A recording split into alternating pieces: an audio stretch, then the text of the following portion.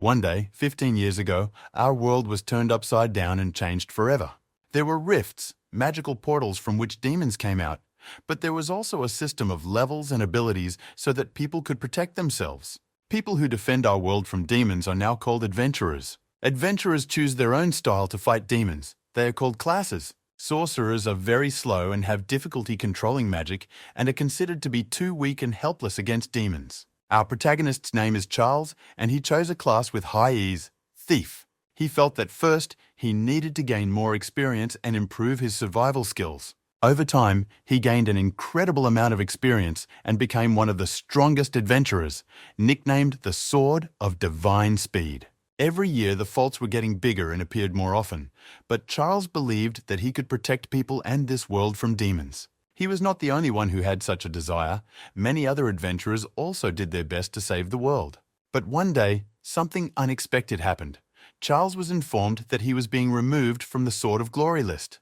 Charles did not understand why this happened and began to ask many questions, but was told that he should know the reasons himself. Every year, the level of monsters increases.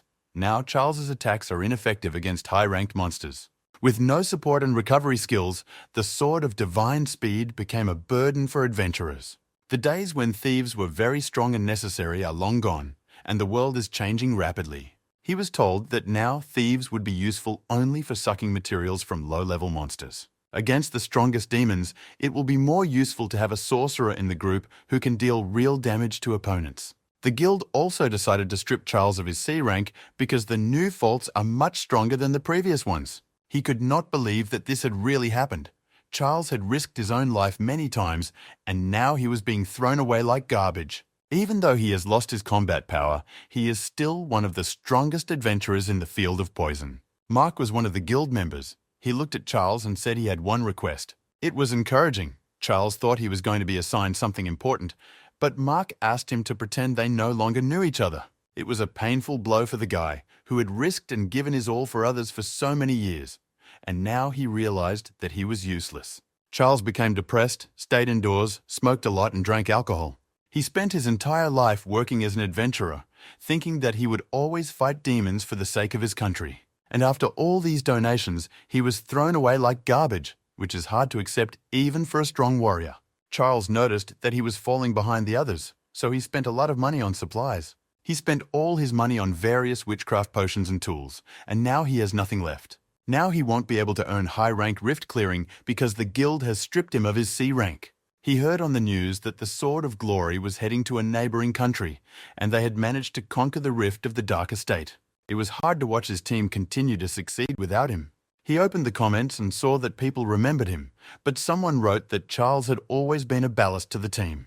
This made the guy very angry, because yesterday he was a hero and a team leader, and today he is called ballast. He thought that he had made a mistake in choosing a class, that if he sold all his equipment and potions, he could live for a few more months. But in his eyes were memories of those glorious days of victories and universal recognition. He had tears in his eyes. He had spent his whole life for this team, and it was causing him terrible pain.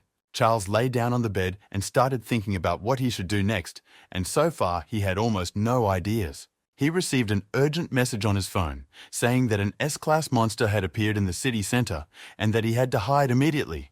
Charles thought that it looked rather strange.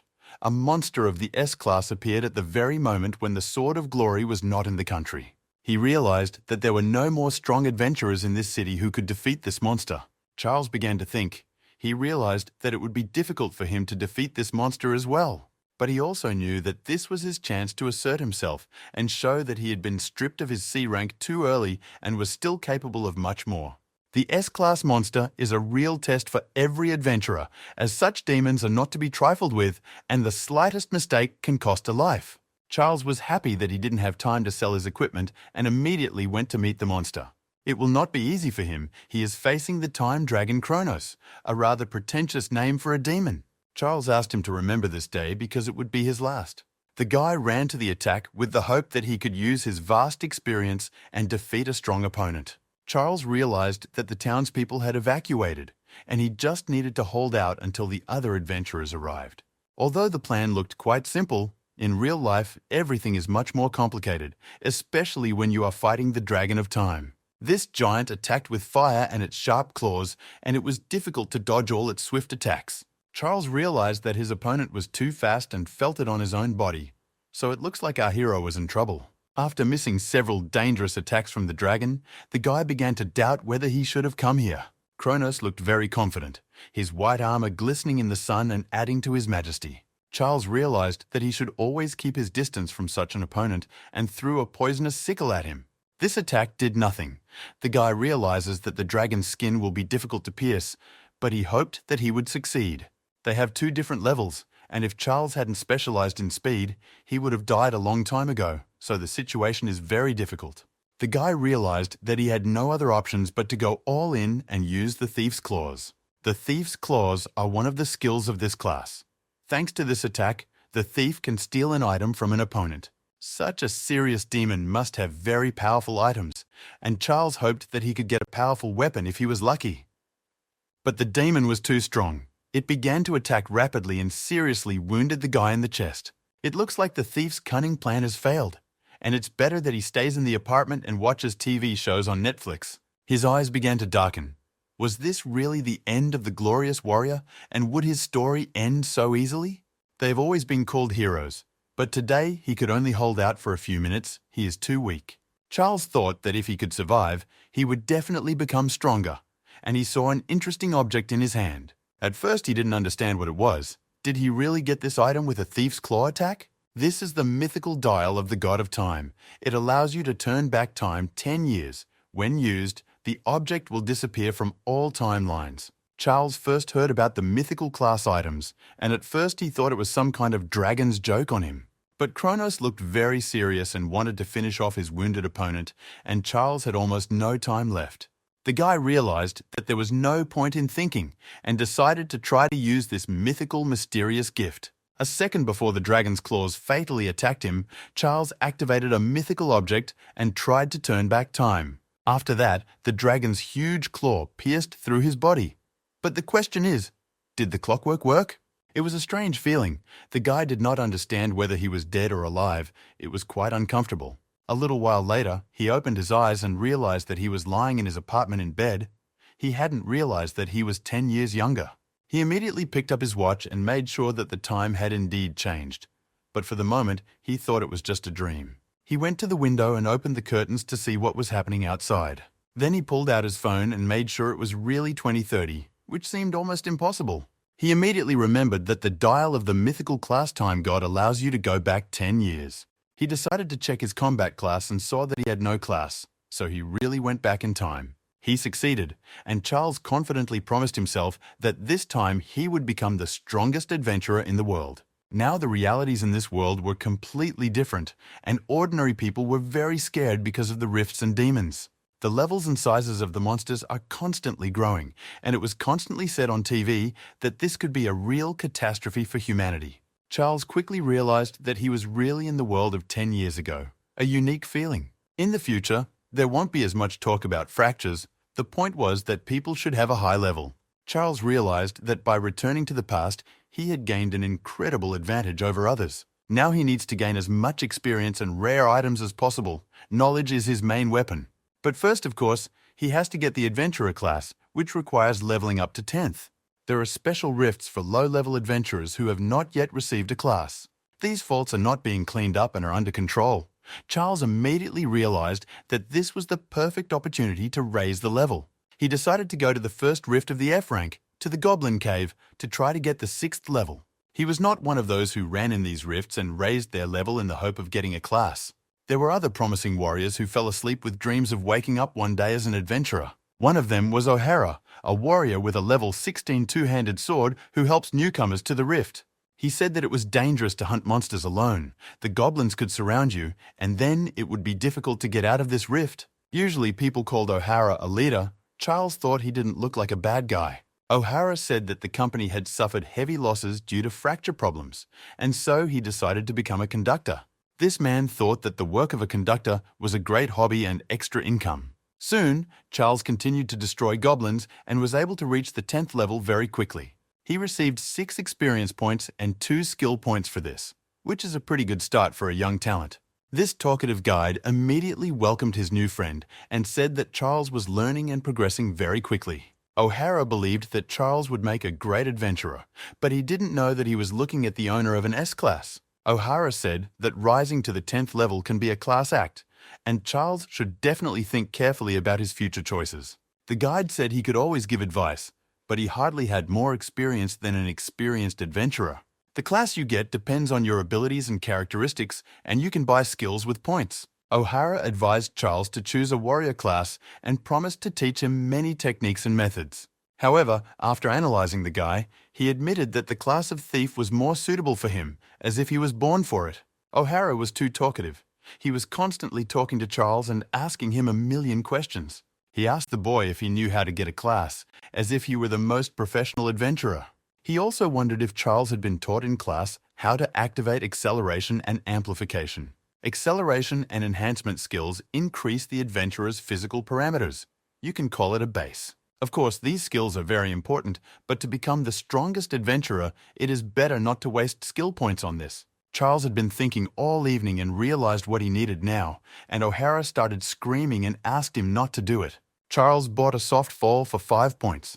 It reduces the damage from falling and increases the resistance to gravity. O'Hara considered it an unnecessary skill that would be useful in few places.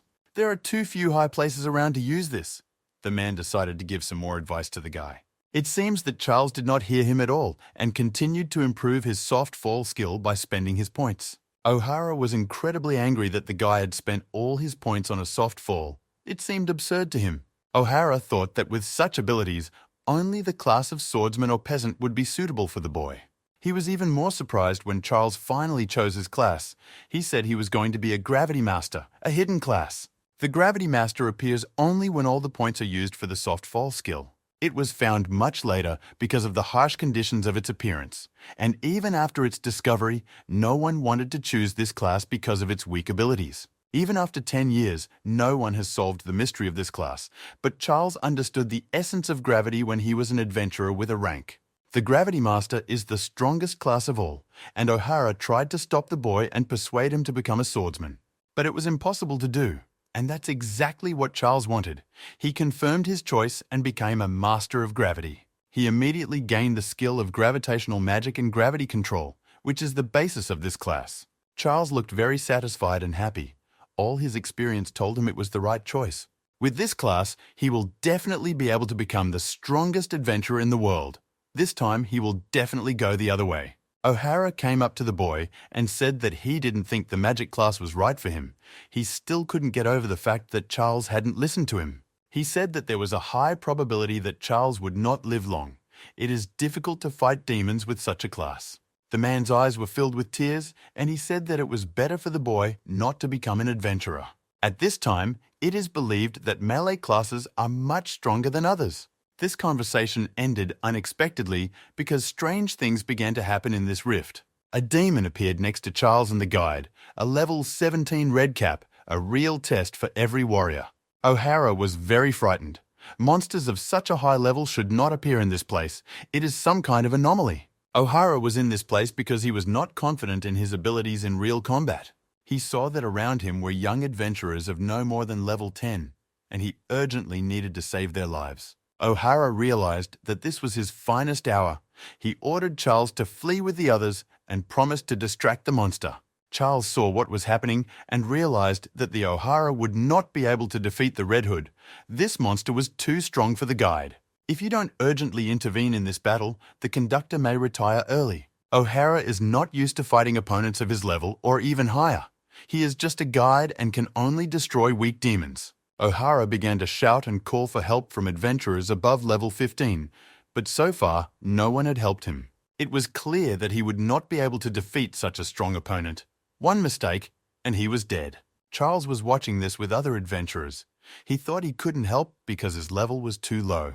The guy felt it very well. He couldn't even see the movements of the red cap clearly. His gravity magic is too weak and he doesn't know much about his abilities. At that moment, Charles remembered his first meeting with the O'Hara, when this experienced guide tried to save him from danger. The guy realized that he could not leave such a good guy to his fate, and during this time, he managed to fall in love with O'Hara. It's time to use your sword and powers to protect your friend." As soon as the conductor saw that Charles was trying to help him, he started shouting and stopping him. He thought that now they were both going to die. O'Hara said that Charles's magic class was too weak. With such a difference in strength, he would die quickly. As usual, the boy hardly listened to the guide. He looked at the red cap and said that now he would test his new powers on him. He's ready to risk his second life to find out what the stronger class is capable of. If you don't defeat the red cap now, you'll hardly have a chance to escape, so it's an all-in game. The demon immediately turned its attention to the young man and ran to attack, and it was time for decisive action. The weakness of magical classes is the lack of physical abilities. Sorcerers are highly dependent on the help of other classes. But the Gravity Master is not like that. He can improve physical parameters in exchange for mana. Charles began to control his gravitational force and weaken the gravity around him. The real magic began, as if O'Hara was watching his friend in awe and didn't understand how he was moving so fast. Charles immediately reduced gravity and thus accelerated his movements. A brilliant solution in a critical situation. The movements of everyone around you have become much more predictable, which can be used as an advantage during combat. It doesn't matter what your opponent does if you can read their future moves. The Red Hood did not yet realize that his end was approaching at the speed of light. He was sure that he could easily kill this arrogant guy. He did not know that in his past life, Charles had won more than 1,000 battles using only his own speed. O'Hara couldn't believe his eyes. Using a low-level magic class, Charles was able to wound the red cap. Gravity Master is a special class with high physical performance due to mana control. In the early stages, the monster's movements are too predictable, and you can easily dodge the demon's attacks with speed. Once you master the necessary skills, the potential of the Gravity Master class reaches incredible heights. Everyone around realized that they were looking at a future legend. The guy's confidence was at an incredible level. Charles looked at his friend and ordered him to attack the red cap. At first, the experienced guide started to worry, but then he composed himself and trusted his instincts. He drew his sword and ran to attack, at which point he looked like a real predator attacking his prey. The red cap turned his back on Charles, and the guy immediately activated the gravity chains. The Red Hood realized too late that this pack of low-ranking adventurers was actually too dangerous. It was too late to run away because in 2 seconds, O'Hara sent this demon to hell. For defeating the monster, 28 experience points were gained and the level was raised to 12. Charles was pleased. With the Gravity Master class, he would definitely be able to become the strongest adventurer in the world. The other young adventurers looked at him with admiration. They did not understand how a newcomer could defeat the red cap. O'Hara could not do any damage to this monster, and Charles, with his low level, was able to defeat the demon. Fantastic. It seems that this guy is also a monster in some sense, and he doesn't even realize it. Charles looked at him and did not understand who he was. Even the word genius does not fit to describe him. Charles immediately felt weak, and he spent all his mana to activate the Gravity Master skill. At that moment, it was difficult for him to even move his finger, and we need to correct this nuance in the future. The O'Hara immediately approached the boy, thanked him for saving him, and offered to help. Charles was pleased to hear the words of gratitude. He hadn't felt like a real hero who could save others for a long time. In addition to O'Hara, there were many other low-level adventurers, all of whom were rescued. The conductor thanked his friend not only for the rescue, but also for helping him overcome his fear. O'Hara always lacks the courage to fight strong monsters, so he always hunts only inferior demons. Now that Charles had helped him take a step forward, it was time to end his role as a guide. O'Hara was happy that he was able to personally witness the birth of a new legend. Inspired by his victory over fear, O'Hara took his savior in his arms and helped him. A few days have passed. Charles has learned what his gravity magic can do, and now it's time to level up. But it will be difficult to do it alone, so we need to find a temporary team. Not everyone around me has heard of the Gravity Master class, which is not surprising because it is a hidden class. The Gravity Master was known to be a magical class with low characteristics. When Charles said that he was looking for a team, they looked at him as a fool who would not be able to fight real monsters. At the moment, there are several low-ranked teams available that may be of interest to Charles. The boy asked to see these commands, but the woman said that his characteristics were too low and he might have difficulties. Charles looked upset. He has a rare and unknown class, and we should have expected such a reception. The guy asked for an opportunity to talk to the heads of these teams. The adventurer Jack came into the room. He heard that the registrar was having problems and asked Charles not to be so intrusive. Charles immediately asked the guy who he was, and Jack pretended to be a world-famous superstar. Then this self-confident guy said he was the leader of a famous group of Thunder Knights. In Jack's warrior class, he also said that magic classes are not needed. This was said to insult Charles. He began to mock him and said that magic classes were created for those who were afraid to be around demons. That is why, in his opinion, sorcerers cannot be called adventurers. He said that Charles should regret the wrong choice. According to him, Charles has a very rare class with low characteristics. Jack said that his class was also rare, but he could achieve greatness, unlike Charles. This self-confident guy liked to show off his talents and decided to demonstrate the power of lightning.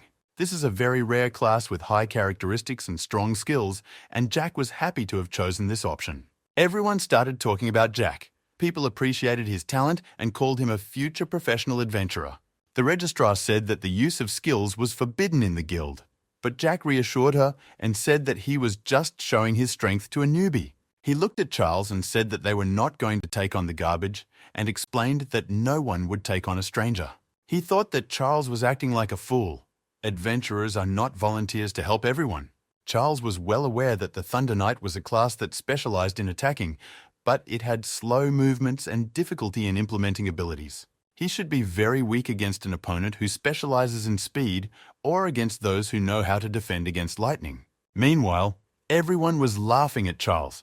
They thought it was funny that a weak, low-class wizard was trying to get into the team. Everyone wanted to get the Thunder Knight class, which was rumored to require high initial performance. Charles realized that it hadn't been long since the first rift had appeared, so maybe he should be alone until he earned the trust of others. Charles has completely forgotten what happened before, when the emphasis was on efficient abilities and high performance. He came back to the registrar and said that he had changed his mind and decided to be alone for now. Jack smiled and said that Charles should forget about the idea of becoming an adventurer and try to stay alive. Charles didn't pay much attention to him and wasn't angry at all.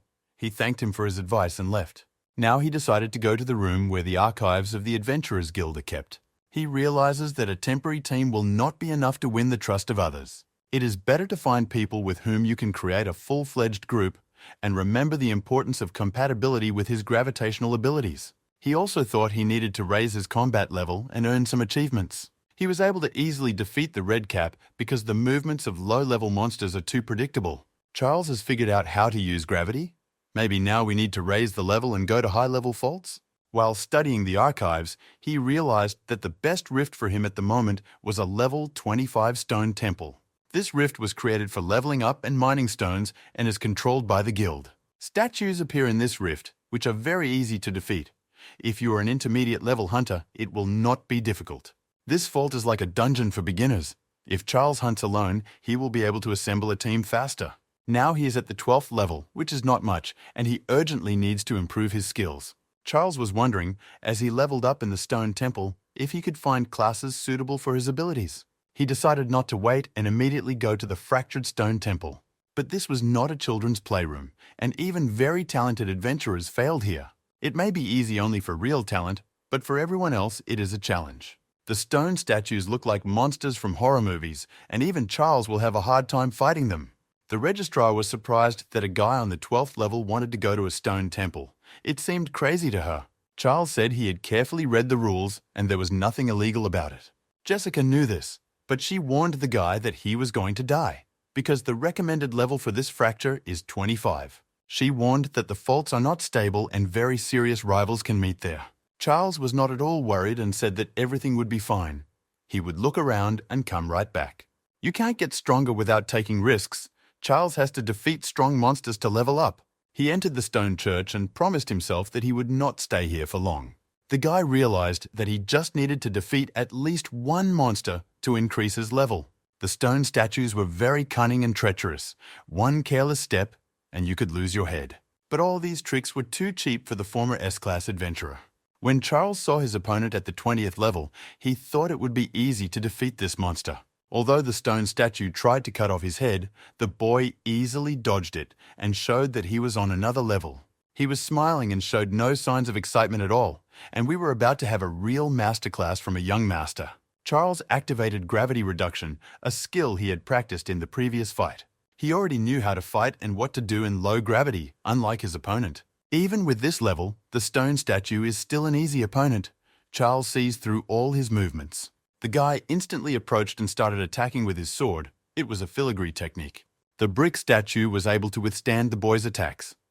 This stone man is quite strong, but he is only good at defense. It looks like the second round is about to begin, and the brick man is out for revenge and moving forward.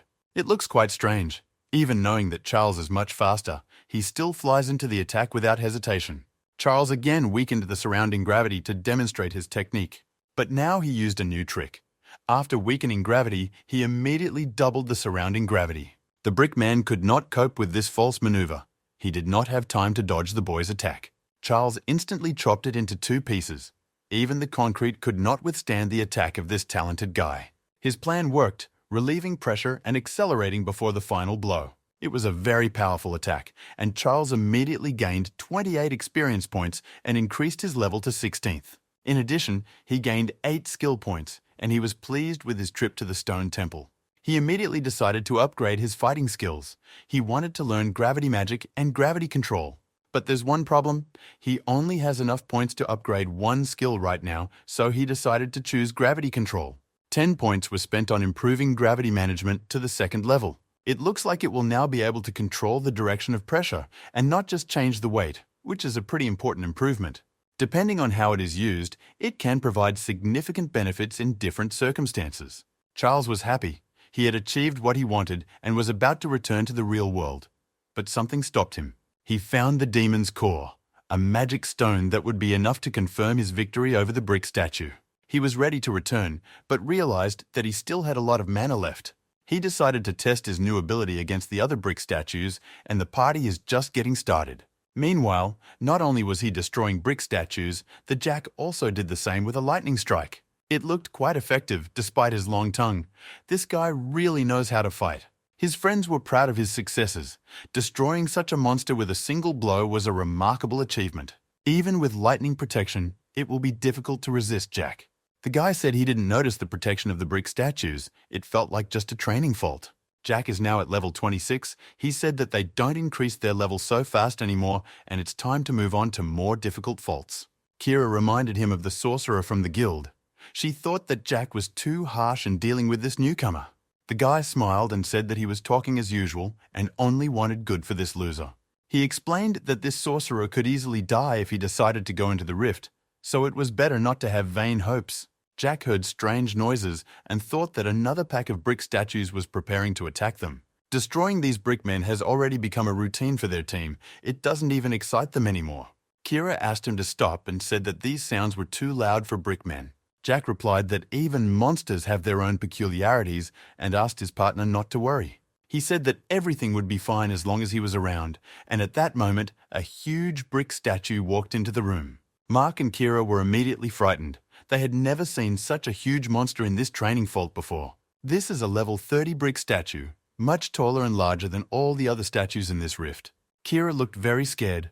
They are still students and have never fought a level 30 demon. Jack said that fighting against weak monsters has become too uninteresting. He is a Thunder Knight and much stronger than other adventurers of his level. The guy said he was ready to personally fight this giant and ordered the brick statue to show everything it could do. These words made the brickman angry, and he decided to give these children a lesson in parenting. Mark was not sure that her team would be able to destroy this demon, but Jack, as always, reassured everyone and said it would be easy. According to him, the level of the monster does not matter because it is still an ordinary brick statue. The movements of these monsters are too slow and predictable, and this is what you need to emphasize to win. The stone man began to attack and almost cut off this self-confident guy's leg for these unpleasant words. Jack immediately recognized that their opponent was much faster than he thought, but the gap between his attacks remained the same. Jack realized that he had to take advantage of this and immediately went on the attack, with enough confidence to last him 10 lifetimes. Having activated his lightning power, he was sure that he could show his opponent the difference in their levels. The brickman was not going to give up easily without a fight, and continued to attack the young man. Jack was getting tired of these pathetic attempts, and he felt that he just needed to get closer to his opponent. But this giant looked too confident. He was clearly different from all the other brick statues Jack had fought. One of his attacks did hit the target. The guy was seriously wounded, and it looks like he will finally stop smiling. Jack has never felt such a serious force before. Even though his brickman level is above average, he is still too strong. Seeing that their team leader was injured, the rest of the team members became visibly worried. Jack tried to manage the process and ordered his friends not to be distracted and to look the enemy in the eye. Kira tried to concentrate and control her emotions, but when the demon approached her, she became very scared. He struck a serious blow with his sword. It was too powerful for this frail girl. Mark rushed to her aid, but she would not be able to hold out long in the battle with this giant. He wanted to help his friend, but he was helpless against this power and fury. So Mark and Kira lost their battle with the demon, and Jack looked very scared. He didn't understand what was happening. Previously, everything was clear and easy in the training rifts, but now he is facing a real demonic creature. Jack was angry when he felt his own fear. The strongest adventurer cannot be afraid. He gathered all his strength and activated a lightning strike. There was no way out. He had to fight this monster. Having delivered this powerful blow, the boy was sure that the strongest skill of the Thunder Knight would be enough to win. He thought that now this monster would beg for mercy, but all he heard was laughter. Jack couldn't believe his eyes. It seemed absolutely impossible, like something fake. He remembered Kira telling him a few minutes ago that even with lightning protection, no one could withstand the power of a Jack. But now he realized that these were just words that had nothing to do with the real world. He could not believe that this was the end of his own story, the story of the future legend of adventurers. The guy started crying and screaming. He asked the monster to stop because he didn't want to die in this place. His sword was broken and his friends were defeated, and now he is like a helpless kitten in front of a mighty giant. Yesterday he was incredibly self-confident and arrogant, and today he falls to his knees and begs for mercy. He had already asked not to kill him and let him live, and was ready to give anything in return. The huge monster did not listen to the boy at all. He raised his sword and prepared to cut off his head. It is at such a critical moment in life that salvation usually comes. The gravity around you immediately weakened.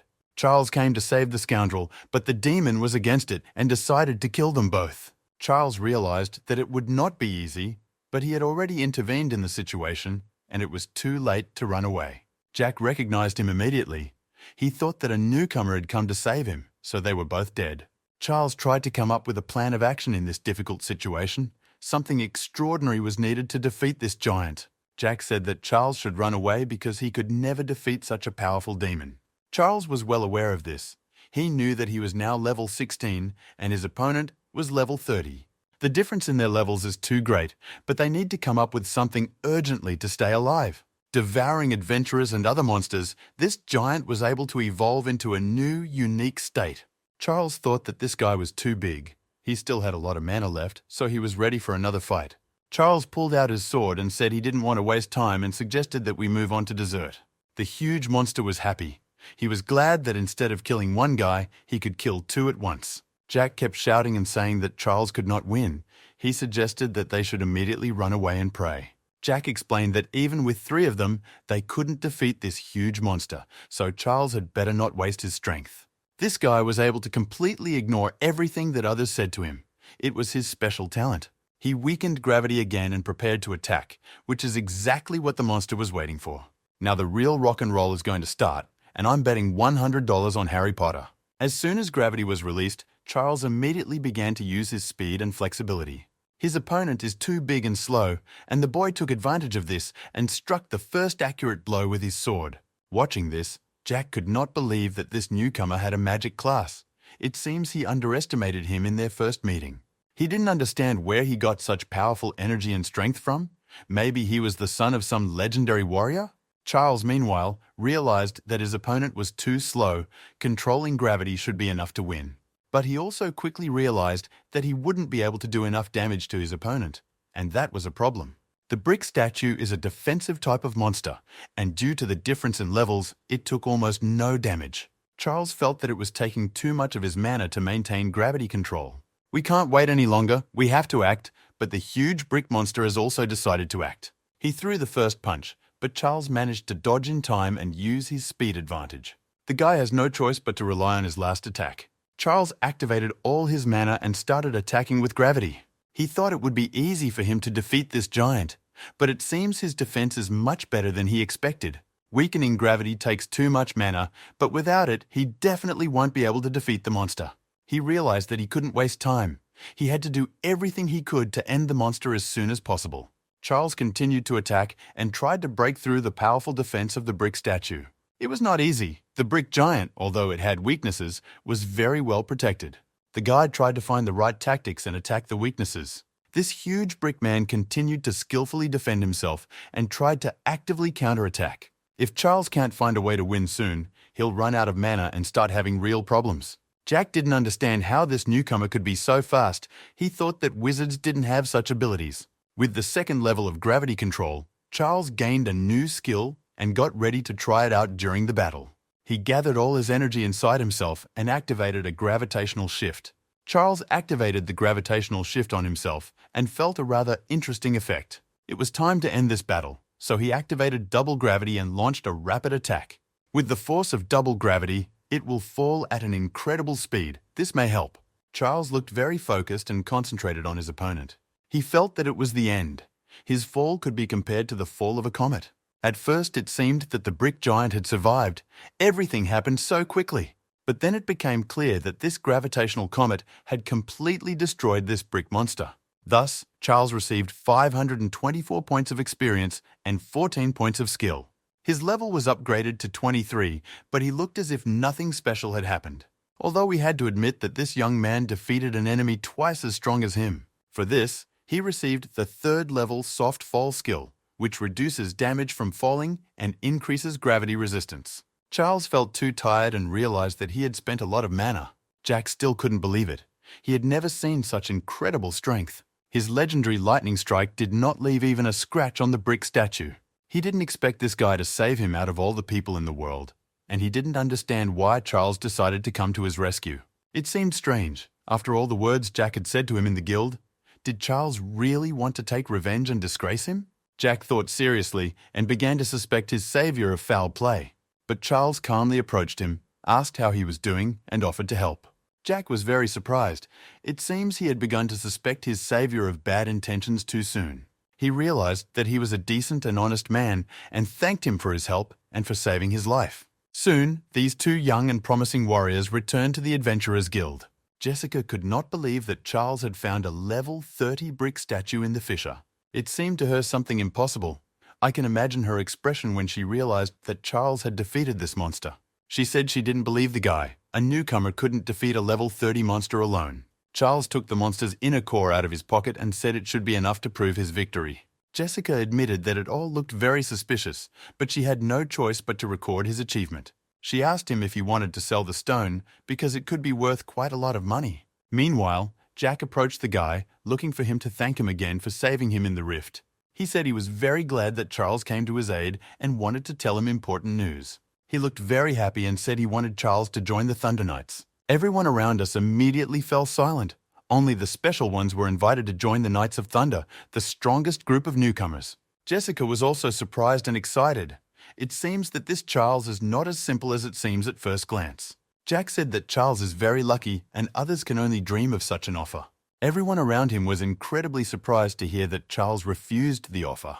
The people around him were also surprised that Charles declined the invitation to join the team of the Thunder Knights. Jack also didn't understand anything. Yesterday, Charles was looking for a team, but today he refuses to join the best. Charles calmly replied that his plans had changed a bit since then. Jack couldn't believe it. The Thunder Knights are the best team of adventurers for beginners, and they don't refuse an invitation to join. Charles was calm. If he kept raising his level at the same pace, he should be able to make it in time. In the near future, a new fault should form.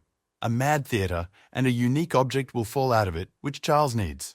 The guy remembers very well what happened in the past, so this knowledge will help him get this subject. The next day, Charles returned to the Adventurers Guild after a vacation and said he wanted to sell the materials. Jessica was surprised again. It looked like this guy was on the hunt again and he was doing it alone again. Charles said that he wants to apply for a promotion. He wants to become an adventurer of rank D. Adventurers have their own rank system, starting with rank F. You can advance to rank E. D+ adventurers can clear real rifts, but this requires at least level 25. Charles calmly replied that he was aware of this and that he was currently at the 26th level. Jessica was shocked. She had never seen a newcomer rise so quickly in the rankings. She didn't understand how he managed to do it. He cleared the rifts on his own, and he had a magic class. Charles replied that he trains a lot, and that's enough to make rapid progress. His strength is not only determined by his class, after all he was an S-class adventurer, but he also has experience and knowledge for 10 years ahead. He wants to raise his level as quickly as possible to be able to enter useful faults. In addition, he will be able to get assignments more easily, which is good because in the future there will be a fault in the Mad Theater. In this rift, you can get a unique weapon. In the past, the adventurer who did this became incredibly strong. After that, he became insane and started killing adventurers, so Charles cannot allow such a weapon to fall into the wrong hands. That is why he realized that he needed allies to clean up this rift. A large group will only slow him down. You need to choose an ally carefully. One will be enough. You need to find someone who will be a perfect match for the magic of gravity and have a sufficient level of skills. It is also important that he is also a loner and agrees to the terms of the charter, although there are many of them. The guy doesn't have much time left. He needs to visit other guilds to try to find someone. Charles spent most of the day visiting other guilds in the city. It was already the 4th guild, and he began to think about whom to lower the selection criteria a bit. The guy witnessed a conflict in this guild between 2 beautiful girls. The blonde Linda yelled at Mila and said that she was so stupid that it was hard to believe. Mila apologized, but Linda said that she didn't need an apology, and she was expelling Mila from the group. According to Linda, Mila did not try hard enough to demonstrate her level, and for this, monetary compensation can be demanded. Charles stood silently by and watched this interesting female conflict. He immediately remembered himself in the future, remembered how he had experienced a similar situation.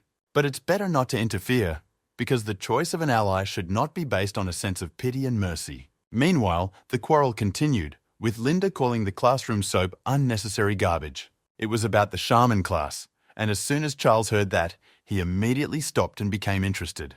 When everyone heard that Mila had chosen the shaman class, they began to pronounce her an adventurer who had quit her job. In the meantime, Charles realized that the shaman class was perfect for a gravity master. In addition, the shaman's skills will play an important role in the battle with the boss of the Mad Theater. Meanwhile, Linda got so angry that she started yelling at Charles and said that he was not invited to this performance. The guy greeted me and said that he was a D-rank adventurer who came to find an ally. Linda was excited and said that they had an open spot on the team at the moment, and they wouldn't mind if he joined them. Charles didn't listen to her at all. He walked over to Mila and suggested that they form a team. Linda couldn't believe that this guy was completely oblivious to them and was offering to unite to this fool. Charles was happy that he was able to find her. He realized that he could not miss such a great chance. Linda said that this girl had a completely useless class and that Charles would be better off joining them. Mila said that she would love to team up with Charles, but he is a D-rank adventurer and she is only level 10. The guy said that the problem with the levels could be easily solved. He asked to unite again and said that he needed her strength. The girl was unsure. She thought she would be in his way and thought about quitting her job as an adventurer. Charles asked for some time to help Mila regain her self-confidence. The girl looked nervous and confused. It was clear that she was hesitating before a difficult choice. Still, she agreed and asked her new friend to take care of her. Linda was incredibly angry. She said that wizards were not needed, and she was sure that Charles would regret his choice in the future. He did not pay much attention to it and said that he knew his class much better than everyone else. Shaman's weaknesses can be easily compensated for with the help of gravity magic. In addition, her curses will be incredibly useful when fighting the boss of the Mad Theater, which is very important. Charles was pleased. He knew that as long as the militia was with him, there was no doubt that they would get the weapons from the rift. The new allies went to a cafe to get to know each other better, and Mila was the first to tell them about herself. She believed that her shaman class was too weak and worried that she might be a burden to the boy. Charles reassured her and said that he also had a magic class, which everyone considered unnecessary. He promised that in a few years, everything would change completely and suggested discussing the strategy before the fault appeared.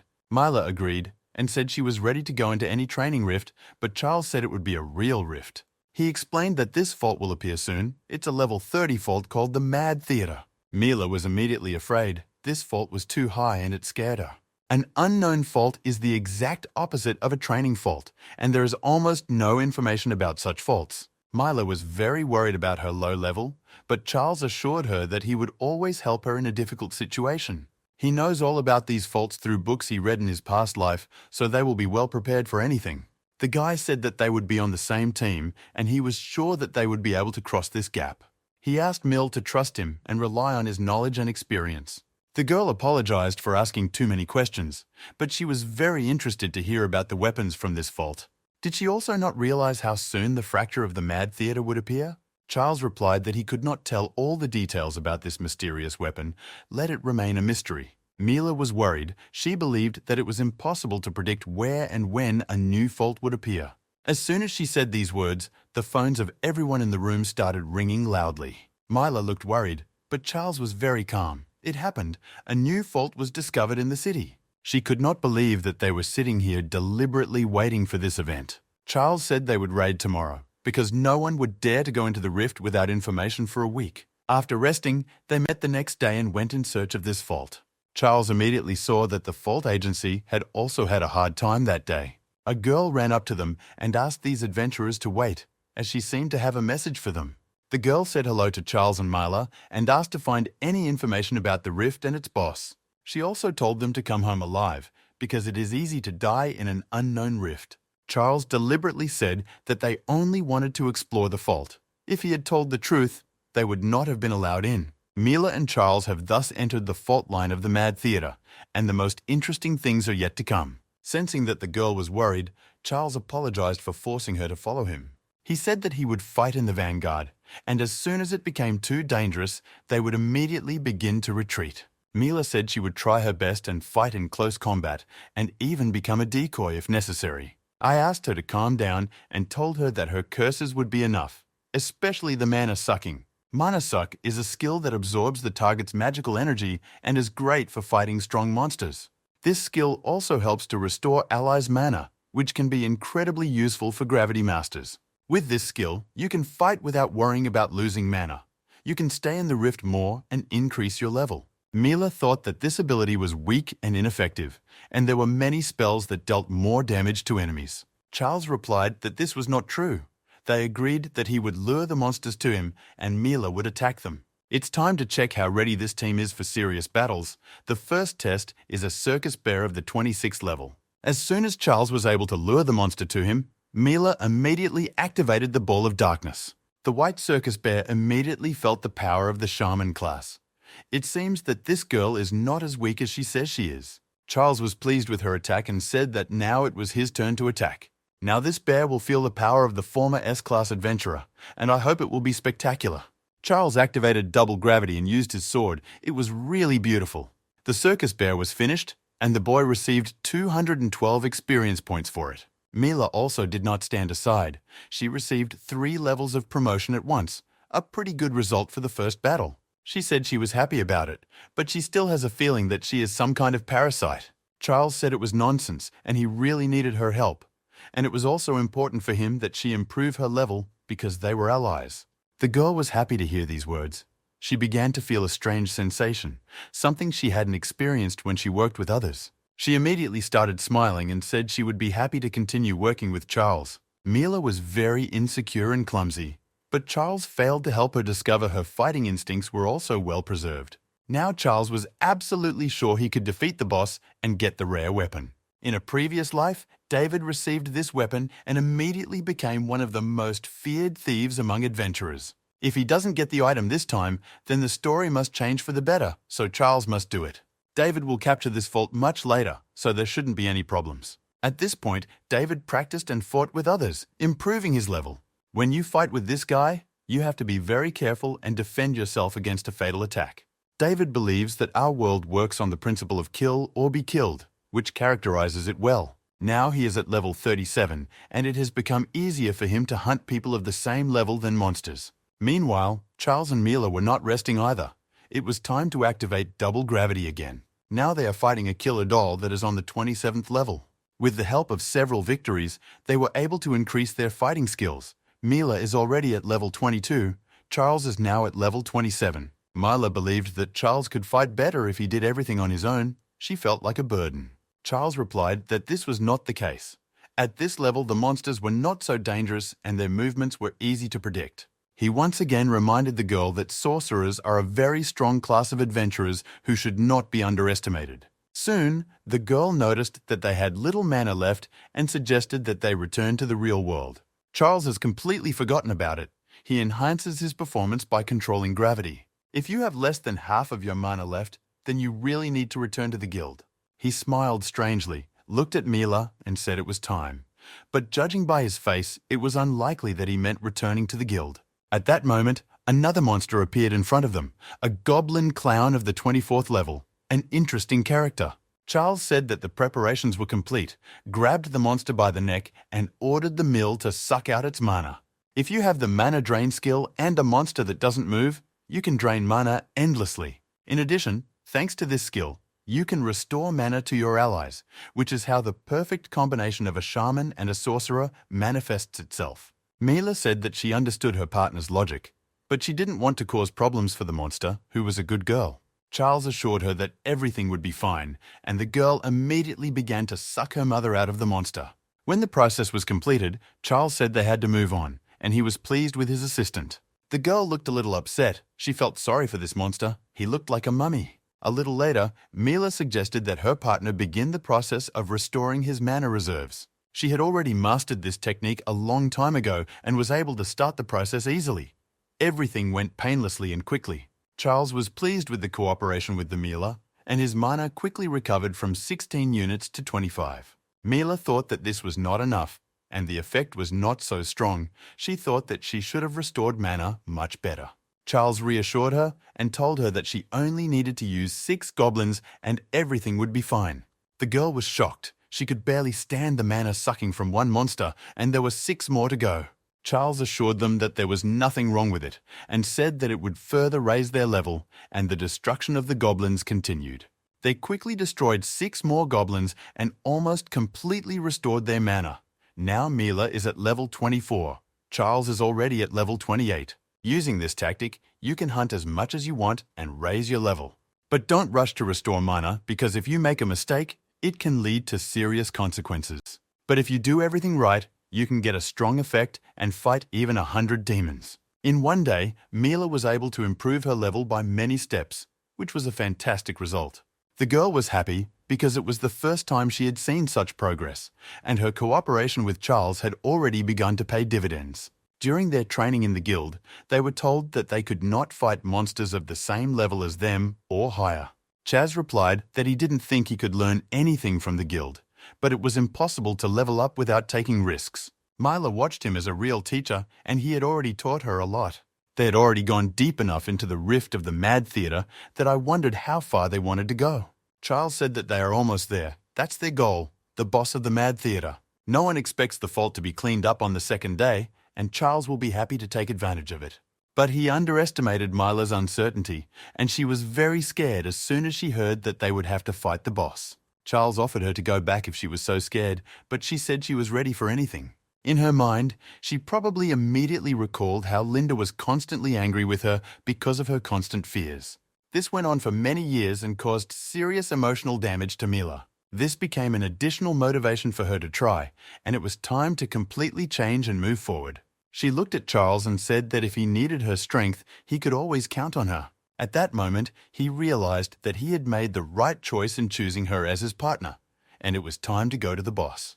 But Mill had a question whether Charles's strategy really works against the fault boss of the Mad Theatre. Charles reminded her that the shaman was perfect for the battle against this particular boss and assured her that everything would go perfectly. They opened the door and went inside. It was very dark and almost nothing was visible. Only after taking a few more steps forward did they finally see the boss of the faulty theatre. When you imagine a fault boss, you hardly think of a crazy clown of the 35th level. Mila also expected to see something different, but she needs to concentrate and get ready for battle. Charles looked calm and showed almost no emotion. He knew what he had come here for and was ready to do anything for the sake of the goal. If they can kill the boss of the Mad Theatre, they will finally be able to get a unique weapon from this rift. The guy got ready for the battle and told Mila to do everything as they had planned in advance. Until now, they did not know that they were not alone in this room and that David was watching them. It looks like our story is getting much more confusing. Either Charles has forgotten what will happen in the future, or the story has changed completely. It will not be easy to defeat the boss in any case, even though they have created a plan. But this crazy clown does not care about any plans. Charles and Mila are ready for battle. Each of them knows exactly what they have to do to win. The guy must first distract the boss's attention so that the soap can take a favorable position.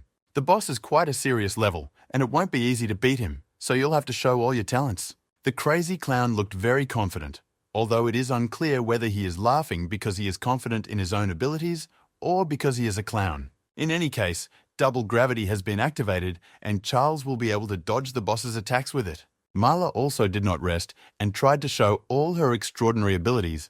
The mana sucking was activated. During this time, Charles was really able to divert the boss's attention to himself and allow Mill to take a favorable position. But as soon as she activated the mana drain, the clone immediately noticed her and turned its attention to her. The girl quickly realized that everything had gone wrong and she could be in serious trouble in a few seconds. Charles was immediately afraid for his partner's health and ordered her to flee quickly. He told her to head as quickly as possible to the gate from which they had come here. She needs to stay closer to the center, otherwise this giant can get her and break all her bones. The crazy clown was very close and activated the power of fire. If the soap did not speed up, it would turn into a fried steak. The situation was approaching critical. It was hard to escape from the fire, and even harder to escape from your own death. Charles reminded the clown that Mila did not come here alone, and he realized that it was time to rescue his partner. With the help of gravity control, he was able to distract the clown from the girl and deal him several powerful blows. Mila watched Charles's skill with pleasure. She had never seen such fast attacks before. The battle continued, and Charles tried to show all his current abilities to defeat his opponent. Of course, his arsenal now has fewer abilities than when he was an S-class adventurer, but he now has many years of experience on his side, which can be used to defeat anyone. The guy closed the passage to the gate and got ready for a serious test. Will his young body withstand the boss's attack? Mila was very afraid for her partner. She thought that he would not be able to withstand this blow. Charles remained calm and at the last moment activated the power of gravitational shift, another of his secret techniques. There was a huge explosion and a flash of fire, which can hardly be called 3D graphics. The boss of the crazy theater and the boy were still alive. The battle would continue until there was only one left. The crazy clown kept smiling as if he were mentally retarded, and this made him even scarier. Charles looked quite calm, his gravitational shift skill working even better than he expected. Mila, meanwhile, was resting calmly, and she began to realize that Charles wanted to attack from the perfect distance. The attacks of the mad theater boss are too fast. If you move slowly, you will turn into a fried chicken. But if you attack this crazy clown from a distance, he may have serious problems. After taking a break, Mila rejoined her partner and continued to try to suck the mana out of the boss. The girl saw that Charles was too far from the shelter. Could her attack have hit him? Mila began to worry that something might have sucked out some of his mana, which would be very bad. Meanwhile, the clown turned his attention to her and began to attack, but so far her defense has kept him at bay. It looks like this giant has run out of mana. Constant fire and fast movement has taken a lot of energy. The mad clown is very dependent on his mana level, and now he may have serious problems. After realizing this, Charles continued to attack again. He intuitively felt that victory was near. The guy activated the force of the comet's fall and went rapidly forward, and soon everything would be resolved. When the mad clown saw that Charles was attacking him again, it was too late to react and dodge. Without a high level of mana, the boss's movements have become slow and predictable, and now he may not even dream of escaping. Mila saw that they were very close to victory, and strangely enough, she didn't show any unnecessary emotions. All she had to do was activate the ball of darkness, and she did so immediately and attacked the boss. It seems that this boar is seriously injured and is no longer as cheerful as he used to be. Everything did not go according to his plan. Charles activated double gravity and to deliver the final and decisive blow. Thus, in a few seconds, the boss fault of the mad theater was completely neutralized. Charles got more than 1,000 experience points, 6 skill points, and reached level 30. Mila was happy. They really did it. She said that the time portal would close soon and we should try to get home as soon as possible. Charles, as always, reassured her and said there was no need to rush. The portal would be active for half a day. The girl calmed down and was no longer nervous. She still couldn't see what was right next to her. Only later did the girl realize that the strangely glowing object was the very weapon they had come here for. It's the boss's weapon, the clown sword that Charles has been talking about so much, and finally you can have it for yourself without any problems. This is the best object in the world for a gravity master. Its power is completely beyond imagination. Charles said that this was the very weapon he'd been talking about and that he wanted so badly to get. The clown sword is a C-ranked weapon that adds 11 points to attack power, speeds up skill activation, and reduces mana loss. Mila had never seen a Class C object in her life, but it didn't look ordinary enough. Charles replied that she was completely wrong in this matter. The rank and strength of the attack were not important. The importance of this sword was in its abilities. The clown sword improves all skill-based classes. It is the strongest sword of all. Its owner will be able to use gravitational magic faster and spend less mana on it. Charles will also be able to improve all his weaknesses, and now Mila has begun to understand why this subject is so important. An adventurer who received this item in a past life was able to rise to rank A with its power. But this guy decided to become an assassin. Fortunately, Charles could prevent this and killed 2 birds with 1 stone. After hearing all this, Mila was upset for some reason, especially when she was told that this weapon would strengthen the boy's weaknesses. Is she no longer needed by the Charles and will have to return to her old guild? He replied that he would like to continue their cooperation, but even with this sword, his mana is quickly running out. By clearing the rift of the Mad Theatre, the guy's level increased and he earned additional skill points. To become the strongest adventurer, you need to remember about agility, although you can also improve your gravity skills. Charles started thinking about how to spend the skill points he earned for defeating the boss. Soon he decided to improve his gravity magic and gravity control skill. A good choice. He also received a new ability, a gravity ball, which, together with this and the new weapon, will make it much easier for him to use magic. He wanted to experience so many things that he didn't know where to start. Suddenly, the young team of adventurers heard someone approaching them, and at first they thought it might be another monster. But it was David. He smiled and said that he didn't have time to come on time, but better late than never. He applauded Charles and Mila and said that they had done all the dirty work for him, and he was very grateful for that. Charles immediately became very serious. He was unhappy and thought that David had come at the wrong time. It looks like he used the disguise skill to hide his presence and calmly watch the fight with the boss. If Charles and Mila had lost, he would have used their experience to defeat the boss in the future, which was probably his plan. It's a pretty despicable thing to do, but in Charles's past life, it happened a lot, so it's not new. Charles began to look at this guy more closely, and it seemed to him that they might have met in a past life. A little later, he finally realized that it was the same David, the owner of the clown sword from his past life, the legendary killer of adventurers who lost his mind after gaining this incredible power. Charles didn't understand why David was in this fault now. It used to take him much longer to get here. He began to wonder if they could have met him during the battle with the boss of the Mad Theatre. It seems that this guy was constantly watching them during this battle. In his past life, he did the same thing. David killed the adventurers who were tired after the battle with the boss and received this sword in his past life. David said that Charles had a very interesting weapon in his hands, and he also wanted to get the same sword. He asked me to give him this sword so that he could look at it for a while. It looks like we're going to have another serious battle. Charles replied that he refused this request and said that it was time for them to return home. David smiled in response and called the guy an idiot. He was used to always getting what he wanted. The guy decided to quickly kill Charles and then play with his girlfriend for a while. He came up to the young adventurers and told them that they needed to watch their feet more carefully. It was a classic distraction technique, after which the lethal force was activated. But David did not know that he was facing an unusual newcomer who had seen Harry Potter. Opposite him, a former S-class master, Charles easily dodged David's attack and prepared for battle. He tried to attack with his magical power, but David was also able to easily stop his attack. Charles wanted to strike him while he was using his skills, but David was moving too fast. Compared to them, this guy with red hair was on a completely different level, and Mila felt afraid. David, like a real devil, felt when he was afraid. He looked very relaxed and self-confident. He approached Charles and asked him how he realized that he had already killed many adventurers. Charles immediately warned the girl that this guy wanted to kill them and take the sword of the mad clown. David is an assassin and a master of speed. This class specializes in surprise attacks. David said he didn't want to waste time. Realizing that all cards were fair game, he ordered them to give him their weapons, and maybe he would let them live. The problem with solving crimes in the dungeons is that no one can find evidence, and almost never are the killers punished. Charles was sure that if he gave this guy the gun, he would kill him and Mila anyway. You can't negotiate with people like David. These sociopaths only want death for everyone around them. David recognized that he was a real man who was not afraid of death. But was it wise? The guy with red hair got angry and said that soon Charles and Mila would be begging him for a quick death. He's prepared for a quick attack. It's getting really dangerous and we have to act. David was a legendary assassin who hunted adventurers in his past life, and it was he who used the clown sword.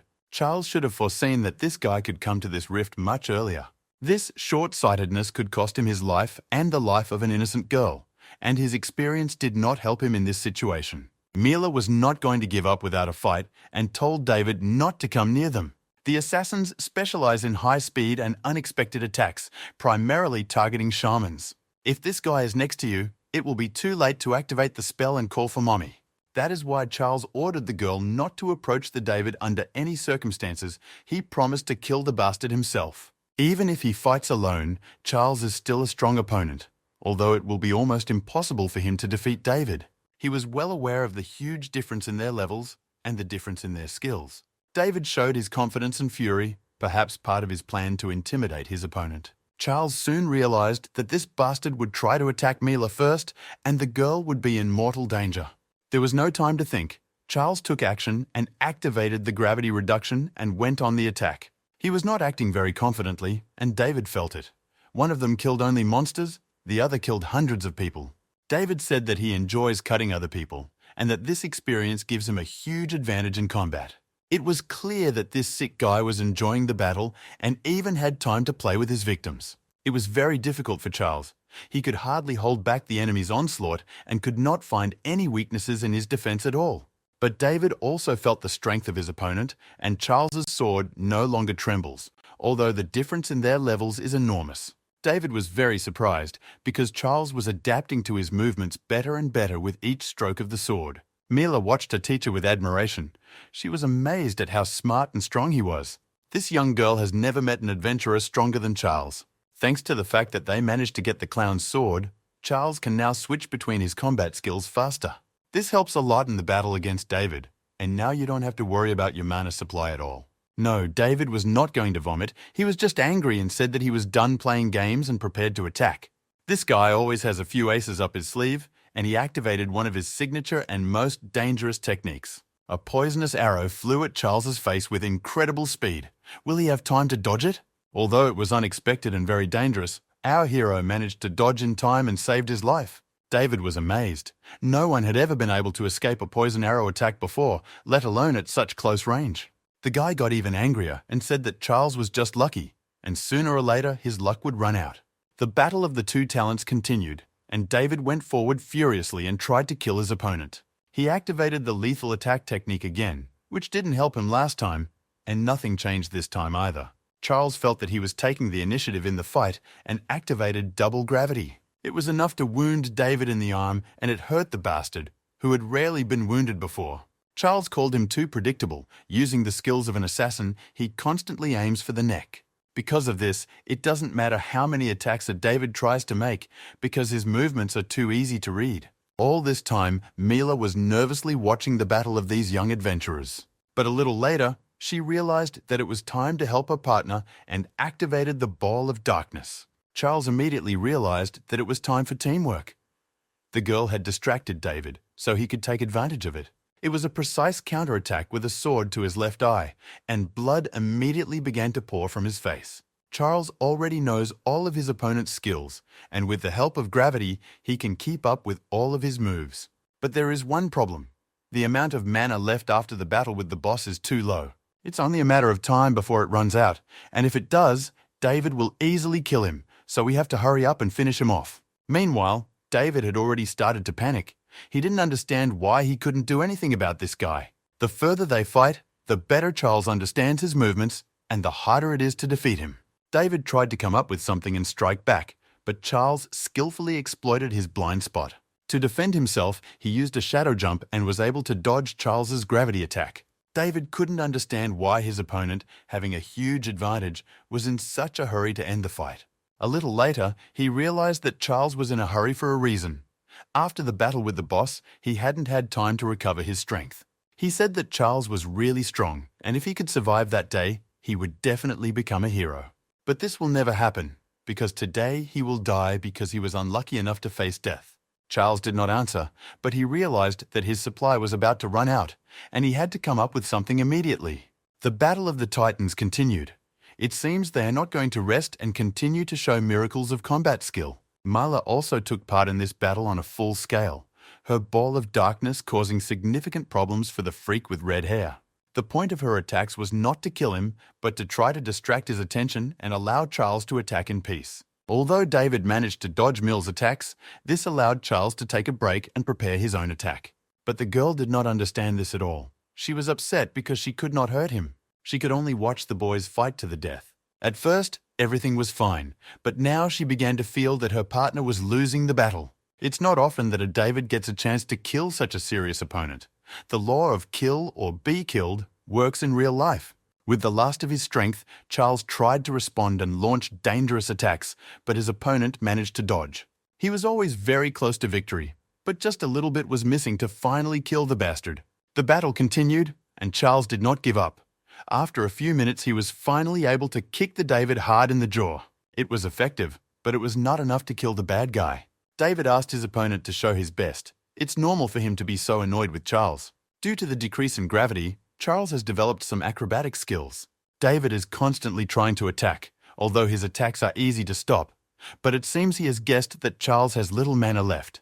David was surprised that his opponent was still alive, but as soon as his mana ran out, darkness would come. Charles is still defending himself well thanks to his body-strengthening skill. But the question is, how long will it last? Feeling that his mana was running out, the guy realized that he had to win at the first good opportunity. He activated gravity again and jumped high like a flea.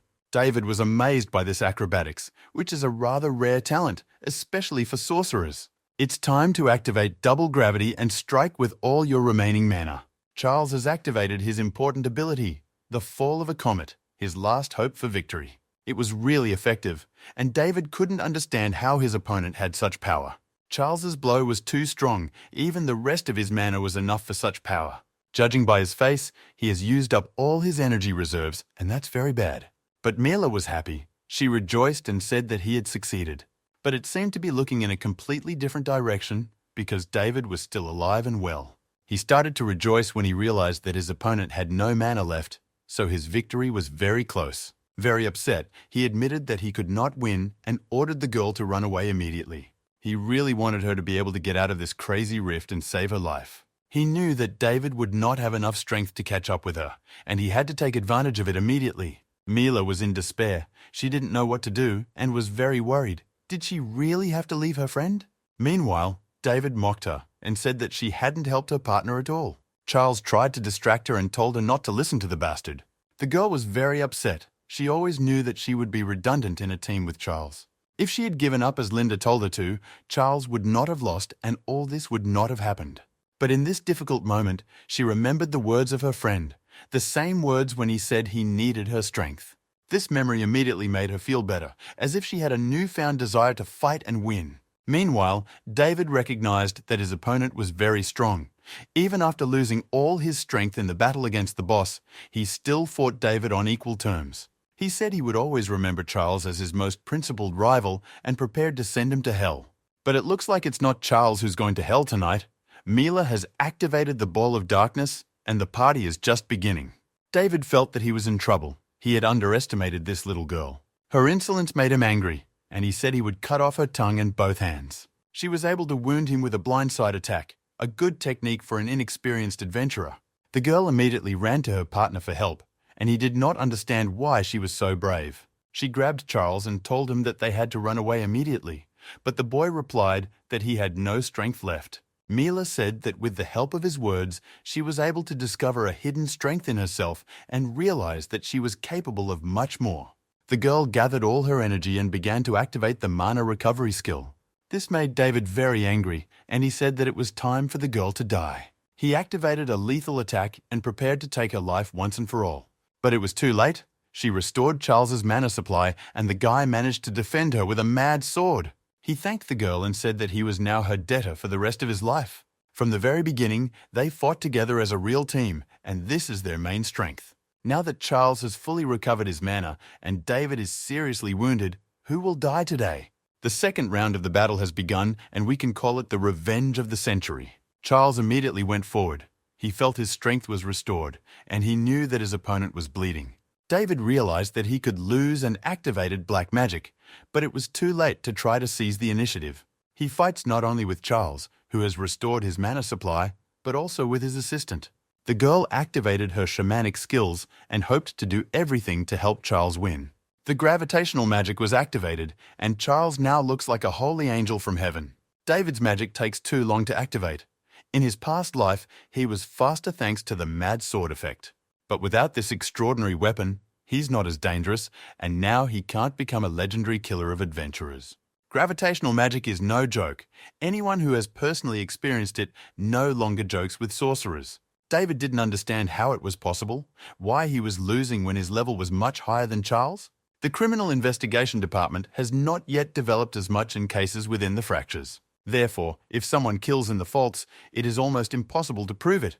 But this time, there is a mileage involved. Charles said he would look after David and asked the girl to report the incident to the Rift Crimes Unit. Once the rift is conquered, the demons no longer appear, so she can easily return. Heavily wounded, David looked at his opponent and kept wondering, he was just a kid. So where did he get so much strength? This guy seems to be radically different from all those David had met before. This story in the Fracture of the Mad Theatre has been successfully completed, and it's time to take a break. Soon after, the news came out that the serial killer of the adventurers had finally been caught, and justice had been done. Charles was glad that this scoundrel had finally been caught, so that many adventurers would remain alive in the future. Mila was also happy. She was asked a lot of questions during the investigation, but everything ended well.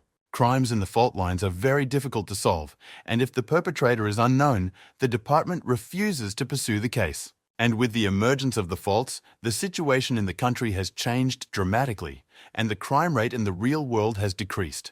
Control over the external situation has also been significantly strengthened, and the number of poor people has increased due to changes in social structures. This is not surprising, as their welfare has now taken a back seat to the government's priorities. It's always scary to meet a real killer inside a rift, but such situations are not uncommon in the life of an adventurer. Our world is like that, but it doesn't mean that there is no other way to survive but to become an adventurer. Charles recalled how Mila saved him at a critical moment and thanked her for it. The girl replied that she felt like a real ally for Charles and was very happy. She realizes that there are still many challenges ahead, but when she is with him, she feels that she is capable of anything. Charles was pleasantly surprised to hear these words and replied that he hoped to see her in the future. We witnessed a real strong friendship between a shaman and a sorcerer, which is rare to see. The boy and girl continued to enjoy their well-deserved rest and talked. Mila admitted that she still doesn't understand a lot of things, so she tries to do everything she is told. But someday, she wants to learn to make decisions on her own so that she can always be useful to the team. Linda probably didn't like these qualities of Mila either, and that's why she was constantly yelling at her. But when Mila is with Charles, it seems that she can go through all the trials. That is why she would like to stay with him forever in the group. It seems that someone has fallen in love with the young sorcerer. Charles was happy to hear that. Mila is a really nice person, although sometimes she talks too much. The girl wanted to continue her conversation, but in the meantime, I wondered if she had an off switch. Meanwhile, other people had noticed them, and they already knew about the rumors about the Mad Theatre. The story that 2 young adventurers destroyed the Rift boss and caught the killer in one day has already gained traction. It seems that our heroes are now celebrities, and this is a new reality to which they need to be prepared. As it turned out, even Jack had already heard their story, and the whole guild was talking about them. There are many videos about new superheroes circulating on the internet, and people are collecting information from various sources and creating legends. They usually write about Charles, although no one knows his real name yet. Although people exaggerate their achievements, the fact remains that Charles is now a celebrity. Jack came to try to recruit Charles to his team again, but was pushed away by Linda.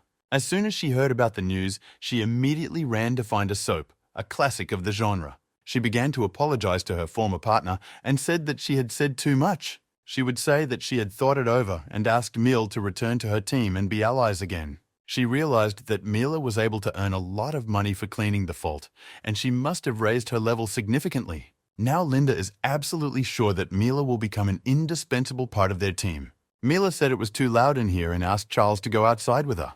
Jack and Linda were incredibly angry, but it was too late. Their train had left. Charles decided to ask if Mila and Linda were friends, but the girl replied that Linda did not exist for her. It seems that the rumors about their work in the Mad Theatre Rift have really spread, and other guilds are aware of it as well. There are a lot of videos on the internet where newcomers fight against a serial killer, and such videos always get a lot of views. These recordings are posted on the websites of many popular companies. They do it not for entertainment, but for additional views and profits, because where there is action, there is always money. Mila was surprised that her personality also attracted a lot of attention, but part of her even liked it. This month, various videos on faulting have gained many millions of views. The girl with blonde hair, whose name was Betty, was happy and kept saying that she was the best in the world. But suddenly, she saw a video about a serial killer and a mysterious adventurer in a fractured mad theater. She was angry because their fight got more views than her video, and it seems that fights between adventurers are always more interesting. Betty said she had to make a video immediately that would get more views. Now she really doesn't like this guy Charles. Betty is a young fault researcher, and you can tell from her behavior that she is not a very pleasant person.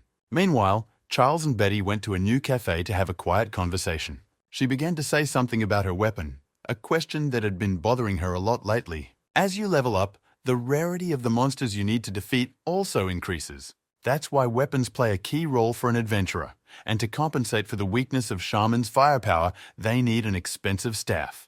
That's why in the upcoming Rift, Charles hopes to make as much money as possible, and this issue will be resolved. Mila was upset. She said that the staff was probably too expensive for her.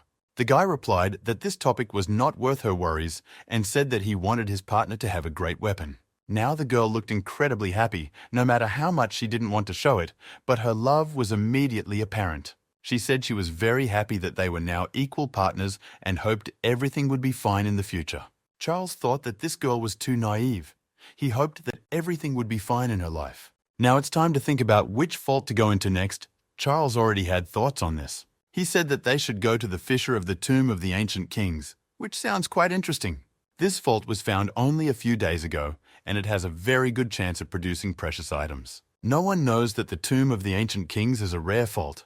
Charles knows the information about this place from research notes he took in a past life. In this rift, you can find very rare items that will cost a lot of money.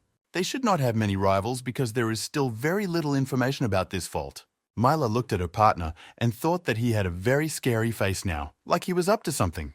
The decision was quickly made. The team finished their vacation and went to the tomb of the ancient kings. It was quite dark in the rift, and there was fog in some places, not the most pleasant place. Soon, the action finally began, and the first monster Charles and Mila encountered was a skeleton warrior. This demon is at the 29th level, so it's unlikely to be a serious problem for young adventurers. Before Mila could recover, Charles had already activated the gravity dampening and started his attack. His actions showed experience and incredible confidence, qualities that are almost never found in young adventurers. If you didn't know that this guy was an S-class warrior in his past life, you would think he was from another world. His attacks were ruthless and incredibly fast, a real manual for close combat. Mila watched him as if mesmerized, and Charles, as expected, hardly felt the power of his enemy. I have to say a few words about the skeleton warriors. Stabbing attacks against these guys are completely ineffective. The guy realized this very quickly and ordered his partner to connect the magic attack. It's time for this beauty to show all her best qualities. Her level has increased during this time, so her efficiency should also increase. The skeleton warrior felt a ball of darkness coming at him, the already legendary Mila technique. It was a quick destruction of the opponent, for which they received 240 points of experience. Charles went to search the remains of the skeleton for something other than the magic stone, and Mila hoped he might find something. These hopes were not in vain, and a D-ranked sword of ancient kings was found, which adds attack power and emits a blue glow.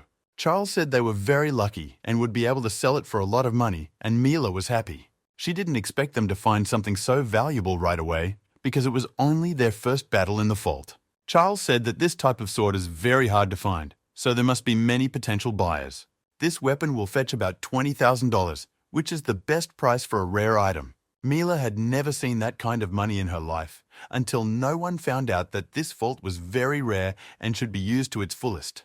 Charles said that they could not stop and had to continue looking for the items for the next 3 days. Mila was already mentally calculating the future profits if they could get a lot of valuable items in those 3 days. This is a truly precious place, and we need to make the most of it. The team of young adventurers heard strange sounds.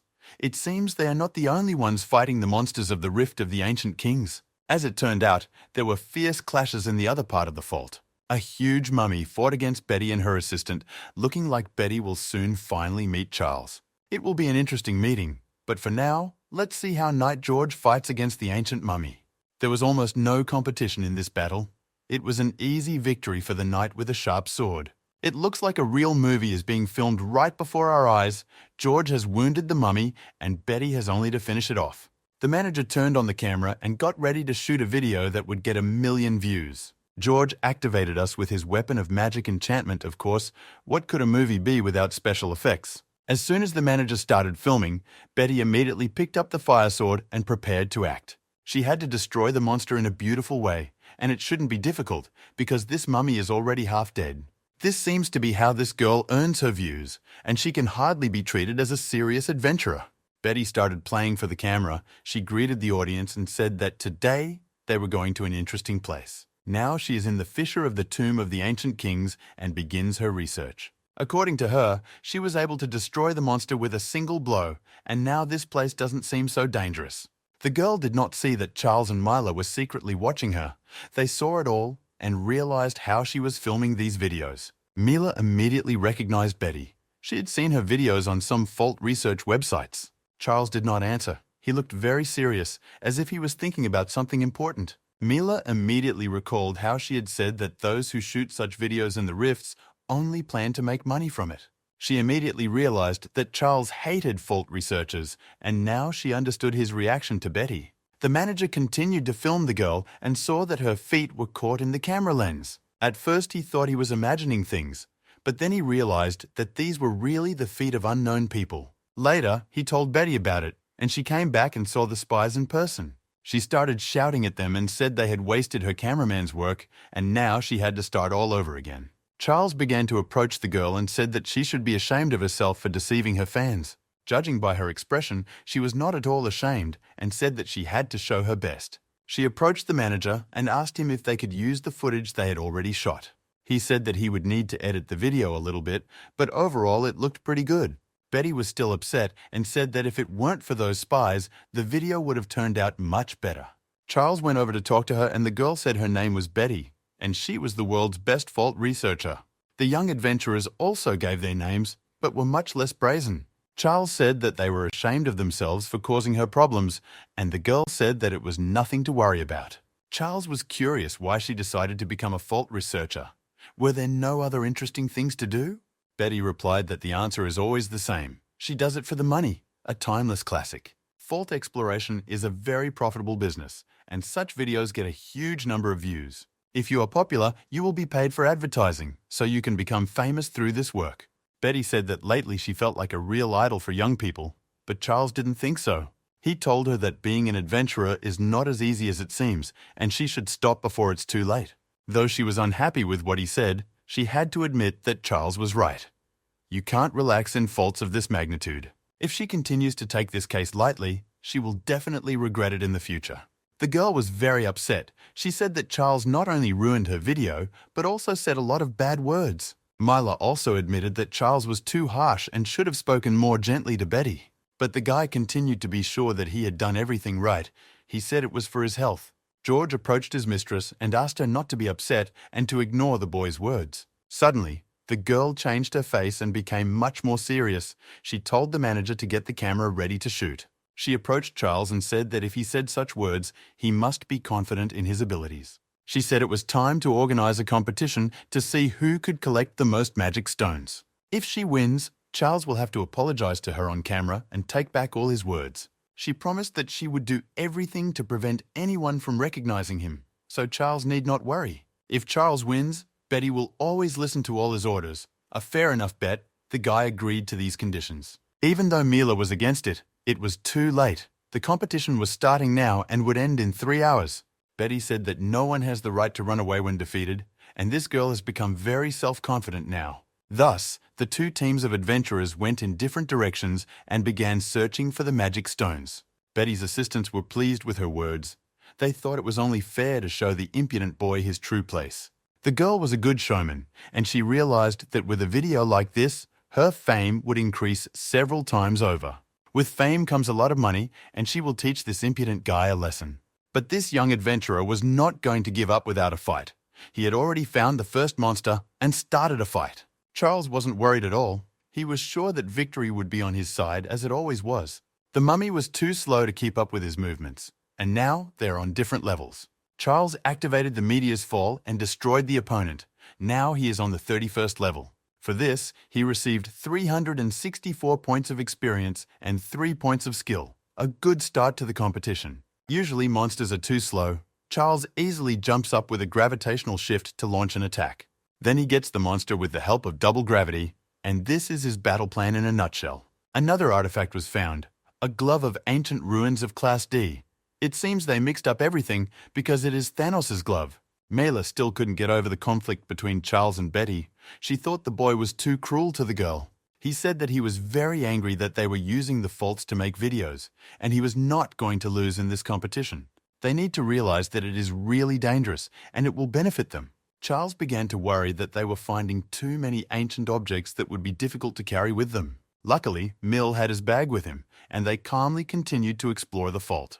There were a lot of different interesting statues and objects there, and the danger was felt everywhere. So far, no one has attacked the young adventurers, but the Mila felt uncomfortable. As soon as they entered one of the rooms, the exit was immediately blocked. Charles immediately realized that it was a fault trap, but it didn't scare him at all. He still remained calm. A fault trap is a special trap that sometimes occurs in faults, and you can use such situations to your advantage. Charles said that this chance should not be missed and asked the girl to get ready. Now everything would begin. The huge statue began to speak. This monster wanted the young adventurers to prove that they had the wisdom of kings. He said they had to answer him 3 questions, and if they made even one mistake, they would lose their lives. It seems to be a special kind of riddle trap, and the whole monster is very high level, so Charles and Mila should be careful. The girl was not as calm as her experienced friend. She had long since begun to panic. Charles smiled and said there was no need to worry. He was not going to lose these statues. It's time for the first riddle. How many experience points do you need to level up from the 1st to the 10th level? Mila was shocked. She thought that no one in the world knew this, but Charles calmly replied that it required 45 points. It was the right answer, and the guy said he was ready for the second question. The questions went on, and Charles had already managed to solve 19 riddles in a row. He and the Miles were already powerless before this brainstorm and asked the statue to finally stop. Mila suggested that Charles try to make a deliberate mistake, and meanwhile it was the turn of the 20th riddle. The statue asked what kind of monster throws green slime? Charles replied that there was no fissure in which green slime could be found. It could only be created through alchemy. The monster statue was shocked. 20 consecutive correct answers. It can't be. The monster seemed like a joke and was filmed by a hidden camera, but Betty was actually far away. As soon as Charles answered this question correctly, the exit door was immediately opened. If it were anyone else, they would have answered this question incorrectly. Once you've got the right answer, it's time to get rewarded for your incredible mind. This is a B-rank keeper bracelet. This bracelet has an additional space in which you can store items. The size of this space depends on the magical power of the owner. It is a very useful and incredibly rare item. Mila immediately asked how expensive it was, and Charles said that if he was lucky, he could sell it for $100,000. As always, the girl was shocked by such figures, probably because she didn't have enough money as a child. Perhaps this award was given by Charles for the number of correct answers? Now you don't have to worry about competing with your betters, because with the Guardian bracelet, it shouldn't be a problem. Charles said that victory is now in their pocket, and they just have to wait. It's not hard to destroy ordinary monsters here. The skeleton warriors have good defense against swords, but it's not enough. While Charles is distracted, Mila has the opportunity to attack the monsters with magic, so they easily win. The mummies are too slow, and Charles has no problem destroying them with gravity control. Also, they give up their mana too easily when the Miller starts attacking them. Now Charles has raised his level to the 33rd, which is to be expected from a rare fault. He also found another sword from the ancient ruins and immediately sent it to the storage facility. This Guardian bracelet is really useful. Young adventurers have collected 6 magic stones. Charles was convinced that this was enough and that their main task today was to make money. Meanwhile, Betty also continued her work and said that they had successfully passed all the tests. They have already destroyed more than one mummy, although these ancient guys are quite strong. George said that this is not enough. If we don't speed up the pace, the competition will be lost. But he also said that Charles and Mila must also be having significant problems finding the stones.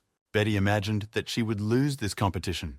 Then she would offer Charles money and ask him to forget about the situation. The problem was that she had already posted a video on the internet where she talked about these competitions. In the meantime, Charles and Mila came to her and asked how she was doing, and she said she had no problems. She told Charles that he could apologize to her, and then the competition would be officially over. The guy didn't say anything in response and opened the storehouse of precious items, and Betty hadn't felt such surprise in a long time. She didn't understand where he got so many cool items and weapons, and she was also interested in the bracelet on his arm. Charles smiled. He realized that the girl had trouble finding gems. Now it was his turn to offer the girl an apology and end the competition early. Betty was too confident. She said that their competition was not over yet and ordered her assistants to continue working. Mila again thought that Charles was too cruel, but the guy thought that a little joking would not hurt. He hopes that she will not do anything stupid and will not get into mortal danger. Mila asked him if he was really trying to take revenge on this girl. He said that she was taking this dungeon too easy and he didn't like it. Dungeons are always a risk, and you can't treat fault exploration like a Betty. If it continues to take these dangers too lightly, it will soon regret it. Meanwhile, Betty was thinking about how to win, and she needed to come up with something incredible. She didn't understand how Charles and Mila were able to find so many stones and artifacts so quickly. George turned to his girlfriend and said that they had little mana left, and maybe it was time to stop. Betty got angry and said that she knew she had to watch her mana, but they couldn't go back and lose. It has not yet shown what it is capable of. Its potential has not been fully realized. To understand the motives and views of this girl, we need to rewind the clock back 8 years. The catastrophe had just begun and fault breaks were happening all the time. One of the green monsters killed her father in front of Betty, a fate you wouldn't wish on an enemy. The girl managed to escape and take her little brother with her, and they were very lucky to survive. They ran to a shelter where people from all over the city were hiding, where they could rest and find food. People around quickly realized that these children were left without parents, and it was hard for everyone to watch. At that time, Betty started watching videos about the country's coolest adventurers. The girl in the video said she didn't like the feeling of being defenseless in the face of disaster, so she decided to become an adventurer. She destroyed several dangerous monsters and gave an interview to a journalist. She was an adventurer of Caroline's rank, and she was happy to be able to save ordinary people from monsters. This video really motivated Betty. She also wants to become such a strong, kind, and fair person and motivate all the people around her. Since then, Betty has realized that she doesn't want other people to look down on her. She has to win even in such competitions, so she ordered her assistants to keep going. Now they have too little material for a new video, so it's time to find something interesting. As the girl ran forward, the assistants could not understand what she was up to. Betty said that while they were trying to get back, she remembered an enemy that could be a very interesting topic for a video. She found the boss of the tombs of ancient kings, a fallen pharaoh who is on the 40th level. Betty, meanwhile, is only on level 33. Looks like she's going to get in trouble soon, silly girl. It seems that this pharaoh attacked other adventurers in the depths of the dungeon, and it is unlikely that they will be able to do anything to him. Betty said that if he could find a narrow passage, he would not be able to catch up with them. She saw a girl trying to escape from pharaoh, and if she was not helped, she would die. Betty immediately faced the same situation when her father also asked for help. She doesn't like the feeling of being defenseless in the face of disaster. Now the girl understands why she liked Carolyn so much as a child, because she needed help so badly. But Betty decided to never run away again and to go towards trouble. She ordered her assistants to flee immediately and stopped Pharaoh's attack, thus saving the life of another adventurer. Betty ordered this girl to run away and promised to delay the enemy as much as possible. Although this young adventurer named Jennifer was rescued, death now threatens Betty. The majestic pharaoh attacked her, but at the last moment, George intervened and defended his boss. The girl was surprised that he didn't run away and stayed by her side at this critical moment, which really deserves respect. George said that he had no right to run away, although he was not as good as he would like to be during the fight.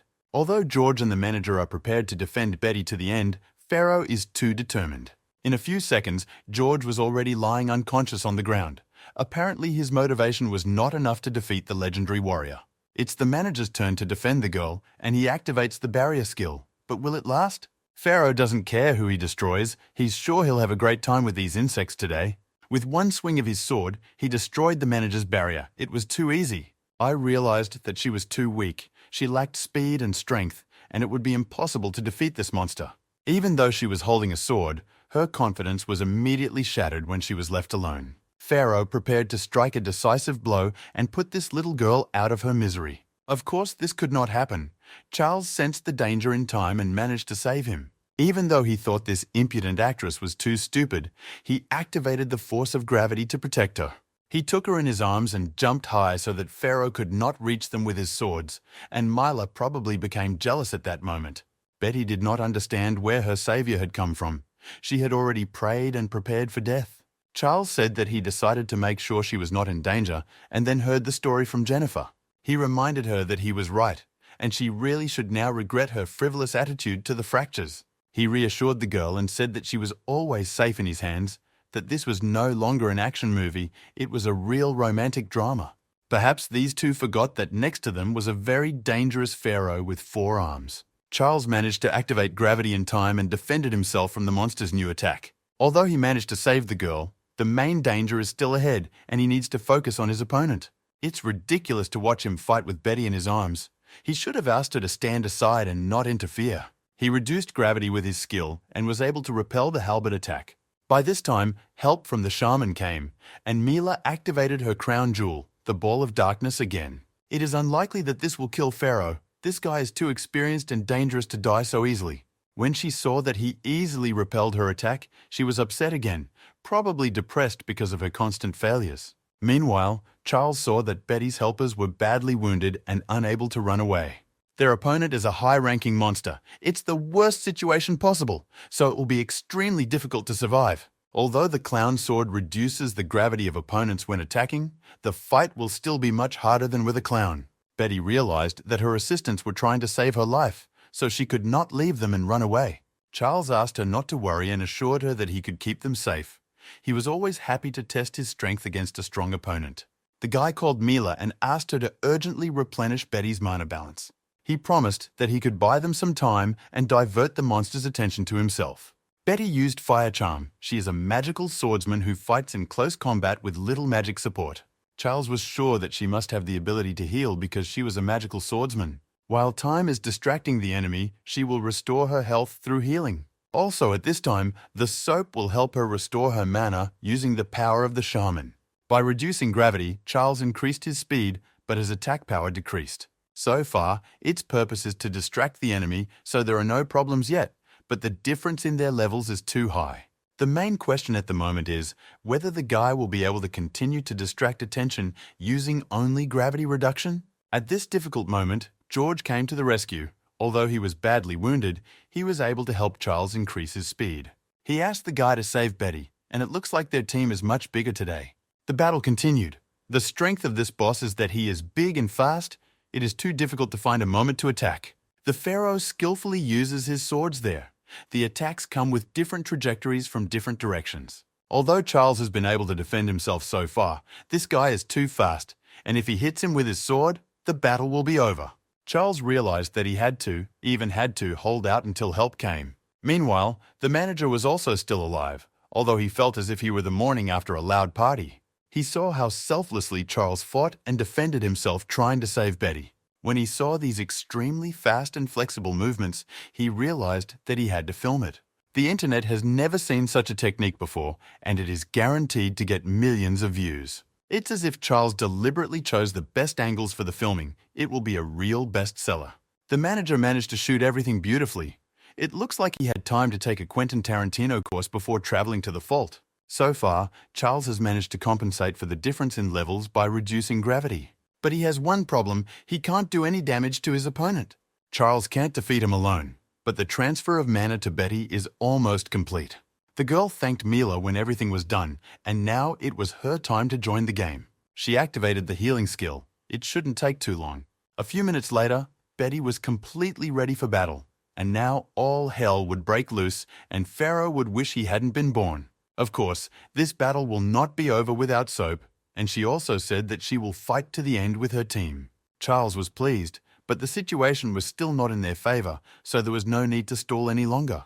The guy said that they should defeat this giant in one attack, but judging by his biceps, it would be very difficult. Betty has already joined Charles, and together they form a real force that will be enough to win. But not everything started to work out right away. At first, Charles started having problems. Mila immediately saw that her friend was pressed against the wall. The situation was quite tense. Charles started to activate gravity reduction and weight reduction, which should help even in a critical situation. With the help of these skills, he began to throw various statues at Pharaoh, an unusual technique of fighting. Pharaoh easily repelled this attack and cut the statue into several pieces with his sword. Charles felt that this was their chance to strike the decisive blow, so he called Mila and ordered her to shoot the monster's head. Mila is always ready to take on such responsibility. She is no longer an intimidated girl like she used to be. Activating the ball of darkness, she attacked Pharaoh, and everyone stopped in anticipation. As it turned out later, Pharaoh had no problem with this attack. The ball of darkness did not help. Although Mila was upset, it seems that Charles wanted to do just that to test his opponent. He realized that the monster's head was covered with strong armor, which meant that something important was hidden behind it. Meanwhile, Betty found the opponent's blind spot and started her attack. But because of his 4 arms, it's almost impossible to get close to Pharaoh. This guy is really powerful. Betty was surprised to see that Charles was able to approach the demon and attack it. The boy looked at Betty and said that he would now try to weaken Pharaoh's defense, and at that moment she should destroy his mask. Magical swordsmen have the skill of piercing armor, and it does not take much time to prepare for this. This will immediately significantly reduce the enemy's defense and make it much easier to defeat them. Betty was ready for this, but she did not understand what Charles would do to weaken Pharaoh. The power of the fallen Pharaoh is formed in his 4 arms, but if you stop them, he will be much slower. This will give the adventurers more chances to attack, so this is the plan Charles chose. He activated the gravity skill and began to attack, but the Pharaoh was expecting exactly that. Charles immediately used gravity chains, which restrains the monster's movements and can bind Pharaoh's hands. This was enough to slow it down, so Charles used chains closer to the monster's shoulders. This tactic can be used against large and multi-armed opponents. Due to the fact that the chains are located near the shoulders, they will be difficult to break. Betty watched the guy's technique with pleasure, and she realized that it was her time to attack. It seems that she has been waiting for this moment for a long time. This attack could change her life. That scared little girl no longer exists. Now she's a real professional adventurer. Betty went on the attack and activated the armor piercing, while Charles and Mila watched with bated breath. Pharaoh did not have time to quickly repel the girl's attack because his 4 arms were shackled. The girl hit the mark, and the fallen Pharaoh immediately grabbed his face. A little later, it became clear that the plan had been fulfilled. The armor on his face was destroyed, and this guy showed his true face. Pharaoh can hardly be called handsome. His face is his weak point. Charles ordered his team to attack immediately while the fallen Pharaoh's movements were slowed. The guy activated a gravitational shift and was the first to step forward as a true leader.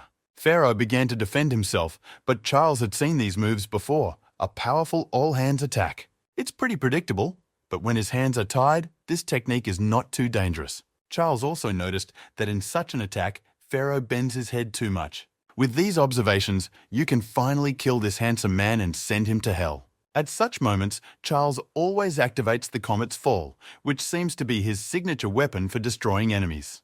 The guy looked very confident. It seemed that he was sure that this would be enough to destroy the monster. And so it was. The comet's impact caused incredible damage to this giant. So now the boss of the Tomb of the Ancient Kings has been officially destroyed. His Majesty the Fallen Pharaoh is dead. While Charles gained additional experience and skill points and leveled up, Betty ran to help her friends. After the death of the fallen pharaoh, it remained to wait for a just reward. This reward is the C-ranked staff of the King of the Damned, which adds magical power and enhances dark magic. Rare rift bosses often drop important items, and this staff is perfect for Mile. Charles thought they would have to keep looking for items to sell for a long time, but they were lucky and got the staff right away. Mila was not sure that she deserved such a reward, but Charles reminded her that she had helped him in many battles. It was with her power that he was able to obtain the Sword of the Mad Theatre, so it is only fair to give her this staff. Betty also participated in the battle with Pharaoh, and she thanked the boy for his help and rescue. She said she was happy to be alive and that Charles could keep the drought and the magic stones. She didn't look happy though. probably because it was time to talk about their agreement and the competition. The guy calmly replied that they could assume that Betty had won. The girl was incredibly surprised when Charles agreed to take his words back. He recognized that she was serious about the fishes. Betty said she was glad to hear that, and Mila and Charles just smiled. Charles said that in order to achieve more as an adventurer, you need to train more and shoot less video. The manager interrupted the conversation, saying that working as an adventurer doesn't always bring in a lot of money. Of course, if you are a high-level adventurer, there will be no problems with this. But Betty's mother has no legs because of the accident, and she also has 5 little brothers. Her father died a long time ago, so it is very difficult to feed the family, and she was unhappy that the manager started telling her this. She believed that there was no need to tell stories about her family to everyone around her. Charles was surprised. He had thought all along that the girl loved money because of her selfishness. Betty was angry and replied that she had always taken her job as an adventurer seriously. Everyone is afraid of disasters, and the girl wants to give people smiles in this turbulent time. Charles recognized that this was a really good goal and said that Betty was doing a great job. Although the girl was surprised, she immediately made a serious expression on her face, the little actress always sitting inside her. Thus ended the adventure in this rare rift of ancient kings. George reported that the equipment was in perfect order and that it would make a great video demonstrating the skills of an experienced adventurer. Betty was happy. Such content was bound to get millions of views. But George quickly disheartened her. They don't have enough magic stones and footage for a half-hour video. It's a difficult situation. George offered to take the stones away from Charles, but the girl said she did not want to accept gifts out of pity. They should have at least something in them. Any material that can be posted on the internet will do. The manager showed Betty a video of Charles fighting on equal terms against a huge fallen pharaoh. Moving on to the Adventurers Guild, these events happened a few days after the last adventure. Mila and Charles continued their training and education with the goal of becoming the best adventurers they could be. The girl started screaming and said that Charles had to watch this video.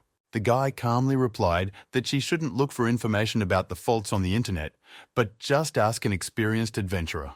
It looks like Charles was referring to himself. He remembers information about most future faults. But it was something else. A new video about the appearance of the mysterious adventurer was released on Betty's YouTube channel. It quickly gained more than 1 million views, and in the comments, everyone was surprised at the speed and strength of this guy. As soon as Mila showed this to Charles, he immediately smiled with pride.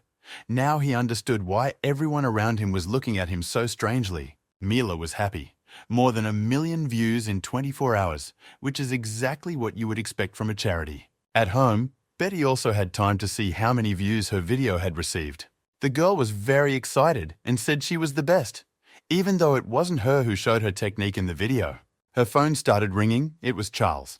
They had exchanged contacts after the rift incident. Betty greeted him and said that it was not surprising that Charles had already missed her. She smiled and said that she understood why he became a fan. By agreement, she could post this video on her channel, but if he doesn't like it, she can delete it later. Charles understood that Betty was trying to feed her family in this turbulent time, so he said that he shouldn't delete the video. Betty was happy and said that she had an interesting idea. Charles is a superstar now, so it would be nice to make a video together. Charles hung up immediately, and Mila wanted to know what happened, but he said there was a problem with the connection.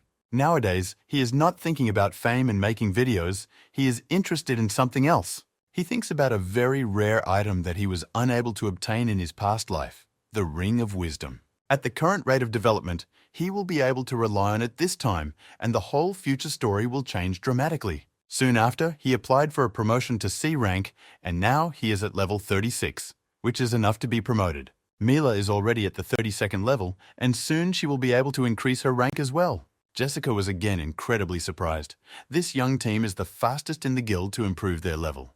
To increase your rank, you need to constantly defeat monsters of a higher level, which is a very difficult task. Without the right knowledge, it will be very difficult to achieve this, so only the best of the best reach the maximum level. Adventurers who have reached the rank of C are already considered first class, and Mila promised to do her best to keep up with her friend.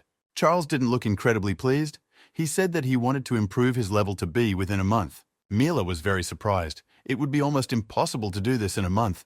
Only a few people have been able to reach such a high morning. Charles replied that he had to do it to get the object he wanted, which he was constantly thinking about. This item is located in a place that cannot be accessed without rank B. It is a high-ranked rift library of secrets. If you defeat the boss of this high-ranking rift, you can get the Ring of Wisdom. Mila couldn't understand how Charles knew all this if this boss hadn't been defeated yet. And I was also very curious about the effects and benefits this ring gives its owner. Charles replied that the Wisdom Ring could be related to the phenomenon of fractures, which shocked the girl. The Ring of Wisdom is a rare item with incredible potential, but in a past life, its location was unknown. According to rumors, the ring hides the secret of the rifts, and Charles has little time, but he must get this ring. The guy said he could not risk Mila's life, and if she refused to go with him, he would understand. The girl replied that she wanted to help and would be happy to go into this high-ranking rift with Charles. But to do this, I need to be promoted immediately, which will not be easy, and I need to come up with a plan. Charles said that he had taken care of everything in advance and made a list of faults to clean up, which would help to raise the level. So the young adventurers immediately went to work, and the first opponent was a blood feast. This monster is the boss of the Red Troll Rift. It is on the 32nd level, but it did not help him from the gravity attack. After that, the Siren, the Mermaid Lake Rift boss, was attacked, but the soap quickly destroyed this level 30 monster. After that, Charles used a comet to destroy the Arachne, the Rift boss of the 36th level Catacomb. Over the next 2 weeks, 3 faults were passed. Mila has already reached the 35th level, and Charles is now at the 38th level. Although these were low-level faults, we had to work hard to clean them up, especially in the last fault. But the movements of the bosses at this level are too predictable, so you can't expect anything out of the ordinary. Charles picked out the faults that were easy to find. All the faults of the right level in the city were found. If the young adventurers manage to clear 5 more rifts above the 30th level, they will be able to rise to rank B. Charles and Mila came to the guild again and told Jessica that they were planning to raise their rank again. The girl said that this time there was a difficult exam and that she had to wait a few days. At that moment, Edward, a professional adventurer, approached them. He could not believe that these children wanted to get a B rank. Experienced adventurers can sign contracts with guilds, and Edward already had such a contract. Their job is to manage fractures and resolve unforeseen situations. They are also supposed to help capture difficult rifts, and for this they have a lot of influence in guilds. Edward thought it was a joke, that these children could not qualify for such a high rank. But Jessica told him that Charles and Mila had already reached the age of 40, which he hadn't expected. Edward looked at these children and wondered how they could defeat so many bosses with just the 2 of them. Edward has been an adventurer for more than 7 years, and for a long time he was the only B-rank adventurer in this guild. He could not believe that some little scoundrels were trying to take away his fame. Charles was upset that they had again attracted the attention of an unpleasant personality. Edward said that he could not accept this, that children who had not worked for at least a year were not worthy of the rank of B. Edward is one of the few B-rank adventurers in this guild. He has a lot of influence. Perhaps the guild will not be able to ignore the opinion of such an experienced adventurer. Applications for advanced training are analysed by the guild leaders, and the opinion of contract adventurers is also taken into account. If it was just about Charles, he would have kept quiet, but Mila is with him and they will not back down. The guy looked at Edward confidently and said that he wanted to know the reason for the rejection of the application. Edward aggressively approached the guy and said that they were too inexperienced to carry such a high rank. Rank B is a big responsibility, and Edward believes that it is not something that can be easily obtained by anyone. Mila felt all this negative energy and immediately became very upset. She also wanted to raise her rank. A lot of people had already gathered around. Some adventurers recognized that these children were unlucky to catch sight of Edward. Edward said that to become an adventurer, you have to be over the age of 17. Charles replied that he was well aware of all this information and also knew a lot about adventurers and faults. It's been 15 years since the fishers appeared, and in this country, only 6 people would be able to reach the rank in less than a year. Charles said that these people were not promoted because of someone's mistake, and Edward visibly began to worry. Charles said that he was strong enough to get the rank, and if Edward rejected his application for some unknown reason, he was ready to listen to it. Charles realized that some of the laws related to faults and adventurers were still not finalized. Edward looked tense and said that young people should listen to the opinions of more experienced adventurers. But Charles replied that one should not make decisions based on one's own feelings, but should look at real achievements. Any decision should be made based on clear rules, because this is the policy of any adventurers guild. Jessica heard this and became visibly nervous. She completely agreed with the young man's words. Mila continued to admire her friend. She was surprised because Charles was so easily opposed by an experienced adventurer. Even in such a situation, Charles shows his superiority. Everyone around him felt how stubborn this guy is. Edward was the most angry of all. He believed that this bastard was publicly mocking him, something an experienced adventurer cannot forgive. He immediately went up to Jessica and asked her what level and class these children were in, and she replied that Charles was a level 38 gravity master. The adventurer was very surprised. He had never heard of such a rare class before. But surely the master of gravity is something quite interesting. No wonder Charles has a high level, knowing about his connections. Edward admitted that he had jumped to conclusions and needed to take into account all of the boy's abilities. He is ready to reconsider his decisions, but only under one important condition. Edward confidently said that this condition was a personal check. Is Charles worthy of the rank of B? Edward told the boy that as soon as he was ready, he could come to the training room. If Charles can defeat him during a practice battle, Edward will agree to Charles and Mila's promotion. But if Charles can't win, then he may not even dream of the B rank. Everyone around him was quite interested, but no one believed that the young man would be able to defeat the experienced adventurer. Edward has recently killed 2 young apprentices during a training battle, so it will be very difficult for Charles. Edward was smiling confidently. He felt that he would make this impudent guy suffer. The main problem is that Charles is now at the 38th level, and Edward is at the 47th level. Edward considered his opponent to be an ordinary peasant who had been helped to raise his level. Edward is an experienced druid warrior. His class enhances physical abilities with the power of beasts. He is confident that his characteristics are better in all respects, and he will be able to trample this young rascal. Edward thought that Charles would never appear in the guild again after this defeat. But the guy looked quite calm. He realized that Edward was in a class with high physical abilities and that this could be a problem. He realized that it was time to spend his experience and skill points and improve his performance. With improved gravity management skills, he will be able to further increase his strengths. Edward mocked his rival, saying that nothing would help Charles avoid a shameful defeat. Accidents during a training battle are commonplace, so anything can happen. Charles confidently drew his sword and said that he had nothing to worry about because a shameful defeat awaited his opponent. Mila was very nervous. She realized that she would not be able to help her friend during the battle, and it was upsetting her. Edward wanted this to be a lesson for all young adventurers. He wanted to show that experience should be respected.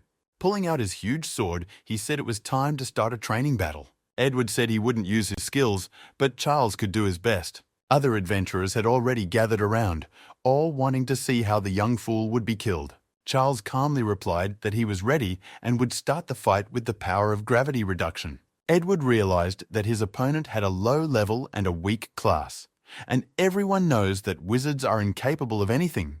He was absolutely sure that no attack of gravity could do him any harm. Edward felt that it was time to have some fun, and the fight started immediately. Charles was very confident and went forward. It was at this moment that the experienced adventurer realized that he was facing a very unusual young man. He didn't understand why Charles had such a high speed.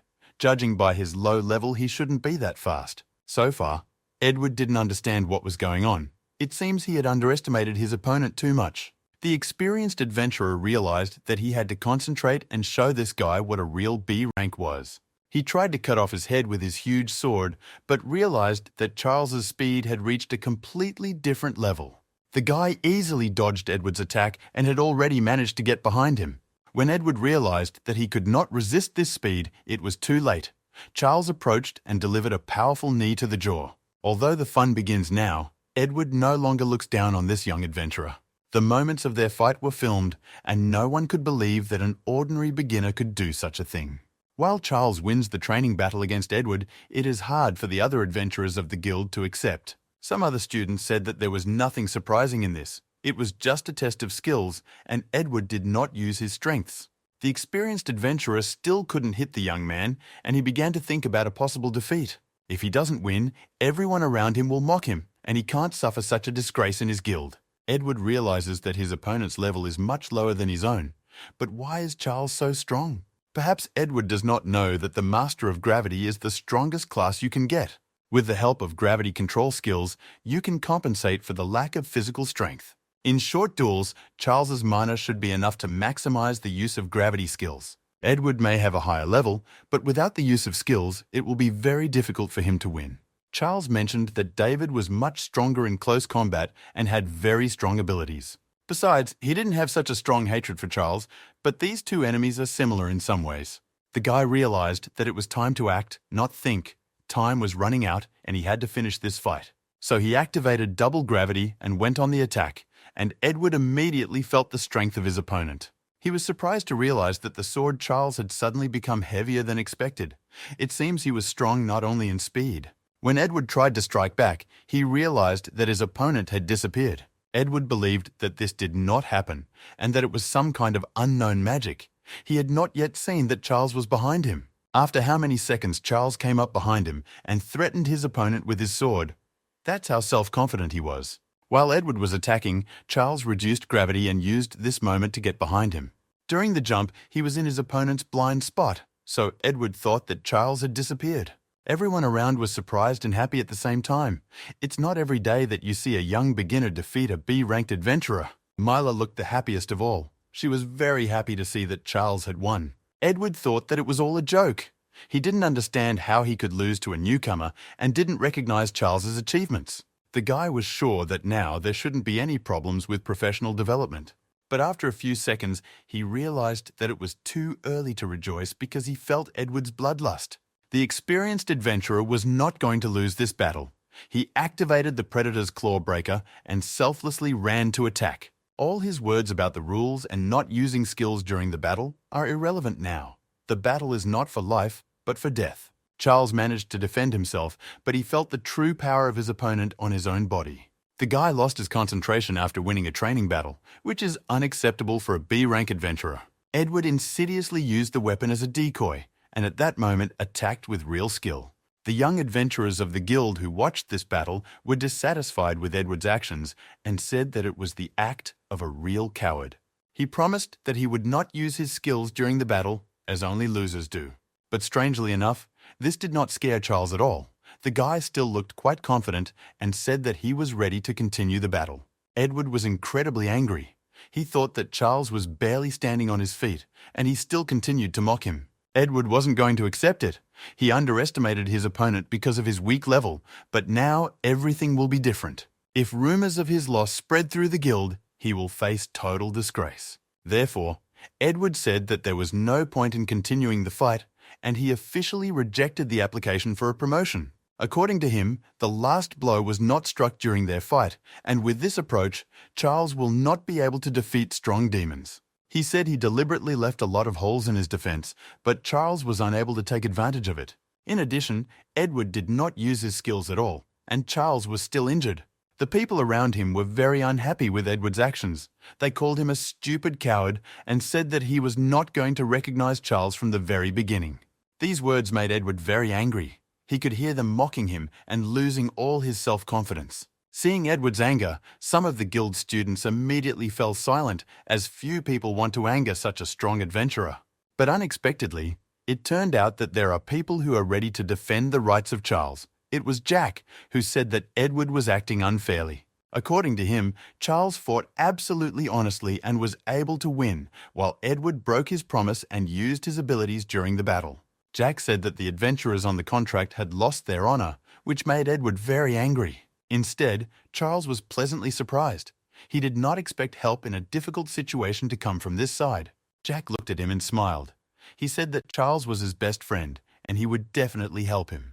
Charles appreciated the help, but the phrase about his best friend was rather strange. Mila watched the debate sadly, knowing full well that despite Charles's victory, the situation was still bad.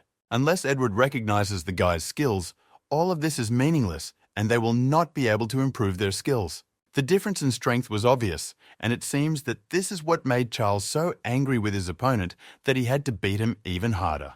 Although, perhaps the guy should have just pretended to be a weak adventurer and lost the fight?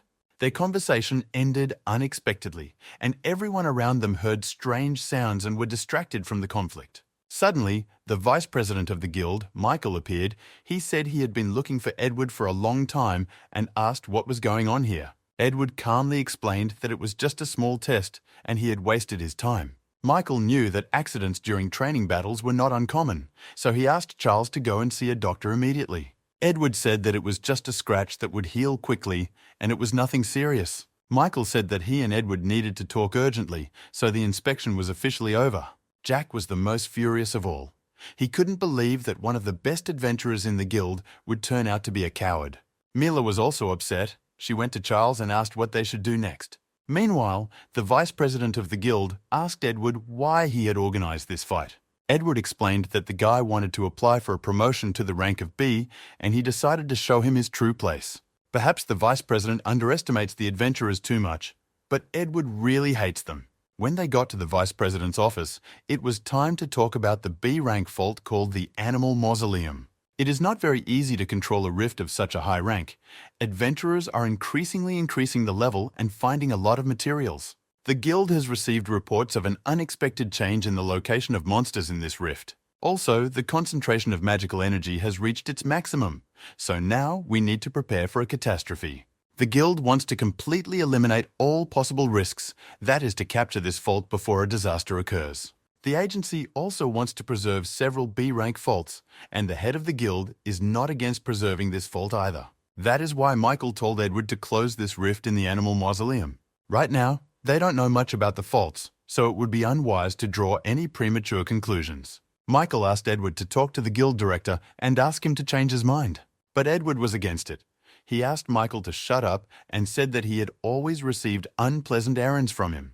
He started throwing various papers from the office and said that it was not his problem. He told Michael to stop looking at all these numbers because it would not help him learn more about the real faults. Edward has a lot more experience and there is no problem with that. If necessary, he will easily close this problematic gap. Michael was very unhappy. He thought it might be too late because they didn't know where the disaster would come from. He believed that they were obliged to protect this city and country and could not allow the disaster to destroy them. He hoped that the worst possible scenario would not come to pass and that nothing bad would happen. Meanwhile, Charles had already seen a doctor and was resting after a training battle with Mila. The girl looked more upset than he did. She didn't expect such a high-class adventurer to be such a bad person. You can get a new rank only in the guild of your neighborhood, and Edward will probably not allow Charles to improve his skills. But to get into the mystical library, you have to do it.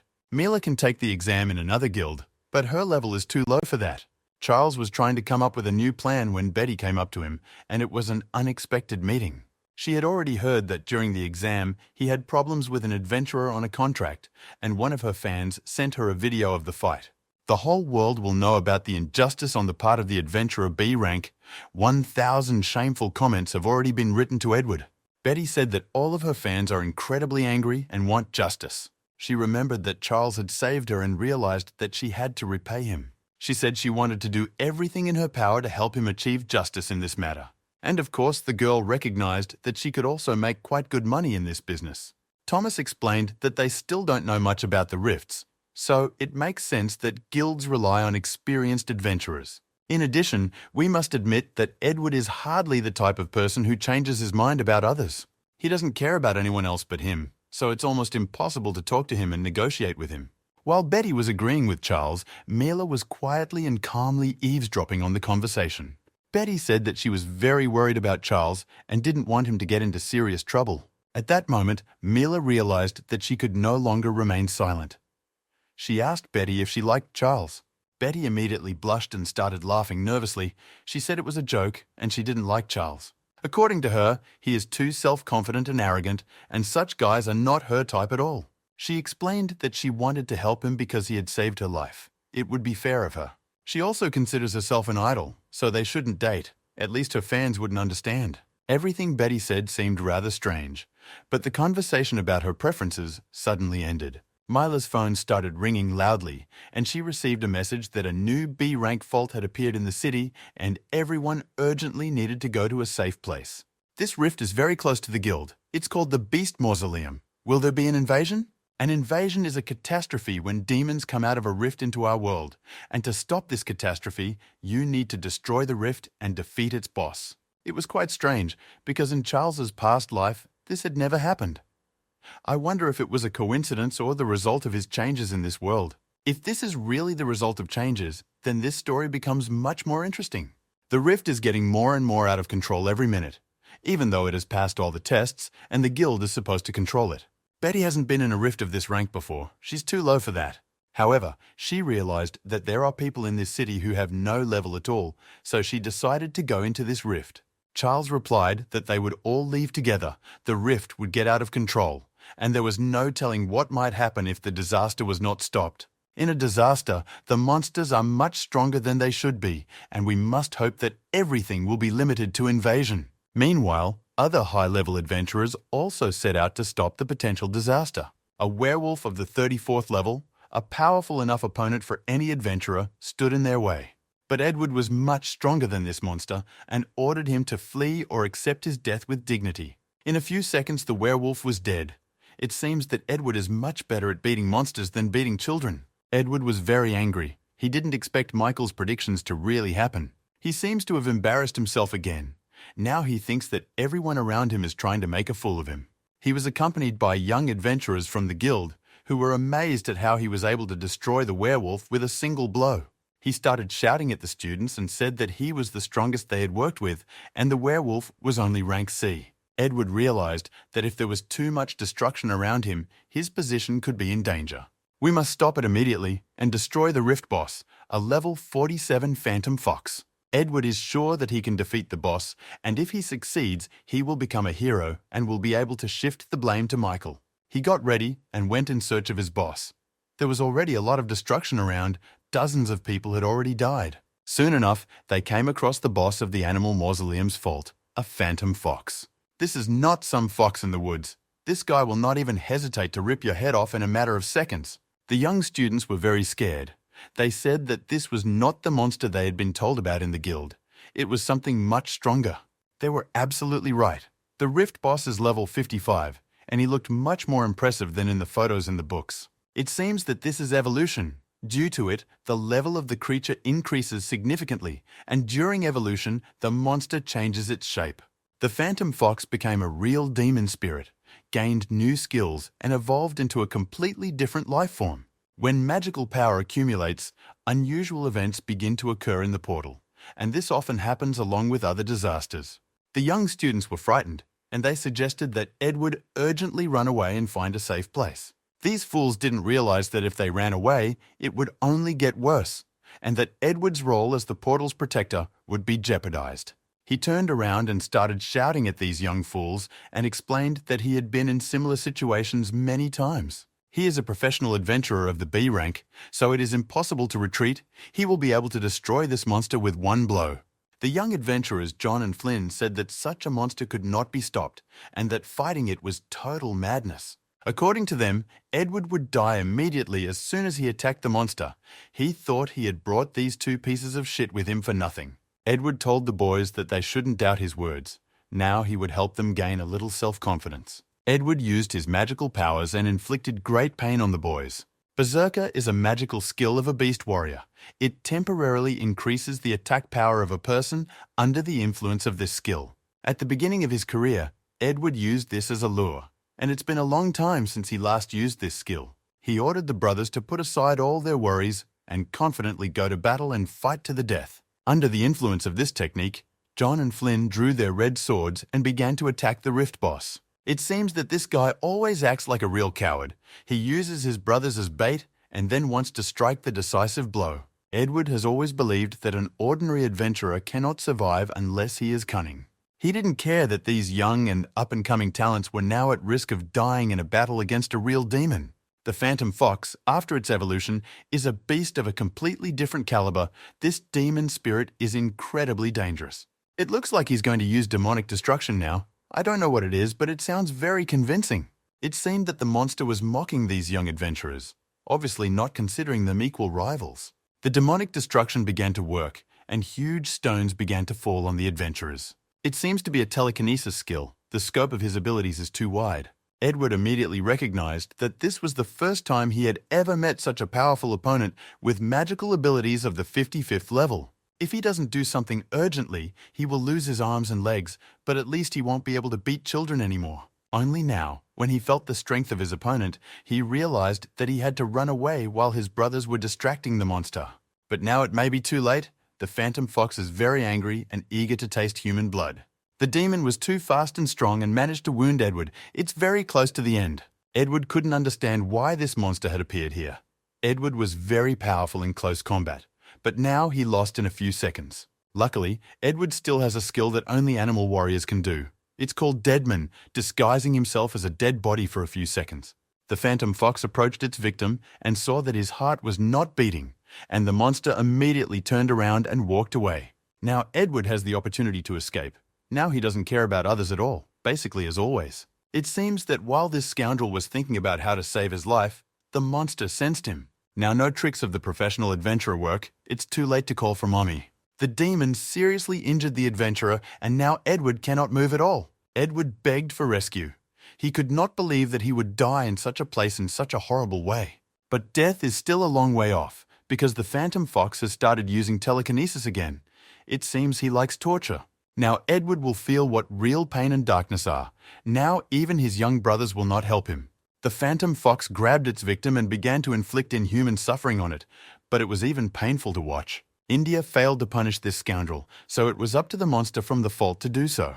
Meanwhile, the disaster continued to destroy the city streets and kill innocent people. Fortunately, there were young adventurers who were willing to risk their own lives to save others. These young adventurers channeled their abilities to destroy monsters and help ordinary people. During these few hours of the disaster, Charles had already managed to gain more than 500 experience points.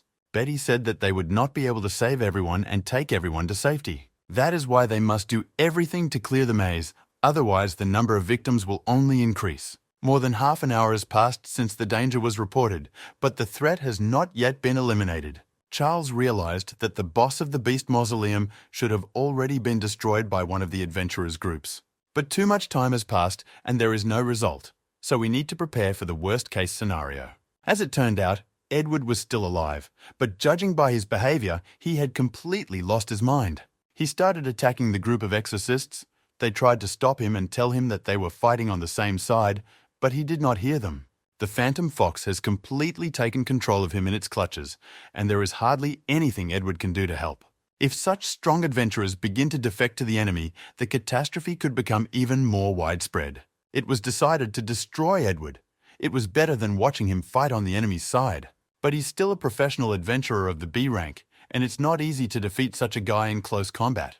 He started attacking his opponents and inflicting very serious injuries on them.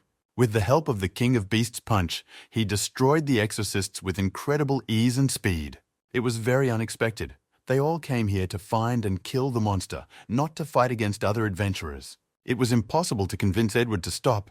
His mind was completely controlled by the enemy. A deadly battle with a rank B adventurer is like fighting a high-level monster. The problem is not even the anomaly itself, because it is only a side effect of the disaster. But the problem is that no one has ever experienced such a catastrophe. It is something completely new and dangerous. This is not a task that ordinary adventurers or exorcist teams can handle. Fortunately for the exorcists, a young adventurer, Charles, came to their aid in time. He activated the gravity reduction and began to attack Edward. He quickly realized that Edward was under the psychic control of the monster boss. Edward is not an opponent that ordinary adventurers can defeat. He is a rather powerful beast. But Charles understood perfectly well that an adventurer of the B rank must be able to fight with opponents of equal strength. Even though Edward fights differently, his movements are slower than during the exam for promotion. Perhaps all these slowdowns are a side effect of the monster's psychic influence. Edward began to aggressively attack the boy and activated his King of Beasts punch skill again.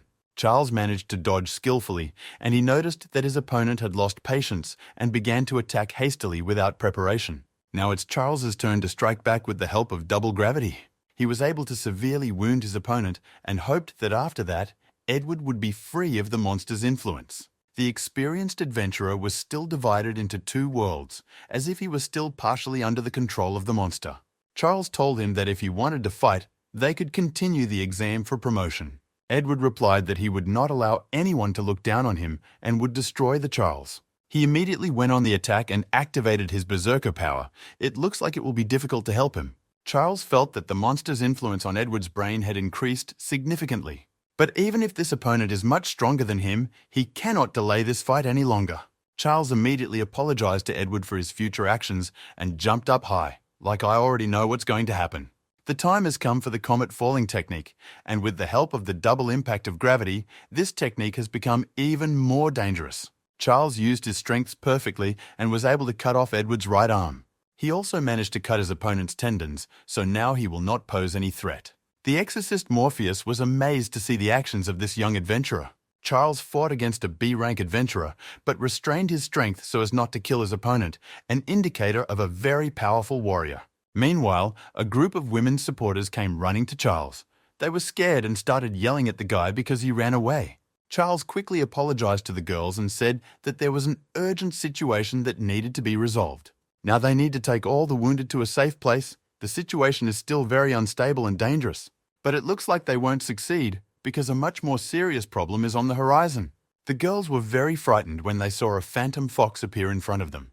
They had never seen such a dangerous monster before. Even though the young adventurers have already defeated many monster bosses, they have not yet met such a strong opponent. Although Charles was trying to show his confidence with all his appearance, it was clear that he was also excited about the upcoming battle. It looks like the boss of the mausoleum's rift beasts is out hunting, as long as he doesn't become someone's dinner. Mila was very scared. She probably didn't read the books in the guild because she didn't understand what kind of beast it was. Charles quickly explained to the girl that they were facing the boss of the fault in the animal mausoleum. The phantom fox, or as it is also called the demonic fox Vij, this monster is at level 55. Charles analyzed his opponent and realized that the information he received was different from what was written in the books. It seems that the monster's evolution took place almost instantly from the appearance of the fault, which greatly complicates the situation. When a monster evolves, it is very difficult to predict what skills it will use during the battle. To stop the destruction of the city, you need to defeat this monster, but it will not be easy. The phantom fox activated the animal necromancy ability and began attacking with 30th level phantoms. It's going to be fantastic, it's going to be very hot, and we're going to witness an incredible battle. Betty was very frightened when she saw that the fox had called a large number of phantom monsters to help him. She realized that these monsters only enjoyed destroying the city and killing innocent people. Charles realized that it was time to take control of the situation and ordered the girls to immediately take the wounded to a safe place. Betty began to worry about Charles, but the boy said that everything was fine and he would try to defeat the monster on his own. It was hard for her to accept this when Charles starts playing the role of the hero, and she wants to do the opposite even more. That is why Betty realized that she could not allow Charles to risk his life alone. She turned back around and said that she and Mila would help Charles destroy the phantoms, and Morpheus should take care of the wounded. This bold exorcist was shocked by the behavior of these young adventurers. It seemed to him to be absolute madness. He realized that this monster was at level 55, and if reinforcements did not arrive in time, they would all die.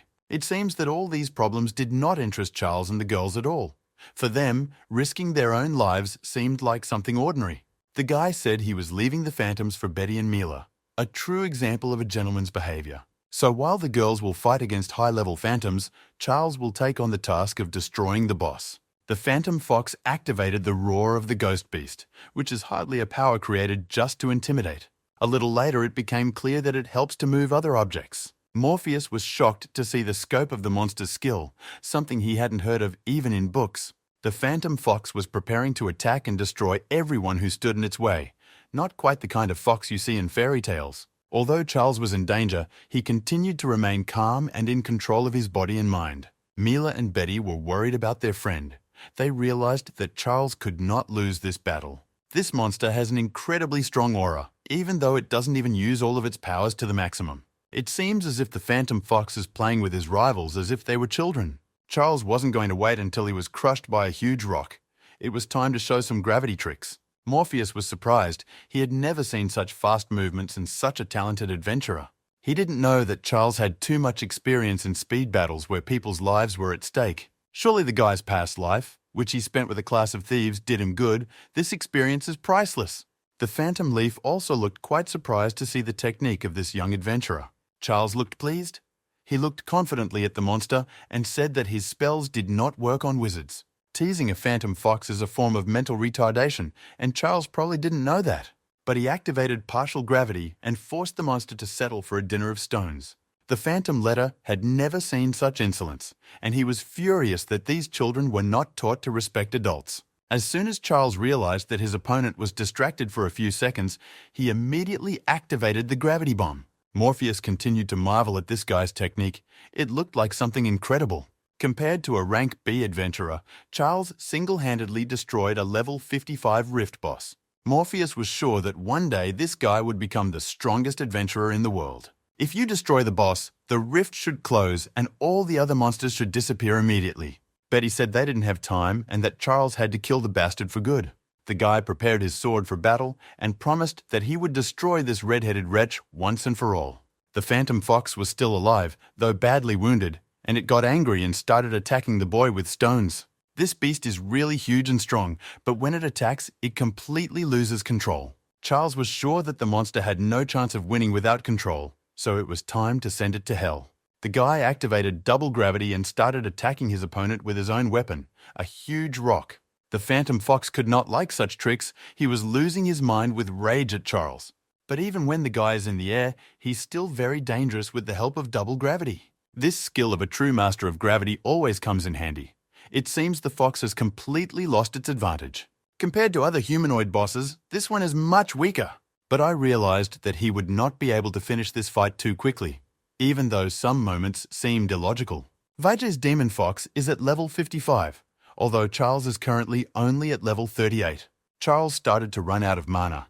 He realized that it would be difficult, but given the difference in levels, he was still lucky. The boy hasn't suffered from the monster's attacks yet, but if he continues to lose mana mindlessly, the fox will soon destroy him.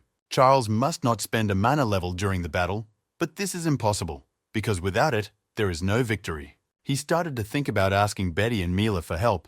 They always fight better together.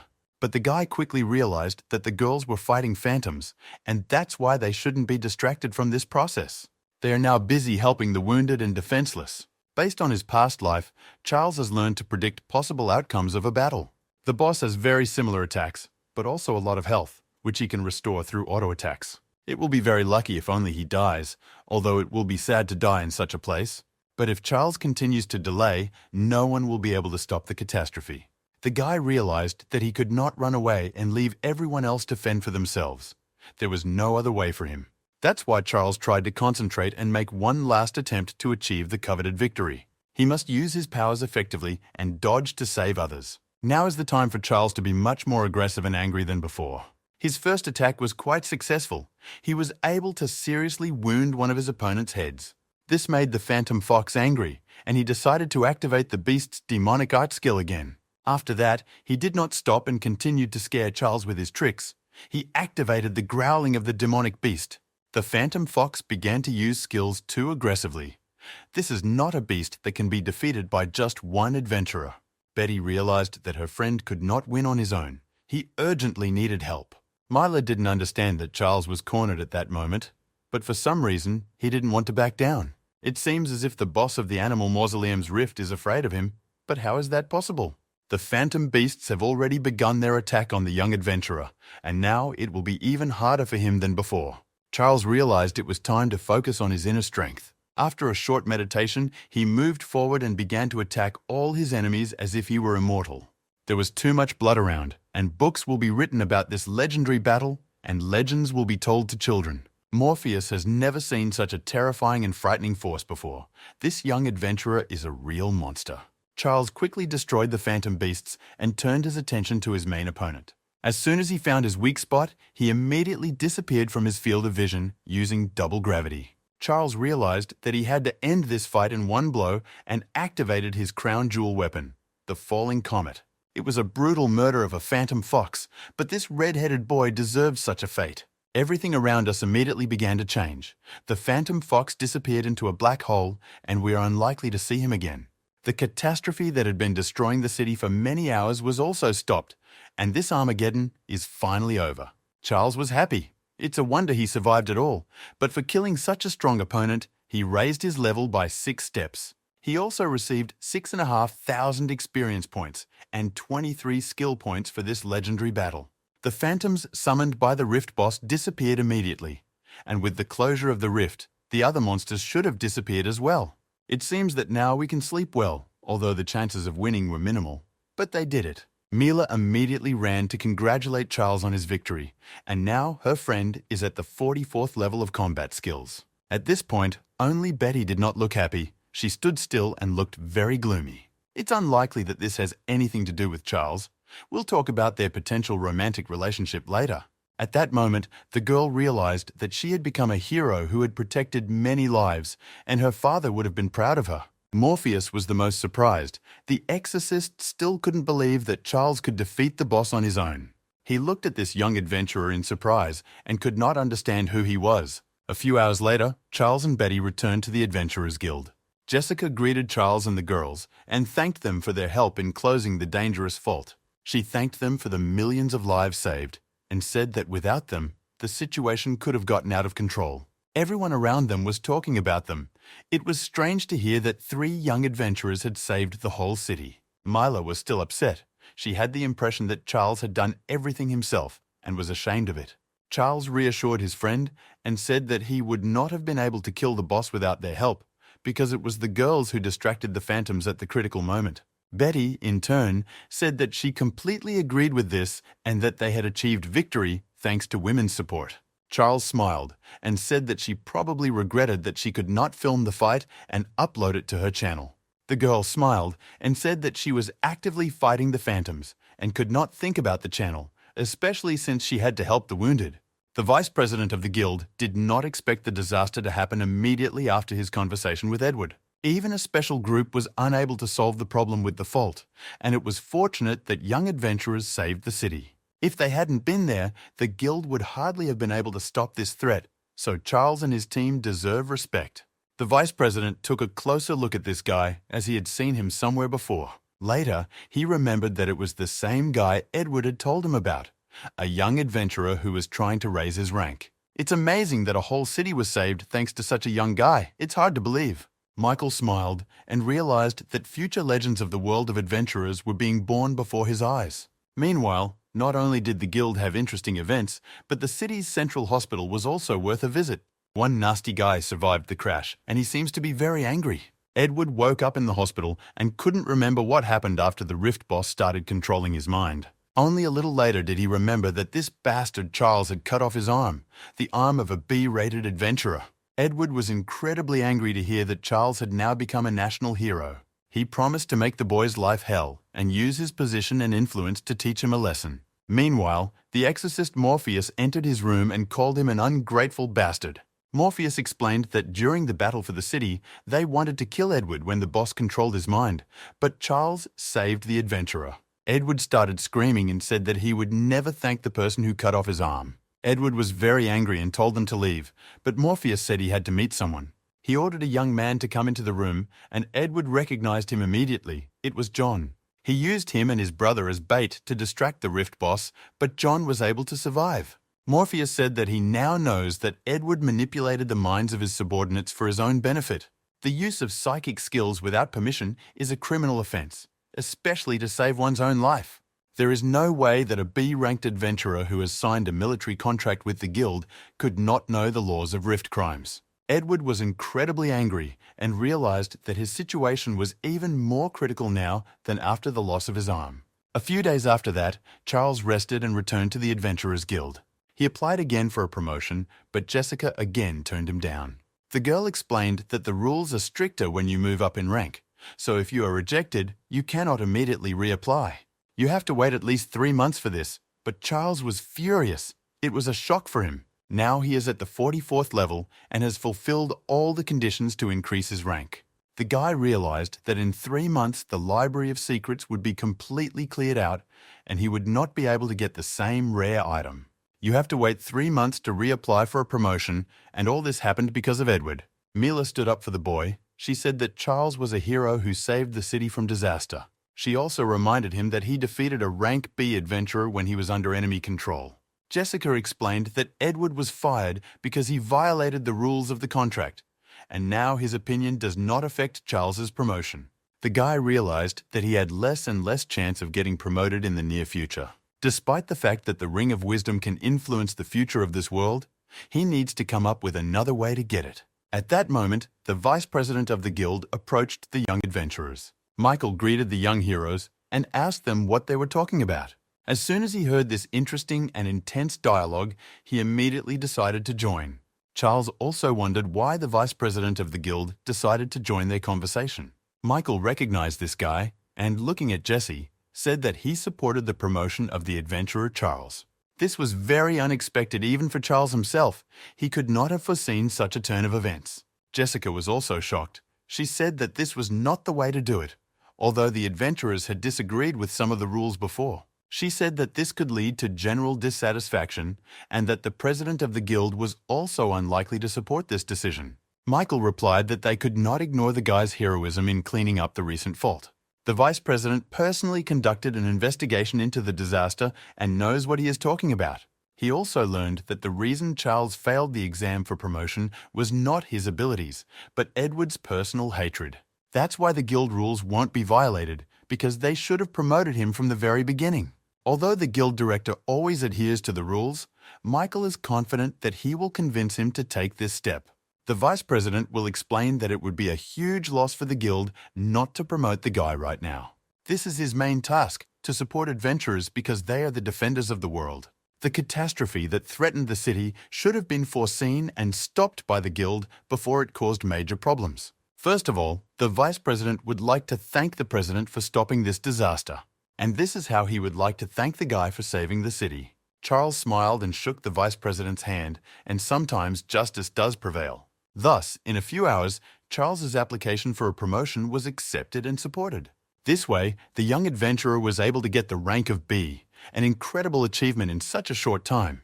There are not many adventurers with such a high rank in the guild. They can be counted on one hand. Compared to his past life, Charles reaches new ranks with incredible speed. Although you can quickly level up by fighting higher-level enemies, these results are still incredible. Mila was surprised to see that Charles looked quite upset after the promotion. He said that he was fine, but he was only thinking about the difficult situations that lay ahead. The events of this timeline are incredibly fast. For example, the appearance of a rank B fault. This fault could have destroyed the city, but it was quickly stopped. In Charles's past life, there had never been such a catastrophe. Going back in time, his actions greatly influenced the events of this timeline, which is very interesting. Fractures are events that defy logic. They appear unexpectedly, which is probably why this fault appeared, even if it did not exist in the past life. At first, Charles didn't think he could influence this timeline so much. It's a butterfly effect. It's as if small changes in the world lead to incredibly big consequences. Charles looked very nervous, and I couldn't understand why he was so excited. It's a very bad habit to think about negative options all the time. It takes too much energy. But be that as it may, Charles and his team achieved their goal, and he was able to get the B rank. Suddenly his phone rang and he saw a new message. A new fault had appeared. The guy was immediately excited and realized that this crack in the Library of Secrets had finally appeared. The information about the rift was published just a couple of minutes ago. Thanks to the guild vice president, Charles can clear this rift. The boss of this dungeon will drop a ring of wisdom. With this item, you can reveal the secret of the rifts. Now it will become clear why faults appear in the world. But to enter this fault, you need to have at least a rank of B. Charles looked at Mill and said that it was time to apply for the clearing of this fault.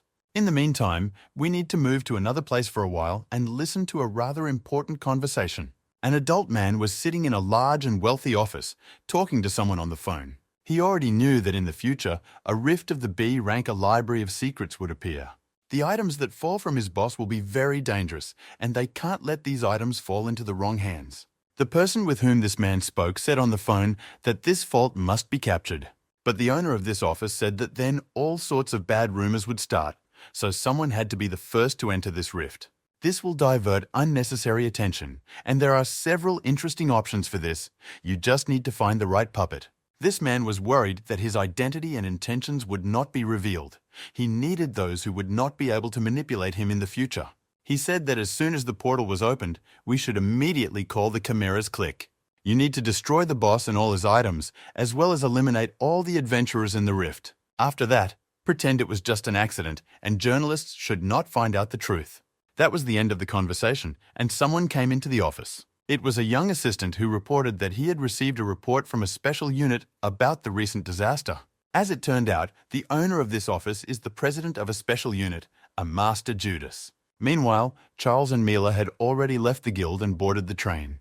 The girl actively asked questions about this fault. She wanted to be well prepared for the cleanup. Charles said that this rift is like a huge library, and all the monsters inside use magical attacks. The boss from the Library of Secrets is on the 60th level, and you need to be very careful with this opponent. Mila started to worry when she heard about the level of the boss, but he told her that he was confident that they could win. He assured me that he had prepared a winning strategy and that everything should go perfectly. But from the very beginning, he had problems, and soon heard that their application for fault cleaning was not accepted.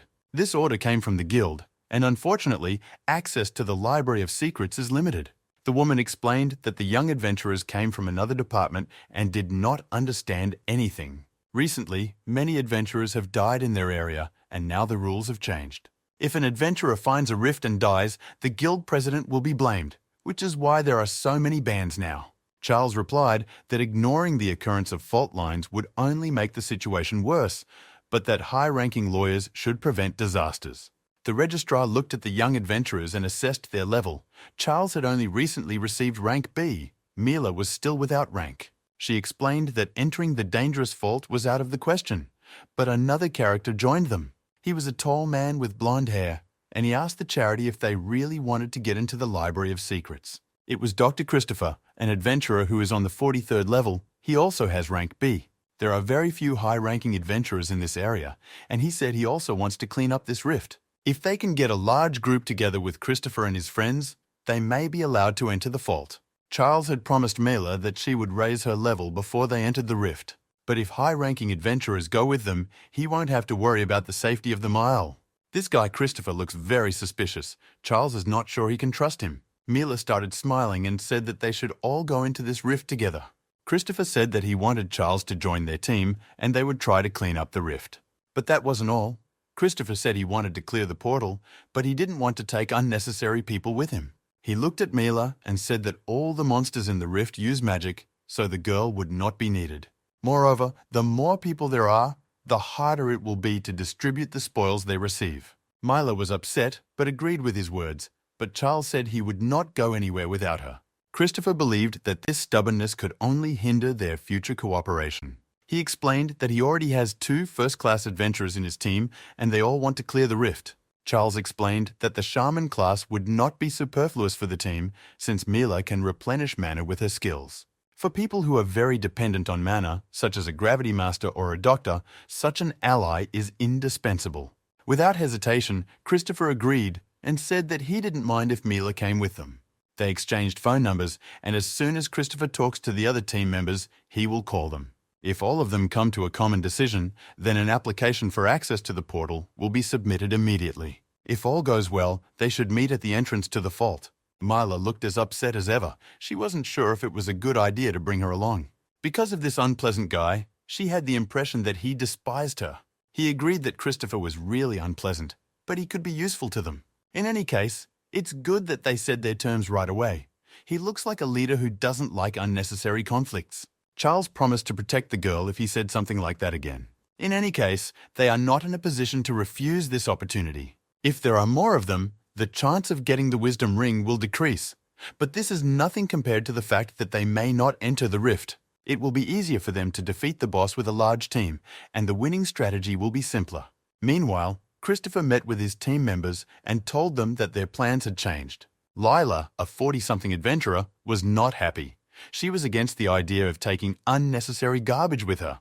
Christopher explained that they had no choice. Their team was short of people, and without it, they would not be able to get permission to enter the vault. Leela didn't understand why they needed a support sorcerer and a shaman, as it would only help in close combat. Christopher explained that this guy's level was quite high, and his girlfriend was needed for insurance. Mila was happy that they could enter the rift, but she didn't like that everyone around her was too tense. She had previously thought that Christopher would be a major problem, but she had never been so wrong. Lila immediately told them that if they did not help, she would kill them personally. Charles was as calm as ever and said they would definitely help with the cleanup. It was time to ask the last member of the team, Richard, a level 45 adventurer. The guy replied that he didn't care. If these two helped him enter the rift, he didn't mind their presence. Charles realized that all team members were at a high level, but at the same time he felt tension within their team. There are great privileges in clearing in the first days of the rift. You can sell information about the rift to the guild. The emergence of a new fissure is always a hot topic of discussion, and the first adventurers to enter the fissure receive rare items. Although the team is quite unpleasant, Charles and Mila still have no choice. Christopher acknowledged that their team was created very hastily, and they may have conflicts. But adventurers of such high rank rarely get together, so they are doomed to fail. There is greed, arrogance, and arrogance in this team, but Charles hopes that their trek into the rift will still go smoothly. The team gathered and went to the Library of Mystery. The most interesting part is yet to come. Christopher was in the lead as a true leader. Charles and Mila were at the very end. Now they understood what one of the elite B-rank faults looks like, although everything around them is quite simple. Fractures of this rank are very rare, and Christopher was already dreaming of cleaning it up and making money on it. Now Charles realizes that it will be very difficult to get the ring, but anything is possible. Leela reminded him that Christopher had only brought Charles and Mila along to get permission to do the sweep. Mila was not happy. It seems that this bunch of fools do not understand how strong Charles is. Charles said that they had come a long way and would not leave empty-handed, which made Lila very angry. The guy said that he remembered their agreement well, that if he did nothing, he would get nothing. Lila turned away from him with a haughty look and said that she didn't need any unnecessary scenes with talk of nonsense. Mila began to get the impression that they were not getting anything at all, especially the coveted ring.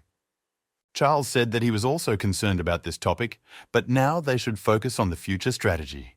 The Library of Secrets cannot be easily cleared, and it is only through knowledge from his past life that Charles has any idea what he will face. The structure of the fault can change at the request of his boss, and it is very difficult to predict everything for the future. Meanwhile, Christopher borrowed one of the library's books to read. He had never seen such a language before. This book was written as if in hieroglyphics. Perhaps it is the knowledge of a race unknown to humanity. All items in this rift, except for those that fall from the boss or his assistants, cannot be taken outside the rift. In the future, scientists will study the faults from the point of view of culture and art, although little is clear from those studies. Scholars have not been able to figure out what language the authors of these mysterious books use. There are many different guesses and theories about this language and culture, but they are only theories. The Ring of Wisdom in the Library of Secrets, they say this item can answer all the secrets of the rifts. Charles was sure that he could get the ring, but first he had to destroy the boss. Suddenly, there was an explosion of fire, and Christopher immediately started using the shield skill. He managed to defend himself against an unknown attack, and it seems that their tests in this rift have already begun. The first opponent for the new team of adventurers will be the Librarian, a level 40 monster. Richard immediately got down to business and applied a deadly grip technique, and now we'll see what this guy can do. Judging by the fact that he cut off the Librarian's head with one swipe of his hand, we can conclude that Richard is quite a strong adventurer. Though Charles did not show any emotion, his eyes showed that he was surprised at the speed of the monster's destruction. Christopher immediately praised his friend and said that he was incredible as always. But Richard said that he didn't need showy praise. He looked at the new team members and ordered them to do something. Lila started smiling and said that this is how adventurers should do their job. Mila replied that Lila hadn't done anything at all, so it looks like we're in for a women's fight. Lila offered her rival a fight to determine who was the strongest, and Mila immediately apologized. Charles realized that his partners were quick to assess the situation and knew how to use their skills correctly and effectively. This deserves respect, but the guy realized that it reminded him of something. He took a closer look at Richard and realized that he had seen this guy before. Mila began to worry that Charles would start fighting with other team members for her sake. The girl overestimates the guy too much. He didn't even think about fighting against Richard. When he saw the deadly grip and the monster's severed head, he realized that Richard was a thief, just like he was in his past life. Richard deliberately went behind his back because I realized that the monster was going to hit him in a straight line and immediately cut off his head. If Richard wants to achieve more, he needs to improve his stealth skill. I also advised him to mix the class with a magical support class or to learn the decoy skill. Charles is confident that Richard will be able to achieve a lot with these skills. Richard replied that Charles was a fool who hadn't been asked for advice. He knew his own class without being told. If this happens again, Richard promised to cut off Charles's head. He does not realize that the thief will become a useless class in the future, and if nothing is done, Richard will lose everything. Charles doesn't want anyone to repeat his fate, although now his words seem stupid because thieves are in fashion now. Richard is one of the best adventurers of his rank in the country, But Charles was once also the best adventurer of the thief class. But now it doesn't matter. What happened in the past is in the past. Christopher said that this vault contained many useful items, but Richard ordered him to shut up. While Christopher was praising his aggressive friend, something appeared in the room. This is a 45th level watch rabbit, which honestly looks like a child's plaything. No matter what the rabbit looks like, this little toy has a higher level than a librarian. Charles didn't understand where this rabbit came from. It was one of the rare bosses that had destroyed many adventurers in the past. Charles said that this demon will not be easy to defeat, and it is better to find another way. It will not attack unless provoked. Richard replied that if Charles was afraid, he was ready to personally destroy this little doll. Charles's face made it clear that this was a big mistake, and his experience is now crucial. If Richard activates the clockwork rabbit skill, it will be very difficult to beat him. No matter what this small and fluffy beast looks like, it is probably a very powerful monster indeed. Richard took out his weapon and ran to attack the clockwork rabbit. Charles tried to stop him and explained that the rabbit was deliberately luring him into his trap. It was too late to stop Richard. This aggressive guy had already started attacking the clockwork rabbit. But in a few seconds, he felt what real speed was, and he wondered what kind of monster it was. So far, Richard did not understand why he needed a monster that only dodged and did not attack at all. It seemed to him that the clockwork rabbit had decided to escape using its speed. Only a little later did the guy realize that he might be a rare boss, because his behavior pattern was too strange. Now that they've attracted the monster's attention, they can't escape. It's too late. Charles realized that he would have to fight and told everyone around him that his main monster skill was speed, and they had to cover each other. He told everyone that letting your guard down for even a second is tantamount to death, although so far they've looked at him like a fool.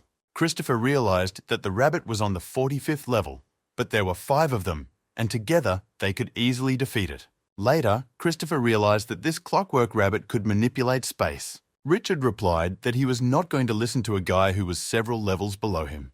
Richard had warned that whoever ordered him would lose his head, but he underestimated Charles's knowledge. The clockwork rabbit activated some kind of looking glass magic, and books started falling off the shelves. Some of these books turned out to be real monsters of the 42nd level.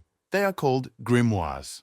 It was at this point that some of the team members realized they were in real trouble. The clockwork rabbit, on the other hand, was enjoying the process and smiling. Charles once again turned to Richard and told him to retreat immediately because it would be very difficult to win.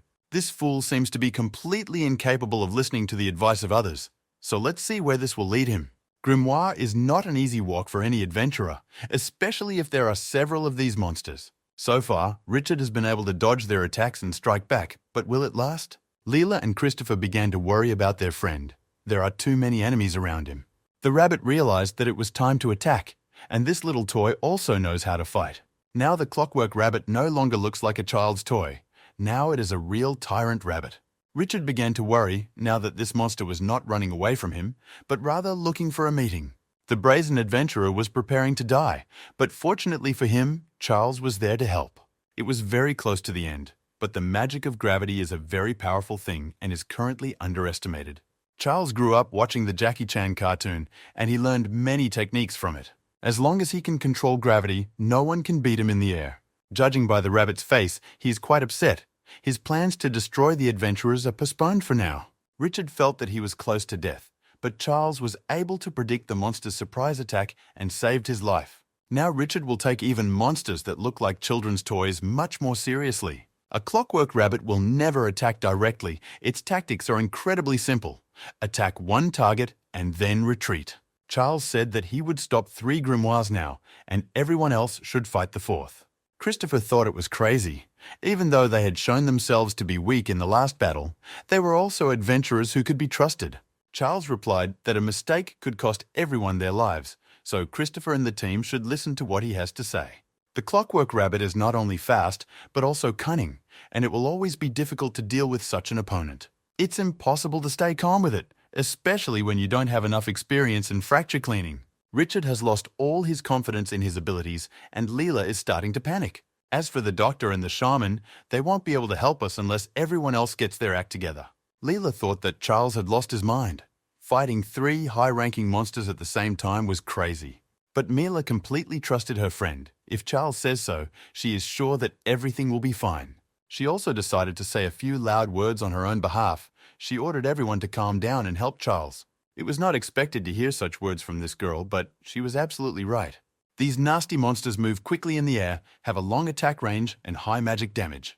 In addition, you can't let your guard down with them. Otherwise, the clockwork rabbit will attack you right away. Now the guy's situation is much more critical than during the war with the monsters in the city. This is not a battle in which Charles can afford to make mistakes or underestimate the enemy.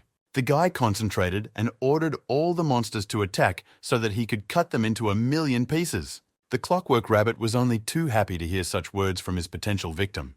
The toothy books also immediately began to attack.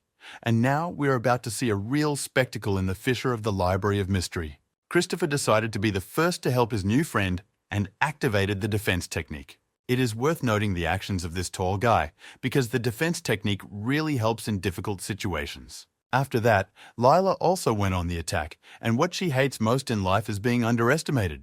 The girl looked very aggressive and began to destroy her evil enemies. Her scythe is a real danger to anyone. But she must not forget about the damned clockwork rabbit, because there will be a price to pay. This rabbit has high attack power, magic damage, and the ability to move freely in the air. Charles also continued his battle against the monsters, and if he hadn't had the help of others, he would hardly still be alive. Although they look quite small, toothy books can inflict serious damage. Now let's see how they can stop the gravity reduction and the lightning attack of the Gravity Master. Charles skillfully switched his combat modes and attacked with different abilities. And of course, at the end, it was time for the crown jewel technique of the comet falling, which, as always, was incredibly effective. He destroyed the first monster and received 2,015 experience points, a good addition for a book thief. But defeating one monster is not enough, so you have to keep going and keep going like Mila does. While the girl activated her ball of darkness power, Richard joined the fight and began to deliver instant sword blows. Thus, 2 book monsters have already been defeated, which is a good team effort for a new team. Of course, the clockwork rabbit was not pleased with the actions of his bookish assistants. He wanted to destroy his enemies, and that's why he used Alice's magic. The clockwork rabbit can manipulate only 4 grimoires, so he probably decided to call 2 more to replace the dead ones. If this continues, this battle may last forever, or until the young adventurers die. As soon as they kill the book monsters, this eared beast will immediately summon a replacement. Leela was incredibly angry and said that she would destroy all the monsters around. Charles, meanwhile, ordered to work together with Christopher's defense. The boy's advice made Lila even more angry, as she felt that he considered it weak. The girl was sure that she could destroy all these monsters on her own. But the clockwork rabbit still hasn't shown its rivals its full potential. He began to make the same sounds as he did the last time he attacked, probably choosing a victim for a future attack. Christopher realized that now the clockwork rabbit would take advantage of the fact that they were all too busy with other monsters. He ordered Lila to run away immediately, but one of the monsters decided to detain the girl. The toothy book bit her in the stomach and threw her to the ground, and at this rate, she might die soon. Charles said that as long as he was around, no one would die, and he came to the rescue again. The book monster has a tight grip on the girl, so there's only one way to help: a gravity bomb. It was a very strong explosion that helped to tear the book monster away from Lila, but the girl also felt a gravity bomb. She was thrown back a few meters and her whole body started to hurt, but Charles still saved her. If it wasn't for him, she would have become lunch for the book monster a long time ago. But now she is under attack again. Charles realized that she couldn't stop the monster without his help, and it looks like she's the weak link in the team now. Charles immediately called a doctor and ordered him to quickly save and treat Lila. The team's strike force can no longer fight, only Charles is left, and this is a real problem. At this rate, they could all be dead in a few hours, which is what happens when you piss off the clockwork rabbit. Charles believed that nothing was over yet. Alice's magic was taking too much mana from the rabbit. If they destroy the book monsters one by one, sooner or later they will win, and the rabbit also understands this perfectly well. Charles realized that they had to be patient in this battle, so he activated double gravity and continued to destroy the enemies. The body of these book monsters is quite strong, and their mouths are protected by sharp teeth, which is what causes most of the problems. One of the monsters has grabbed the sword Charles. If he can take it away and break it, then the adventurers will have almost no chance of survival. Charles realized that he had to activate the gravity bomb immediately and make the monster regret his decision. This helped to completely tear the book monster into 1,000,000 pieces and earned 800 experience points. Mila was happy about this small victory. She said that this way they could defeat all their rivals. But Christopher replied that it was too dangerous, and by these actions, Charles became the main target for his enemies. Now they will focus all their attention on him and will attack him non-stop. While the book monsters were attacking Charles, the clockwork rabbit was waiting for the perfect moment to launch a lightning attack. As soon as this eared beast started attacking, Charles immediately activated double gravity. He again anticipated all the actions of the opponent. With the help of double gravity, Charles was able to dodge all the attacks of his opponents. Even if Charles manages to destroy the remaining monsters, it will not be a complete victory. The monsters decided to use a surprise attack. They teamed up and cornered the guy, but they also have blind spots. This is why their plan failed. But if Charles continues to attack the rabbit, the book monsters will attack him from both sides. This eared beast is really smart. It perfectly chooses the moments to attack and constantly hides behind book monsters.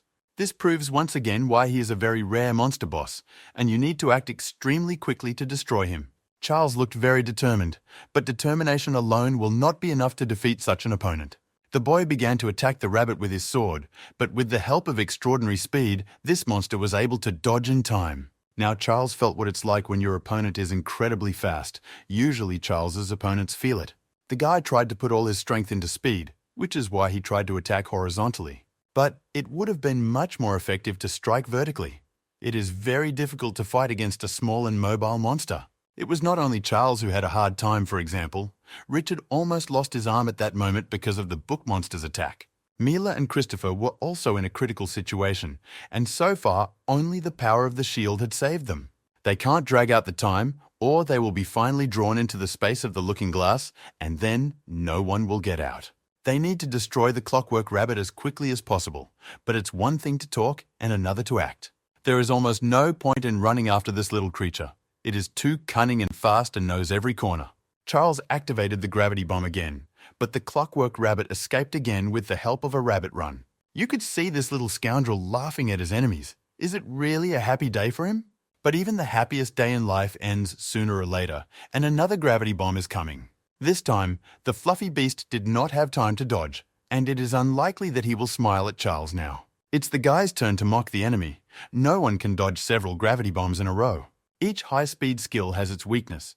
Rabbit running has a short distance, and at the end, the monster becomes too vulnerable. All Charles had to do was time it perfectly and deliver the decisive blow with his skill. Even though the rabbit tried to have the last word, Charles reached a completely different level of martial arts. Thus, a rare clockwork rabbit was destroyed, and now Charles is at level 45, and he has also received 2,500 experience points. Now it was over, and the team of adventurers was able to get out of the looking glass. All the book monsters were destroyed automatically. Mila was happy that it was finally over. It seemed like this battle could last forever. But not all the members of the adventurous team looked satisfied and happy. For some reason, Lila was upset and tears appeared on her face. Did she fall in love with a rabbit? The girl started screaming and said that she was not crying at all. It was just dust that got into her eyes. While Lila was taking her acting classes, Christopher approached Charles and thanked him for his victory. Christopher was confident that he had assembled a powerful enough team to clean up the rift, and he had never been so wrong. Suddenly, the boys saw a strange black smoke coming out of one of the books, like some kind of black magic. Charles immediately picked up the book and started analyzing it, and it could be something very important. And so it was. It's a rare secret boss item, Clockwork Rabbit Skill Guide, Rank B. This is a guide to additional monster skills. Depending on the adventurer's class, it can help a lot. It also turned out that this book was worth a lot of money, and Christopher had already mentally started to divide the profits. But then he thought about it and said that it was better to get out of this rift immediately. He had underestimated the library of secrets too much. Christopher has used up all his mana and also noticed that Lila was seriously injured during the battle with the monsters. This would have been the right decision, but he could not allow someone else to take the Ring of Wisdom. The biggest problem with this vault is rabbits, and if you ignore them, no new problems should arise. Lila's wounds can be quickly healed by Christopher, and there's no need to worry about mana, as there's a way to restore it completely. Mila immediately recalled these painful memories of the process of restoring mana, and she understood what Charles was referring to. Librarians often go alone and have a huge supply of mana, an ideal target for energy siphoning. Richard said that he also doesn't mind continuing to clean up the rift, as he has no serious injuries after the battle. He recognized that Charles was a really strong adventurer. It would be easy to clean up the rift with him, and it would be wrong to refuse it. The only obstacle was Lila. She's not as tough a girl as she used to be. Now she's a scared little kid. Lila was one step away from death, and now she wants to leave. Her fear is understandable. A little later, the girl said that she was not afraid at all and was ready to continue, so we pretended to believe her. Other adventurers and exorcists began to gather at the entrance to the fissure of the Library of Secrets. A special unit also arrived. They showed their IDs and said they were on a mysterious mission. After a short conversation, the special unit was launched into the vault of the Library of Secrets. Alice couldn't understand why all this caution was necessary as she walked to the middle of the vault. Stephen explained to her that after all that had happened with the faults in the area, such procedures had become necessary. She still couldn't understand why she would destroy objects from the rifts, not even realizing what kind of power they had. But Stephen said that he was not interested in these details. Their task was to carry out the order as members of the Chimera clique. Stephen said it was time to dispel illusions, but Alice called him too boring. He explained to the girl that this was the order of the Chimera's call, and if she wanted to live, she had to fulfill this order. They need a lot of strength to fight against the boss of this rift, so you need to prepare and tune in for a serious battle. The two adventurers are not weak boys to beat. They are real professionals in their field. Stephen is at the 54th level of training, and Alice is now at the 57th level. Meanwhile, inside the rift, a serious battle was taking place against the 43rd level book demon. He looked like a real Satan, a big monster with horns and red eyes that would scare even the strongest warrior. Charles had a very hard time fighting and ordered Lila to activate and help him. The peculiarity of the book demon is that it can stretch its arms and legs as it pleases. You don't have to look him in the eye either. He just enjoys people's fear, and it gives him extra strength. For Lila, this is a particularly unpleasant opponent, given her weak psyche, which could be seen in the battle against the rabbit. Mila activated her ball of darkness powers in time, and together they can be a serious threat to this demon. The girl behaved like a real professional adventurer who is not afraid of anything. She definitely attacked and went forward. Thus, almost single-handedly, the girl was able to destroy the book demon and gain 1,000 points of experience. During this time, Mila became much stronger, and the battle against the clockwork rabbit went to her benefit, and the girl raised her level. Its skills become much faster and stronger, but it also causes faster mana loss. There are a few more rivals on the way to the boss, and if Mila is tired, she can take a break. Now we need to solve the main problem, the constant fear of Lila. It cannot continue at the same pace. The girl is afraid of every monster they meet, but she keeps saying that she has nothing to fear. At the very beginning, Lila looked incredibly confident, but now she is nothing compared to Mila. Leela went up to Charles and Mila and thanked them for saving her, even though she admitted that she would have been dead without their help. The battles with the monsters on the way to the Rift boss continued, and I had to make one last push. Christopher and Richard did a good job, and they also increased their experience and level significantly during this sweep.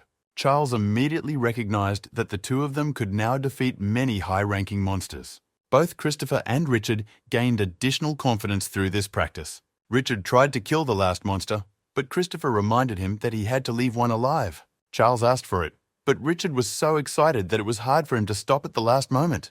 But still, after all these battles, he began to respect Charles, so he was able to stop himself and let the monster live.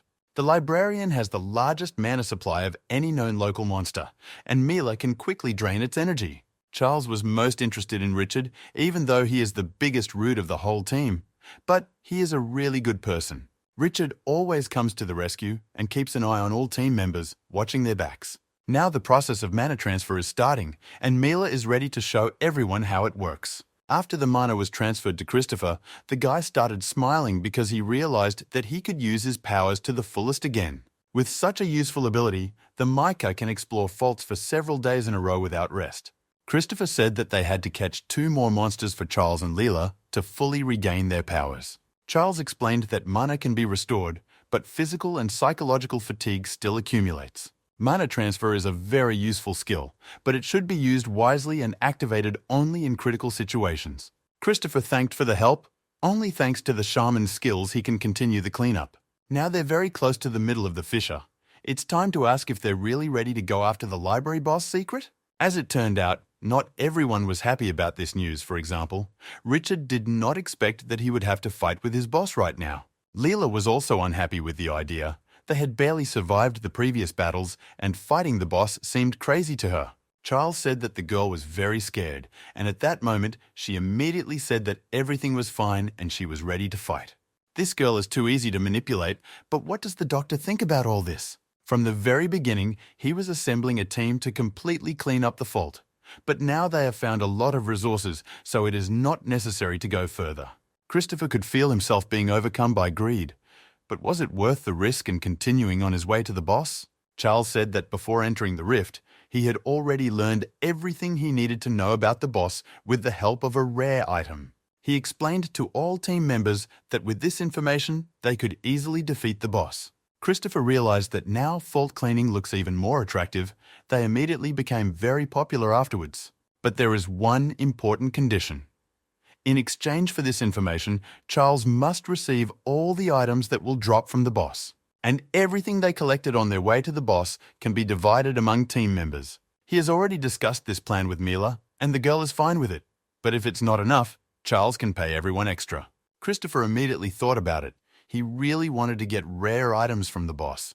But they will get a book with the skills of a clockwork rabbit, and they will be able to divide this huge money among the three of them. While this guy was dreaming about huge riches, Lila started yelling at him and told him to come back to the real world. Richard had already agreed to these terms, and now he had to wait for Lila's response. The girl looked confused, but under the pressure of the general opinion, she said that she also agreed. She warned everyone to attack the boss, otherwise the agreement would be terminated. But in order to get the desired result, they will have to go through a real hell. And the real hell is the rift boss of the Library of Secrets, a level 60 ether. Soon, the team of young adventurers approached the entrance to the room of the rift's main boss. Charles asked everyone to act exactly as they had agreed. The local boss is not very mobile and not very agile. If no one panics and everyone sticks to the plan, they will succeed. Christopher was sure that with the plan they could easily win. After all, they were B-rated adventurers. Only Lila did not believe in these fairy tales, Charles. An object that allows you to learn everything about the boss is just a joke. Mila reminded her that the girl had agreed to all the conditions in advance, so there was no need to start panicking. But the panic had already begun. Lila said that Charles had not shown them the object, so he could not be trusted. Christopher said that one of the rules of adventurers is not to reveal their strengths and not to show them to other people. Charles has saved them more than once throughout their journey, so it's unlikely that the information about the boss is unreliable. Richard also agreed that even if they were being deceived, it would be wrong to turn around and leave when the boss was only one step away. The profession of an adventurer is full of danger, and if Lila is not ready for it, she should change her profession. The girl started screaming and said that she just wanted to check the charisma, and she wasn't really afraid, so we believed her. Christopher assured the girl that she had nothing to fear. They would take all the damage and protect her in case of danger. Leela thought she was being humiliated, but he explained that they only wanted to help and give her confidence. Richard had always worried about the girl before. She had always been like this and he was used to her behavior. Richard is not going to blindly trust Charles. He will be careful in the battle against the boss. Before you start, you need to distribute skill points, and you've already earned a lot of them along the way. Charles wanted to raise the level of gravity control, but for the boss battle, it would be better to increase gravity magic. So he did. And with the help of gravity's magic, his power will now become even more dangerous. He spent all his experience points on various useful gizmos, so let's see if it will help him during the battle. The team is now fully prepared to start the battle against the rift boss of the Library of Secrets. Charles opened the main door and ordered everyone to prepare their weapons. Upon entering, he saw a very spacious room with high windows. He also saw the rift boss of the Library of Secrets, a level 60 ether monster. Leela thought that this boss was too terrible looking, but he really seemed sedentary. The team was ordered to act according to the plan, so the adventurers' attack began. The station was not going to wait until it was destroyed, and a thunderbolt attack was activated. Now we will see whether the adventurers are ready for such a start to the battle, and whether their plan will work. Charles expected that she would start using lightning and thunder magic, and the information from her past life was confirmed. The magic of thunder and lightning has a short range, but its power is incredible, so a special plan was devised for the first stage. Charles began to attack the monster paired with Richard. He was fast thanks to the magic of gravity. And due to the class of thief, Richard could move as fast as Charles. The airwaves can't defeat them using only the magic of thunder and lightning. It will also be very difficult for her to accurately attack the guys because of her poor mobility and lack of maneuverability. And the main task is to hit the boss after she uses her skill. Then they will be close to victory. The girls also did not stand aside. While Mila was using the ball of darkness, Lila was already attacking with dangerous blades. The Rift boss began to be attacked from different sides. It will be very difficult for her to defeat such a large team of adventurers. But this made the broadcaster very angry. She even started talking and said that no one had the right to attack her. No one expected this turn of events, especially the male. Charles realized that the monster had targeted Mila, and now it would try to attack with magic from a long distance. Charles began to order everyone to urgently protect Milo, even though Richard did not like to listen to others, but this situation forced him to do so. The Fault Boss activated a fire wave, and it became incredibly hot around, as if on a Copacabana beach. Naturally, Lila was the first to panic, probably wetting her pants and dreaming of running away home. It was obvious that Charles was not going to run away without the Ring of Wisdom, and if he couldn't dodge, he had to attack back. Christopher temporarily decided to play the main role in this battle. He came to the forefront and told everyone to hide behind him. After the team went behind his back, he activated a protective shield against the fire wave. Just as Charles said, the boss's massive skills can be easily dispelled by holy magic. Christopher said that everyone could rely on him to protect the team from the magic of the airwaves. Ether cannot move quickly, but it has many powerful spells in its arsenal. That is why you can come up with many strategies against it, in which it will not be able to respond to the opponent. The plan was simple. Wait until the enemy attack was over, and then launch a powerful retaliatory strike. Charles promised to cover all team members and ordered them to prepare for the attack. Mentally, Richard admitted that this guy was really smart, but he would have preferred to kill a few people with the help of the boss. Richard realized that Charles was an incredibly capable guy. But if you get rid of him, the whole group will immediately fall apart like a house of cards. This is what the thief was thinking about, although he would have been better off analyzing the enemy and using his skills. The battle continued, and Charles led the entire team and was the first to attack.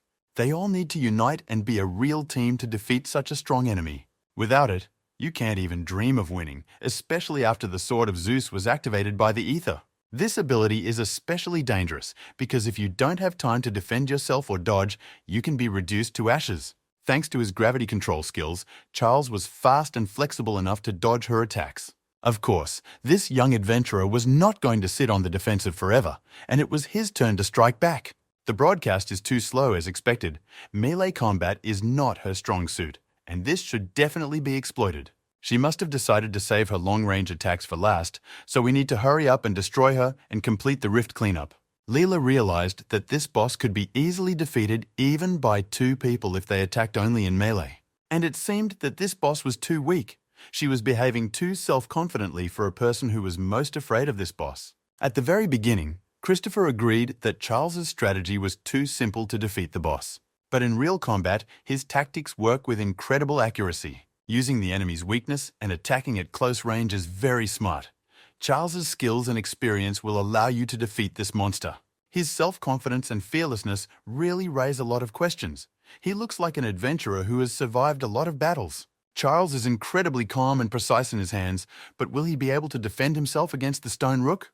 The guy realized that they had to change their tactics, or they would not be able to get closer to the enemy. The stone rook restricts the actions of the mill, thus protecting the ether from long-range attacks. At the same time, it will be harder for Charles and Richard to get closer to the boss if they come out of cover, and she will immediately start attacking with her magic. Charles ordered all team members to immediately hide behind a stone column. Now the battle is in full swing, and the most interesting things are waiting for us.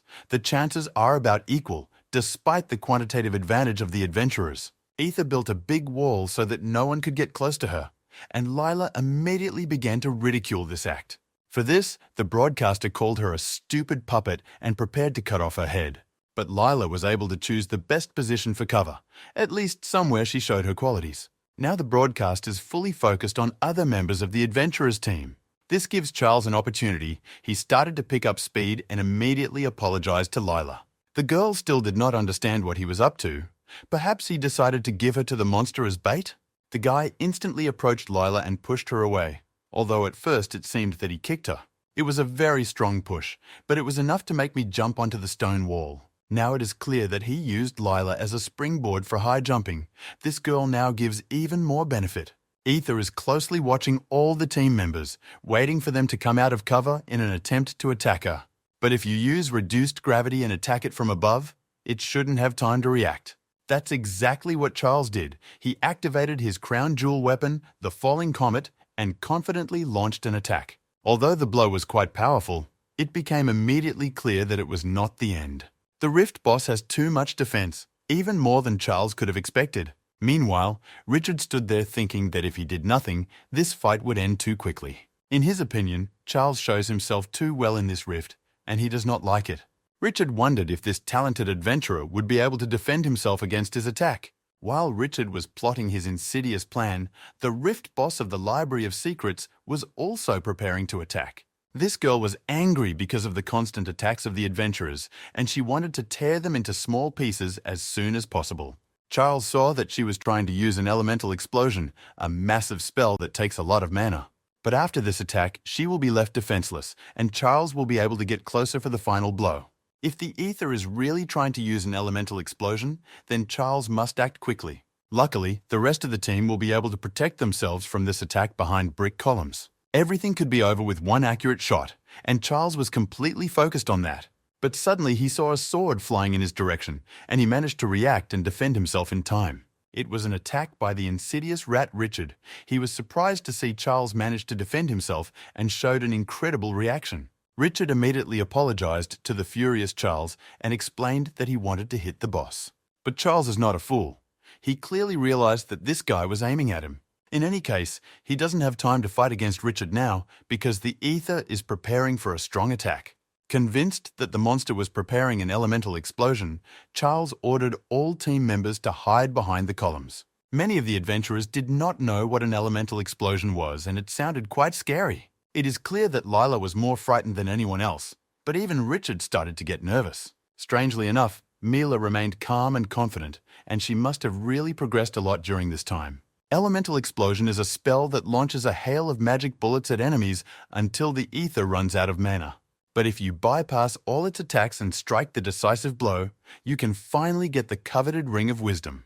This was exactly the plan Charles had. He used his speed to start dodging the elemental explosion. The Rift boss had little health left, but it was still difficult to approach her. Such an airing does everything possible to prevent anyone from engaging in close combat with her. Richard watched Charles, and he recognized that the guy was very strong, but not strong enough to get close to the boss. He decided to wait behind the column. It would be wiser to wait until the boss had completely spent his mana.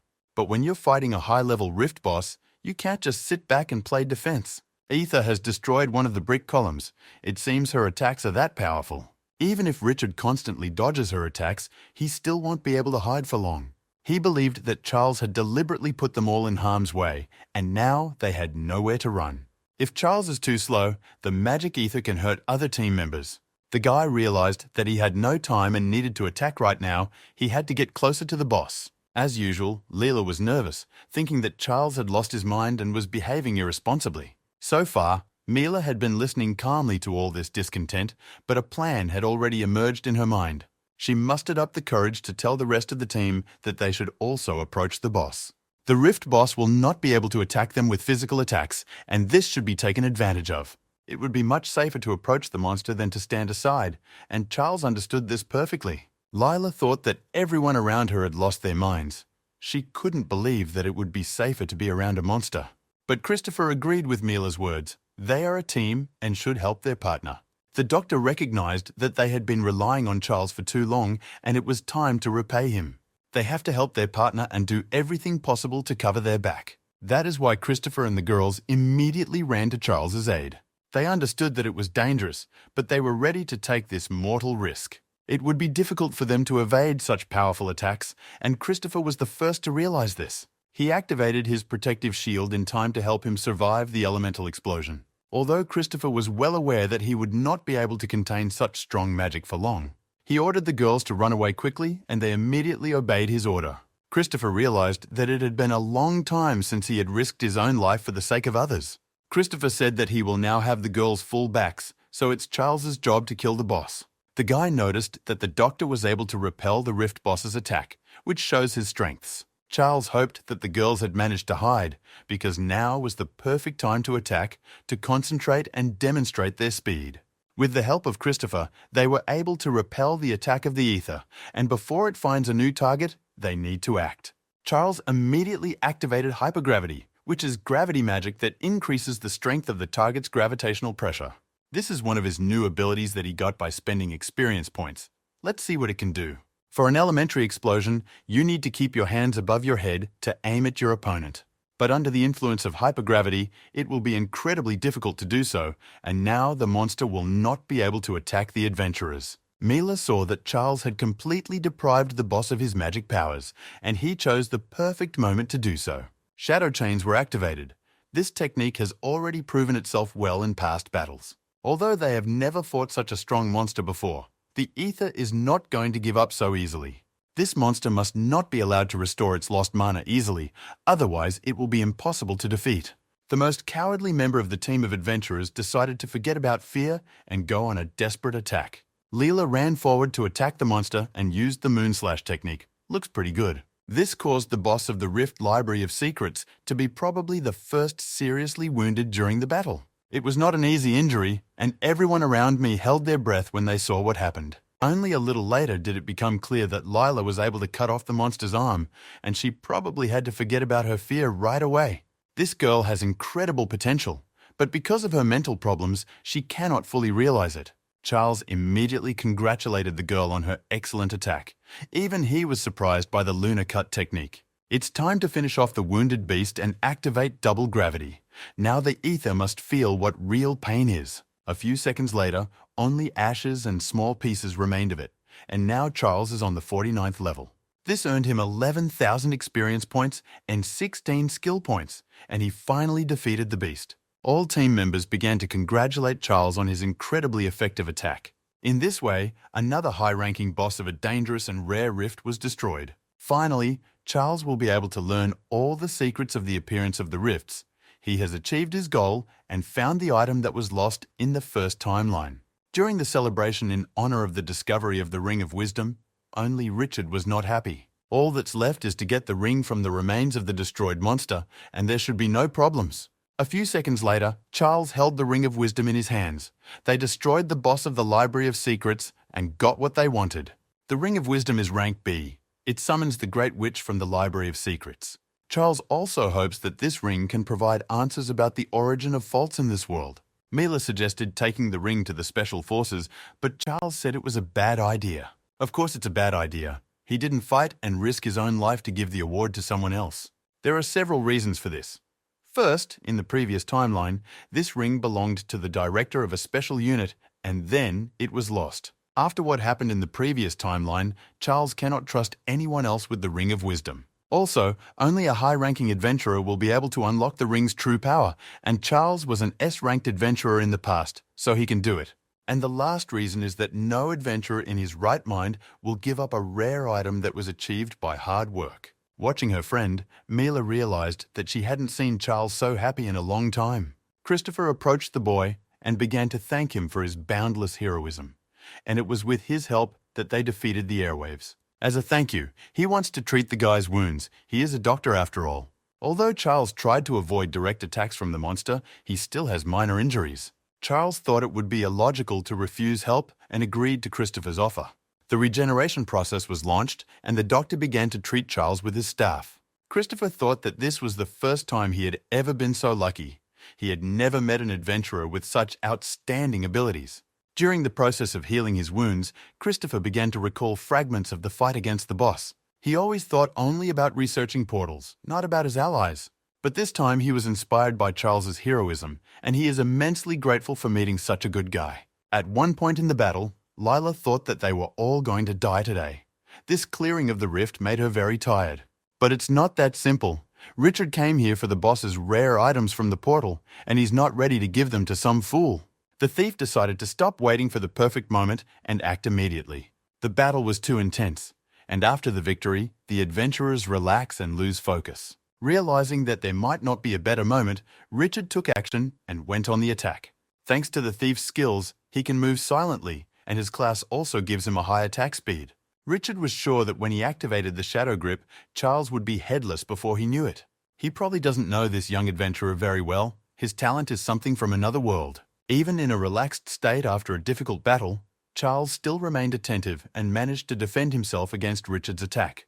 The thief was surprised. He didn't understand how this guy managed to react and saw the shadowy grab. Charles had been following Richard closely for a long time, and it was time to act and activate double gravity. We need to show this thief what real strength and power are and discourage him from attacking from behind. Richard managed to dodge the first attack, and he was very lucky not to experience double gravity. Christopher started to panic because he didn't understand what was happening. He asked the guys to stop. Charles explained that Richard had tried to kill him during the battle, so it was clear that sooner or later they would have to fight. Of course, Charles did not expect that the battle would still be in the fault line, but you have to be prepared for anything.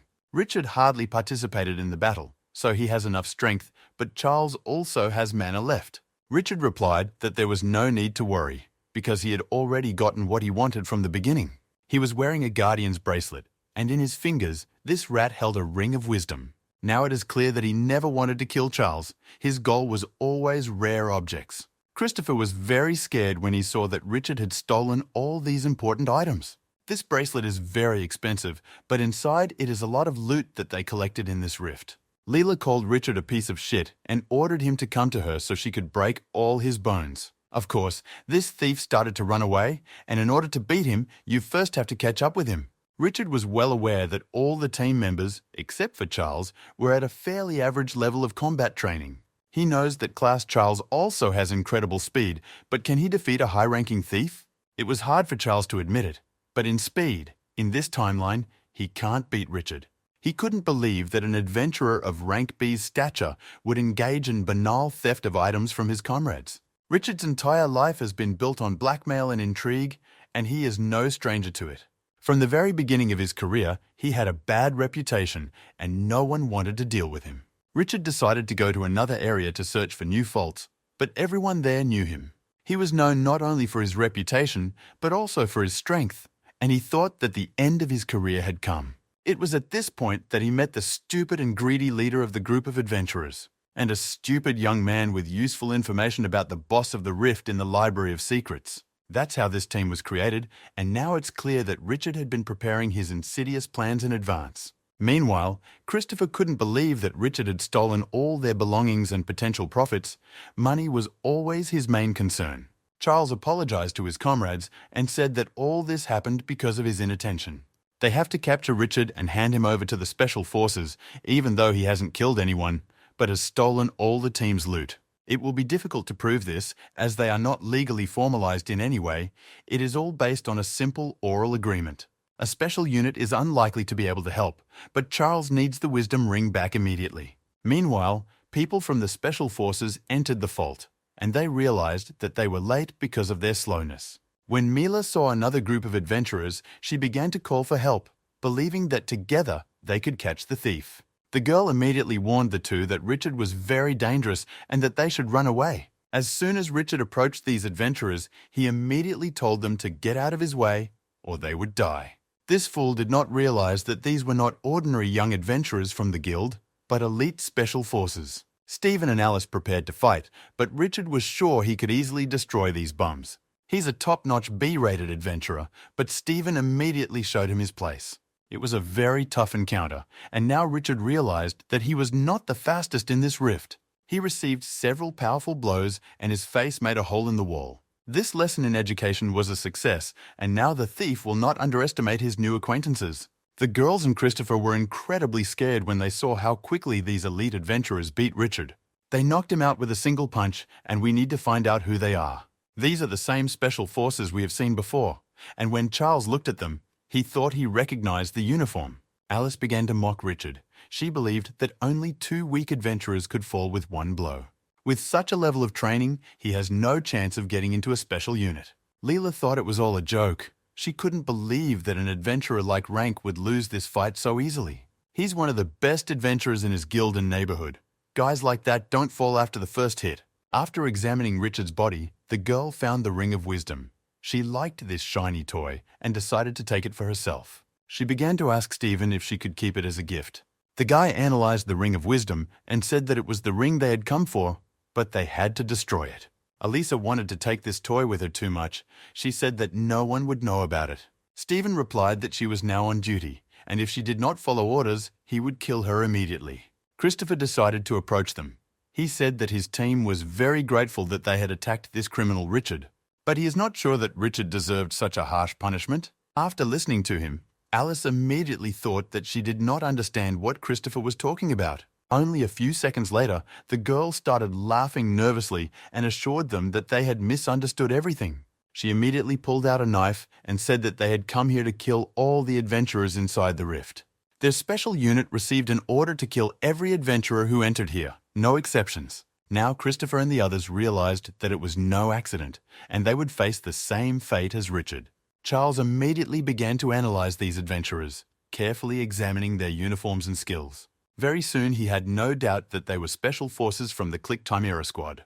Alice was surprised that this unknown guy knew so much about them. It was the first adventurer who had heard of them before. As it turned out, Click Chimeras are not fairy tales from the internet.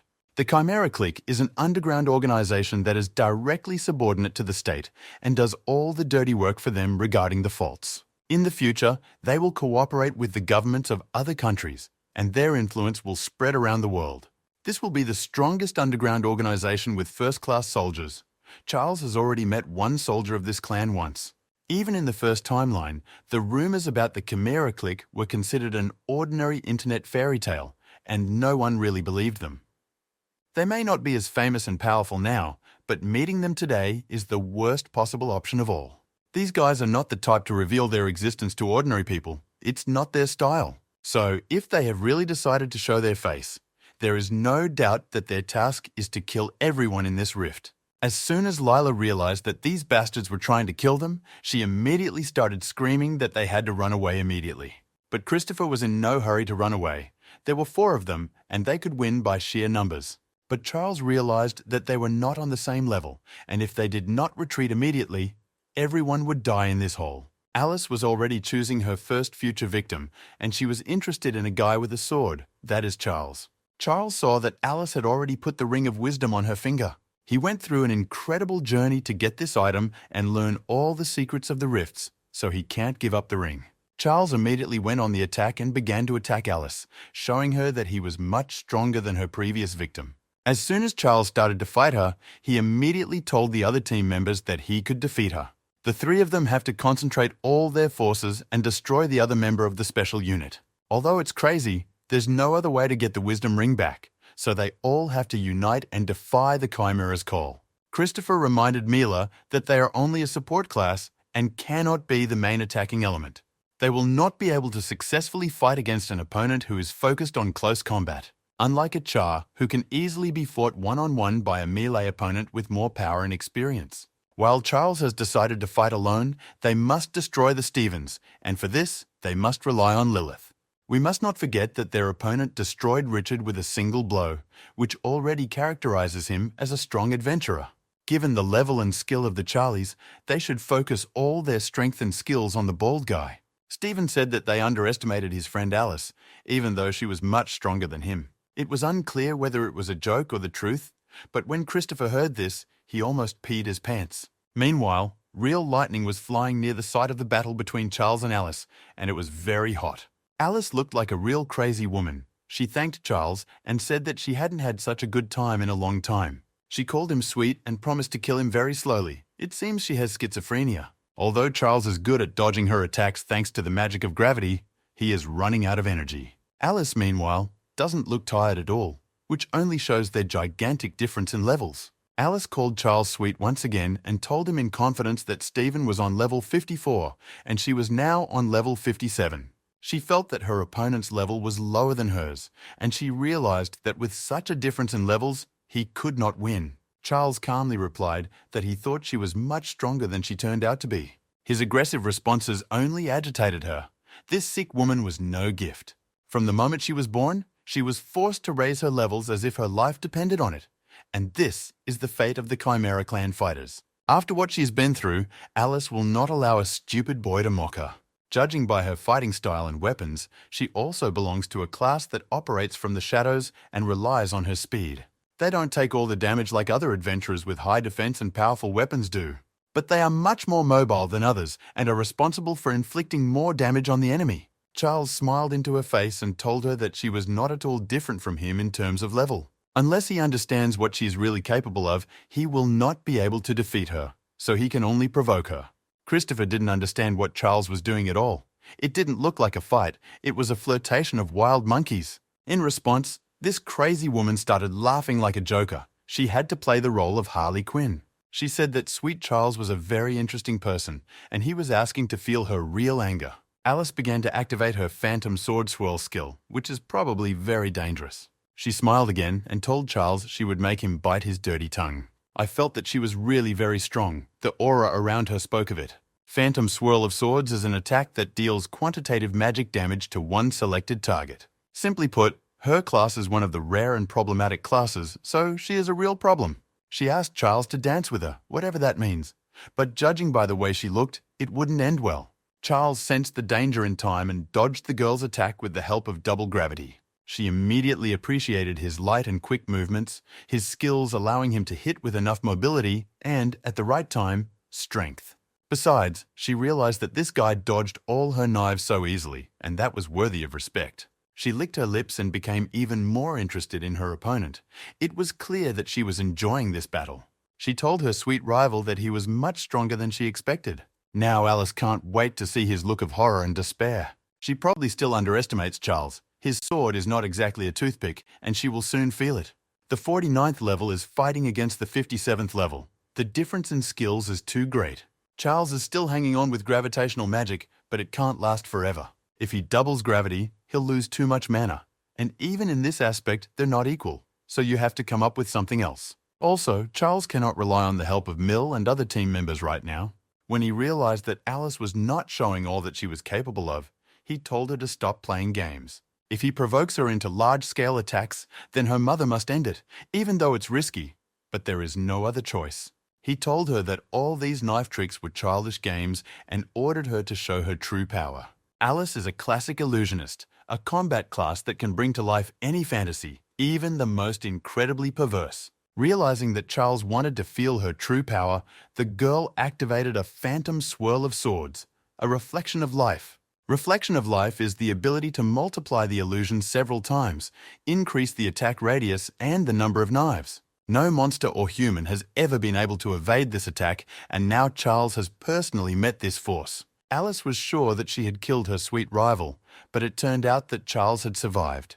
The girl wasn't too surprised. She praised him, but said it wasn't enough. Reflection of life can easily be combined with other magic attacks, thus putting your opponent in a difficult position.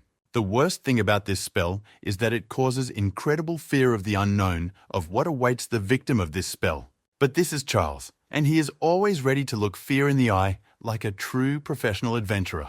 He went ahead without fear of any magical attacks, but isn't that a crazy idea?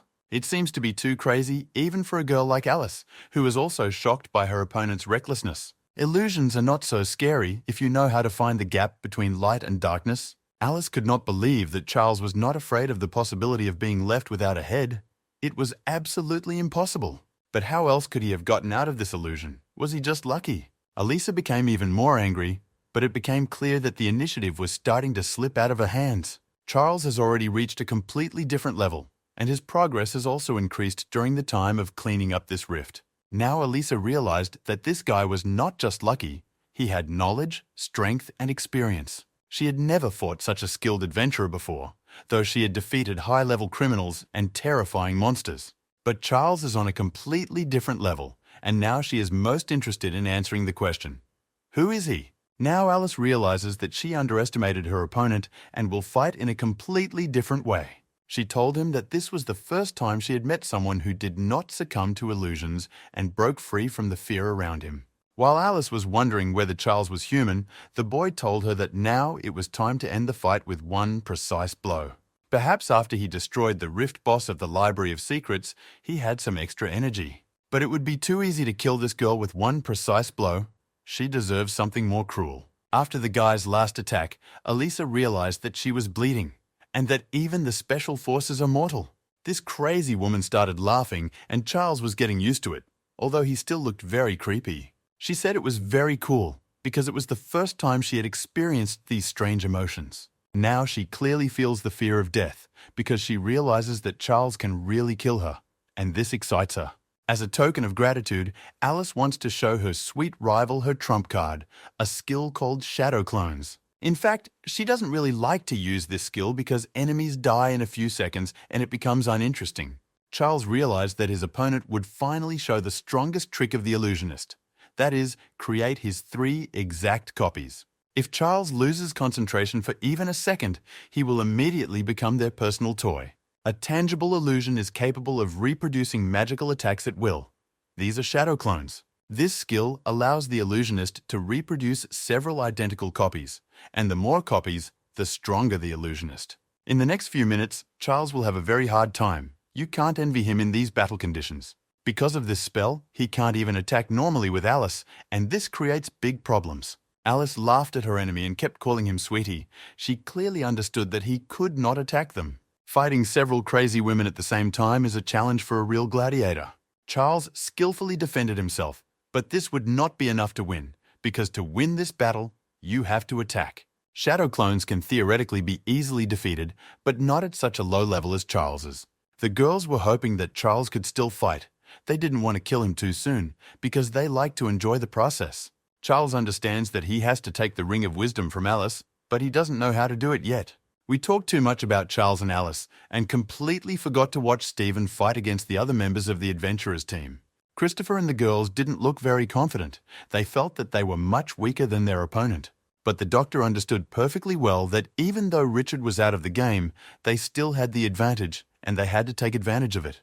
If Stephen tries to attack one of them, the other 2 teammates will immediately strike back.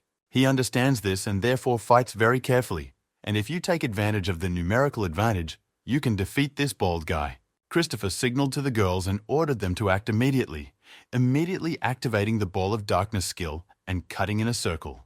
This phantasm knew what it was doing and knew how to respond, so it activated the Fire Dragon Click skill.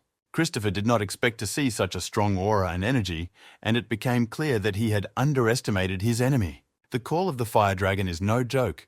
After meeting this combat vehicle, you will be left with only ashes. The girls had already begun their dying prayer, but fortunately, Christopher managed to run up to them and activate the defense.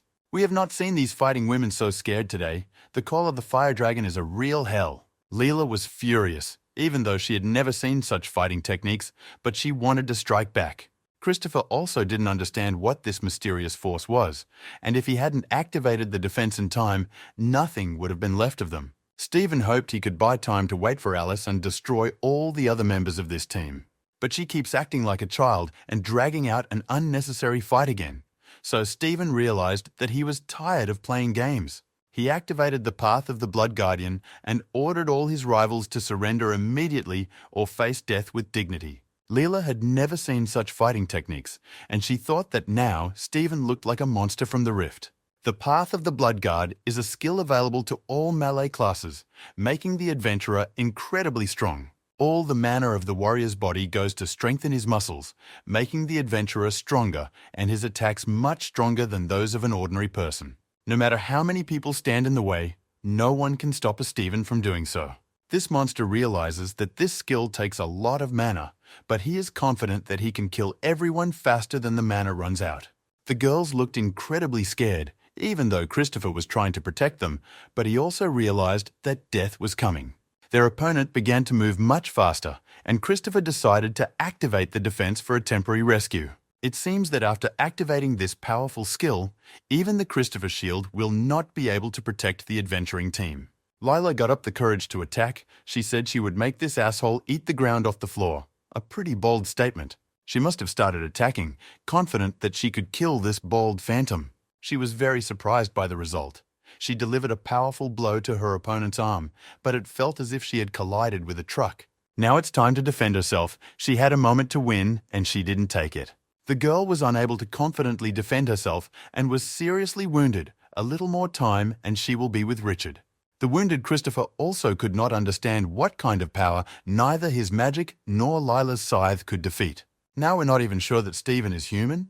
Maybe he's the real boss of the rift in the Library of Secrets? Charles, meanwhile, fights the crazy girl one-on-one, but Stephen says he is much weaker than Alice. So Charles is doing very badly. This crazy woman keeps laughing and asks him to show her the real fear of death. Seeing that Alice decided to use shadow clones, Stephen realized that Charles would soon die. The girls watched the battle between the crazy woman and their leader in silence. They were very worried. Of course, Mila has always believed in Charles, but now the situation is so difficult that it is even hard to find a drop of faith in her heart. She soon realized that they had to unite and help him. Otherwise, Charles would die. Mila immediately remembered her previous team. Linda constantly used her as a decoy to distract the enemy. But now everything has changed radically. Charles has proved to her that she can stand on the same level as him and is capable of more. Does it really need to play the role of a bait for the enemy again after what it has already gone through? If she did that, she wouldn't be able to look Charles in the eye, so she decided to talk to Lila and Christopher. She asked them to listen to her carefully and assured them that they had not lost yet. A small lesson in motivation from Mila. There are 3 of them, which means that they can definitely defeat one opponent, and that will be enough to help Charles. Stephen looked at them like a bunch of fools, and fighting him again is one of the signs of mental retardation. Probably the young adventurers did not feel their huge difference in levels and decided to go to their obvious death. But Christopher, Mila, and Lila didn't look like fools. They looked like brave people who believe in themselves. Even though their opponent's equipment increases their physical capabilities, they have no choice but to fight. But now we need to figure out how to get closer to him, which will be difficult because they all don't have much mana left after the boss fight. At such moments, Mila always wonders what Charles would do in her place. It is absolutely impossible to drag out the battle, as they can easily lose due to the difference in levels and amount of mana. So, if you fight, you need to defeat your opponent with one precise punch. But how do you defeat such a strong opponent? The girl realized that they were unlikely to be able to defeat the wall, but what if they tried to weaken it? Stephen doesn't like to wait long and immediately attacks his enemies. They don't have time to think. Even in his normal state, Stephen looked like a monster, and with these skills, he turned into a real titan. Mila asked her friends to rely on her because with her skills, they could stop him. She must have hit her head too hard during the fight, but nevertheless asked Lil to hit him on the right side of her body. Last time such an attack didn't work, so is it really necessary to use this tactic again? Mila also asked Christopher to cast magic on Lila, something like a blood guardian. Without hesitation, Christopher replied that he could do it and agreed to take the risk. Lila was nervous. She didn't like this risky plan, but Christopher told her to believe in her friends. Otherwise, they wouldn't be able to win. The plan was slightly adjusted.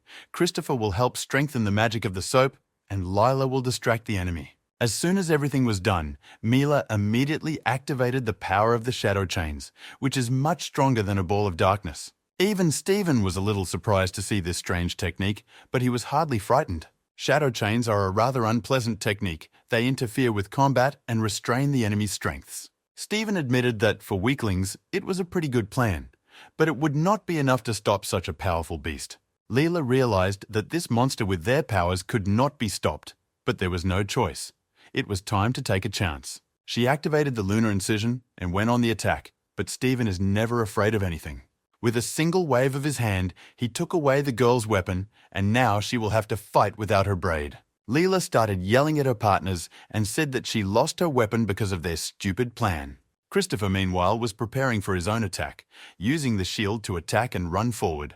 The guy activated his signature technique and ran forward, promising an unforgettable meeting with his opponent. Stephen said that only fools would think that this childish trick would work. So far, he hadn't seen what was happening behind him, but the shadowy chains grabbed the Lil's weapon. Only after a few seconds did he realize that the danger was too close to him and managed to defend himself. It was at this perfect moment that Christopher launched his attack, and it looked more like a structured, well-worked plan. Finally, Stephen felt real pain, and drops of blood appeared on his hands, his blood. But it wasn't over yet. He was able to repel the attack of Christopher's shield, even though he was wounded. But Mila was already waiting for him. In recent weeks, the girl has become much more confident in her abilities, and now she can be called a real threat.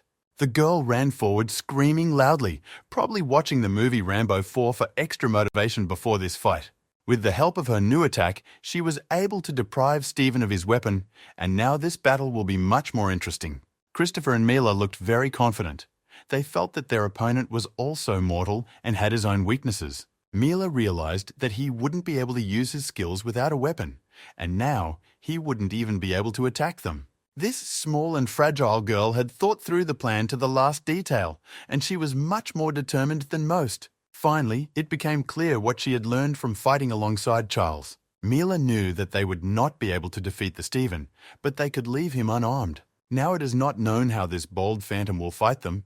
He is probably not as confident as before. She held him off with her skills and even used others to distract him. Stephen realized that he was to blame for this. Most of all, he was to blame for underestimating his opponent. Lila started to mock him. She said that now this bald cucumber had lost his toy and would not be able to fight properly. I probably shouldn't have provoked him so much. I should have seized the moment and killed the bastard while I had the chance. Stephen got angry and hit the floor with his hand incredibly hard. If I had hit it like that, I would have broken my arm. With angry red eyes, he looked at his enemies and asked if they thought he couldn't kill them with his bare hands. Christopher and the company did not answer him. They realized that the battle was not over yet, and the hardest part was yet to come. Meanwhile, Charles continued his fierce duel against the crazy girl. During this time, he managed to lose his speed quite seriously, of course, because of fatigue. It is very difficult for him to fight with several girls at the same time. Alice realized that Charles was trying to save his mana by all means, but at this rate, he would never be able to defeat her. The girl said that if he didn't make her laugh, she would kill him, and the whole story would end. The weakness of every illusionist is an incredible loss of energy, so it would not be in her interest to prolong the fight either. Charles has to find the host among the copies, and then they will all disappear. But if he beats each copy one by one, he will quickly run out of energy. On the other hand, he won't be able to find the main body as long as the clones are in his way, and such options will certainly lead to his death. He will have to think about this puzzle for a long time, but for now, we will see how Mila activates the ball of darkness. Stephen was not too afraid of all these childish tricks. He was no stranger to battles against high-ranking adventurers. It looks like this guy is not going to back down even after losing his weapon. He is really special. His experience and strength are enough to defend himself and even attack while completely unarmed. All the members of the adventurers team tried to destroy it and were ready to make every effort to do so. But this bald charlatan easily dodged and defended himself from all their attacks. Can't he be killed? So far, no one could understand how this man could fight 3 opponents at the same time without any weapons. But, as expected, he cannot use his skill to its full potential without a weapon. Even though Stephen is not in the most favorable position, judging by his behavior, he does not even think about retreating. Stephen also analyzed his opponents. He admitted that he underestimated them from the very beginning, and they are not as weak as they seem. He also realized that Charles was the strongest of them, precisely because Alice had been fighting him for so long. Now Stephen can't help her. He won't be allowed to get too close to this guy, but he has to fulfill his mission. Even if he has to give his life for this, the adventurer of the Special Forces must fulfill the order. Alice began to use her new abilities and attack Charles with infernal knives. During this difficult and long battle, Charles managed to lose too much of his vital energy. Because of this, he was no longer as fast and could not dodge all her attacks in time. Alice was well aware that she had a stubborn opponent, but he would not be able to withstand her for long. She thanked him for a great battle and said it was time to end the show. Her clones began to circle Charles from different sides and close the distance, preparing the final blow. Alice said it was time for them to say goodbye, and she would never forget how much fun she had with him. The girl came close to Charles and prepared to deliver a fatal blow to his ribs. It was her signature style, a knife attack, but Charles was still strong and was able to stop her hand. He probably deliberately let her get close to him to grab her. A very clever tactic, albeit a risky one. Charles is well aware that for the final blow, the girl needs to concentrate, so she will be the one to deliver the decisive blow, not her clones. He had to really weaken her attention span to catch her in his hands, and now he has a better chance of winning. Alice told her sweet rival that he was a great guy for catching her, but she already had a boyfriend. According to her, a simple hug was not enough to win. She took out another knife and prepared to kill. Although she managed to wound the boy, Charles skillfully defended himself and survived. But the distance was broken again, and the girl escaped from his clutches, and now everything has to be done again. He let himself get caught on purpose, realizing that she needed concentration because her class was too dependent on mana. This is all Charles could do in this situation. He understands perfectly well that he cannot win because of the difference in levels, so he took a risk. And thanks to this bold plan, he was able to take what rightfully belonged to him, the Ring of Wisdom. Finally, this stupid girl's smile has disappeared from her face, so we can enjoy her sadness for a while. It didn't last long, and in a few seconds she recognized that Charles had deceived her quite cleverly. He searched for her main body for this very purpose, a good example of how his experience as a thief class came in handy. The Ring of Wisdom is a unique item that falls out of the main boss of the Rift Library of Secrets. This ring belongs to Class B. It summons the Great Witch from the Library of Secrets. The Shadow Clone skill is incredible, of course, but even it has its weaknesses. With his class and skills, Charles would not have been able to win. But now everything is different. No wonder he was saving his mana all the way through the battle. Alice believed that Charles had almost no energy left, and that was why he did not use his skills. Now she realized that he was saving up mana to use the ring. If he was planning to take the ring from her from the beginning, when did he realize that the Shadow Clone skill was working? It looks like he deliberately made her use the most dangerous technique from the very beginning. It was his cunning plan. But Alice was still too confident that this little ring could do nothing against her. Charles spent many hours researching the ring phenomenon in his past life. If everything is as they said, there should be no problems with this crazy woman. Charles put on the Ring of Wisdom and summoned the Great Witch of the Library of Secrets. If she appears now and really fights on his side, it will be incredibly epic. Strange things began to happen around me. The magic of the Wisdom Ring began to work. Soon the Witch of the Library of Secrets appeared, and to be honest, I was expecting something much scarier. So far, it looks like a small doll, but let's hope it's enough to beat Alice and Stephen.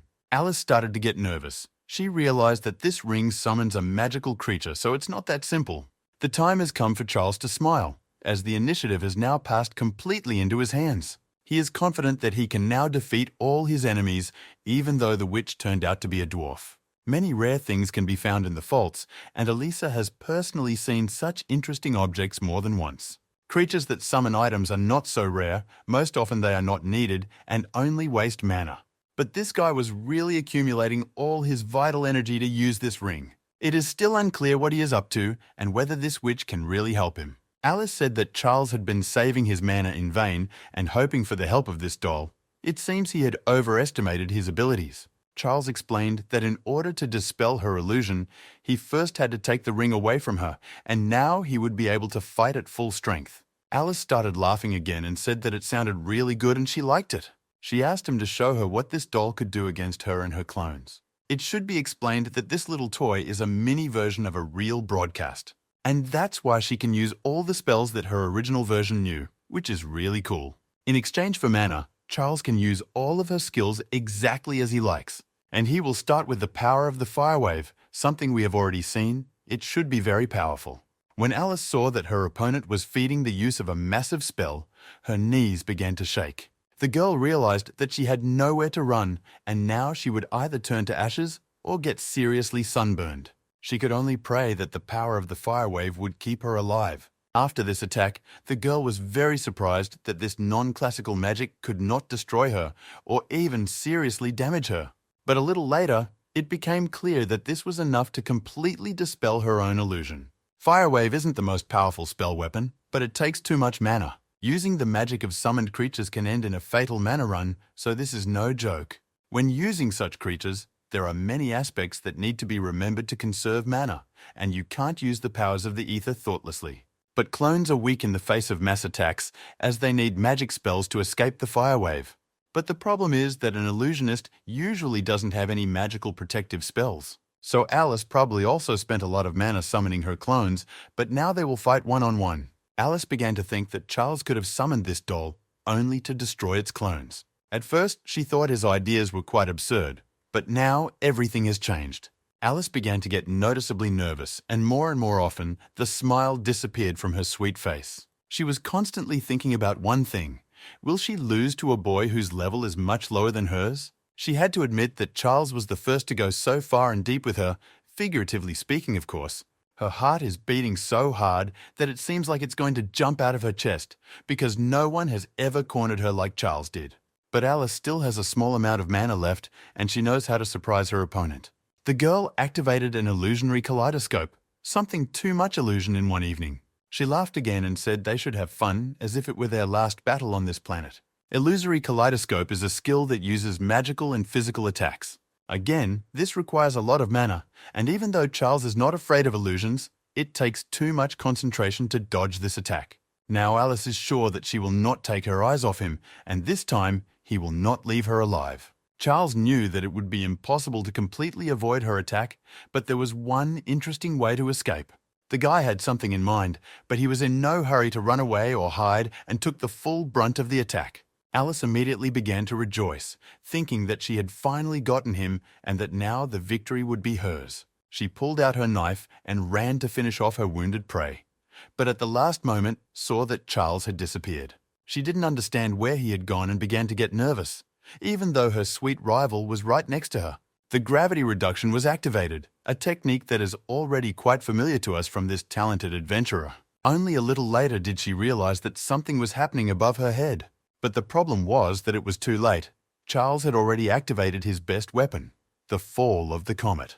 Alisa managed to pull out her knife and defend herself against this attack, but it was very difficult for her. She repeated in her head that a guy like him couldn't beat her, but those were just words. Her sharp knife could not withstand the strain, and Charles broke it into 2 pieces and showed his true power.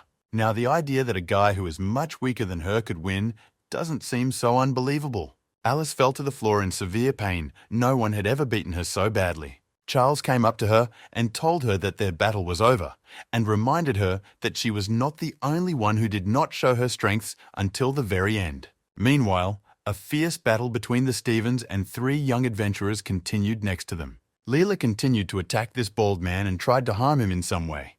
But no matter how many blows she strikes him, he doesn't care, and he continues to move forward. Christopher also knew that they could not do him any harm. It was not as simple as it seemed.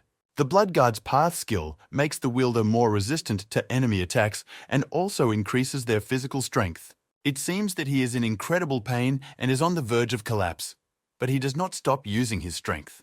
Christopher asked Lil not to panic. They must continue to stick to their plan until Stephen is completely exhausted. Stephen also thought he had everything under control. He just needed to hold out a little longer. His plan was simple: wait until Alice defeated Charles, and then they would destroy everyone else together and complete the mission. Suddenly, everyone around heard loud explosions in the area of the Charles and Alice battle, and they realized that something serious had happened.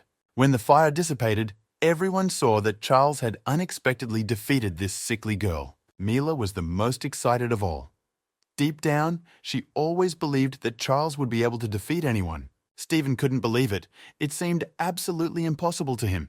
Alice couldn't lose to this guy. If we go back 4 years, the Chimera clique is a group of community outcasts who can do nothing but fight to the death. It was 4 years ago that Stephen joined this cohort of the Chosen Ones. It was on that distant day that he met her, a warrior girl who never loses to anyone. And now you want to tell him that this girl lost to an adventurer who was lower than her level? It's almost impossible to believe, but it's true. And when Charles approached Alice, he said she was too dangerous. The guy pulled out his sharp sword and said he never wanted to see her again in the future. When Stephen saw this, he became very angry, and if he could not defeat his enemies, he should at least do his best. Christopher realized Stephen's plans and started shouting that he was preparing to attack. He thought that he and the girls would be the target of this bald monster, but Stephen ran past them. His main target is no longer them, but the one who dared to insult his girlfriend. Charles was about to strike the girl one last time and send her to hell, but at the last moment, Stephen covered her with his own body. It was hard to predict this.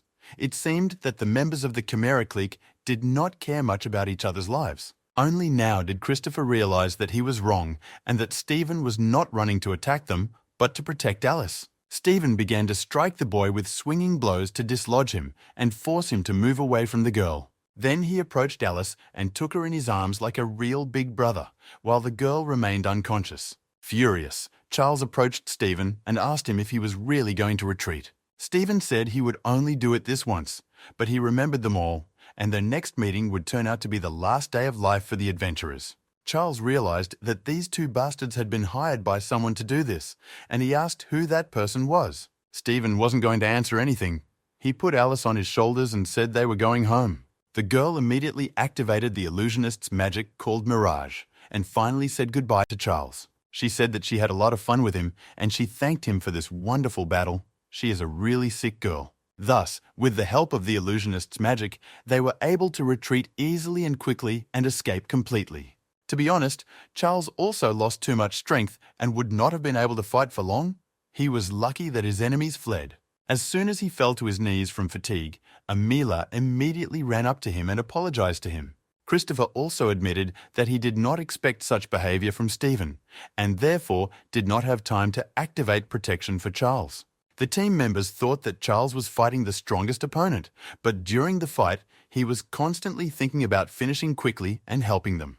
Their team showed everything they could do, and without their partners, Charles definitely could not have won. Now the mayor's office will come out of the shadows because they have lost this battle, and this incident can seriously affect their reputation. 10 years from now, they will also not be able to become the most influential shadow team as they were in the previous timeline. This time, no one was hurt and Charles was able to achieve his goal.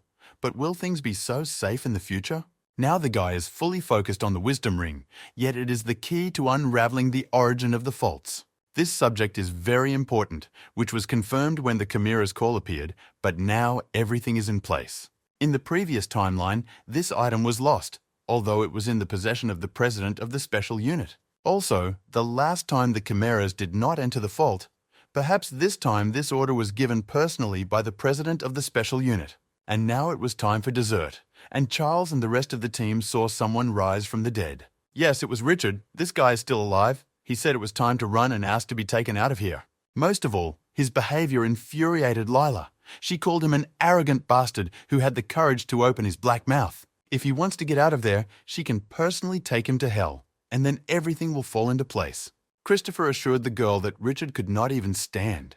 They would hand him over to the special forces as a real thief. Meanwhile, Elisa still continued to recall the wonderful battle with her participation, although she admitted that she was close to death. The girl also asked Stephen if he was sure that running away was a good idea, since Stephen could still kill all those bastards. The bald man replied that it was a risk, and Alice could have died, even though they lost this time. But later, there would be a revenge. Next time, they will ask for help in destroying the Charles from a past adventurer of rank A. Alice replied that she would not want this terrible man to kill her sweet Charles. A few hours later, the team of young adventurers rested and left the fissure. The Rift Association employees were surprised to hear that the young adventurers were able to destroy the boss of the Library of Secrets. Christopher said that it was a fairly easy task for them. After all, they are B-rated adventurers. He continued to tell how skillfully they destroyed monsters and defeated enemies. Meanwhile, someone else arrived at the entrance to this fault. This guy said that he came here to train in this dangerous fault, and he did not expect to be beaten. This is a soldier of the Special Forces. His name is Bart, and he is also shocked by the speed of clearing this fault. He said that civilians do what they want and don't think about the consequences for us. Lila immediately started shouting at him, calling him a stupid policeman who didn't understand anything. They are adventurers who risk their own lives to clean up the rifts and protect people. In the Special Forces, soldiers treat the adventurers as ordinary people because they appeared thanks to civilian organizations. But Special Forces are closely monitoring the activities of adventurers, and it is dangerous to get involved with them because they can take away your license. In the future, Special Forces will fully control the activities of adventurers. But now is a completely different time and they can do nothing but talk. One of the Special Forces soldiers approached Lieutenant Bard and asked him to calm down. This girl's name is Lydia, and she said that the most important thing is that this fault no longer threatens other people. Charles felt this was the perfect moment to tell them about the guy who tried to take all their loot in the rift. As soon as the Special Forces soldiers heard about it, they were immediately interested in the story. Richard started to make excuses and said that it was all a misunderstanding, but Lila hit him and ordered him to shut up. Now his fate will be decided by the guild, and he probably has a criminal record in other branches of the city. Judging by Richard's behavior, this is not the first time this bandit has done such bad things. Charles is sure that other adventurers have already complained about him. At least now justice will be done, and this thief will never harm anyone again. Charles turned to Barth and said that in addition to this, something else had happened during the study of the fault. He said that they were attacked by two soldiers from the Chimera organization, a blonde woman and a tall bald man. Bart immediately became very serious. He asked Charles if he was sure about this, because if it was a joke, it was not funny at all. Charles replied that this was true and he would write a report to the guild and send it to the special forces for verification. Now, Bart became interested in this unknown adventurer. He seems too suspicious to him. But in any case, he could not ignore such a statement, so the man ordered the leader to immediately inform the department. A few hours later, the team of young adventurers returned to their guild. Some had to spend a lot of time explaining in detail what happened to them in the rift. Even though the Library of Secrets was cleared out, it is imperative to tell the guild all the nuances. It took a very long time, and only in the late afternoon the entire team of adventurers was released. They looked incredibly tired, and after a hard fight with the boss, they started fighting with the chimera's call and then gave explanations about it. Leela said that it would be much easier if that dirty thief didn't cause them any trouble. She meant Richard. The girl did not know that Charles had also been a thief in the past, and he was not very pleased to hear all this. He started shouting at the girl and said that not all people from this class were bad, there were good and decent citizens. Christopher smiled and asked his friends not to quarrel. Everything ended well, and that's what matters. He also reminded them that part of Richard's loot now belonged to them, and that he was thinking only of money, as usual. Charles immediately reminded the rest of the team of the profit-sharing agreement. All rewards except the wisdom ring are reserved for Christopher, Lila, and Mila. As soon as they left the guild, they immediately went to the public transportation station, as they all live in different districts. Christopher said he was very happy to have met such good and honest people. From the very beginning, he was only thinking about how to use labor to capture the fault, driven only by greed. Next time he wants to give his best, when a fault appears, he will not stand aside and help his comrades. While Christopher was telling Charles all these tales of mutual aid, a small dialogue ensued between the girls. Leela approached her new friend, pushed her, and apologized for her rudeness in the rift. Charles and Mila turned out to be much stronger than she thought, and without them, they would not have been able to survive the rift. If Charles wants to go to a dangerous place again, he can always count on Lila and Christopher. On this positive note, they said goodbye to their new friends. On the way home, Charles told Mila that the wisdom ring could summon a legendary creature. They approached the playground, and he decided to show the girl how it works. Charles did not take off his ring and immediately activated the witch's skill from the Library of Secrets. This little doll appeared immediately, and it's hard to take it seriously, even knowing its power. Mila was amazed. She didn't know that this ring was so important and powerful and thought it was just a trinket. It is the same witch of the ether, but smaller and more beautiful. That is a weakened version of the witch. Now Charles can use her skills by spending his own mana, although they are not as powerful as the original. Although its power is much lower and takes a lot of mana, its presence in the arsenal increases the range of Charles's abilities. So it is really useful, but can this little toy reveal the phenomenon of fractures? Charles explained that the ether is considered one of the most unique monsters. This witch even knows how to speak their language, which only emphasizes her power. Mila immediately remembered how the witch had spoken to her during the battle in the Library of Secrets. Summoned monsters have the same level as the summoner. Some monsters have a special parameter that increases depending on their level, such as flexibility or luck. Ether has a unique parameter of wisdom, and this is its main weapon. If Charles continues to raise the level of this witch, one day he will be able to ask her about the secret of the rifts. This is his plan for the future, a very strategic and mature decision. This doll started screaming and making strange noises which scared Mila. Charles explained that the witch could not speak properly at the moment because her level was too low, but it was temporary. But still, she can say something. Ether looked at Charles and said that this world will soon meet its end. What a plot twist! Hardly what Charles expected to hear when he called in. Let's give the guy a little rest and move to the Judas's office, where interesting things are happening. Recently, he was informed that the Chimera's clique failed to fulfill its task, which made the man very angry. He got angry and smashed his phone against the wall. The Chimera clique had never failed its missions before. Judas realized that he needed to find out why the mission had failed with the help of the internet. Even though this old man is a novice in internet affairs, it seems that his grandchildren have already taught him something. He learned about a large number of cleared rifts and the first adventurer in history to be able to get a B rank so easily. He also learned how Charles saved people from a disaster and defeated 2 elite fighters of the Special Forces clique Chimera. Now it became clear who the impudent boy was who took the Ring of Wisdom. Judas realized that he was an unusual guy, someone who was living his second life, the life of the master of gravity, Charles. Judas promised that he would take revenge, and Charles would not be able to hide from his fury. A new day had come, which meant new dangerous fishes to clean up, and Charles was ready for it. The guy activated magnetic gravity to defeat the fault monster of a deep pit. Thanks to this new technique, he was able to destroy this demon and gained 700 experience points. Even though they were surrounded, he was able to destroy all the enemies, and you wouldn't expect anything less from this guy. Betty told him that if he had a manager, she would have asked him to collaborate with Charles. Charles told the girl to stop using him to promote her paid broadcasts. He decided to start leveling up, but at level 40 it became much harder to do so. Even though the two of them got along well together, they decided to invite Betty, and she didn't mind because she had a lot of free time. This made it easy and quick to clean up the fracture of the deep pit, which helped to make some progress. The team of adventurers went on a vacation they deserved. Betty thanked them for calling her, and thanks to cleaning up this fault, she earned some extra money and raised her level.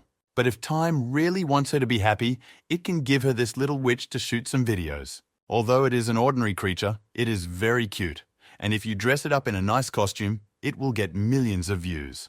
Charles was angry at the suggestion and refused, and Betty called him too cheerful. She did not understand that the ether is not an ordinary creature that cannot be shown to everyone around. This witch is too unique and smart, and she has many more hidden abilities. In addition, if her video gets on the internet, soldiers of the Chimera clique can find their location. Charles is also now worried about the words that this witch said yesterday. These words about the destruction of the world cannot be ignored, and if we do not deal with this situation, it may soon be too late. Since then, the ether has not spoken again, but she is the key to unraveling the origin of the faults. Although Charles really wants to find out the truth about the faults, will this world really come to an end? Perhaps there is something that he did not give the necessary importance in his new life. In 10 years, the number of fractures will decrease, but inflation will increase, and people have no control over this. How the world can end. Charles is an S-rank adventurer in the past, and he must change the fate of this world. But to do so, he needs to improve his level, although the new faults proved too difficult for him in the mud.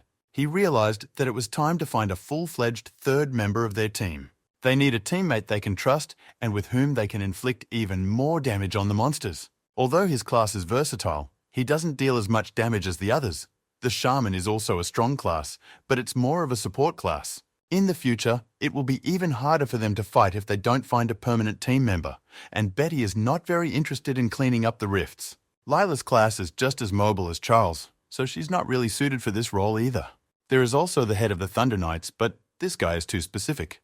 Betty suggested that Charles look for adventurers of the same rank as him, as there are many strong loners. A talented B-rank adventurer with a combat class who works alone is quite interesting. Charles immediately remembered that he already knew a girl from his past life with similar characteristics. Their story ended sadly. She ran to save Charles and was seriously injured. She said that they hadn't been in the group for very long, but she was very happy to work with an adventurer like Charles. These are the words that ended their story. Sad memories that hurt Charles's heart. Remembering her, the boyfriend wondered if she was still alive in this world. Mila asked the boy what he was thinking about, but he replied that it was not very important. He's supposed to meet this girl in about 3 years. At least that's how it was in his past life. Charles and Mila walked toward the underground arena. Another rift had been cleared, so they were pleased with themselves. Mila said that clearing the fractures takes a lot of effort, but it's good that it raises the level significantly. She noticed a girl she knew and said she had never seen her here before. At first, Charles did not pay much attention to these words, but then he saw this girl, and his heart stopped for a moment. He immediately saw her big sword and felt a terrifying aura. It seemed incredibly similar and familiar to him. Could this be the same girl he was thinking about a few minutes ago? But it's impossible. Charles immediately walked forward without hesitation, and Mila didn't understand why he was so nervous. He approached this girl, said hello, and asked her if her name was Barbara. The girl looked at him aggressively and asked him back who he was and why he had approached her.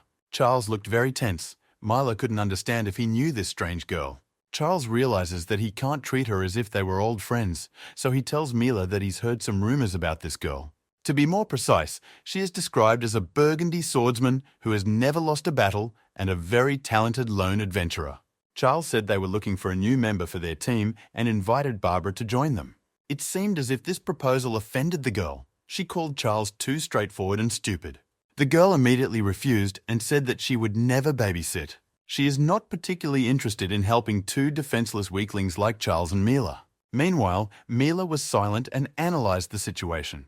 She realized that Charles recognized the girl's talent, as he even remembered her name. But Barbara has too bad a temper, and it will be difficult to make friends with her, or even to communicate normally. Charles was upset and didn't say anything yet, probably thinking about how to make Barbara a member of their team. Mila took control of the situation. She said that you can't give up when you don't know the strength of other team members. Barbara apologized, but said that she had been working as an adventurer for a long time and could tell right away who was worthy of attention and who was not. Charles said that he and his friend are now about the same level of skill. They have experience in grabbing and cleaning up B-rated faults. The guy said it was a pretty good resume for any young adventurers. Barbara replied that the high level did not mean anything. She probably did not like being an employee. It was evident in her expression and behavior. Maybe there is a reason why she always works alone. Charles decided to come in from the other side. He realized that the girl didn't want to be a nanny for weaklings. Because of this, he suggested that she compete in the training arena, which is a rather aggressive proposal. But it's interesting. If Charles can prove his strength to the girl, maybe then she will be able to trust him to have her back. The guy expected an instant positive response, but Barbara said that she was not interested in all these provocations. She was not interested in this group and the work, turned around and left. It was quite unexpected. Charles realized that Barbara did not want to get close to anyone. That's how she was in her past life, how he knew her. Mila was surprised if Time really wanted to fight this girl after all. You can get seriously hurt in the training arena. Usually, the training arena is organized by sparring adventurers and an instructor from the guild. To organize a battle of the adventurers, you need to get permission from the administration, which could have been resolved, but Barbara refused. In fact, it's hardly because she doesn't want to work with weaklings, it's something else. This girl's problems are much deeper than they seem. Everything she says is just a protective aura. She walked into the central hall and started watching the two girls talking to each other and exchanging phone numbers. Looking at them, Barbara was very upset, and only Charles could truly understand her. Her main problem is that no one cares about her personality, which is why she refused. Everyone around her only dreams of getting her power, because Barbara belongs to a rare class of Reaper. She can defeat the enemy not only with physical force, but also with dark magic and any enemy. This class is a good combination of physical strength and magic, and anyone would want such a person in their team. Barbara will definitely achieve great things if she can save her life. Mila began to worry that she would not be able to find a common language with such a tough girl, but Charles explained that Barbara was a reliable person, albeit aggressive. As soon as the guy calmed his girlfriend down, they immediately returned home to rest. Charles spent the whole evening at his laptop studying a lot of information that he has been interested in for a long time. Next to him sat the little witch Aether, who had probably already become best friends in this short time.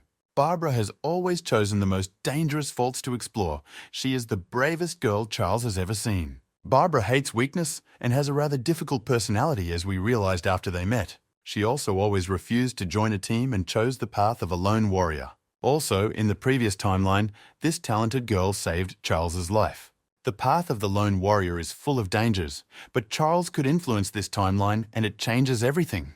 As a token of gratitude for his rescue in his past life, Charles must become Barbara's friend and keep her alive. The boy asked the little witch if she thought he could persuade the bandit to join him. At first, the broadcaster turned away and didn't answer anything.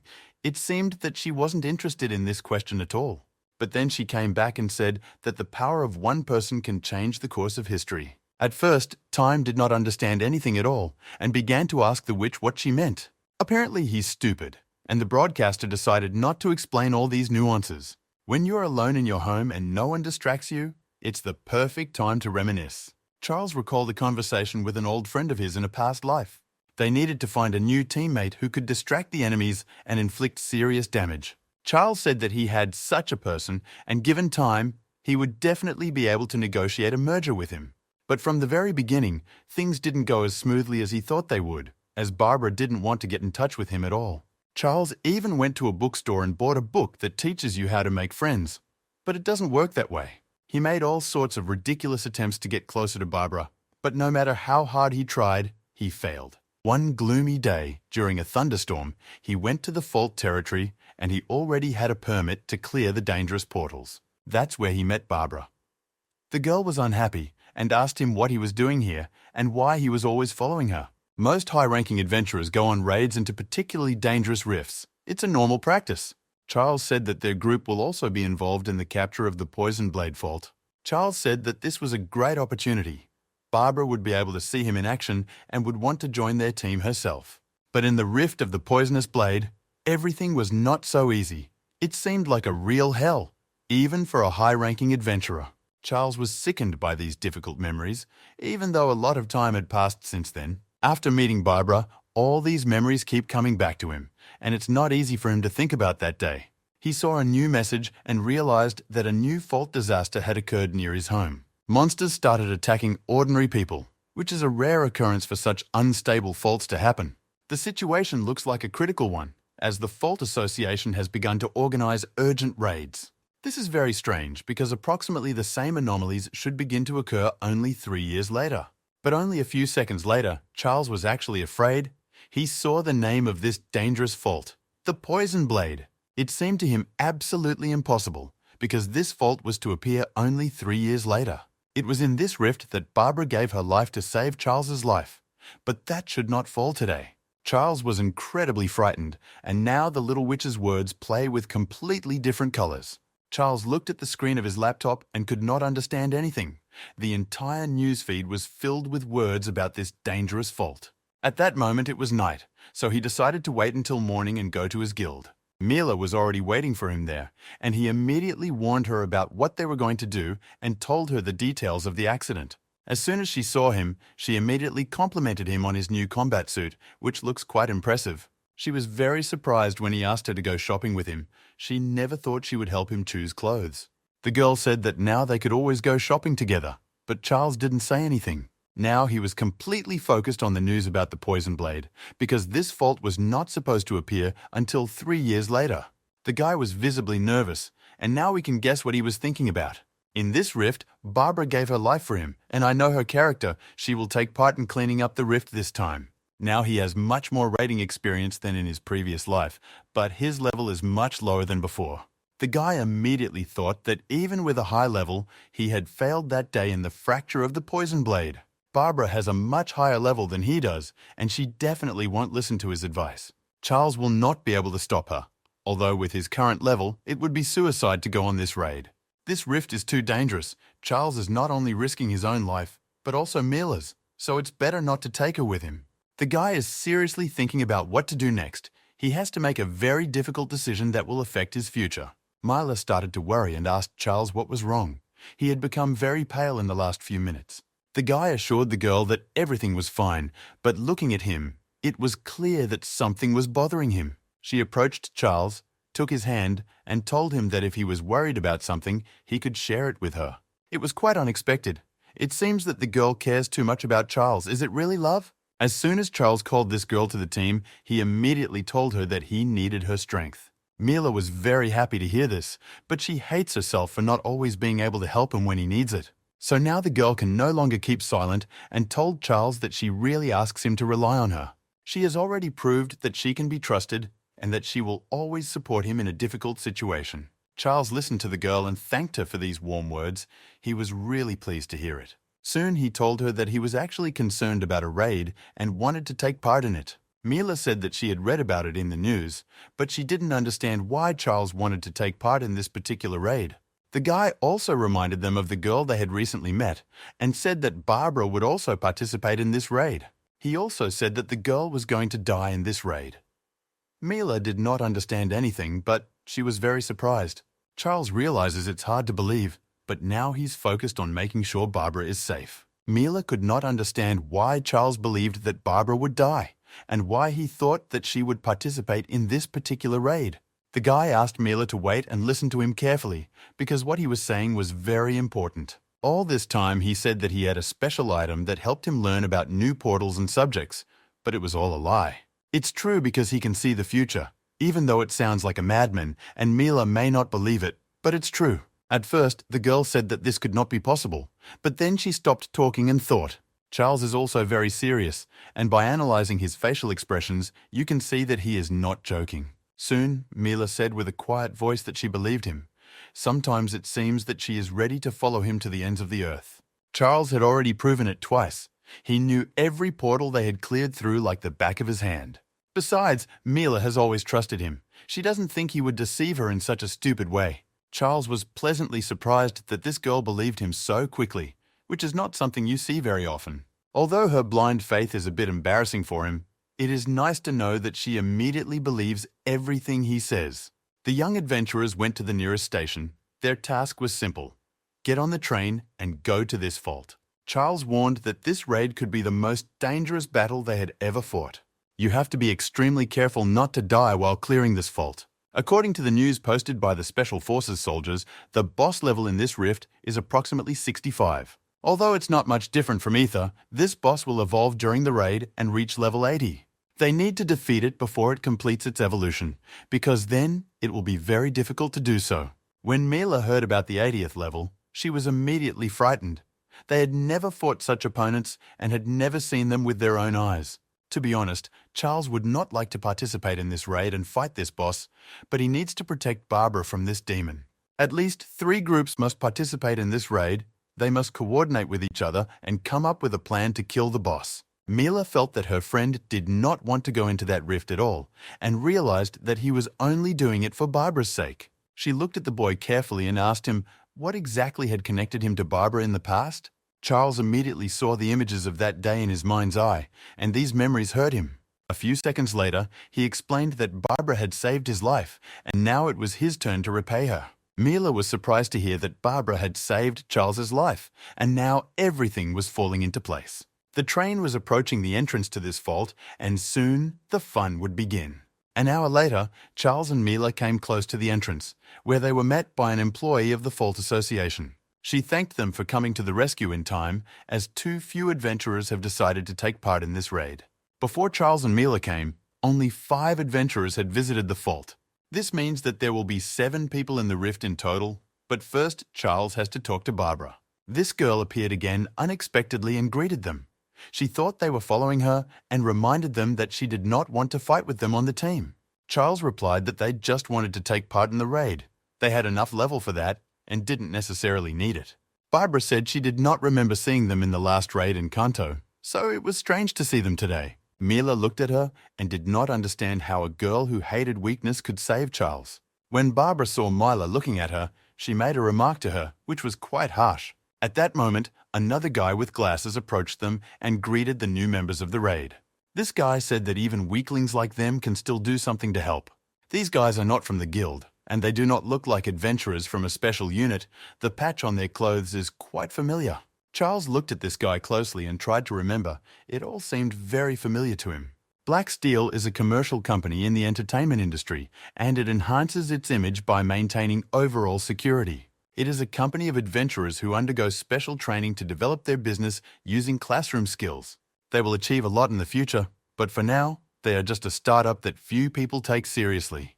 The guy with the glasses was called Hans, and he was reminded that they were representatives of an important force and should behave more politely with potential customers. This was all said by Chief Shiraki, who is also from this group of adventurers. He apologized to Mila for his friend's rudeness. Hans sometimes behaves like an old man, but his character is not that bad. Mila thought that at least someone had a normal character, but this was clearly not the case with Barbara.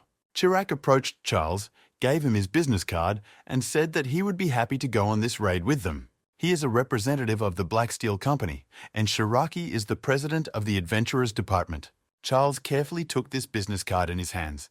He has a lot of experience as an adventurer, more than 10 years. All this vast experience tells him that everything is not as simple as it seems, and he needs to be very careful.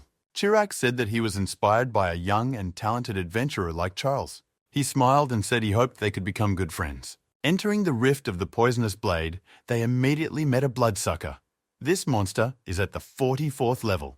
These demons do not attack one by one, but in groups they are quite intelligent monsters who know how to plan attacks. This rift has caused many anomalies in the city, which is why monsters can be much stronger than those the adventurers fought before. But now there are 7 adventurers in the vault, and if you choose the right strategy, everything should be fine. Chirac turned around and asked the rest of the team not to panic and to cover his back. The experienced adventurers used deadly attacks and began to destroy the monsters one by one. I must admit that they worked very well together, like a real team. Later, one of the girls began to activate the power of life drawing. It looked quite cruel, even to the monster. Charles noticed their successful teamwork. Black steel can train skilled adventurers. Hans and Pamela are an offensive force that destroys a large number of enemies in a short time. Flynn covers them all and draws the attention of strong enemies to himself. The leader stands behind all the time and watches his comrades, and if the situation becomes critical, he will enter the battle and protect the others. The main thing in teamwork is not only to effectively distribute roles among each other, but also to ensure that the leader can cope with his or her teammates. While Mila was activating the Ball of Darkness, Charles was destroying his enemies with a sharp sword. The Bloodsucker is a monster that is at the 44th level, nothing extraordinary but quite dangerous. Although this is a regular monster, looking at its characteristics, you can see that it has a lot of health. There are too many monsters, so Mila suggested killing them all in one fell swoop with the help of gravity. Charles replied that this was a bad idea. He would spend too much mana on such an attack, so it was better to destroy the enemies one by one. Ahead of them is the boss of the rift, and they need to conserve their strength as much as possible. Meanwhile, Barbara also took up the case, and what Charles had said about her turned out to be true. She activated the bug sword and immediately destroyed the huge monster. This girl looked simply incredible. All her movements were graceful, and years of hard training were immediately apparent. This was expected from Barbara. Charles had never met an adventurer who could destroy such a large monster in one fell swoop. This girl's class is endowed with an incredible power that can destroy everything around her. At the moment, among all the adventurers in this rift, Barbara is the strongest. The monster turned out to be still alive, but its health was only enough for one hit. Charles immediately decided that the soap should drain all his mana from this monster. Mila immediately ran to fulfill this order, but was suddenly stopped. It was the Gans. He ordered her to stop and activated the Celestial Rift. This guy with glasses seems to be always full of energy, although it will be difficult to make friends with his character. It looks like he decided to hit this monster for a reason. His goal is to improve his level. The person who struck the last blow at the monster gets the most points, so Charles was very unhappy with this act of Hans. This impudent guy replied that there are many monsters around, and there are enough for everyone. Charles realized that Hans had deliberately pushed Mila away to take away her experience. But Hans said that he did not want to be taught how to live by little children.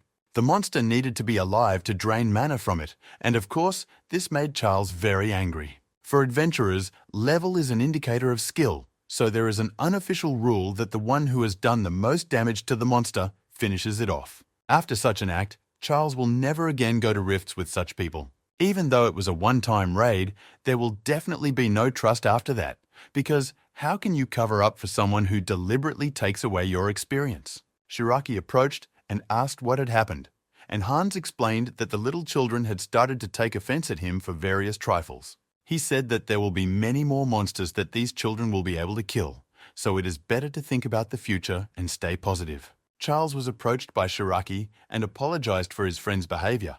He realized that there was a misunderstanding between them. Charles said that everything was fine. He probably overreacted to the behavior of the Hans. When they continued to clean up, Shiraki said he wanted the whole world to know about their feat in this fault. Special forces are beginning to spread their influence across the faults, so lone adventurers cannot reach their potential. Chirac believes that the future belongs to corporate adventurers who also want to achieve security for ordinary people. This guy is very ambitious, but there is one big problem to raise the level. Their team can't raise the level so quickly, so they fight for every opportunity. The higher the rank of an adventurer, the harder it is to earn experience, especially if you are in a team of 4. Each team may have conflicts about the unfair distribution of experience points, which is why such moments as with the Gans arise. The path of corporate adventurers is also not very easy, so they fight for their opportunities as best they can. The special unit was unlikely to explore this dangerous fault, which quickly became clear. Chirac said that they should not stop for long because their duties also include creating a map of the fault. That is why their journey was constantly continuing and they hardly stopped to rest. But still, Charles felt uncomfortable. He realized that something was wrong. During the battle, Shiraki perfectly controlled his subordinates. All actions were brought to automaticity. But now he says he can't control their behavior in the fault, referring to the behavior of the Gans. It turns out that he is a bad leader if his subordinates do not listen to his words at all. Charles feels that this is all very strange, and that is why he is so tense.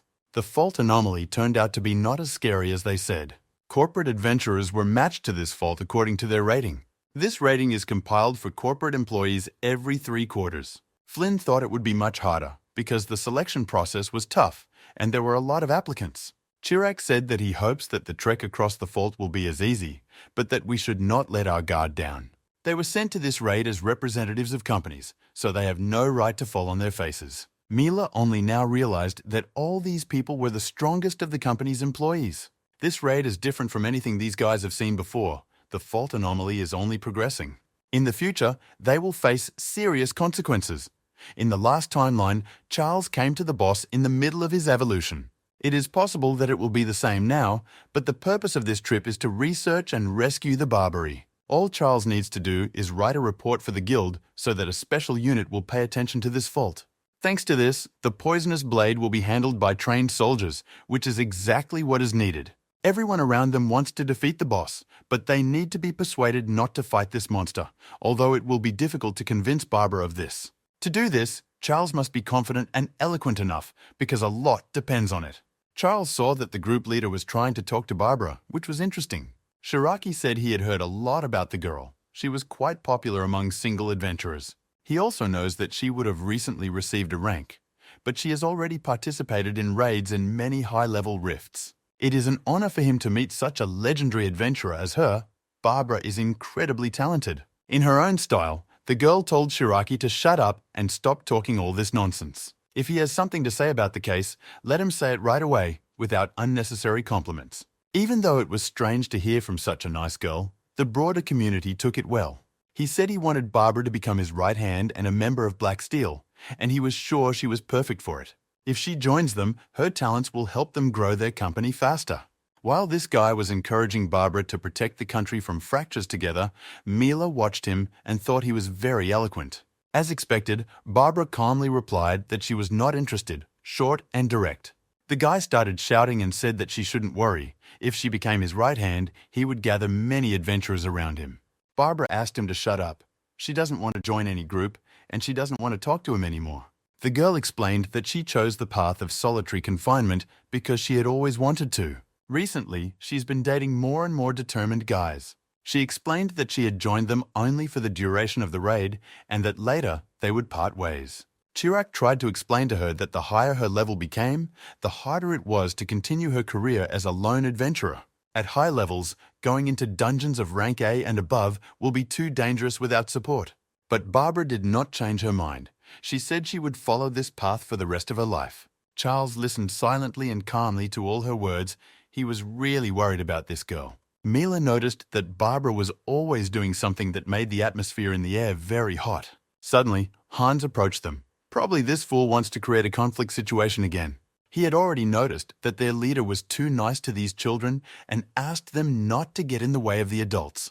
While Hans is trying to prove his skills during the raid, his boss is trying to recruit another employee to join their team. It turns out that the Ganser is not doing a very good job, and when the man heard this, he got angry. He started shouting and ordered Charles to watch his tongue, or he would tear it off. He's trying to pick fights with everyone again. Hans is constantly creating conflicts out of thin air.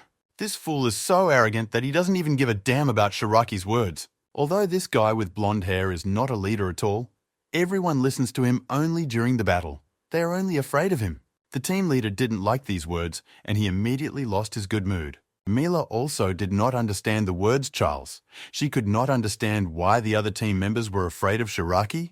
He is kind to strangers and constantly apologizes if his subordinates do something wrong. But he never yells at them because he tries to create a friendly atmosphere. And as soon as the battle begins, everyone around him immediately obeys him, and it seems quite strange. Shiraki cannot lead others out of fear because he needs to save face and maintain good relations with unfamiliar adventurers. That's why Charles decided to say right away that everyone around him could listen to Shiraki like an obedient dog. But he would not do it. The leader of the group smiled and said that there had been a misunderstanding between them and they needed to calm down and work together during the raid. Charles replied that they would work together, but he would not try to make sure that they got high scores after the raid. We are facing a real mental conflict. There hasn't been anything like this for a long time. There are only fights around. Soon the conversation was over, and everyone remained in their own minds. Mila wasn't sure it was right to quarrel with the group leader in such a place. Charles agreed that it was quite bold, but he was tired of being manipulated by Chirac. The team leader thought he was doing a great job as captain, but it's as if he became the mother of 3 small children who only know how to fight and don't know how to behave in society. For some reason, it was in this particular raid that a smart guy appeared who publicly showed his dissatisfaction. He is a smart, experienced and strong man, and he is not afraid to speak the truth to the face. Chirac agreed to this raid only because he would be able to quickly raise the level and earn the respect of the company. But he won't be able to last long with small children and this smart guy. Charles understood that one had to be very careful with people like Chirac. But now we need to think about something else, because they are actually still in a dangerous rift. Soon it turned out that a new wave of monsters had arrived, and it was time to warm up a bit. Chirac smiled because he realized that this was the perfect moment to deal with their understanding. It looks like this sneaky guy wants to show Charles his true colors. The level 47 killer mantises began to attack the team of adventurers. The Black Steel team was ready to fight. It's the only thing they do well. When Charles saw the level of the monsters, he realized that the deeper they went into the fault, the harder it would be for them. They have met low-level monsters before, but these guys are much stronger than the previous ones. They have powerful paws that are as sharp as a blade and strong bodies, so it's no joke. Although the monsters have no magical skills at all, they compensate for them with their physical superiority. The best way to defeat them is to hit them in the stomach, a blow that only a Barbara can deliver. Charles tried to stop her and tell her that it was dangerous to attack them alone. He asked to give them a chance to prove themselves as well. But this girl never listens to anyone. She took out her axe and ran forward rapidly. She didn't care that she was fighting alone against a pack of monsters. It was something normal for her. She never listens to anyone and gets into dangerous situations. She has always been like that. There is no choice. They will have to fight. Mila should help Barbara, and Charles will attack the mantises from the back. The battle promises to be incredibly exciting, and we will have interesting duels. It's not just monster versus human battles. You have to watch Chirac carefully. He's too unpredictable. He wants to teach Charles a lesson, and he constantly recalls the moment when this young boy disagreed with him. Now let's move on to the training complex and the events that took place before the clearing of this fault. It was commonplace for Shiraki to beat his teammates. No one could stop him because he was too strong. He believes that being a leader is not only a great responsibility, but also a leader must educate his subordinates. He beat them until they admitted all their mistakes and begged for salvation. It was hard for the rest of the team to watch, but no one could stop him. Chirac believes that fear is the best teacher for such fools, and now he wants to show Charles that he can risk his own life for the sake of others. Chirac said he would control the situation in the center and ordered the others to attack the bugs from the right flank. Hans immediately said that he would obey this order after what happened at the training. He would not dare to disobey his boss. Also, Chirac was constantly looking at Barbara closely, and he was probably uncomfortable with her refusal. She knew that this guy was very strong and fast, but his attacks were too unprepared. But now it's time to fight the monsters, not think about each other, because they are in a dangerous rift. Barbara prepared to go below the monsters one by one, but unexpectedly she was outpaced by Shiraki. He ran around the girl and was the first to attack the monsters, and she was unlikely to like it. The guy turned around and said that it was too dangerous to fight alone, so he decided to cover her, and now she doesn't have to worry. Of course, Barbara responded harshly to him. She called him stupid and ordered him to never get involved in her fight again. In response, Shiraki just smiled, as if he was beginning to understand who this girl was and how to talk to her. Standing in the center of the Shiraki, one can observe the Char and come to the rescue at the right moment, in a figurative sense. Charles, meanwhile, continued to fight dangerous monsters, although they shouldn't pose a serious threat to him. He attacked them in the company of Soap. The girl helped by activating the Ball of Darkness. This distracted the monsters and gave the guy room to maneuver, and it was at such moments that he attacked. Charles jumped on the mantis to cut off its legs, and now we are witnessing an example of great teamwork. First, Charles activated double gravity, a skill he uses most often in battles against monsters. And then we used the fall of a comet, as we know, which is one of the most powerful techniques of the Master of Gravity. Mila saw that Charles was spending too much mana and extraordinary monsters and needed to end this battle as soon as possible. Charles couldn't trust Shiraki, and Barbara is busy with other bugs, so he doesn't have time to drag out the fight. Monsters kept appearing. Sometimes it seems that these mantises are fearless, at least until their heads are cut off.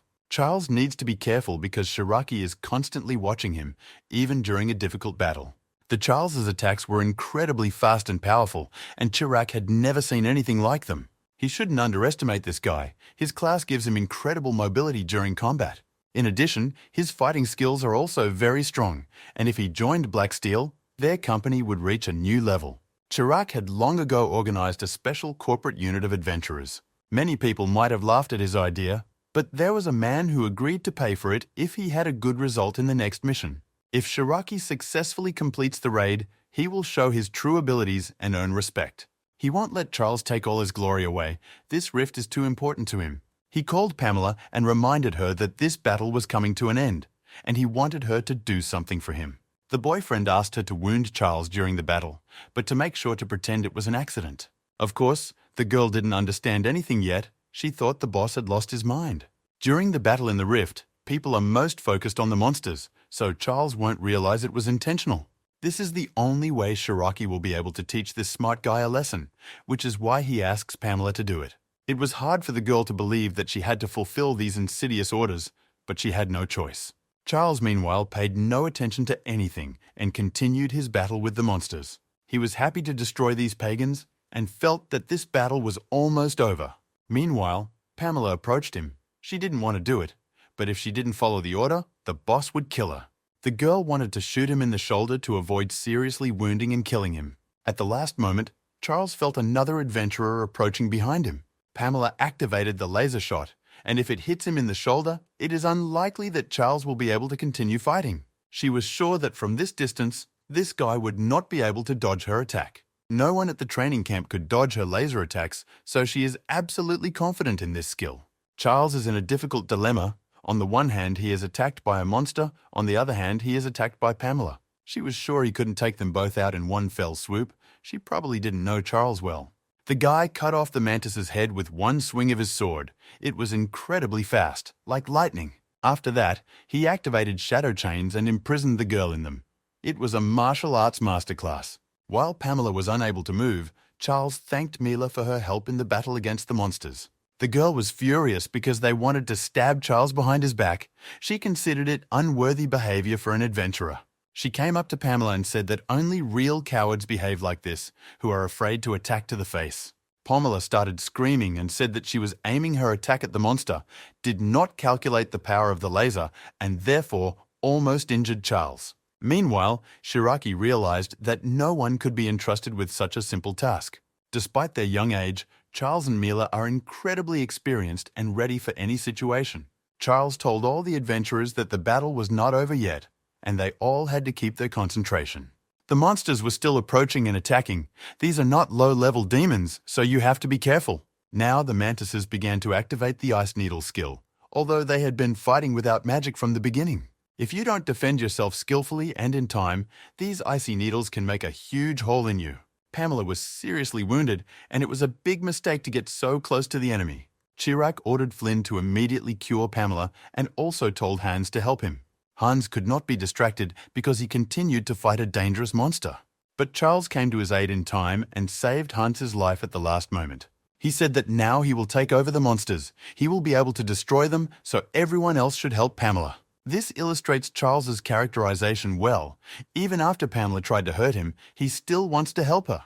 Against his background, Shiraki looks like a real sociopath with a cold heart. They are too different. In the meantime, Flynn managed to get close to Pamela and started the process of help and treatment.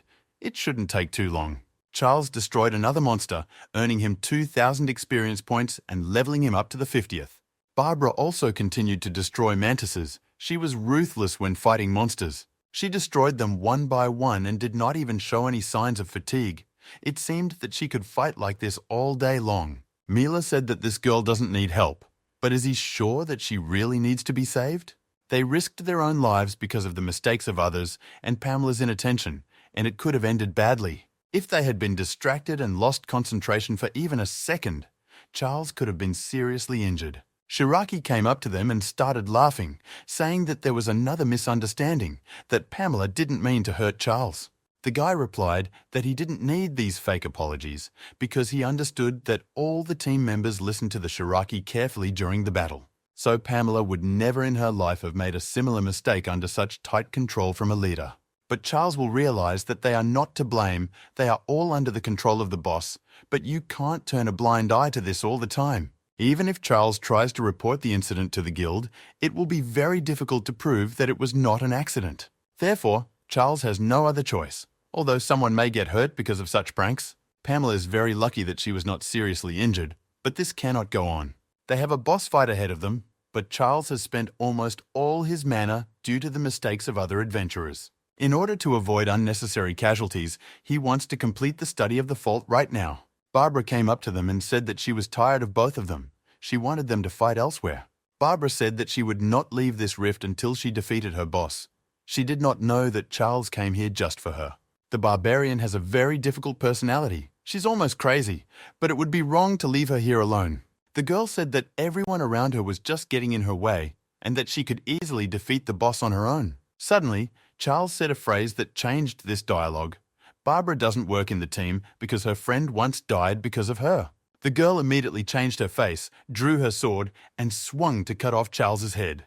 At the last moment, the girl stopped her blade and asked Charles how he knew about it. She was very angry, and at such moments it is better not to joke with her, although it is better not to joke with her at all. She said that if he wanted to finish the investigation, no one was stopping him. But she's not going to stop and will definitely continue on her way to the boss. Everyone around her is just getting in her way. Chirac realized that he could not allow her to leave the group in such a difficult situation. In past timelines, Charles learned about this through the words of his comrades with whom he went on raids. He always thought it was just a rumor, but now, step by step, everything is falling into place. Charles looked at Mill and said that he had to follow Barbara. It was his personal destiny in this rift. If he lets her go off on her own to fight the boss, her story from her past life could repeat itself. But it wasn't so simple. Charles was approached by Shiraki and stopped him. Is a new battle waiting for us? He explained that they should not be separated in such a situation and reminded them that Pamela would not be able to fight anymore. They must all stick together, and if Barbara and Charles leave, the raid will automatically fail. There was indeed logic in these words, Charles thought, and did not know what to say. If the Shirakis can convince the boy to stay, they will be able to continue cleaning up the fault. Chirac cannot come back from this rift without a victory. There is too much at stake for him. So he once again reminded her that she could not continue to fight. She urgently needed to be escorted to a safe place. This battle with the mantises took a lot of her health. She will remain alive, but she will not be able to fight yet. If Mila, Charles, and Barbara leave, this raid will automatically end. Chirac cannot allow this to happen. If he returns without a victory, he will not receive important funding. So he tried his best to convince Charles to stay and reminded him that Barbara had made a personal decision. You can understand why Charles is worried, but if the girl decides to move on without them, that's her problem. Now they need to forget about Barbara and stick together for their personal safety. Charles said he didn't want to hear words about security after Chirac ordered Pamela to attack him. The boss replied that it was a simple misunderstanding, and if Charles didn't want to deal with him, maybe he would at least agree to a good deal. He promised to pay each of them $200,000 if they agreed to continue cleaning the fault together. So far, Charles hadn't said anything, although he realized that there was a lot of money at stake. Charles must have realized long ago that Chirac needs to clean up this rift at any cost, and he will do everything possible to do so.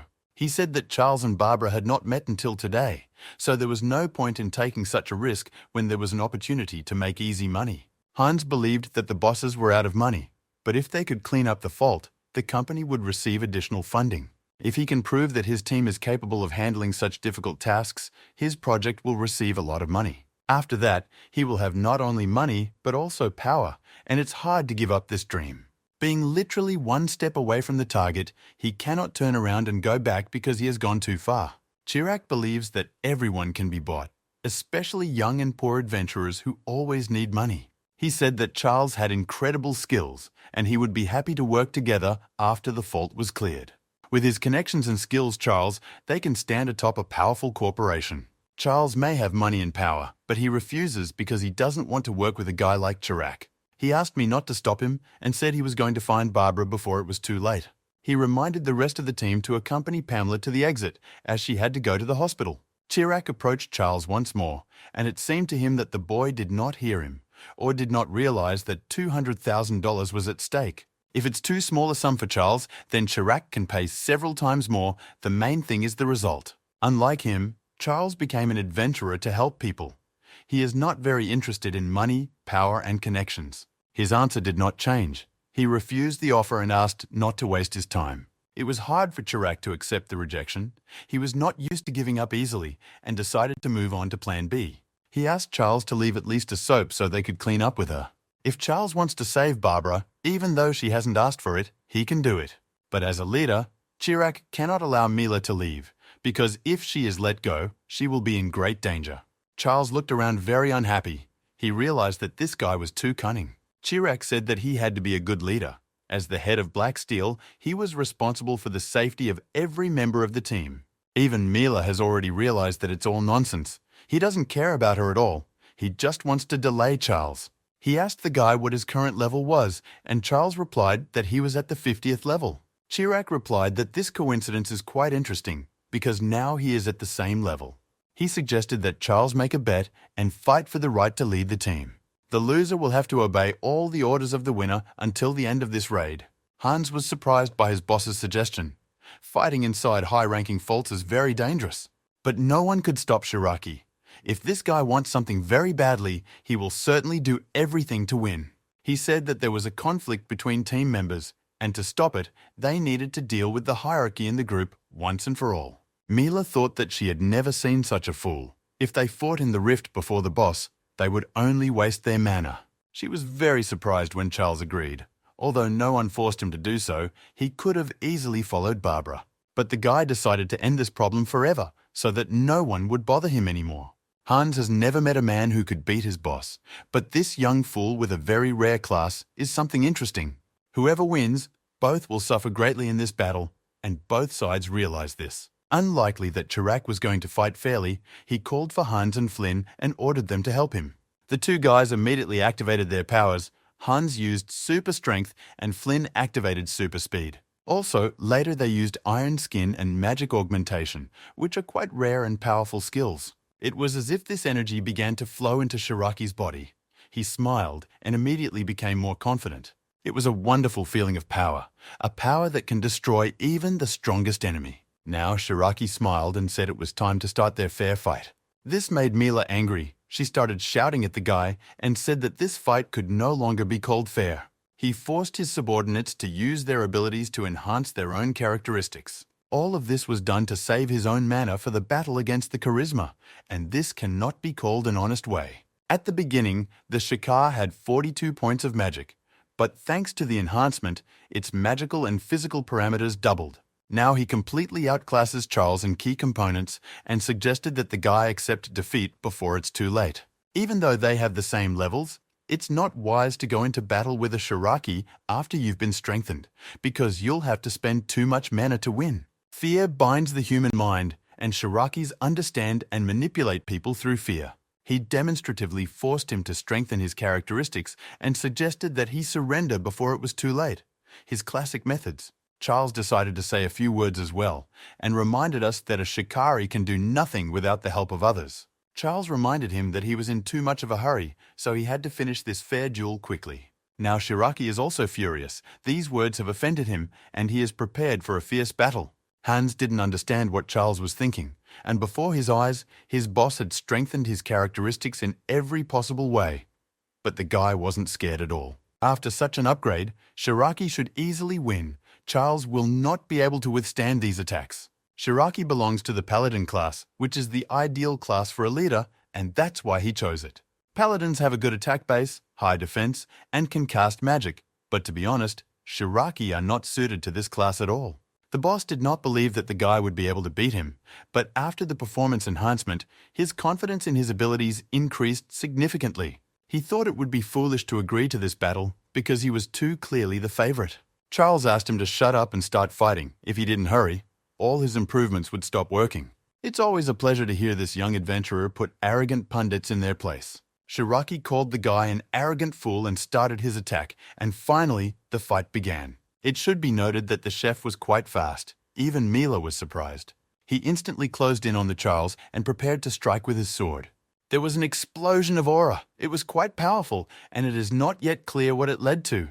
Soon the fog cleared and everyone saw that Charles was still alive, so he was able to successfully defend himself. Hans looked at Mila and assured her that Charles would not be able to last even 2 minutes in a battle against the boss. He said that even without reinforcement, the boss is too strong and everyone at Chornaya Stahl knows it. Hans is confident that with these enhanced characteristics, the only one who can defeat the boss is the Rift boss. It was a pleasure to watch this battle of the Titans. All that was missing was popcorn and Coca-Cola. Charles has a very mobile class, and with the help of gravity, he will be able to dodge and stop Shiraki's attacks in time. At least Mila wanted to believe that. She was very worried and praying for her friend. The boss has already noticed that his opponent has so far successfully dodged all his attacks, which is not something everyone can do. Charles must have decided to dodge to wait for the moment when all the Chirac tightening is over. The chief assured me that as soon as his strength decreased, his team members would help him again. Therefore, Chirac is absolutely sure that Charles will not be able to defeat a well-organized team on his own. Strength comes in numbers, and the boss realized this when he was just a schoolboy. He had always been a gifted child, could devote little time to his studies and sports training, and still remain the best.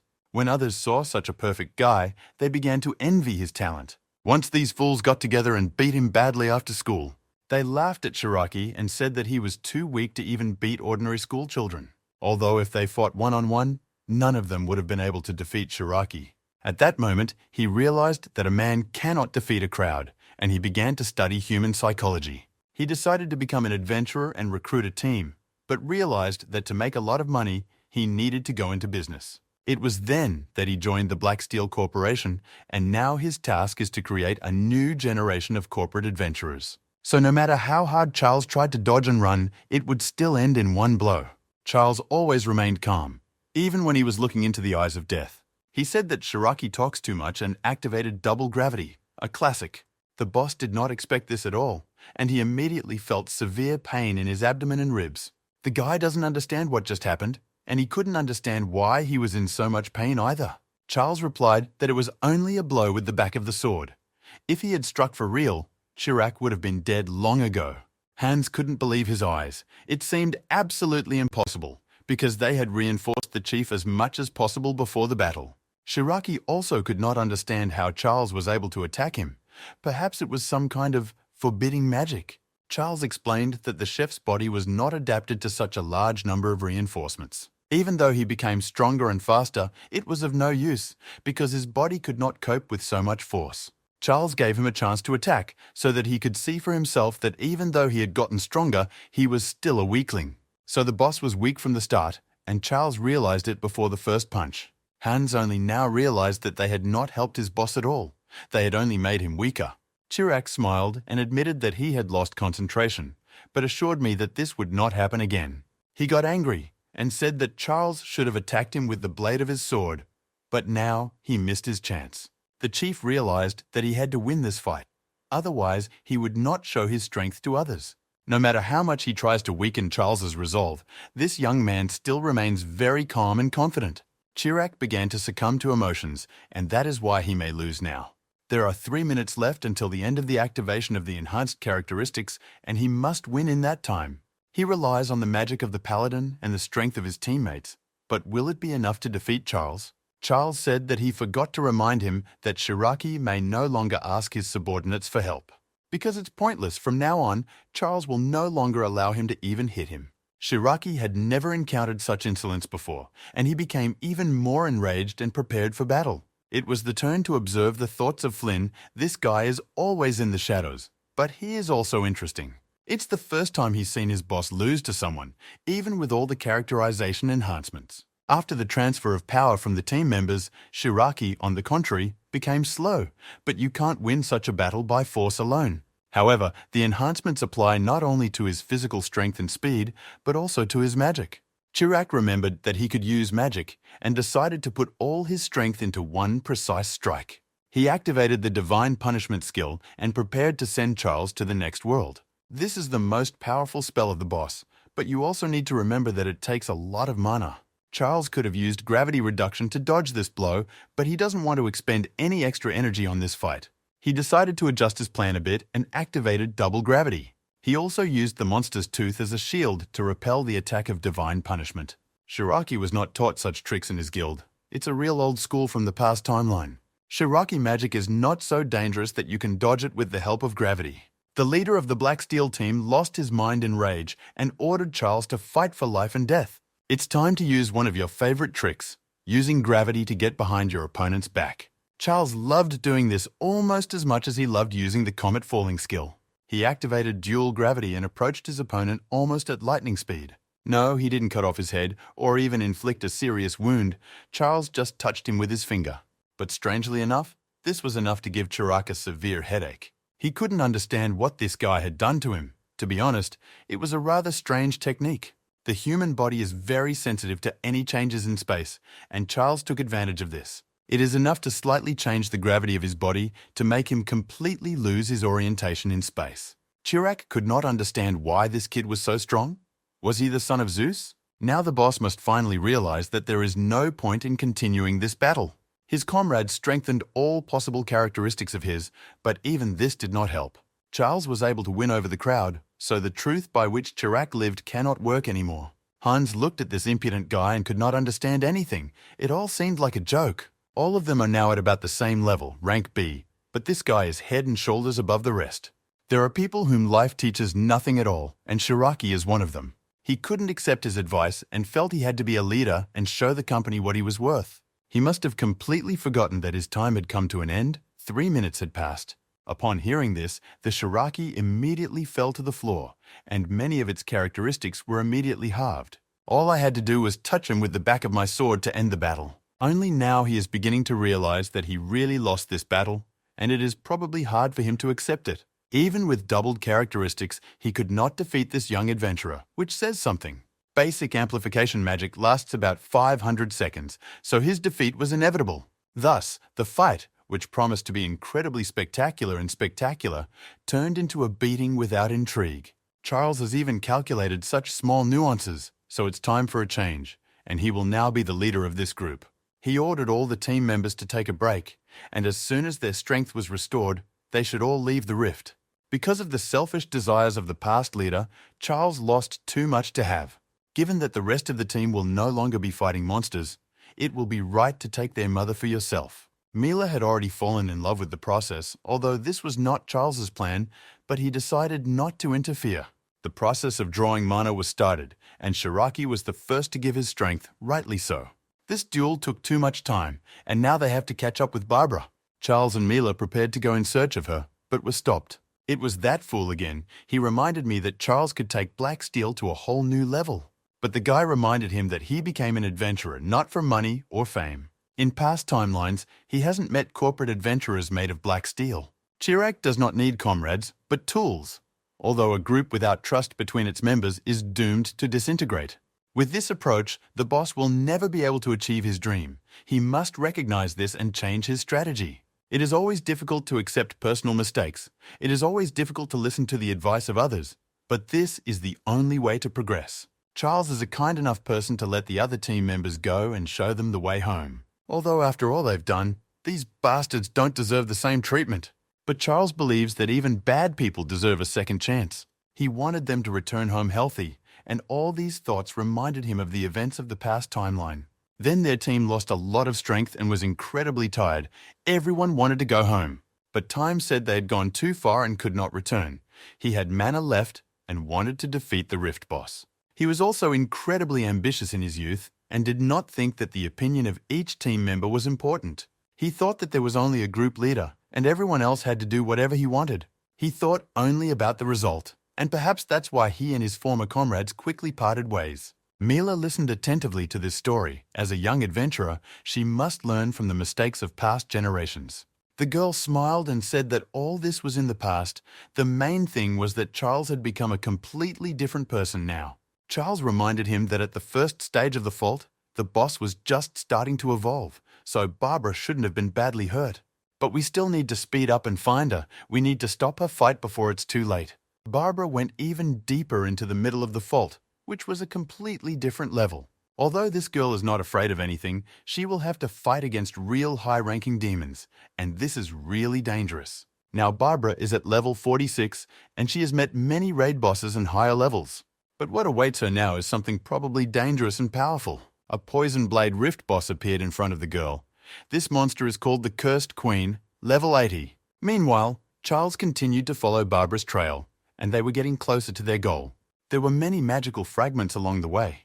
These fragments fall out of local monsters after they are killed. So Barbara followed this path, but it is unclear why she did not take the magical fragments with her. Magic shards are stones that hold a monster's mana, and they are very valuable even now. In 10 years, they will become the most environmentally friendly energy sources, although even now they can be sold in the guild for a large reward. Although knowing Barbara, she was never interested in money, so she probably did not take the stones with her. Mila was interested in the story of how Barbara lost her friend, a story Charles had heard from other adventurers. He didn't expect it to be true, but according to rumors, in her first year as an adventurer, Barbara lost her close friend while clearing a fault.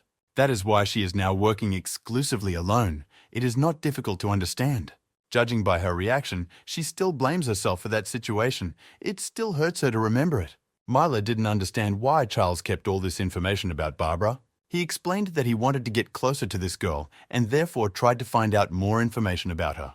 Barbara saved his life, so it's no wonder he wanted to know more about her. But now Mila was scared for some reason. She probably thought that Charles was in love with Barbara. Meanwhile, they were able to realize that Barbara had entered the deepest part of the fault. That's where the fault boss lives, so if they want to save her, they need to speed up. They were absolutely right. It was at these moments that Barbara met a huge monster. It turned out to be much more powerful than she expected, and she could probably use some outside help right now. This monster is not going to wait for someone to come to her aid. It is going to eat her alive right now. Of course, first you have to dodge his attacks, because it will be difficult to fight him without your head. She immediately felt his incredible strength and speed, which is exactly what you would expect from a level 80 rift boss. There are no other monsters around, so this means that the boss will start the evolution process very soon. Mila realized that she could not defeat him, and she had to run away and tell everyone about the danger. But if she starts to run away, the boss may chase her, and then the rest of the team members risk dying as well. That's why she goes to the rifts alone, because she doesn't want anyone to die again because of her. If they can't escape, they will have to fight. Although in this case, Barbara is almost guaranteed to die. Although her class unleashes its full power only one step before death, it can help to level the playing field and try to win. Suddenly, she heard a voice that was very familiar to her.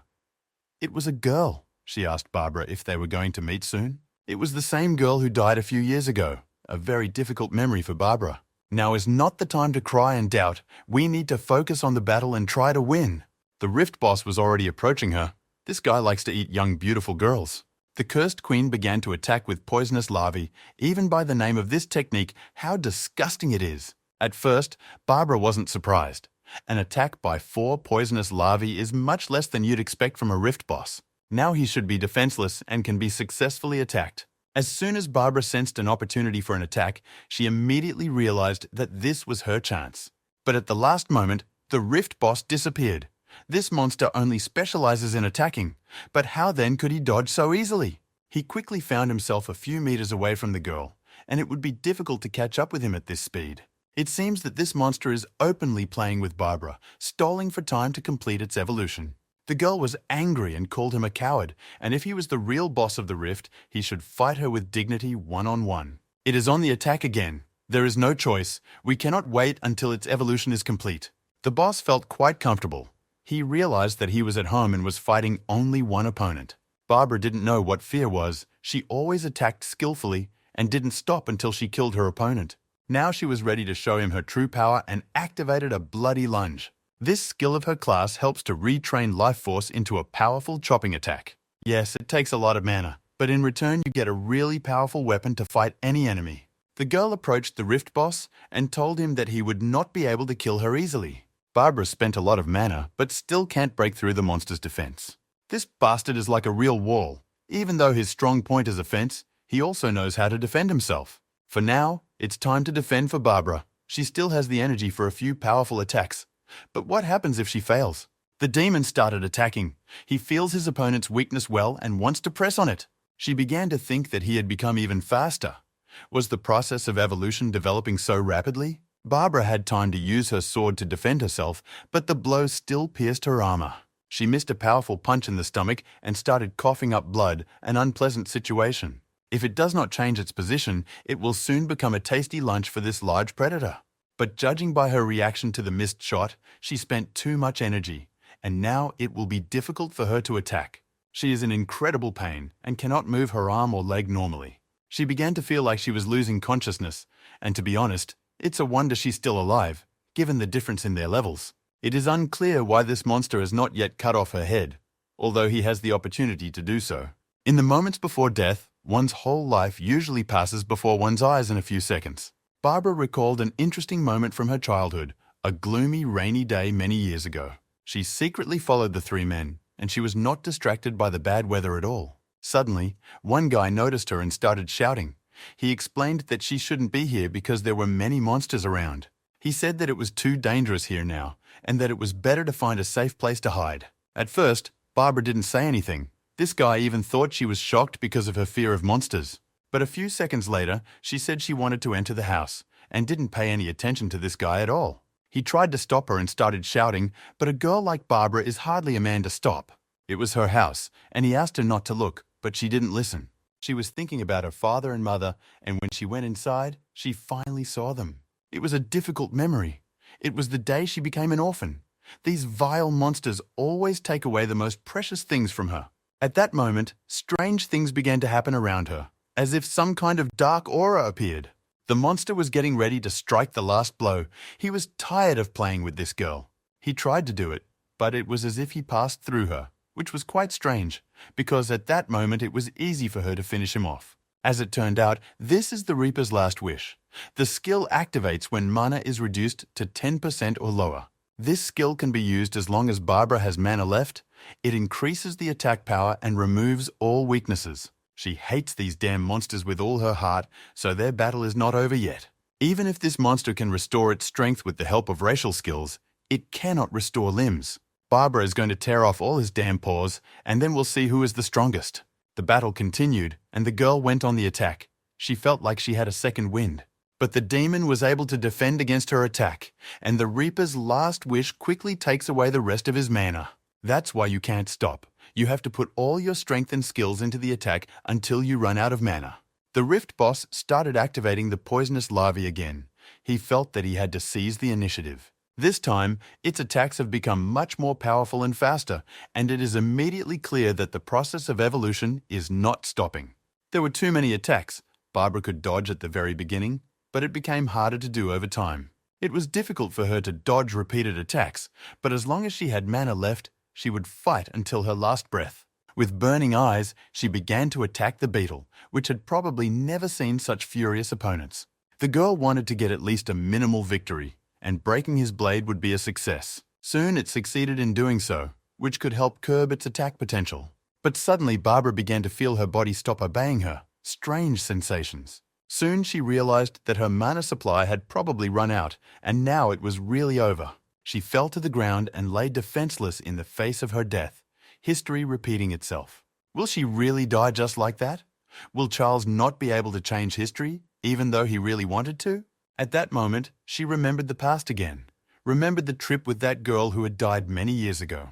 Her name was Lisa. She was very tired and asked to rest for at least 10 minutes. Barbara explained that the monsters don't care if you are tired or not, and if the Lisa can't withstand the pressure of the fault, then next time Barbara will go without it. She didn't understand why Lisa was always following her. She thought it was just an extra burden. Lisa caught up with her and told her that she was the reason she died, and she didn't understand why Barbara was still alive. She approached her, took her by the neck, and asked when they would finally meet again. Lying on the ground, Barbara told Lisa not to worry. They would see each other again soon.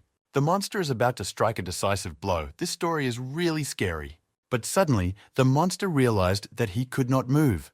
It was very similar to activating the Shadow Chain skill. And so it was. Mila grabbed the damn demon and held it back with her magic. Charles immediately thanked her for her help. He was already with Barbara. This guy will always come to your aid, even at a critical moment, even when it seems like everything is over.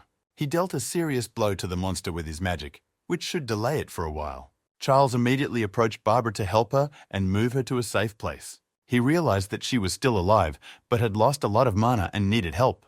They came just in time and managed to save Barbara, but the main battle is still ahead. Things are not going well. Barbara has almost no strength and health left. Her body is very weak now. If she is not taken to a doctor immediately, she will die. But the fault boss is standing in the way. At first, they manage to hide, but soon this demon will find them, so it won't be easy. The Rift boss is very strong even without evolution, and now he's standing near the only way out of the cave. He's not only strong, but he's also very smart, so now we won't be able to get away unnoticed. Barbara woke up and asked Charles why they had come for her at all. Even the three of them could not win.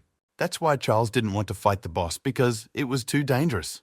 They were able to save Barbara, but she can no longer fight, and the difference in levels between Charles and the monster is too great. Mila is on a completely different level, so she has almost no chance of winning.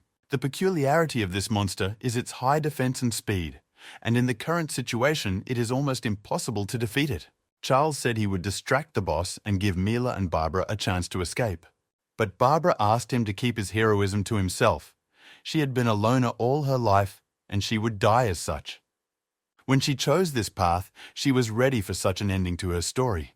But now, she wants to keep her pride and die with dignity. Despite all her injuries, she has not lost her determination, but the pain of her past does not allow her to accept the help of others. The girl did not want anyone else to die because of her weakness, and Charles allowed her to stay in the rift. But there is one caveat. He said that they would also stay and defeat the monster with her. Mila replied that they could not defeat the boss. Barbara was badly injured, and the two of them were too weak for this demon. Charles asked her to use mana transfer, which will help Barbara for a while. Mila can restore her mana, but Barbara has almost no health left, and it takes time to use this skill. Charles realized that the moment of decisive action had come. He said that he would buy time for the girls and went to fight the boss alone. Barbara thought it was a real suicide. She knew what she was talking about because she had personally fought this monster and knew how strong it was. But Charles knows much more than she can imagine, so he asked her not to worry and assured her that he had a plan. The poisonous larvae skill has been activated again, and now the guy will experience this nasty attack on his own body. The girls realized that Charles was unstoppable, so they had to try to do everything he asked. This nasty beetle kept screaming at the top of its lungs, and it was time to silence it. Charles came to him and said he was ready to fight. This guy is fearless. Not only was he ready to fight the Rift boss, but he gave him the opportunity to attack first. At this time, the mana transfer was activated. This should return the barbarian to normal. The girl was very worried about Charles and said that he completely underestimated the boss. This monster is stronger than it seems. Barbara is sure that time will not be able to defeat him one-on-one. He is literally heading for 100% death. Charles has repeatedly shown that the word impossible does not exist for him. He does not care about the laws of physics because he is a master of gravity. The battle with the Rift boss has begun, and now we will see if this young adventurer's fairy tale will continue. The monster immediately demonstrated its intelligence, trying to corner Charles like a professional boxer. Charles was forced to activate reverse gravity to protect the world from this villain's attacks. Though it was not easy, he managed to dodge it, skillfully using gravity. In a few seconds, Charles was on the head of this inglorious bastard. What a start! Now Barbara realizes that she has underestimated not only the fault boss, but also this young adventurer. Somehow he was able to strike the damn queen, and to do it to a level 80 boss is some kind of fantasy. Charles is a predator of a completely different level. He sees through the Rift boss. Now he is showing her what a former S-class adventurer is like, a different level of thinking and fighting skills. The monster immediately began to scream in pain throughout the cave, and no one could hurt it. But now he will feel that he also belongs to mortals, and fear will begin to creep into his head. Now, because he is very determined, he looks focused and attentive to all the details. Barbara has no idea how much he has been waiting to meet her since that day. He not only dreamed about it, but also thought through all the options in his head. Options for destroying this monster. It was this horrible scoundrel who took Barbara away from him in the last timeline, and he must pay for it with his own life today. Revenge is a dish served cold, and that's exactly how Charles is going to take revenge. Calmly, deliberately, in cold blood. It seems that the level 80 boss did not surprise Charles at all. He expected much more resistance from this bastard. Mila believed that Charles would be able to defeat the monster, but Barbara said it was impossible. She admitted that Charles was really strong, but because of the great difference in levels, his blows did not do enough damage to the cursed queen. He will run out of mana before he can kill this boss. But nevertheless, he was able to rivet Barbara's attention to his person, and she became truly interested in him. He deliberately forced Mill to give her mana so that Barbara could fight with him. What does it all mean? If Barbara starts to fight, it is not a given that she will be able to survive after activating her skills. Charles, meanwhile, felt great. He had been waiting too long for the moment of revenge for the death of his girlfriend. He asked the Queen to have fun with him, and in response, she activated the poisonous larvae again. But then something strange began to happen to the monster, something no one had ever seen before. It seems that this rift boss recognizes the threat in Charles, although they have a giant difference in levels. The guy said that he expected more than poisonous larvae. He waited too long to be deterred by such a weak attack. Barbara did not understand why this fool did not run away. He was taking too many risks and playing a dangerous game. All of them underestimate Charles too much when he fights, and probably only Mila always believes in him because she knows what he is capable of. She knows that he is capable of causing a real disaster for any rift boss. There is no law for this guy. He remembers the battle with the cursed queen that took place 10 years ago as if it were yesterday. The memories of that day give him strength today. He is incredibly focused and extremely determined. The rift boss keeps attacking and trying to cut off the guy's head, but so far it hasn't worked. Charles skillfully activates his gravity skills at the right moments and avoids danger. Not only does he skillfully dodge the opponent's attacks, but he also instantly counterattacks at the right time. Now Barbara could not believe that this young man was an adventurer of the rank of B. Even though Charles was able to damage the creature, it's still not enough, and something more is needed to win. The cursed queen is too strong. No matter how much he beats her, she still regains her health with the help of magic. To win, you need one precise shot, and only Barbara can do it. She must go and help him before Charles dies, but her mana is still not fully restored. Mila started to stop the girl and said that she was not healthy enough to fight. But as I said, no one can stop this girl. The Reaper's last wish has been activated again. This is a unique skill in her class, allowing you to use the body's resources instead of health to the maximum. Charles deliberately asked his partner to restore Barbara's mana, all so that she could start fighting again. The girl is now absolutely sure that this time she will not lose. It's time for revenge. She had flashbacks again, and Lisa said that when Barbara relies on someone, they always die. Lisa asked the girl if she was sure it was the right decision. Barbara apologized to her and said that she could not ignore the determination of this young man. He risks his own life for the sake of others, and this is respected not only in the world of adventurers. Charles continued his battle with the monster. Probably deep down he was sure that Barbara would soon join him. Suddenly, he saw the monster being attacked by two forces at the same time, a ball of darkness and a buggy sword. Barbara approached him and asked if he really knew about her abilities and deliberately asked the mill to restore her mana. Charles replied that only with the Reaper's last wish skill could they kill the cursed queen. Barbara was scared. She had already tried to kill the monster with this technique, but it didn't work. The Rift boss was able to dodge and almost killed her, and that was just recently. Charles asked the girl to calm down and believe him. He promised that they could kill the monster in 5 seconds. These words seemed absolutely absurd.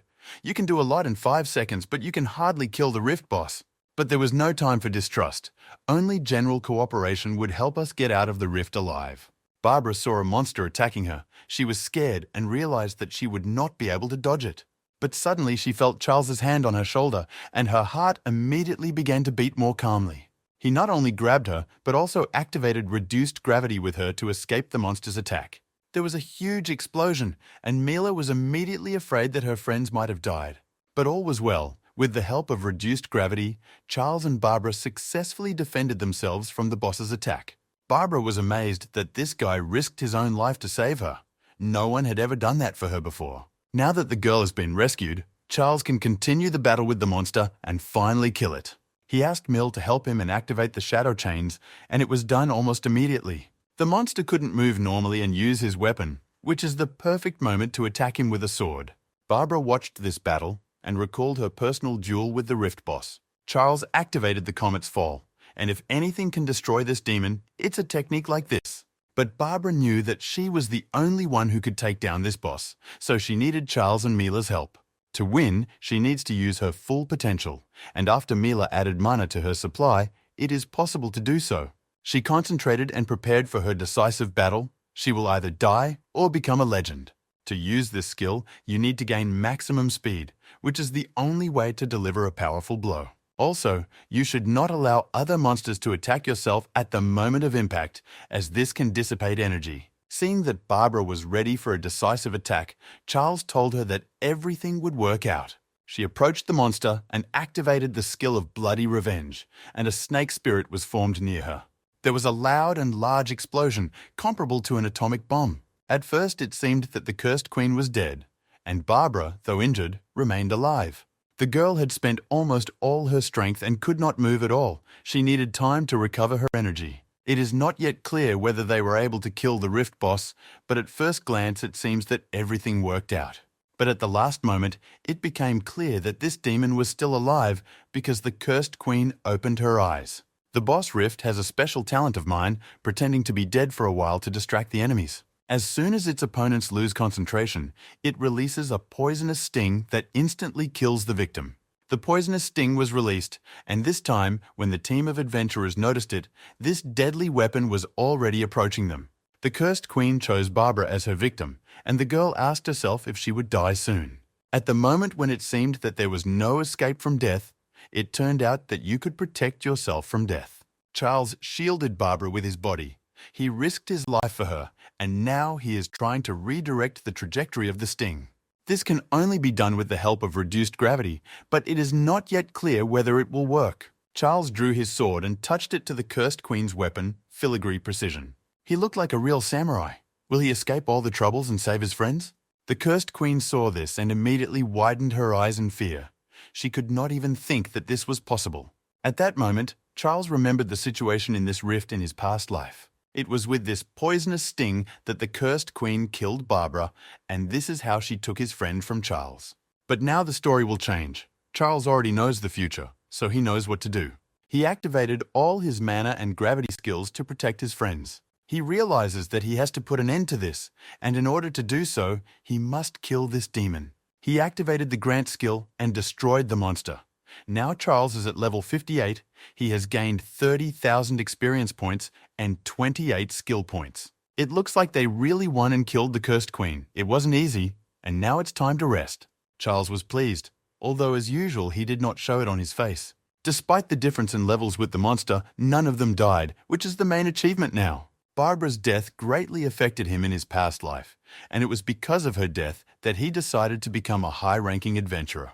But now he has saved her, and she still can't believe that she was able to survive in this hell. She looked at Charles and saw that the spirit of Lisa was standing next to him.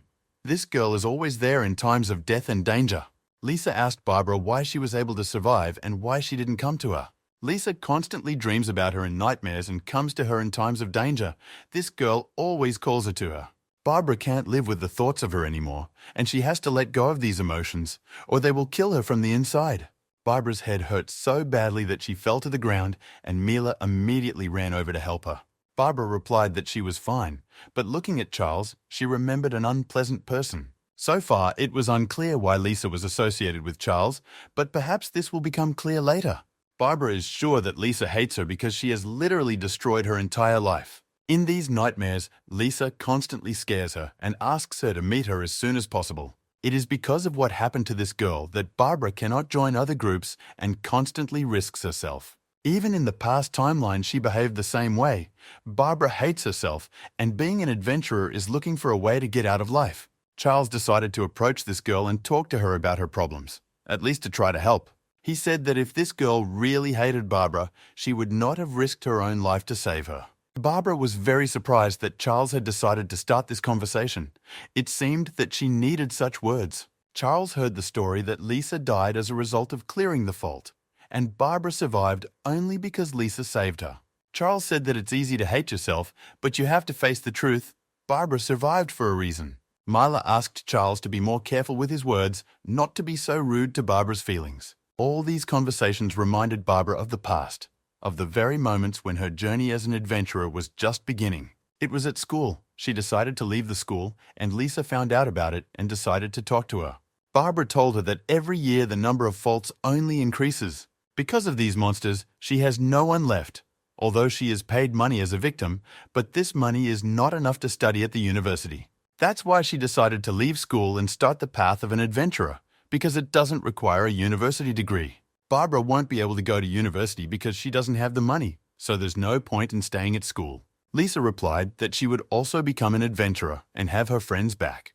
Barbara was very surprised by such frankness of her and her friend. She did not expect such words. Many years passed, and they both became professional adventurers, and that day came. Lisa said that it was very dangerous in the rift and that it was better to return, but Barbara replied that Lisa was not cut out for this work. Barbara said that next time she would go alone and not take anyone with her, at which point Lisa took her hand. She asked her friend not to say such words. She is not alone in this world, and Lisa wants to be always there for her. After that, the problems in the vault began.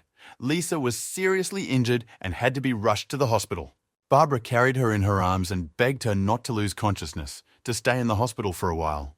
But even at this critical moment, Lisa continued to think only about Barbara and her health. That is why Barbara still believes that Lisa must hate her. But I explained to her that she could not know the thoughts of the dead, that she should never even think about it, even to preserve her own peace of mind. She risked her own life to save her friend, and Barbara continues to take risks, hate herself, and seek death. It is unlikely that Lisa wanted all of this, and it is unlikely that anyone will be upset if Barbara dies in a battle with monsters. Charles is sure that Lisa wanted the best for her friend, which is why she risked her own life for her. All these frank words made an impression on Barbara, and for the first time in her life, she seriously considered the other side of this difficult issue. She remembered once again the moment when Lisa, one step away from death, checked on Barbara and was happy to hear that she was healthy. At that moment, Lisa's spirit reappeared near her, and the girl said that she hoped Barbara was doing well and had friends. She said that they would not meet again soon, and Barbara should not worry because Lisa would always look after her. It's too early for Barbara to die. She has to live a full and happy life for both of them. This whole story is difficult to understand and feel as much as it is painful for Barbara. But she has to step forward and leave the past in the past. Life is like running water. If it stops, it becomes stale. Now the worst is over, the cursed queen is completely destroyed, so the rift is officially cleared of monsters. Barbara acted too risky, but it was all done out of a sense of guilt towards Lisa. Charles understood this perfectly well. He immediately recalled the moment when Barbara died in his arms in a previous life. He explained that Lisa always cared about her friend and put her life above her own. So if Barbara dies so easily, then all of Lisa's efforts will be in vain.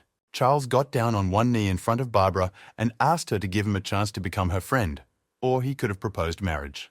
But even this was enough to surprise the girl. She said she needed to think about it and asked him to give her time. Charles understood that this was a difficult question for Barbara, so he was sympathetic to her answer. It's a good start, but it's time to return home and take the injured girl to the hospital.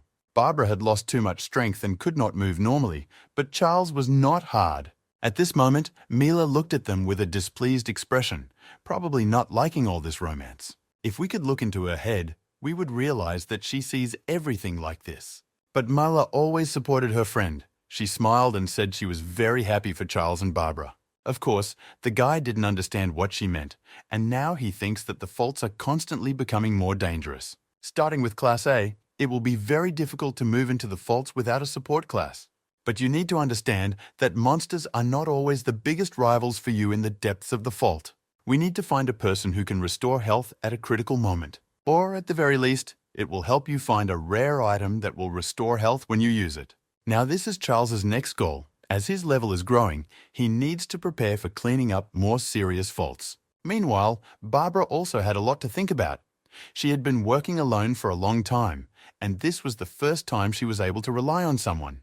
The girl admitted that it was much more pleasant than she thought, and it's not just that Charles is now carrying her on his back. She thanked Charles for helping her and saving her life, and the guy only barely smiled in response. He realized that this time he had succeeded in changing the future, although it was not easy. Although he is still the same Charles as in the past, he has also begun a kind of evolutionary process with the help of new experiences. You could even say that this guy is much stronger than Charles was in the past, even though there is a difference in levels. It's as if they help each other.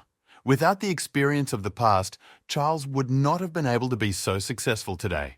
The young adventurers successfully returned after clearing the fault, and Barbara was immediately taken to the city hospital where she was helped to regain her strength. The next day, Charles and Mila met to discuss their next plans. Mila immediately decided to ask the guy if he had called Barbara to make sure she was okay. Charles immediately began to look around more somberly, as if the subject was not very pleasant to him.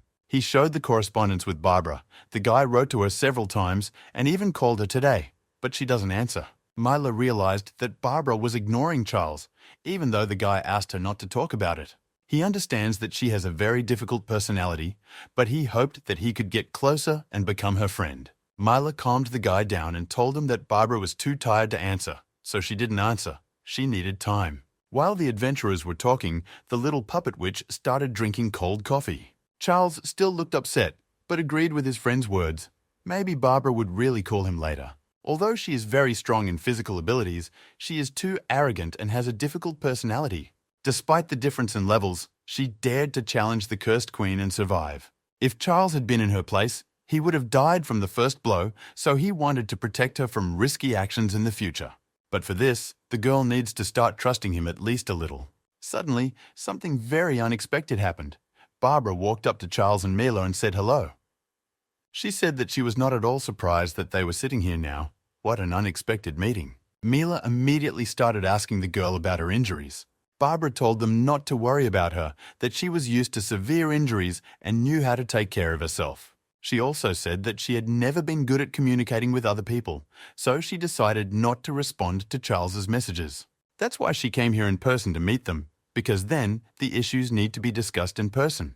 Barbara said that she wanted to join their team, and we can even end this story on such a positive note. Charles smiled sincerely and said that they would be very happy to have her as a member of their team. So Barbara joined her team and will now be cleaning up the faults together with Charles and Mila. Meanwhile, there was a very interesting meeting between the soldiers of the Special Forces in which Elisa and Stephen participated. There were also unknown fighters with them, and Donald didn't want to deal with all this shit. He was tired of killing adventurers and clearing rifts. Sandra replied that she hid him from the rats who rule this country, so he must sometimes do her work. Their client is a very important figure in the ruling structure, and he has made it clear that he will not tolerate any more failures. That's why they decided to give this task to Donald, even though he doesn't understand what's so difficult about it. For him, the task of killing a rank B adventurer sounds like something very uninteresting. He didn't want to clean up Stephen and Alice's shit. They didn't kill this guy, so let them deal with it. Stephen was unhappy with these words, but Donald was absolutely right. They were the ones who let the guy in and failed the task. Unlike them, Donald had the best military training and fought on the side of the heroes of this world. He used to be one of the strongest adventurers, and these tasks make him want to vomit. These adventurers are used by the state as meat in the battle against the monsters from the faults, and these fools are only too happy to go to certain death for the sake of stupid heroism. That's why such stupid characters are particularly annoying to him.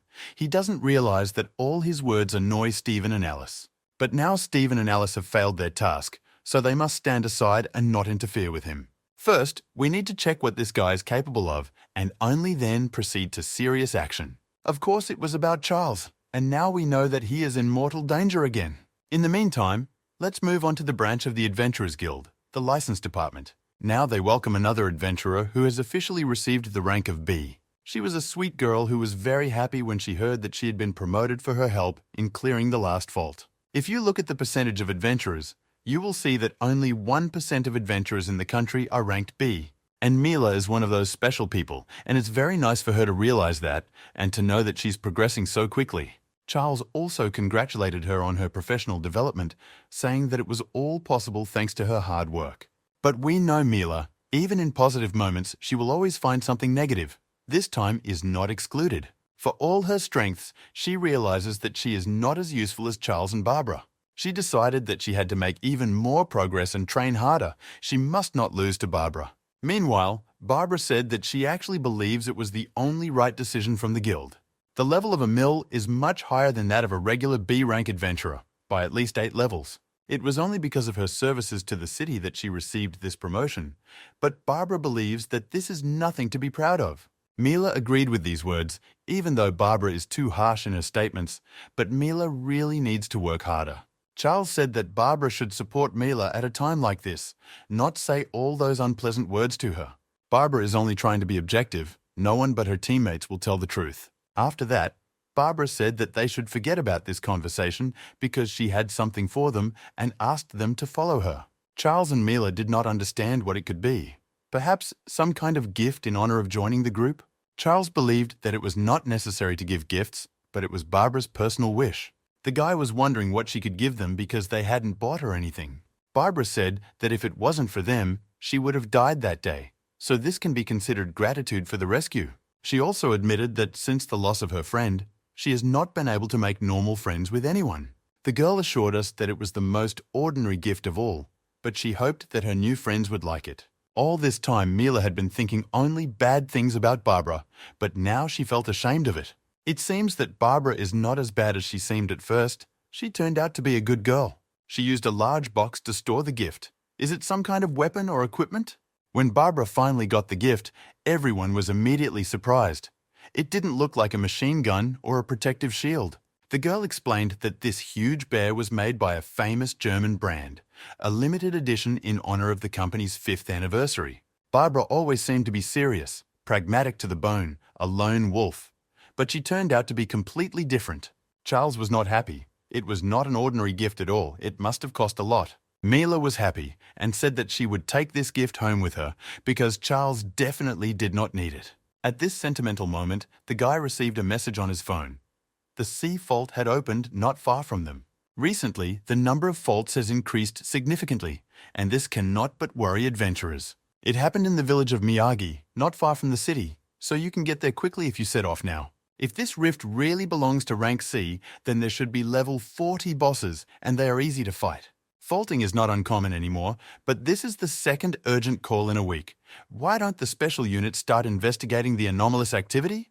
What Charles saw next shocked him. This fault is called the Fairy Garden. It seems he knows something about this fault. The Fairy Garden is a fault of the 40th level, and it is logical, judging by the name, that monster plants live there. But the biggest problem with this fault is its boss, the Gaiakuran Tree of Life, which is not very difficult. But this monster must not be allowed to go beyond the fault line. If it does, it will be difficult to defeat, so support is needed. Of course, he immediately wrote to Betty, saying that he had a request for her today. After that, the team of adventurers set off to meet new adventures.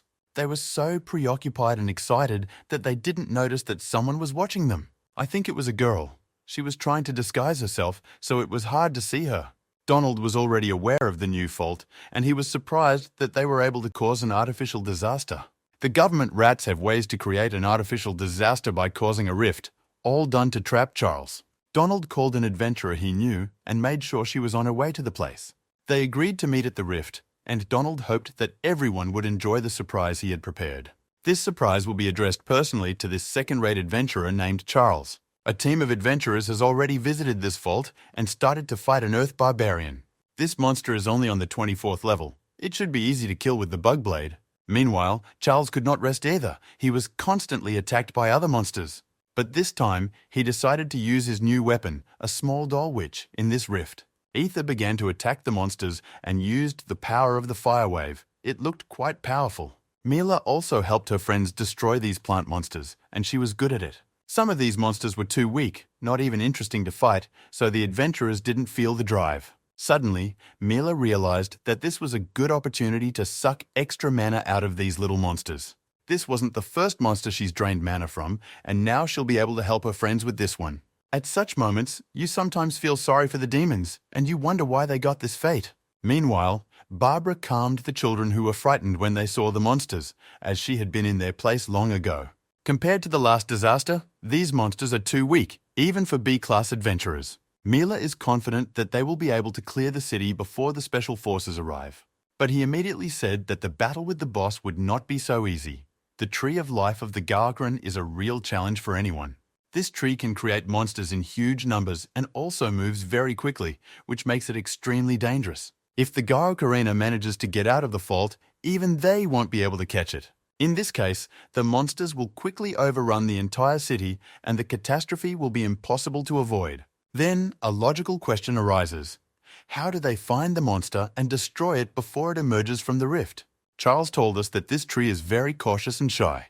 It tries not to get close to rivals with high levels. It will not be easy to catch this monster, although if you do, it will be easier to defeat it in battle. Charles could not understand. He had written a message to Betty a long time ago, but the girl had not yet responded.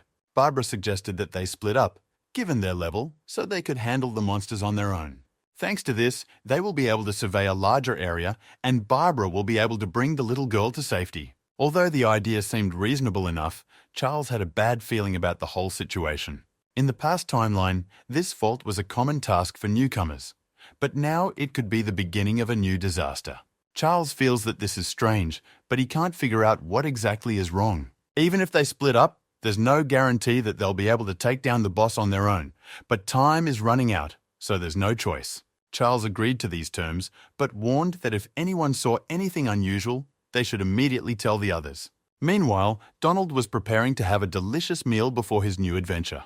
He made himself a delicious double hamburger with a double portion of cheese, and I want one too. He loves family restaurants that offer delicious food at cheap prices. A double hamburger with a double portion of Gouda cheese is an incredible taste. Donald behaved quite loosely, and after the rift occurred, this restaurant was abandoned by other people. That's why he came here to have lunch and get some extra energy before his mission. But as soon as he decided to try this delicious hamburger, the window next to him seemed to explode. The whole plate with his delicacies fell to the floor as if someone did not want him to eat this lunch. A tall man appears in the restaurant, looking for Donald, who is known by the codename Collector. Donald is a serial killer who hunts other adventurers. He is unhappy that someone did not let him eat this delicious hamburger. Realizing that an unknown warrior was hunting him, he began to choose which skill to use today. A tall man with a large sword was already preparing to attack him. His name was Kenneth. As soon as Donald realized that Kenneth was using a magic sword, the restaurant immediately used explosion magic, purple fire. Donald was immediately very interested. He realized that a Kenneth is a sorcerer who uses a melee attack. I mean, Kenneth is a warlock, and I wonder how he will be able to stop the gargoyle demon that Donald summoned. Kenneth, on the contrary, smiled when he saw this monster. He realized that Donald is really a collector, as they say. Kenneth received a report from his subordinates about a suspicious man wearing a mask with different colored rings. He built his career killing trash like Donald because Kenneth is a Class A adventurer and bounty hunter. Donald knew that being a bounty hunter was not an easy job, so he asked his opponent why he hadn't decided to become an adventurer. Kenneth explained that working as an adventurer is very thankless. You can only reach a maximum of C rank. But by killing guys like Donald, you can get a lot more experience and fame than an ordinary adventurer. Donald replied that it was not an interesting life, getting up early in the morning and chasing thieves. He asked the Kanadas to get out before it was too late, but bounty hunters don't run away from an adventure. Kenneth realized that his opponent was spending a lot of mana summoning other monsters, so it was not in his interest to drag out the fight. Kenneth knew he had to keep his distance and try to end this fight with one punch. But Donald remained incredibly calm and focused. He said he would teach this hunter some tricks. And one of these tricks is the skill of surprise attack, which the Kenneth immediately felt on his own body. The bounty hunter could not understand how he could be attacked from behind. It seemed impossible to him. Before entering the room, he inspected everything thoroughly, and you didn't see any more monsters. But the collector managed to summon another monster, the Kildall Executioner. From the very beginning, Donald knew he was being followed, which is why he was so confident that everything would go according to his plan. As expected from a battle sorcerer, due to its multi-class, it has high defense, so it cannot be killed with a single blow. Kenneth begged to be left alive and promised to pay any amount of money for it. Donald reminded him of his horned friend. If the hunter talks too much, he will smear him on the wall. The collector doesn't understand why people keep offering to let them live in exchange for money, which makes him feel like a scumbag. But suddenly, everything did not go according to the collector's plan, which he certainly could not have foreseen. A huge fire arrow was coming at him, although it also looked like some kind of explosive. The collector was standing next to his monster, but managed to see the danger in time. He was able to defend himself and dodged the attack, but his gargoyle did not have time to do so. Because of this, the demon was destroyed with a single blow. The collector will not like it very much. The person who did it wanted to end this fight with one punch, but missed. Donald realized that it was open season on him, and the fight was about to begin. I think you recognize our old friends. Lydia has activated the superpower of the wind and started attacking. It was not just the wind, it was the fire, and together they created a real threat. Donald was furious and said that because of them, he would not be able to cook himself another portion of his favorite double cheeseburger. In addition to the bounty hunter, a special unit came here. They launched a fire arrow for a reason. It was a plan to spread the fire and roast the collector alive. With this attack, they were able to save the hunter with the heads. Now Donald can't see anything because of the smoke. Only one person from the special forces could have organized such an ambush. the lieutenant of the 2nd Special Forces Unit, Bart. Not every adventurer you meet is recruited to the Special Forces. You have to be not only strong, but also follow strict rules. Many people can't stand working in such harsh conditions, but he is the youngest and most talented lieutenant. It is said that Bart passed the exam to join the Special Forces on the first attempt. Donald has long dreamed of killing such a talented idealist. But now is not the best time to fight, because his subordinates will interfere too much. Even though the collector managed to dodge, he lost the gargoyle because of this and the unexpected blow, and if he tries to fight, he will lose a lot of mana. He still has another job to do, and if he fails this task, this old woman will quarter him. Bart was lucky this time, but Donald is sure they'll have more fun next time. That is why he decided to leave quickly and continue his main task. The Special Forces immediately informed their leader that the collector was trying to escape. Bart immediately took out his weapon and prepared to strike the enemy with a hellish blow. It was a fire arrow shot. We have already seen the effect of this weapon a little earlier. At first, Lydia thought they had succeeded, but the lieutenant said that it only seemed so at first glance. It's a regular slime. He disguised this slime with his mantle. After that, the collector calmly escaped through the emergency exit. A smart move. It makes no sense to run after him, because the goal of the special unit is to stop the disaster, so they will lose too much time if they look for the collector. First, they need to stop the flames, because it can lead to additional problems. The lieutenant will interrogate this bounty hunter later, as soon as they finish the other processes. The city was still in danger of a full-fledged disaster due to the fault. It looks like Barbara has stumbled upon something really interesting, and it's not about little monsters. I'm talking about the Fairy Garden Rift boss, the Gyokurin Tree of Life, level 38. The girl tried to catch up with this huge vile monster, but the summoning of fairy tale creatures was activated from the rift. It was then that Barbara realized that it would not be easy to do all this, but it should not be a threat to her. These monsters are at a fairly average level and can be easily destroyed with the Crimson Blade. There were many rivals, and she realized that she didn't have time to fight them all. But if Barbara does nothing, the Tree of Life will escape again and it will be very difficult to find it. So she decided to use one of her main skills, Infernal Destruction, which takes a lot of mana. This power takes the adventurer's life energy and turns it into dark magic to strengthen the attack. Using this technique, Barbara was able to destroy the little monsters and began to catch up with the boss. She was preparing to destroy the monster with a single blow, but suddenly a huge Baran appeared in her path. She couldn't understand how it came to be here, and it was much larger than the other monsters in the rift. There was no choice. We had to act immediately and destroy this monstrosity. Using the Crimson Blade technique, Barbara was able to kill a huge Baran. But the rift boss summoned a few more monsters to help and managed to escape in the meantime. If the girl hadn't been close to destroying him, she would have missed her target. Meanwhile, Charles also continued to search for the Gyokurin, but to no avail. He thought it would be nice to have a bird's-eye view of the entire city. But a little later, he rejected the idea because it would take a lot of his energy. Meanwhile, he received a message on his phone, a message from Barbara in their team's general chat. She told me that she had dropped the Fault Boss and showed me on the map where she had last seen him. Charles replied that this was great news because with this data, it would be easier to find this monster. Barbara was incredibly motivated to find and destroy this slug, and now it's a personal matter. But in order to find the Rift Boss, you need to destroy a bunch of other monsters that protect it. It was not a problem for Charles to destroy low-level demons, but it took a lot of time. In a few minutes, he gained 50 experience points, but now he's facing a huge Varan. This monster is not used to standing still and doing nothing, so it immediately activated a fire attack. Charles managed to dodge it, but that was only the beginning of his battle with this monster. Varan started to attack him, so it was time to activate the gravity skills and show him who's daddy. Varan died very beautifully. At least he did something beautiful in this life. For this, Charles received another 56 experience points, which was a rather modest victory. The problem is that Charles and Varan are on completely different levels, so defeating these monsters gives you few extra points. Although this rift is quite ordinary, there are too many demons in it, and they have already harmed the city. Only by killing the rift boss will the other monsters disappear, but it's very difficult to find the Gyokurin.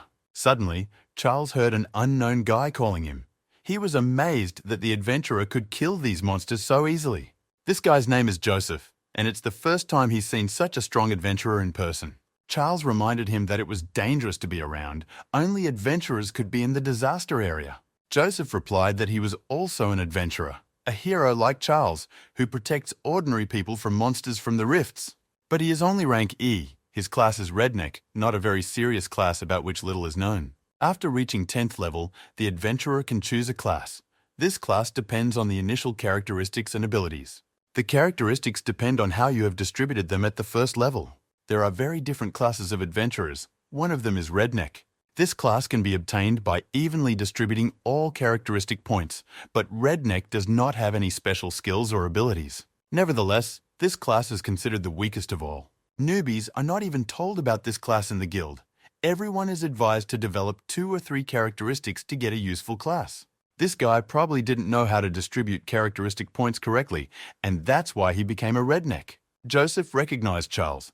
He knew that this guy had a rare class of Master of Gravity. As it turned out, Charles is a true legend of the city's Adventurers Guild, and every newcomer knows about his achievements. Joseph learned all of this from videos on the internet. Of course, he is referring to Betty's channel. Charles was unhappy that this girl was talking about him in her videos. But Joseph is very jealous of Charles. Beautiful women talk about him, and there are all sorts of rumors about him. It's very cool. He would have liked to be as popular and have such useful skills, but Charles said he didn't have time and had to go. But suddenly Joseph stopped him and asked him to go with him, a chance that comes only once in a lifetime. Charles knew that rank E is the maximum Joseph level, so these monsters would be too hard for Joseph. The guy explained that he was trying to destroy the boss, and if Joseph wanted to help, he should find the people and escort them to a safe place. This strange guy just smiled and took something out of his pocket. It was some kind of strange object that looked like a huge crystal, and Joseph immediately activated the object, splitting. It was not only splitting objects, it also activated the healing skill. Redneck has an item splitting skill that allows you to transfer the characteristics of a destroyed item to others. So the power of Joseph can help in finding and destroying the boss, but Time can do everything alone anyway. He needs to catch the boss as quickly as possible, and he doesn't have time to team up with someone he doesn't even know. Suddenly, the guy received a message, and Betty finally replied. The girl greeted him and told him to launch a stream to find the fault boss, who looked like a small slug. She shared a broadcast she is conducting in the epicenter of the fault disaster and says that the area is overrun by monsters. She asks us to help her find the monster and to post photos with the monster and the hashtag. The girl would be very happy to have help, and soon people started sharing photos of the boss. The appearance of this monster should not relax the adventurer. This slug is very dangerous. With Betty's help, Charles will be able to track the Garkarin in real time. Now he can't hide. This photo shows the place where this slug was last seen. Even though Charles now knows the boss's approximate route, he is still very fast, so he needs to come up with a tactic to catch him. You also need to write a message to Mila and Barbara. They are not far from the place where the boss was last seen. While Charles was engaged in this process, Joseph was still by his side. This was beginning to annoy our protagonist. He doesn't like newcomers he doesn't know.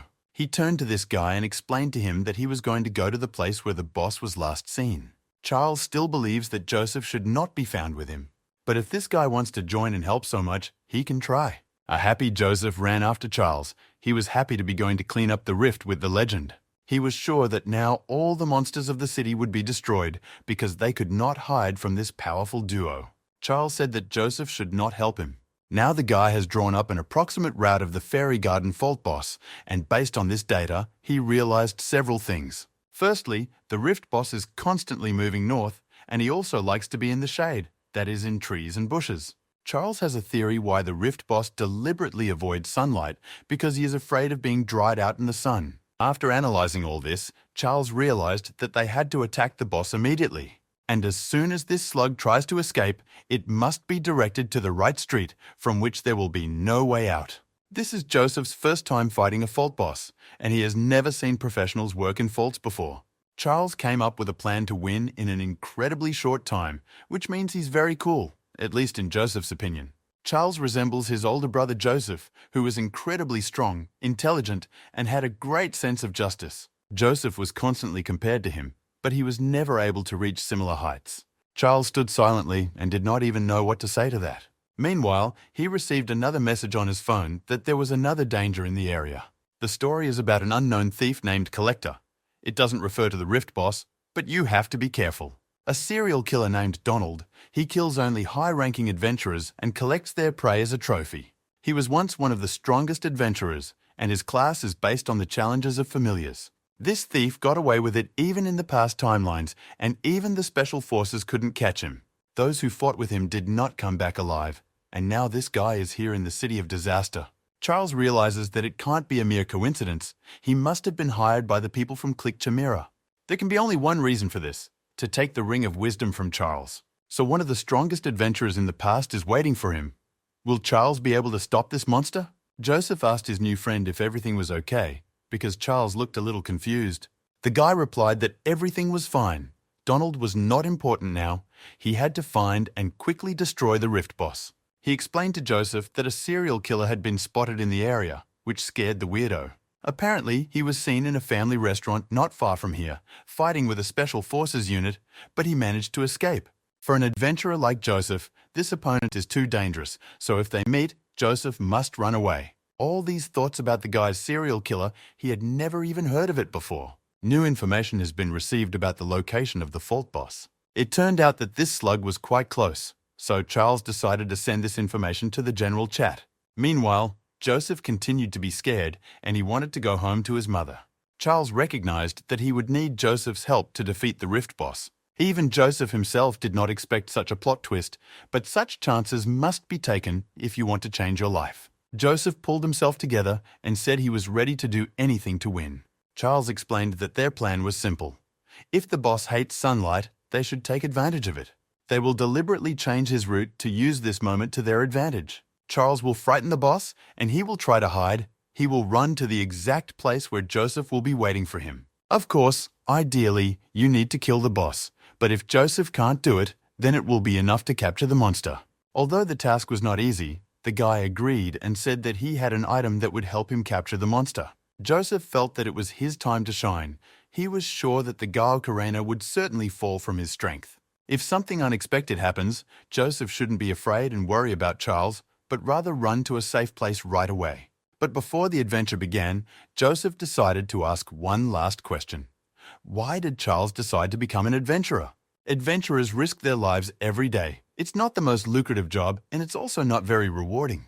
That is why Joseph wondered why Charles chose this path. Even though Joseph is very strange, this is a really good question that is not so easy to answer. At first, Charles wondered how far he would be able to go before meeting his own death. But in parallel with the development of his path, the higher he climbed, the more he realized that with this power, he could save many lives. When Charles said all these words, he immediately recalled Barbara's death in the previous timeline. A sense of responsibility came to him with great force, to all the people who might suffer from monsters or from other people. Having said that, Charles looked at Joseph.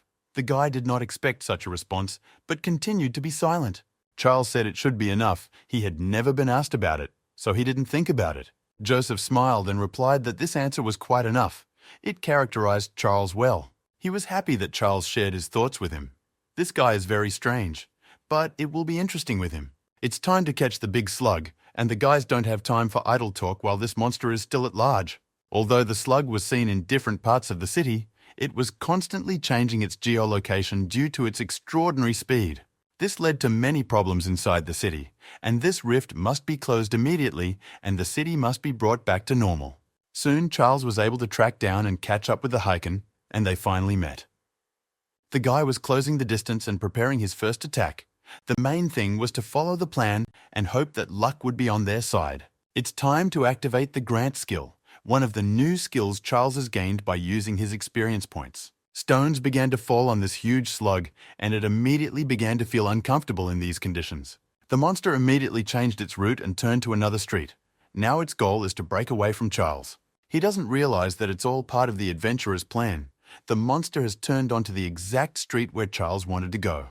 Now it's Joseph's turn to take the stage. It's his finest hour, and he must seize his chance. The guy looked quite calm and determined, but when you face a rift boss, all your calmness can disappear at once. For now, Charles continued to chase the huge slug. Even though he couldn't touch it yet, he was still close. This nuance should be noted because Charles has reached a new level of speed. In his previous life, he would not have been able to catch up with this slug. The Rift Boss wasn't going to lose this fight so easily. He decided to activate the Nightmare skill.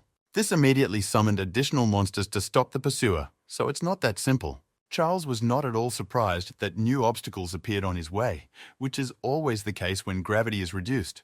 Karena was surprised to see how easily his opponent coped with all the obstacles. Such easy tricks will no longer stop this young adventurer, now he is on another level. So Charles quickly destroyed the monsters on his way and approached the main rift demon. A giant slug never gives up. It can use its children as a living defense to hide from the enemy unnoticed. Barbara wrote about this in the general chat, and thanks to this message, Charles was ready for this turn of events. At such moments, you need to ignore all the monsters that appear and calmly continue to pursue the boss. This is exactly what Charles did. The ability to activate the force of gravity at the right moments made him extremely fast. But even that wasn't enough for now, as the Rift boss activated the rapid escape skill and sped up again. He activates this skill when he feels extremely dangerous or is injured. After activating the rapid escape, the boss tries to find the safest place and hide from the pursuers. However, this technique has one drawback. It takes too much mana and it takes time to recover, so the Karena won't be able to escape from Joseph's attack. While this slug does not realize this, it seems that it has easily broken away from the pursuer and is enjoying life. But only a few seconds later, he realized that another adventurer was standing in his way. Just as I said, when the Rift boss is running at you, all your confidence and calmness immediately disappear and panic sets in. But Joseph tried to calm down. This was his chance to become a hero, just like Charles if he caught the slug. Joseph prayed that his plan would work and pulled out the object he had been talking about from his pocket. He activated his object-splitting skill and hoped it would work, otherwise his life would be over. He told the stupid slug to taste the object and throw it at the monster. It was a small flask of liquid, but it was an unusual liquid. It turned into a real fire. I can bet that huge slugs hate fire, so the Karena immediately started screaming in pain. Charles was absolutely right. The Rift boss is not only afraid of fire, but can also freeze for fear of being fried. Joseph began to cheer and shout that he had finally captured this slippery monster and had not failed the task. He started calling Charles and the guy appeared in a few seconds. Now the fault boss has nowhere to run. The huge slug has almost no mana left, having spent all of it on calling his children and running away. Now I wonder how this monster will act further. Will it try to escape in some way, or will it admit defeat? It seems that admitting defeat is not in the style of the Rift boss. He activated the Nightmare skill again and summoned his children. But that's not all. The system immediately notified Charles that the boss had entered combat mode, and it was better not to joke with him now. Instead of running away, the Tree of Life decided to spend all its mana on its defense. An interesting decision. The slug started screaming loudly, which scared Joseph, and the boy immediately offered to back off. Soon, other monsters started attacking the boys, and it looked like a classic monster fight, not a fast-paced chase. It was at this point that Joseph began to panic even more and said that they had to run away. He should take a cue from Charles, who remained calm and said that all these attempts would not affect the final result. He activated the gravity skill and began to show these monsters what a real martial art is. It was the first time Joseph had ever seen someone cut demons into pieces so skillfully, with such filigree technique and incredible strength. After all the monsters have been destroyed, it's time to take on the Rift boss and show him his true place. Charles quickly approached the slug and told him that he was finally trapped and had nowhere to go. The approach was so fast that even the Harkonnen did not have time to react and run away. He immediately tasted the blade of the Charles. The Grant skill was activated, and it is probably one of his favorite techniques now. It was so powerful that it began to overwhelm the body of the fault boss with incredible gravitational energy. In a few seconds, the huge slug exploded and was completely destroyed, and Charles received 1,100 experience points for this. Joseph is incredibly excited about this victory. He was pleased that he was able to help in the destruction of the Rift boss. While they were all rejoicing in the victory, no one noticed that they were watching the whole thing. It was an unidentified man in a hood, perhaps a collector, but perhaps someone else. This man watched Charles during the battle, but this young adventurer did not impress him at all with his skills. Joseph could not calm down for a long time. Yesterday he was an adventurer who was laughed at by everyone, and today he is helping a real legend defeat the Rift boss. After the slug was destroyed, Charles immediately texted his team that it was over and it was time to meet. He thanked Joseph for his help and said that without his help, the boss would have been able to escape, so it was their shared merit. The guy started laughing nervously. He never dreamed that he would ever be thanked by the legend of this city. He felt embarrassed. From the very beginning, when he got his class, the guy did not even hope that he would be able to beat his boss at least once in his life. But after defeating the Haukerin, Joseph began to think that he might have potential and that he could become better and also save people like Charles. But according to Charles himself, there are no bad and good classes. It's all fiction. Each class has its positive and negative aspects, and each class is useful in completely different situations. The redneck class, for example, can split objects and use their skills, its mobility, and helped to destroy the boss. If you develop your strengths, no one will pay attention to your weaknesses. Charles assured Joseph that he could do better, especially after he challenged his boss, who was much stronger than Joseph. Finally, Joseph decided to ask his teacher what was the greatest strength of a gravity master. Charles thought about it.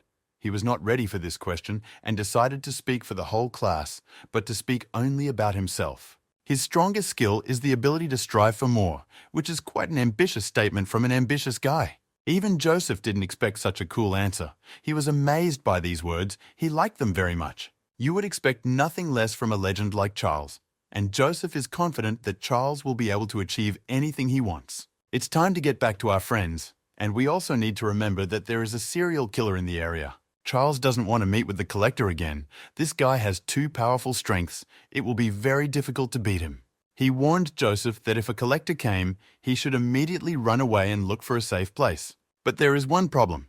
This adventurer hunter has already found them, so it's too late to hide. As soon as Charles finishes the battle with the Rift boss, he must immediately take on a new challenge. Charles was surprised because he didn't even feel the collector's presence. Such guys are the most dangerous opponents. Donald has activated a life and death play, and judging by the title, we can expect something very interesting.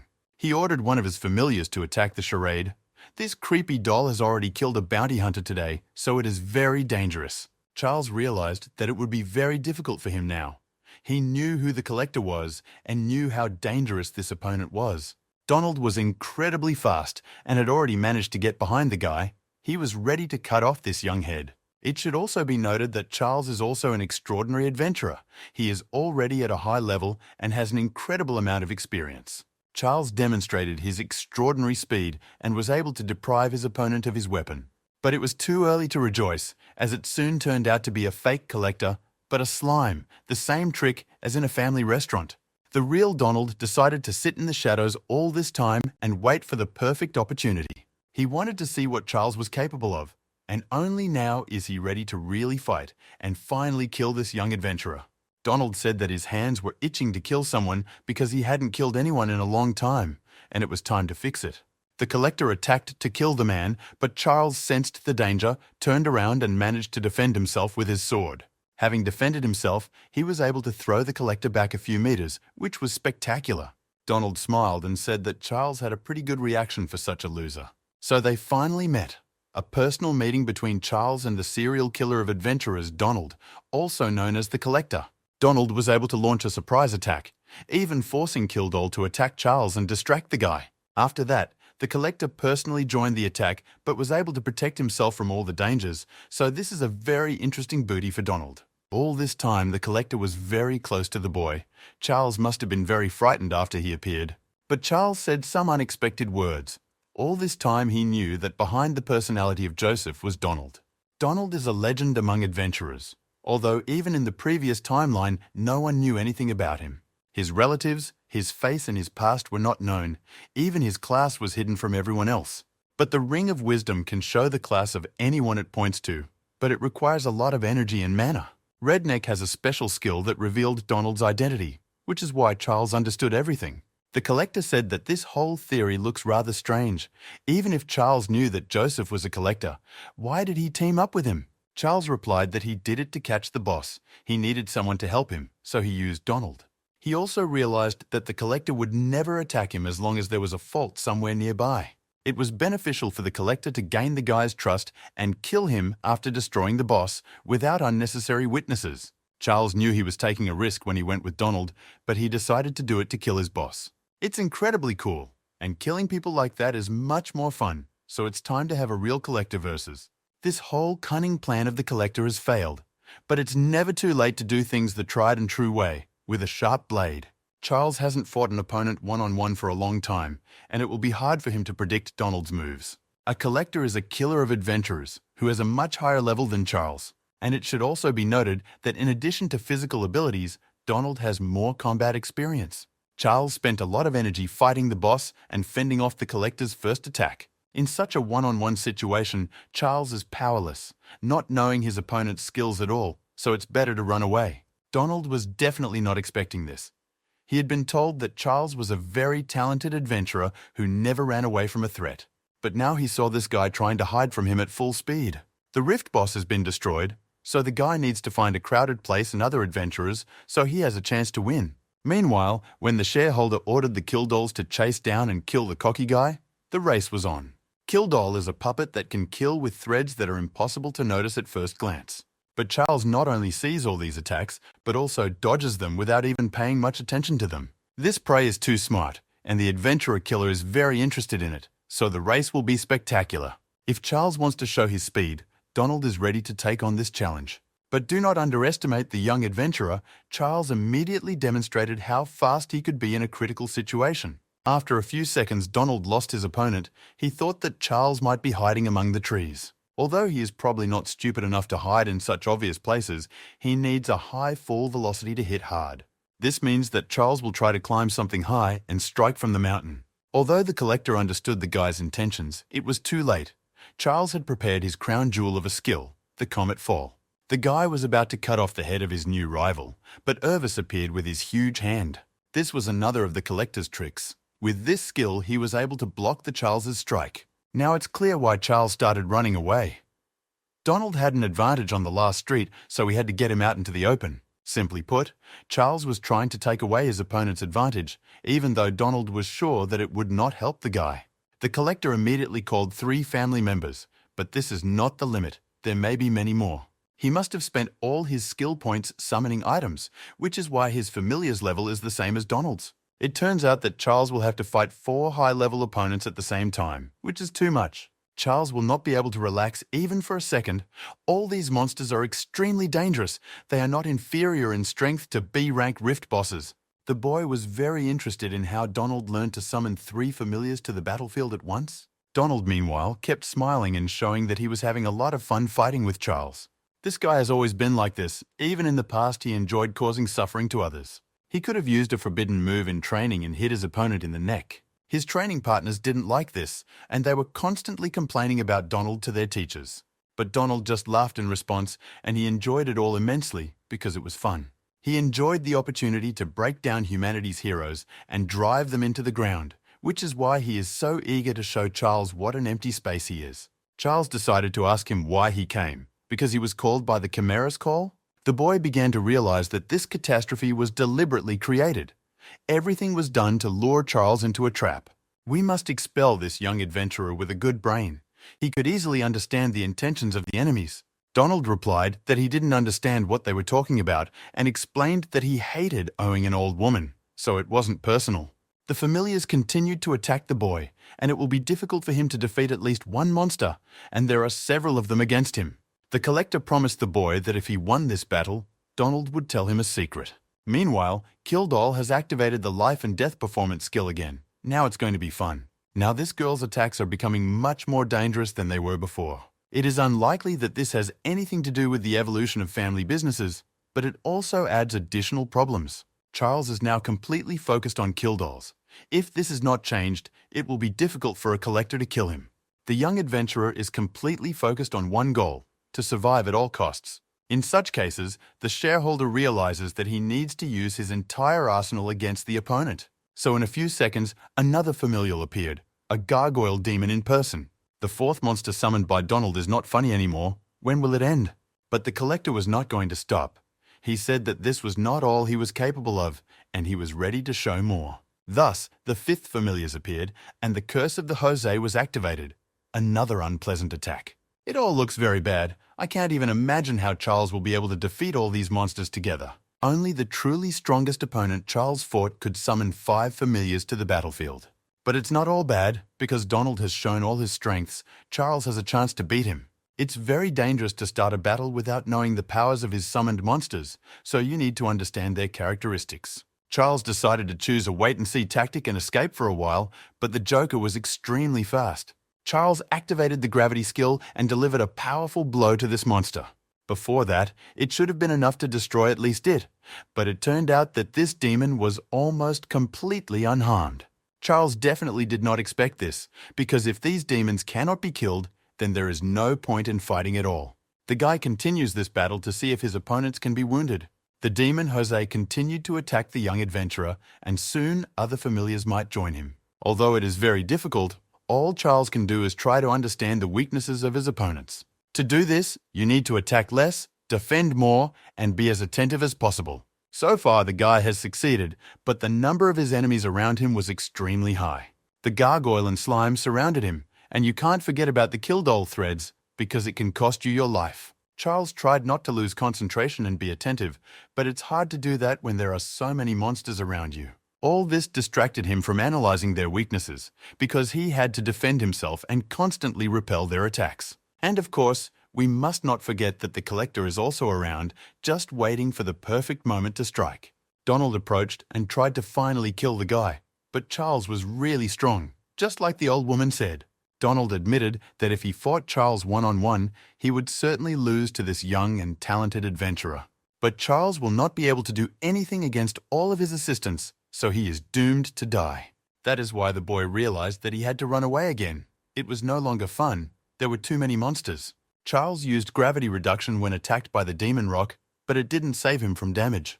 Despite the fact that the Donald has summoned 5 familiars to the battlefield, he does not look too tired. Also, despite the number of monsters, he skillfully controls them. They act as if they were an extension of his hands. A fan of life and death combat, he invented the perfect battle tactic that makes it almost impossible to get close to him. But there are no invincible rivals, although there are some things that Charles cannot yet understand. But the only thing he understood 100% was that the collector was trying to kill him as quickly as possible. Although, judging by his face, he wants this fight to last forever. Charles decided to test an interesting hypothesis and throw ordinary stones at the Jose monster. Strangely enough, the stone used gravitational magic to pass through the demon, and this is interesting. Now Charles understood everything. It was time to act and try to win. It seemed that the collector was waiting for this. He smiled and said that the time had finally come to kill this impudent guy. He summoned the gargoyle monster again, a one-eyed beast capable of crushing all your bones with a single blow. The monster took a swing and tried to destroy the boy, and I hope Charles managed to dodge it and didn't take the blow on himself. The gargoyle was confident that he could kill the adventurer and fulfill his master's task. But in a few seconds, his only eye felt the young adventurer's foot on it. With the help of reduced gravity, Charles was able to get out and broke the distance with the monster. Donald was amazed by this defense technique, and with every minute of the fight, he respected his opponent more and more. But the collector was absolutely sure that he could destroy the Charles, especially with his current position. Meanwhile, the guy remained calm and focused. He continued to analyze his opponent and observed his weaknesses. Thinking during a fight is not the best thing to do, especially when a Jose demon is quietly approaching you. In a battle in the air, only 2 familiars will be able to attack the Charles. This means that it's time to activate a new skill, Gravidea, which increases gravity in the selected area. Charles waited for his opponent to approach and activated this ability to show him what real cruelty is. Only now the collector realized that it was all a trap for Kildall and Jose, but it was too late to run and help them. With the stone that Charles threw at the demon, he realized that direct attacks wouldn't work on the Jose. It was a kind of analysis of the opponent. The force of gravity continued to harm some familiars by being able to impose its own rules of the game on them. The Kildall threads can injure the body of a Jose, so it is very important to watch out for its attacks. Charles realized the weaknesses of the collector's 2 family members, and he did all this in such a short time. Donald no longer looked as confident as before. He realized that he needed to retreat and restore the strength of his monsters. In such an interesting way, the enemy force disappeared in a few moments. A good example of the analytical training of an adventurer. 2 of the 5 familiars are now completely out of the game, and things are getting much more interesting. This damn doll is completely disoriented because of a random attack on a teammate. It is now, when the collector's strengths have lost their power, that the real battle will begin. Familiars are an extension of their master's hands, but Donald was too relaxed and allowed them to attack the victim at the same time. To defeat such an intelligent and courageous opponent, you will have to rely on yourself, not on your family members. Donald was confident that he would finish the fight with this little shit very quickly, but now he himself could become his prey. No wonder the old woman was so afraid of this young adventurer. Now it becomes clear why she was so nervous. Suddenly, the collector saw a small ether doll approaching him, activating the sword of Zeus and starting to attack. You could say that the airwaves are also Charles's family name, so everything is according to the rules. Now the Donald has lost his usual smile, and when he is attacked with his own weapon, it is no longer funny. Now it's time to hope for Irvine. While this giant hand is still alive, Donald is confident that he can defeat Charles. He told the airwaves that its owner would soon be beyond help, so they should run away or beg for rescue. In response, the broadcaster just smiled, as if she didn't realize that everything could turn out to be quite the opposite. Meanwhile, Charles was fighting a slime, this ugly, disgusting slug, somewhat reminiscent of the tree of life of the Gaokaran. It's not easy to fight him, and it's not entirely clear how to defeat him, but his attacks don't pose a serious threat. Slimes are not affected by any physical attacks, so you'll have to use magic to completely destroy them. But in order to activate your magical skills, you need to stop the huge monster standing behind you.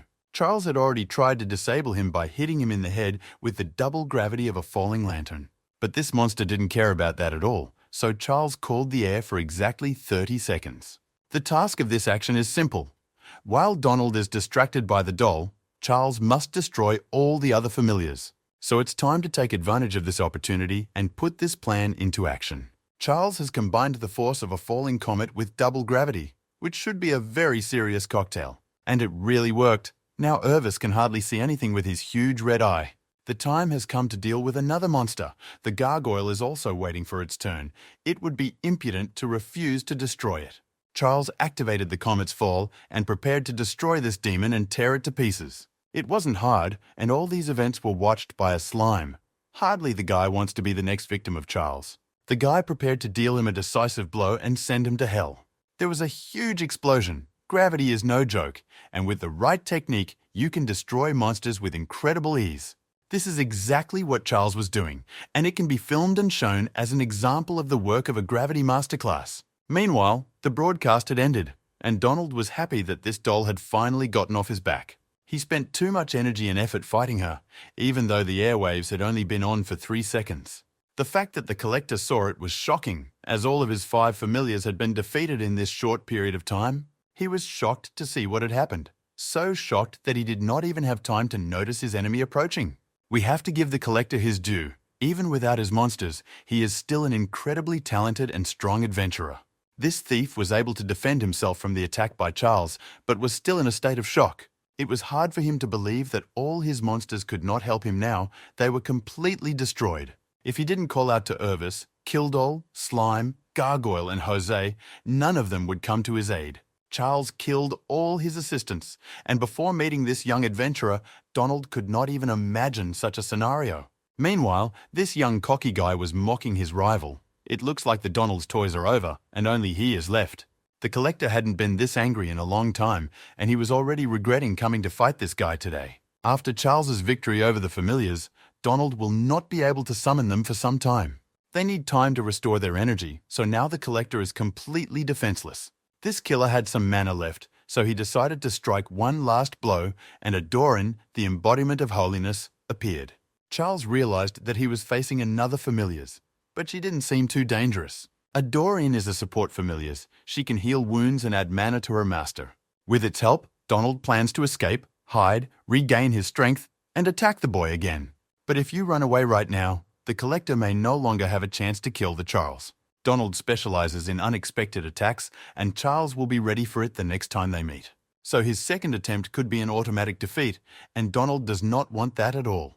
This young adventurer may not show it now, but he has also lost a lot of energy and mana.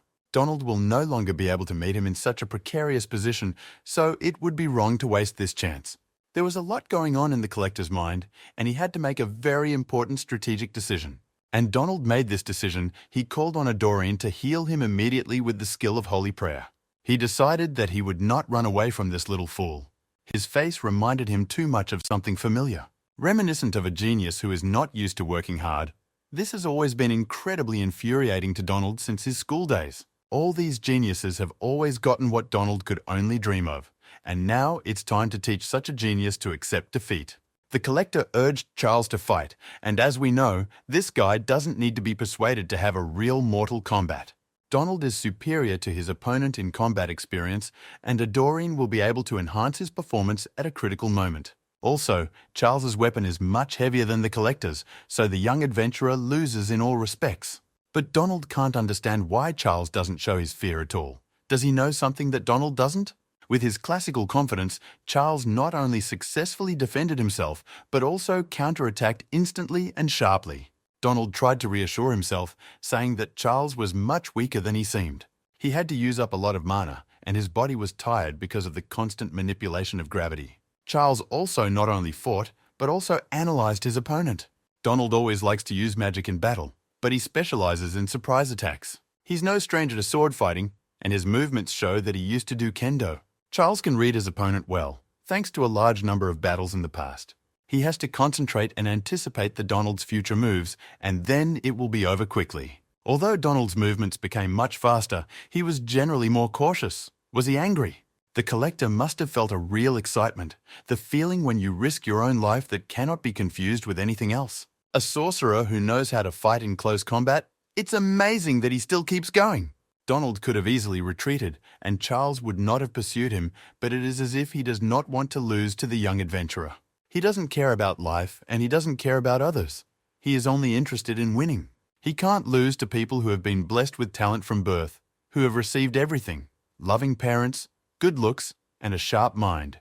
At the moment before the decisive battle, Donald recalled a fragment of his childhood when he left the soccer team. His older twin brother was upset by this event because he wanted to cheer for him in future competitions. At the same time, his twin brother Donald managed to take third place in the competition, and his father was very proud of him and praised his son.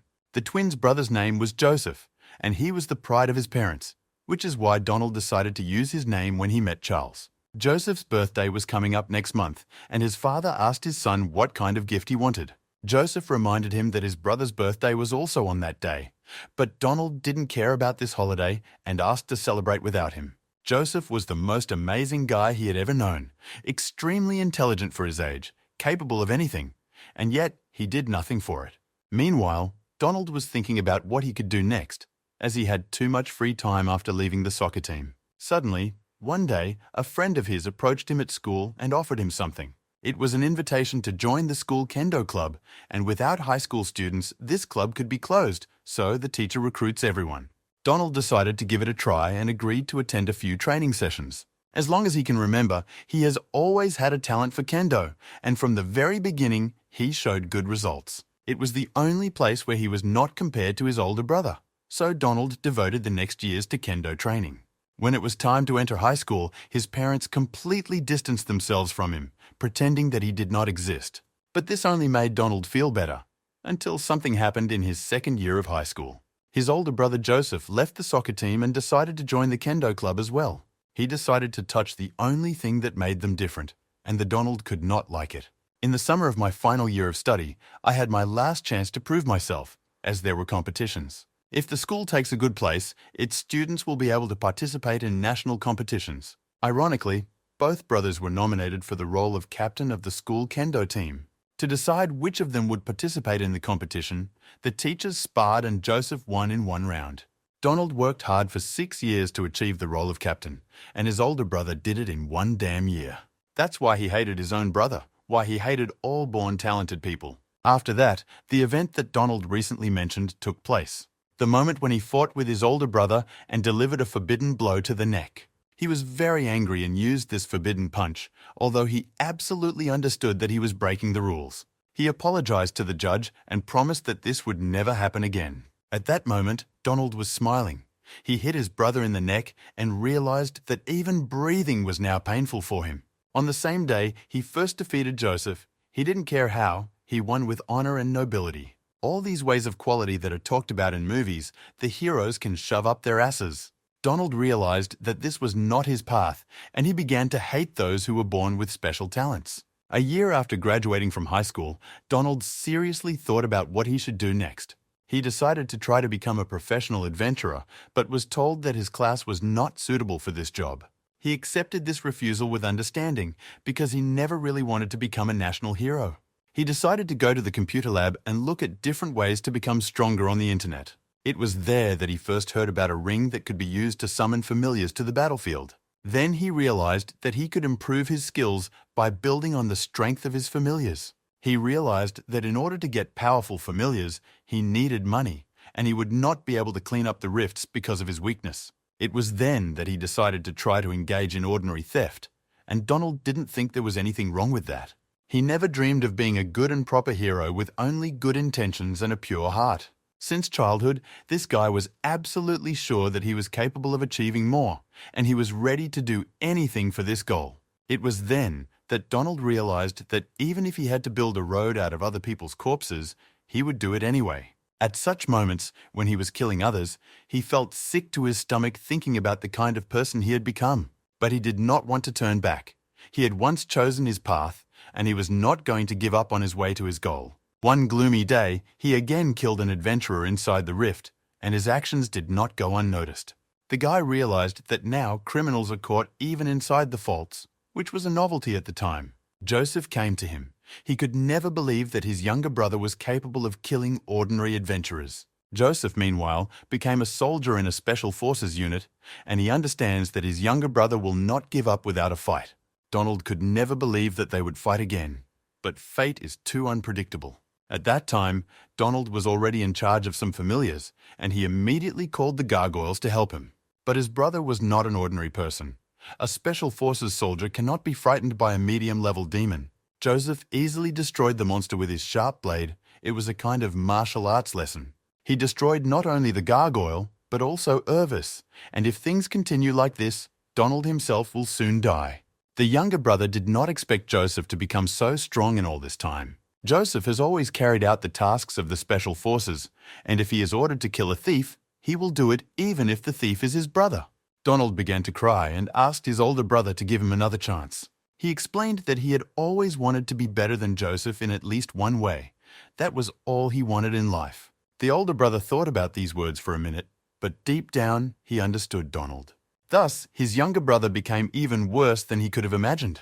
Of course, all this was just a trick to distract Joseph's attention to buy time to activate the kill doll. His brother was too easy to deceive, just as he had been when they were too young. That day, there was too much blood in the rift, not only monster blood, but also human blood. Now Donald has finally surpassed his older brother. He is now the best in their family. No one would have believed that he could defeat this genius before, but now Donald is ready to kill anyone who prevents him from achieving his goals. Since that day, he has become much stronger, smarter, and he has also acquired many family names. Is that why he can't understand why this little young adventurer is defeating him in battle? Donald is sure that he will never lose to such an inexperienced guy.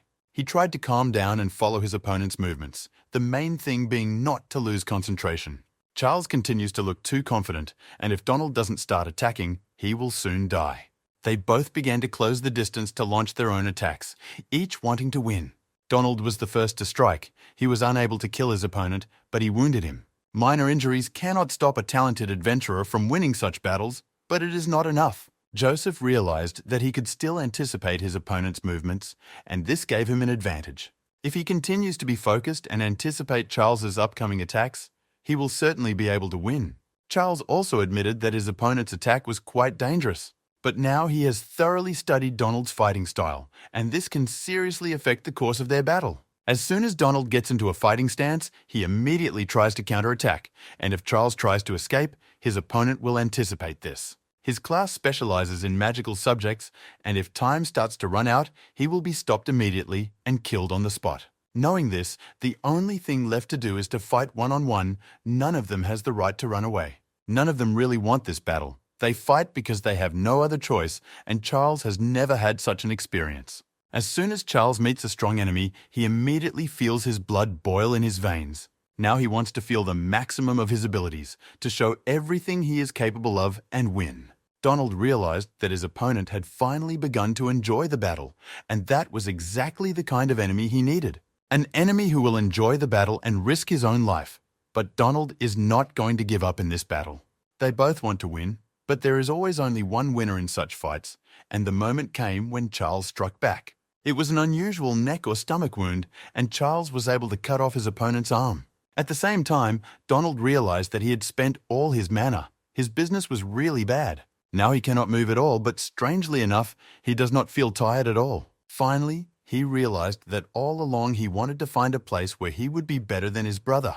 But the problem is that his brother was constantly following him not to show his superiority and better skills. Joseph constantly pursued his younger brother so that he could finally defeat him. It was only now that Donald was able to realize this and mentally apologized to his older brother. He looked at Charles and saw the spirit of Joseph next to him. A very difficult moment. Though not now, though not in this world, these two twin brothers have been spiritually united once and for all. Charles walked up to his enemy and presented his sword to his neck, threatening him with death. He reminded him of their agreement that if Charles won this battle, Donald would tell him something. The guy is interested in hearing the answer to the main question.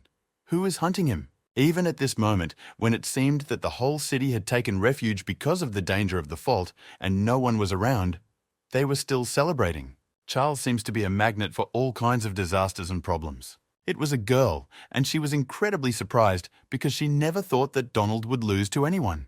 Her name is Osaka, and she uses the skill of camouflage, which helps to make a person invisible and blend in with the environment. Her boss asked her to follow this battle from a distance, and now she knows everything she needs to know about the adventurer's strengths and weaknesses. She realizes how tired Charles is after this battle, and now he can be easily destroyed. Donald was not in this place by chance. This whole disaster is a big trap for Charles. All this was done in order to take away the ring of wisdom from him. But the guy feels that someone else is behind the chimera's call, someone who can create artificial disasters. He has definitely never met such a person before in his life, and Donald also does not know who exactly wants to kill Charles. The collector explained that he did not know who asked the old woman to plan Charles's murder. Donald has his own guesses about a very vindictive person who will not stop until he kills someone who crosses his path. Donald said that Charles should also start to guess who we are talking about. This person is connected with a special unit. He is not some ordinary soldier, but a very respected person.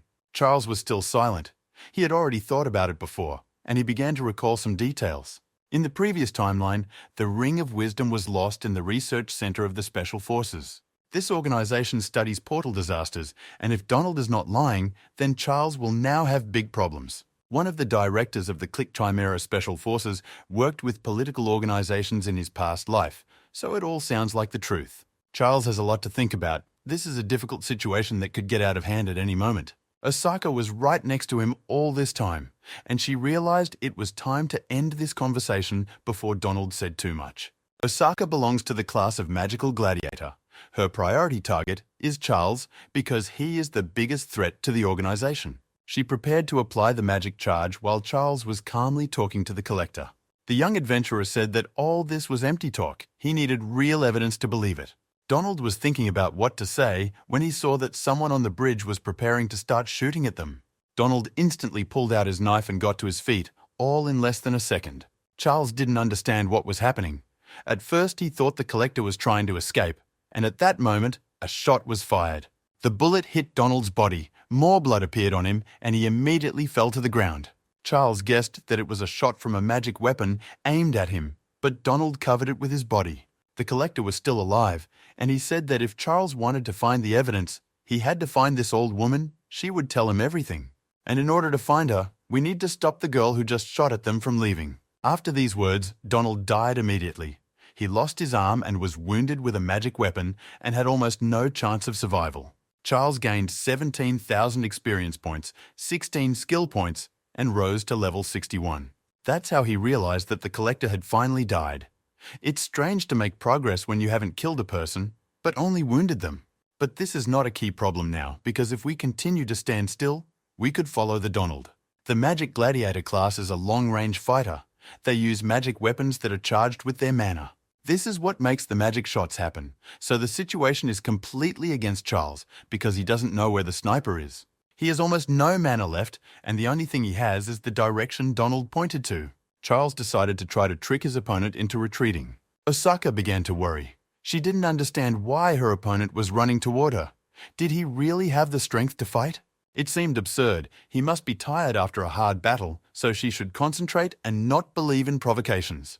The girl prepared to fire a few more shots, but shadow chains entered the scene. This equipment belongs to Mila, so this girl is already here and ready to help her friend. She turned to the Osaka and ordered her to stand still. If not for the Mela, Charles might be dead. The magical gladiator wasn't going to give up easily, and she started trying to break free from the shadowy chains. She partially succeeded and was able to fire her magic weapon again. This shot almost killed Mila. The bullet flew a few centimeters from her head. The shadow chains helped to prevent the sniper, but Osaka is still extremely dangerous. Osaka was informed that the cute team member Charles, despite her looks, is a very serious opponent. Osaka realized that she needed to shoot a new target quickly. Otherwise, she would get into trouble. Suddenly, she heard someone else approaching her. Is it really what she thinks? Of course, it's Barbara with her Crimson Blade technique. Finally, the team of young adventurers is together. Charles was happy to see that the girls had finally found him. He had missed their support. Before the boss battle, he sent them his location on the map, so they arrived on time. Osaka was surprised to be caught off guard, and at this rate, she's going to get in trouble.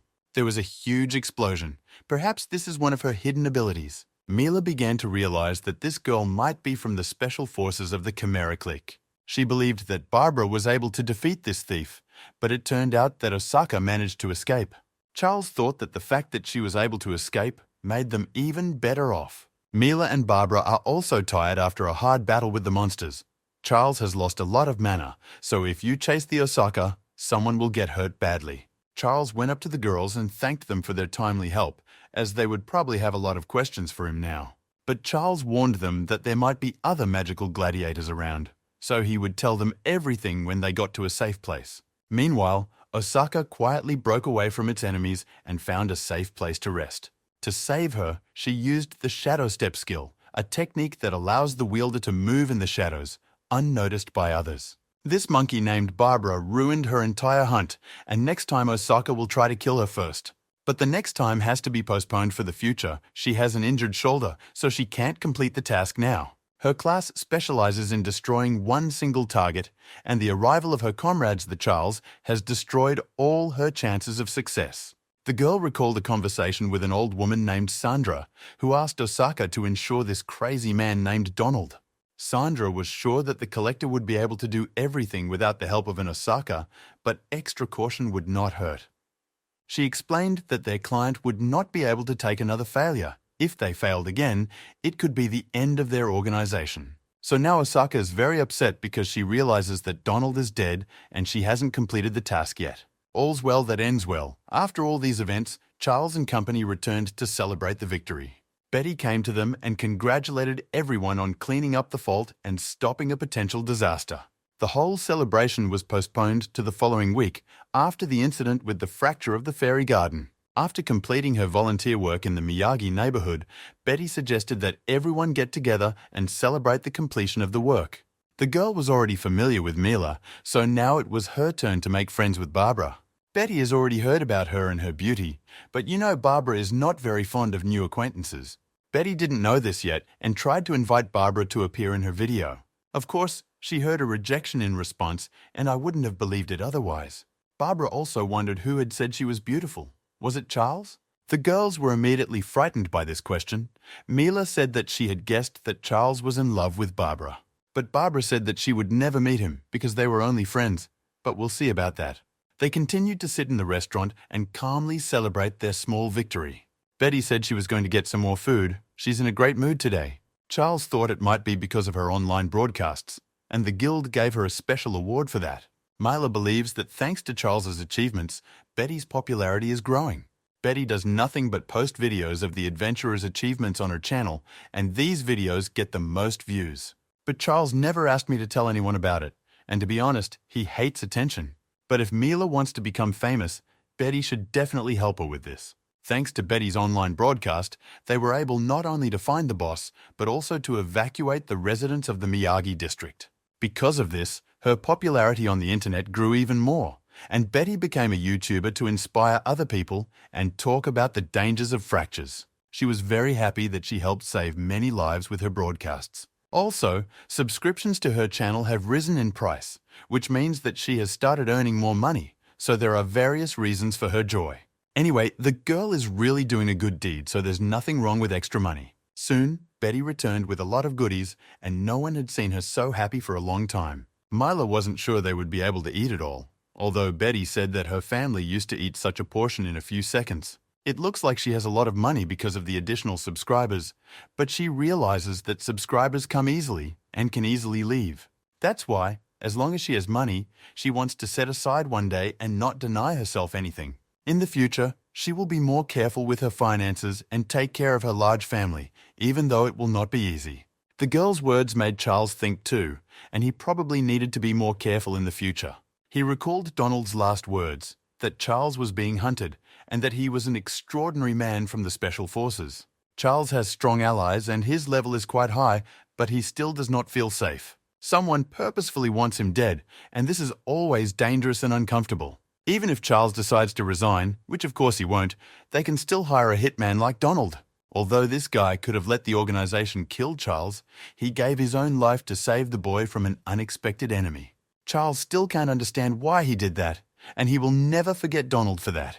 The young adventurer realizes that in the future, he will face even more danger than before. Meanwhile, Betty started asking him again to help her increase the audience on her channel. She offered to launch an online broadcast and introduce Charles to other fans. She still doesn't give up and tries to get the guy to do free advertising for her. Although Charles believes that Betty really helped them, so we can do one stream. Betty didn't expect Charles to finally agree, and she's in a bit of a shock right now. At first, she thought he was joking, but the guy reassured her and explained that he really wanted to thank her for her help. At first, the Chimera's clique was his biggest problem, but now he's facing a battle against a Special Forces unit. But no matter what Charles had ahead of him, he continued to learn and become stronger, and the day would come when he would defeat all his enemies. The news that the Chimera clique has failed again has reached the main enemy, Charles. We've already met this man. Judas has given clique Chimeras many chances, and he won't tolerate their failures anymore. He doesn't want to associate himself with this garbage anymore. If the Chimera clique tries to cause him problems, he will take everything they have from them. This situation quickly gets out of control, and if the guy continues to improve, it will be impossible to stop him. Judas realized that he would have to cause a rift in the time maze with the local boss, the time dragon Kronos. Judas pulled out an old photo and apologized to a girl named Olivia, saying he had no choice. Charles has completely crossed the line, and it's time to put the little shit in his place. Meanwhile, the young adventurer returned home and was in no hurry to go to bed. He continued to search the internet for additional information about his enemies. He found news about the Special Forces and the appearance of faults, and realized that faults occurred much more often than in the first timeline. The trend continues, with the number of faults increasing every year, so the disaster risk index is growing rapidly. The number of faults increased in September last year, just when time was restarted and Charles began a new life. The more he analyzes his appearance in this timeline, the more he sees a connection with the more frequent occurrence of faults. But the guy has absolutely no idea how he can be connected to this. Maybe the airwaves will help. The little toy doll began to say something, and the boy immediately took a notebook and prepared to write down everything she said. He dreamed of hearing answers to all his secret questions, but the ether said it wanted pudding. I think any comments are unnecessary here. Even doll witches like sweets. Charles recorded that Ether began to recognize herself in the mirror, talk about the weather, call Mila by name, and fell in love with pudding. While the guy went to find her something to eat, he heard her trying to say something again. Ether looked upset and said that they had to convince God, so the game was going on. This puzzle is difficult to understand, but perhaps the fate of humanity depends on it. Now let's move on to the branch of the Adventurers Guild in Morum, which happened the next day. Mila was actively practicing her Ball of Darkness skill at the training ground. It was a team effort, so Charles also participated and improved his abilities. Barbara helped him with this, and this easy, friendly sparring should make them all better. Although, when you start a friendly sparring match with a barbarian, you always risk losing your head literally. It looks like we are now watching the girls trying to defeat their team captain. Mila deliberately sent him to Barbara's because she knew he would back down, and she set a trap for him. But Charles is too smart to be defeated so easily, which is probably why he is considered the most talented adventurer of the era. Shadow Chains helped Barbara. It was a real team effort against the captain. Mila realized that she needed to buy time for Barbara to find her weapon, and most importantly, to keep the enemy away. It's too much to call Charles an enemy, but after that, Mila also activated the shadow curtain. She turned out to be a real viper. The girl forgot that it was he who taught her most of her knowledge, so he can hardly be defeated with this weapon. She has never seen Charles jump so high before. His progress is incredibly fast. Charles activated double gravity and began to approach his new victim. This little girl closed her eyes and prepared to spend her vacation in hell. Of course, Charles did not hurt her, and on this positive note, he decided to end today's training. He noticed that Mila had learned to assess the situation on the battlefield much faster, and Barbara was working more harmoniously in the team. Although Charles praised Mila, she personally does not feel her progress. It understands that it needs to respond to dangers faster, as well as pay attention to the movements of opponents and purposefully stop their attempts to attack. Barbara, as always, focuses on brute force, and this tactic is suitable for defeating monsters, but it is not as effective against people. She looked at Charles and didn't understand where he learned to fight like that against people. He has incredible combat experience. She is really grateful for his training and important advice. But lately, they have been sparring not in the rift, but against each other. Is Charles afraid that he will be attacked by the bad guys again? It was clear that these words really hit the heart of the guy. But it was not just the click of the chimera. Yes, now they are all B-rated adventurers, but to become stronger, they need to train even more. Although perhaps Charles is still paying too much attention to Donald's last words, Michael, the guild's vice president, was watching their training sparring, and it was the first time he had seen such good teamwork. The training of this team is at the highest level, and their captain perfectly sees the weaknesses of other team members. As an S-rank adventurer, Charles gave a lot of advice to newcomers when he was with them in the rifts. Living his second life, he does something similar, which is logical because he has a lot of experience. The vice president said that recently the guild has had too few adventurers on contract. He suggested that Charles and the rest of the team try it, and the guy said he needed time to think about it. He can't work for the guild now, even though he has made great progress in a short time, but something is wrong. The person who controls the chimera's click and is related to the special forces is hunting him. If this man is at the top, he has a lot of connections and strength that Charles does not have, so you have to keep training hard. We need to wait for a new fault to become stronger, and perhaps soon such an opportunity will arise. A rift reappeared in the city center, and people were asked to find a safe place and hide. This rift is called the Distorted Forest, and all the adventurers of the city, along with special forces, have already been called to help. I don't know what awaits Charles and his team in this rift, but the Distorted Forest looks very eerie. Meanwhile, the team of young adventurers was resting after a training sparring session. Only now have they heard about a new fault that has emerged in the Oto region. The Distorted Forest is a rift for adventurers ranked B and above, and is currently the hardest rift available in the country. The main goal of this team is to raise the level, and the severity of this fault is higher than the news reports say. The rift boss will be impossible to defeat. Even the monsters at the very beginning of the rift can destroy them all. Barbara couldn't understand why Charles was so sure that the information in the news was false. He was glad that she asked. Charles started talking about a lot of data and various comparison tables, and the girl immediately asked him not to continue. The problem was that he hadn't even started, and she didn't let him finish. Charles is surprisingly serious when it comes to fractures, but he always has been. Charles learned all of this information from his past life, but he also noticed that the rifts in this timeline had become more dangerous. To effectively improve your level, you need to challenge a stronger opponent, but every fight is a risk. Becoming stronger is only Charles's desire, and if the girls don't agree with his methods, they can always refuse. It seems he wants to get stronger to be ready to meet the bounty hunters. But in fact, he saved Barbara's life, so she has to become stronger for his sake. He has also done a lot for Mila, and she considers it her duty to have his back in times of danger. Charles thanked them for their kind words, and he was pleased to have such good friends by his side. It was at that moment that we decided to go to the fault of the Distorted Forest. First, you have to get there, and of course, prepare a plan for clearing. Charles was quite tense and concentrated, although he usually looks more relaxed. This fault appeared in the middle of the mud area, and special forces have already evacuated all the residents. The fault looks a bit eerie, even scary to go into this darkness. Charles approached the portal and felt that something was wrong.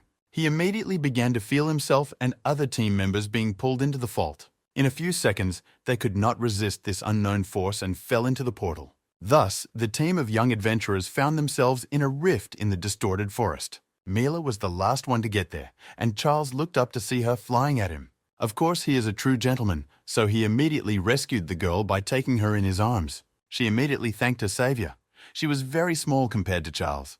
This is the first time Barbara has ever encountered a rift where she has to fall from the sky. It all looks quite strange. The exit from the fault is now chained, and there seems to be no way back. This immediately frightened Mila, although she could not understand what it all meant. Fault closure is a completely new phenomenon associated with faults. When this happens, you can safely enter the rift, but there is no going back. To open the exit, you must destroy the boss, which is a very rare and dangerous phenomenon. To put it simply, the team of adventurers was trapped, and Charles immediately apologized to his friends and said he shouldn't have invited them here. While the girls were calming him down and explaining that he had nothing to do with it, other people from the fault approached them. They saw newcomers who knew about fault closure and were surprised by this. Now, brothers in misfortune, this group is also looking for adventurers, but has only found Charles and the girls. They hoped that a special unit would come to their aid and were upset to see these children. Realizing that Charles was the leader of the group, Zen immediately greeted him and explained that he was trying to gather a large group of adventurers to kill the boss. He realizes that calling himself a leader is rather presumptuous, but he has a rank, so he can afford it. Zen has the Sage class. He masterfully manages white and dark magic, specializing in support and attack at the same time. Its only drawback is its weak defense, but it can be compensated for by joining a group with a warrior. In past timelines, this class was one of the strongest and rarest among the adventurers, and now Zen says they want to work together. He's calm and collected, which is exactly what you expect from a rank A adventurer, and they also share a common goal: to leave this place. Thanks to his charisma, Zen has already won the trust of the other members of the group. Charles realized that this would be the right and beneficial decision for everyone, so he agreed to work in a joint team. This is how Mila, Barbara, and Charles met and joined the other adventurers. Now there are 9 adventurers in this rift, which should be enough to clear it. Zen said they were very happy to be united. It would be easier to get out of here alive together. Mila immediately felt that Zen could be a good leader, but Charles didn't say anything about it. He didn't like it. Fault closure began 5 hours ago, and it was already reported in the news. Probably too little time has passed for the members of the special unit to start worrying. It would take several days for a special forces unit to gather the forces to clean up a fault of this level. The other adventurers immediately began to panic, and in a few days they would die of hunger and thirst.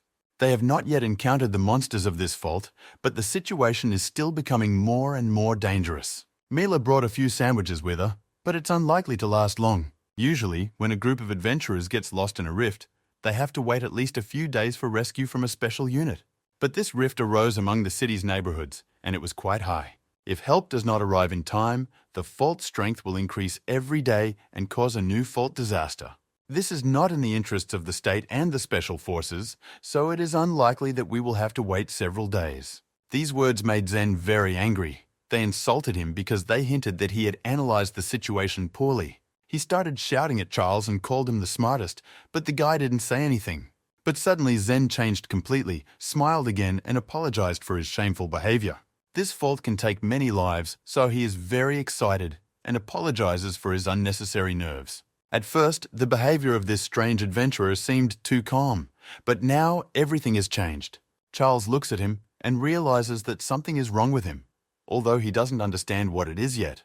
Zheng said he would listen to everyone's opinion, but he would still do what his own experience told him to do. He has already said that he appointed himself leader for a reason. He is the only adventurer of the rank of A. That's why he wants Charles to stop starting unnecessary conversations. They are all nervous, so they don't need any problems. Charles has already defeated a ranker boss and also defeated a ranker criminal, and he did it alone. But he did not want to continue this empty talk because he realized that this conversation would not come to anything. Zen is obviously taking advantage of his position and thus turning the whole group against Charles. The time in the fault is completely different from the real world, so it is unknown how long they will have to sit and wait for help. Zen said that the sooner they defeat the boss, the sooner they can go home. This brazen adventurer will continue his line to the end. There is no point in arguing with him. It will be difficult to defeat such a strong rift boss, but there are no other options. That's why the other adventurers said they would do what Zen told them to do. They will have to fight hard. Everyone around them is a B-rank adventurer, so Zen will do his best to lead them to victory. It's his duty as an A-rank adventurer. Everyone around him was smiling at him and saying they were ready to trust him with their own lives. It all looked too suspicious. According to the information Charles has, the boss of this rift must be much stronger than the Cursed Queen. He doesn't have any more information about the boss, but his chances of winning are about 50-50.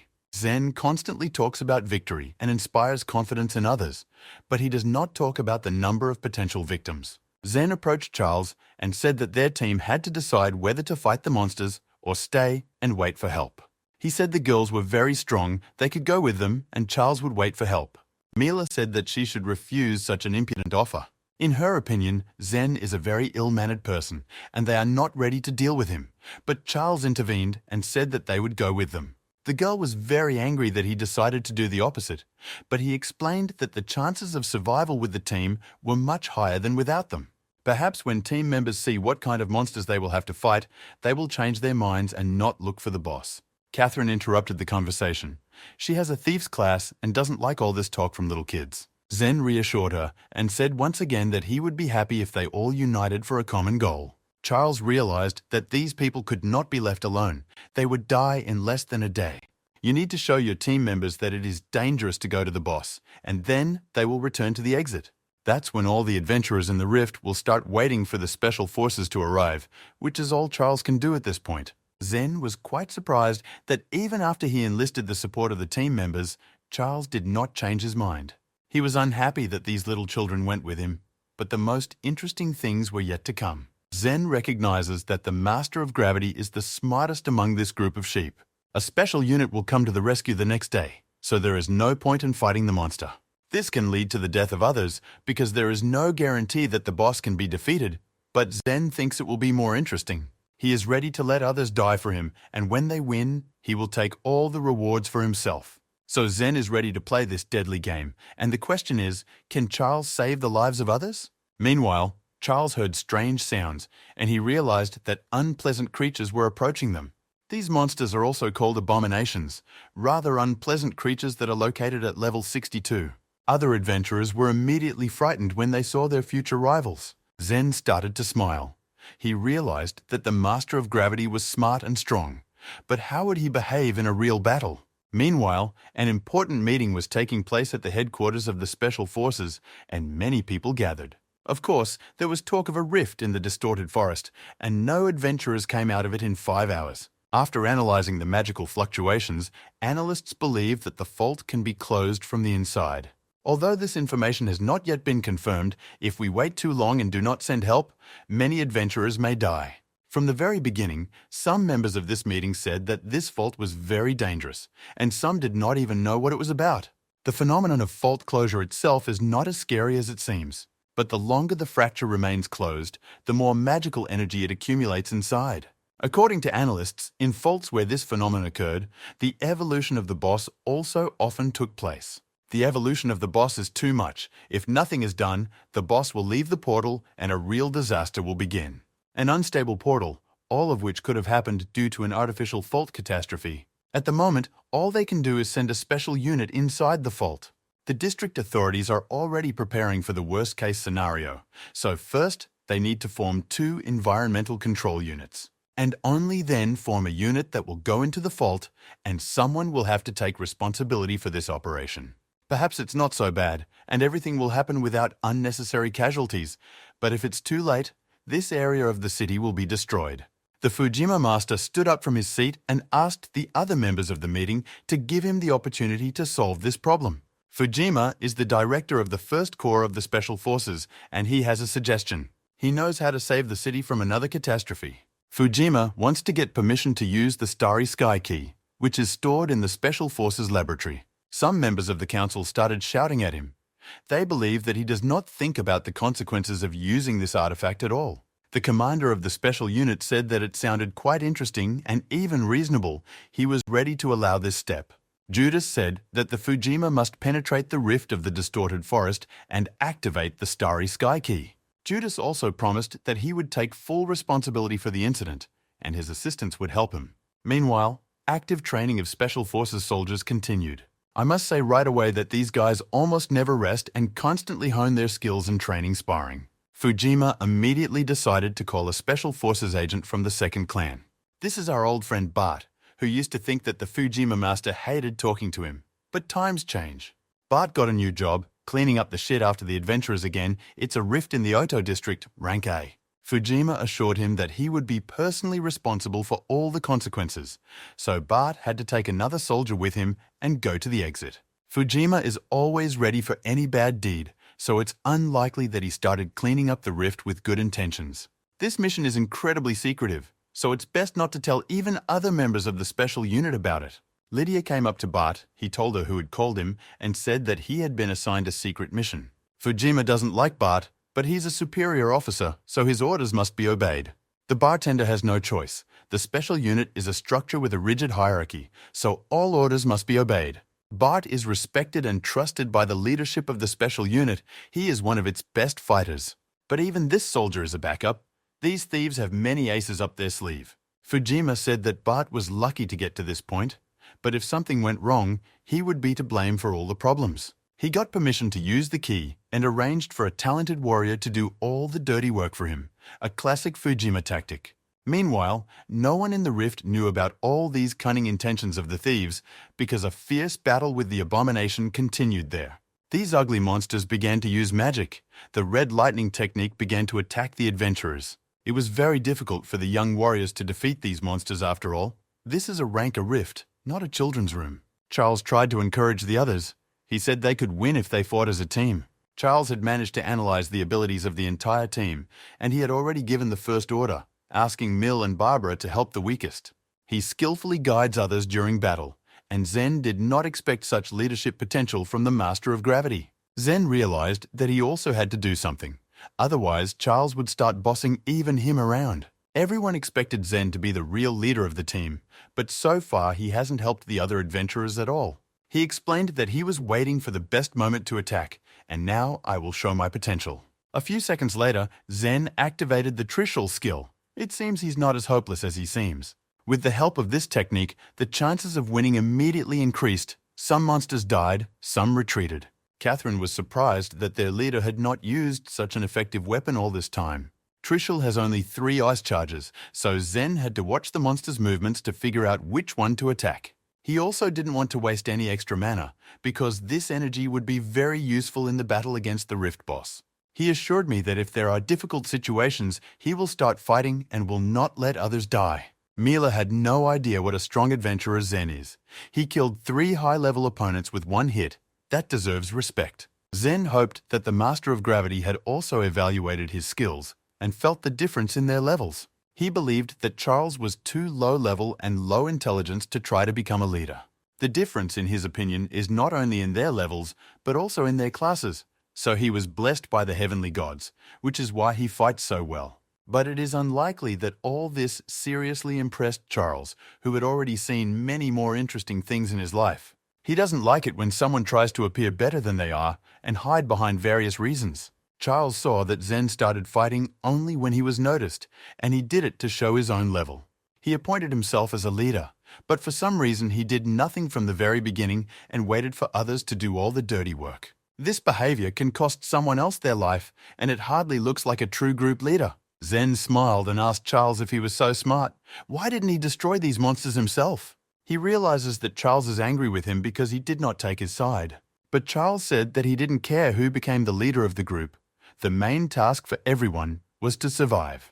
But if Zen continues to behave like this, no one will reach the Rift boss alive. He doesn't understand what's going on in the minds of the Zen, but a true leader must put the lives of others above his own ambitions. Otherwise, no one would follow such a leader, and no matter how much Zen would laugh in response, Charles is absolutely right. Zen couldn't hide his aggressive emotions behind his smile, and girls can sense such moments immediately. Other team members began to stand up for their leader and asked Charles to stop this conflict immediately. Charles didn't like Xena from the very beginning, so their future conflict was quite obvious. Zen has an inflated self-esteem. He's a very proud and arrogant guy, and he hasn't met someone who could make him so angry in a long time. After the battle, one of the flying monsters remained alive, and when everyone was distracted, he got up and started running away. It was not clear where he was going, and no one paid much attention to it.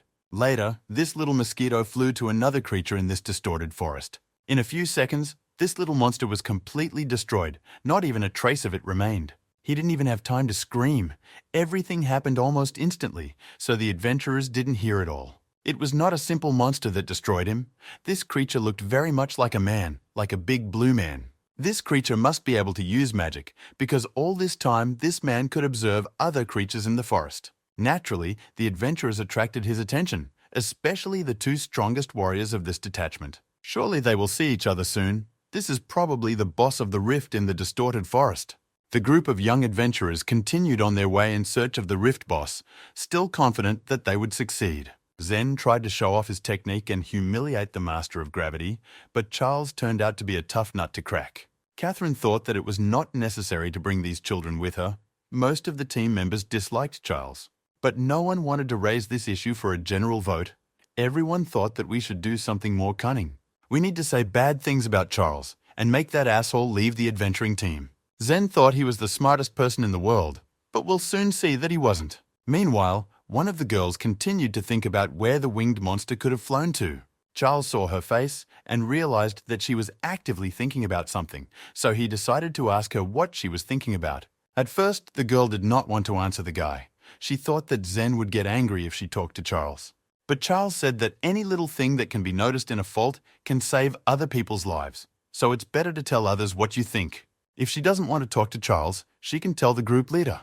This girl's name was Dorothy, and she said she didn't notice anything out of the ordinary, and it was just a trifle. One of the insects did not attack them, but only watched, then disappeared in an unknown direction. Monsters that have the intelligence to observe their future victims are a rarity in the rift. Do the local monsters have such high intelligence and a sense of self-control? Or maybe he decided to warn someone else about the intentions of the adventurers. Charles said that this was a very useful observation and thanked Dorothy for sharing it. After that, he approached the leader of the group and explained that the local monsters were highly intelligent. He wanted to explain that it could be dangerous, but Zen didn't want to listen to him and said it was all just nonsense.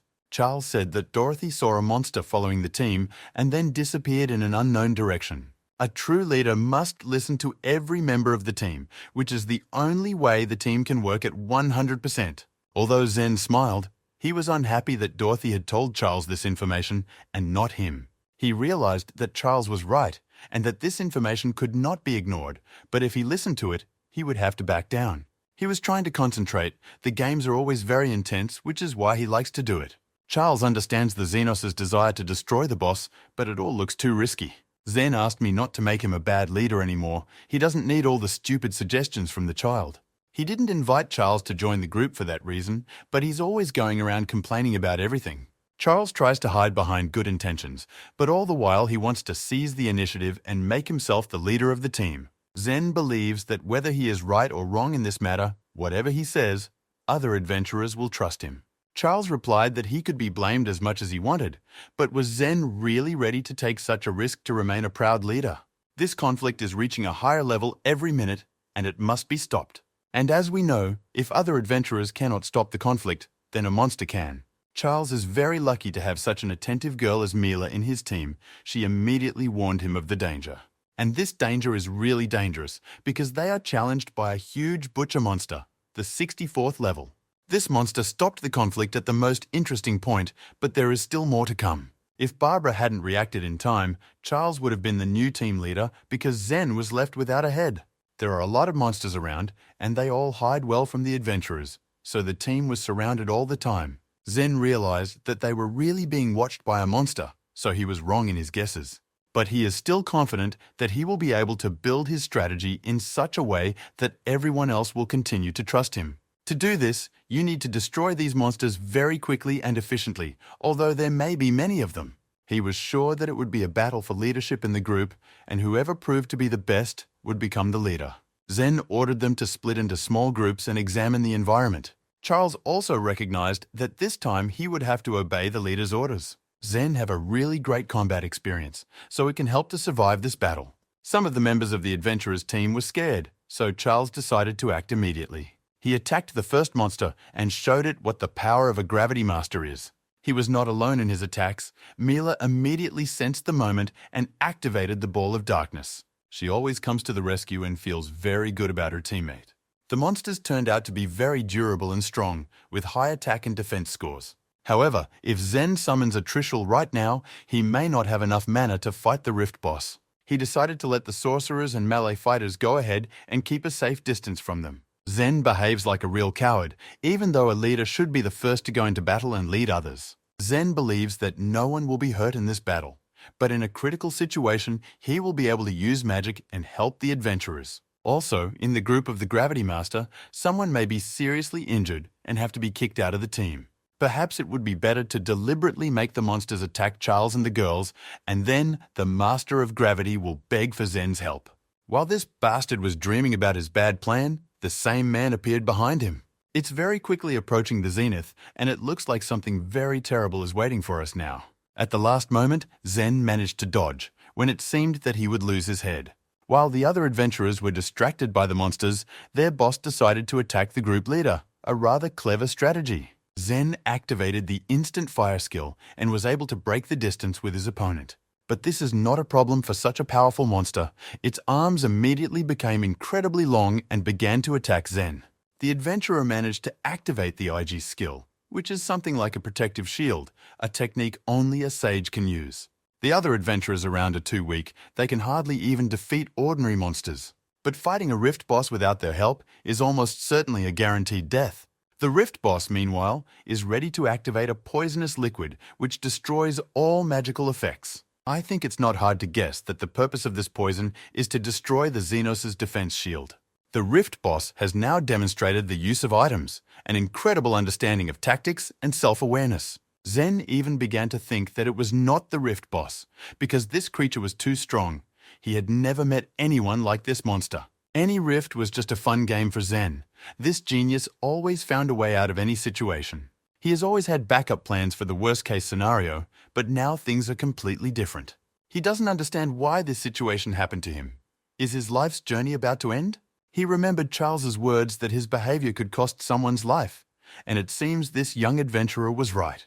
Of course, Charles couldn't let that monster kill Xena if he didn't love the boy, but he doesn't deserve to die. Mila also came to the rescue. Her shaman class helped to activate the shadow chains and restrain the monster for a while. Charles explained that his task is to ensure that all members of this squad survive, without exception. This monster is called the Yellow-Clad One, and it is on the 77th level. This monster is resistant to various attacks, has a high level and intelligence and analytical abilities at the level of a human. This vault turned out to be a very dangerous place, and Mila suggested retreating, but Charles refused the idea. Barbara's class is the best in close combat, so she can defeat all the little monsters. And their main goal will be to destroy this great man, if at all possible. If it has protection against sharp attacks, it is unlikely to be able to stop magic attacks. Charles ordered Mila to replenish her mana supply, and the girl immediately went to the fool. She leaned over to him and told him that if he tried to escape again, she would not rescue him next time. Meanwhile, Charles began to approach the main monster, and the battle promises to be incredible. The battle was on. Charles drew his sword and prepared to defend himself at all costs. He decided that the best defense was an attack, so he jumped high and tried to make a good shot. He was lucky and hit the head of the one dressed in yellow. It was a lightning attack. But this monster didn't pay any attention to her at all, so its head is also protected from sharp blows. Zen watched this battle and smiled. He was satisfied that Charles could not do anything to this monster. The Charles level is much lower than the monster level, although he looks very calm, but the situation is escalating. Mila couldn't understand why this guy was acting like he was a proud peacock, even though even a proud peacock behaves better. At first, he seemed to her like an ordinary idiot, but now she realized that he just had problems with his head. Meanwhile, I noticed that the monster can change its fighting style depending on the opponent. It's unlikely that he's using his mana charge, so what resource helps him fight like that? Charles was right. The deeper they went into this rift, the more dangers they brought upon themselves. The man dressed in yellow again took out an incomprehensible flask, probably poison, something similar to what he had already used. The monster tries to attack at a distance, and at the same time drive the opponent into a corner, a terrible, but at the same time effective tactic. This big yellow man has activated the storm skill. Now let's see what it can lead to.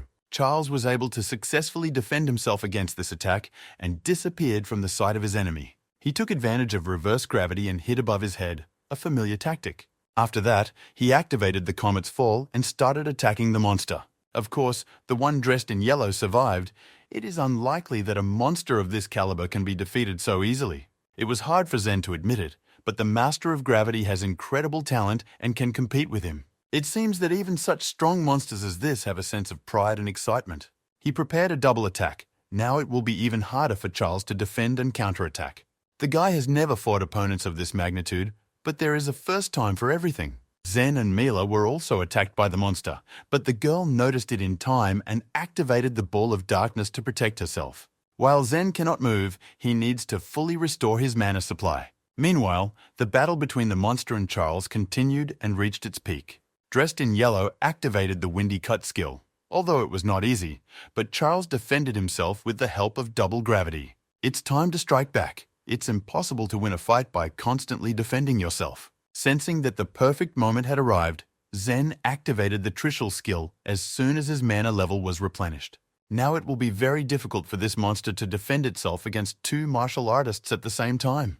The man dressed in yellow tried to escape, but the Trishula activated the trident technique. Mila thought that they managed to win with the help of Charles, but Zen said that without his magic, nothing would have happened. The body of this monster is very strong, but the spikes of the Trishul are much sharper. But that's not all. The yellow-clad man managed to stay on his feet and decided to launch a lightning attack. He began to approach Charles very quickly, but the boy remained calm because he was confident in his own abilities. As soon as the man dressed in yellow prepared to destroy his enemy, Charles immediately disappeared. It's not the first time he's used this technique, and his attacks from above have always caused monsters big problems. He activated the Grant skill and prepared to send the monster to hell. There was an incredible explosion and release of energy, and the yellow-clad man was finally completely destroyed. During this time, he gained 18 skill points and 22,000 experience points, and is now at level 64. Other small monsters were also destroyed, and Barbara is to be thanked for that. As expected, she was able to destroy all the monsters without the help of other adventurers. Zen activated his quick healing skill and healed his wounds after the battle. If the group of adventurers has more injuries, he can also heal them with white magic. It was time for a conflict among the team, and other adventurers started shouting at Zen. He reminded them that Zen had promised to protect them in critical situations, but they survived only because of Charles. One of the adventurers decided to defend his leader, saying that it was their own fault that they were not expected to be attacked. A small conflict started. Not everyone was satisfied with the actions of the squad leader. The split in the team has already occurred, although this conflict could have been avoided, but it is what it is. Some team members have supported Zen from the very beginning, which is why they're trying to defend it now. Catherine recalled that as soon as she fell into the fault, she was seriously injured and scared, but it was Zen that saved her. So no matter who says something bad about him, she will always be on his side. Then Zen began to speak. He thought that by uniting they could defeat the boss. But when he saw this monster, he realized something. Now his opinion has completely changed, and the best option would be to wait for the special forces to arrive. These words made Charles very angry, but Zen asked him not to start a new conflict. He promised to listen to all the boys' complaints after the fault was cleared, shook his hand, and said that Charles was incredible. Mila and Barbara were shocked by Zen's behavior. It seems his schizophrenia had begun to progress. Zen said that Charles is the first adventurer he recognizes as his equal, and that is worth a lot. After they leave the rift, Zen suggests that they forget about Barbara and Milo and join his team. Charles refused and said that they needed to get back to the exit as soon as possible. He was not interested in such proposals. The other adventurers were upset by Zen's behavior. They had long followed his example, but now they realized that he was a fool. Meanwhile, interesting events were taking place in the Otto area, not far from the fault. Agent Bart and his assistant Lydia have met with Fujima. Their operation is about to begin. But first, Fujima wants to talk about something. He didn't say everything on the phone. He took an unknown key out of his pocket and said that Bart should use it in the rift. This is the key of the Starry Sky, the main object that can cause overcrowding in the rift. Although it can be used to remove fault closure, it can also cause a new disaster. Fujima assured him that he knew what kind of artifact it was and how to use it, and asked the leader to shut up. Fault closure is a special anomaly, usually occurring before a catastrophe, and boss evolution occurs in such faults. If they lose the battle, the boss will complete its evolution and the city will be destroyed. But if you provoke an overcrowding of the fault, it will come out on its own, which is an option with minimal risks. It would be easy to destroy the monster in the real world when it hasn't yet completed its evolution, which is why Fujima wants to use this item. There are many agents of the organization in the area now, all of them preparing for the monsters to come out of the woodwork. The task of the Special Forces agents is to protect the city from threats, but now they are personally preparing to create a disaster. Barth told his assistant that the special forces were just a system and that they shouldn't be taken too seriously.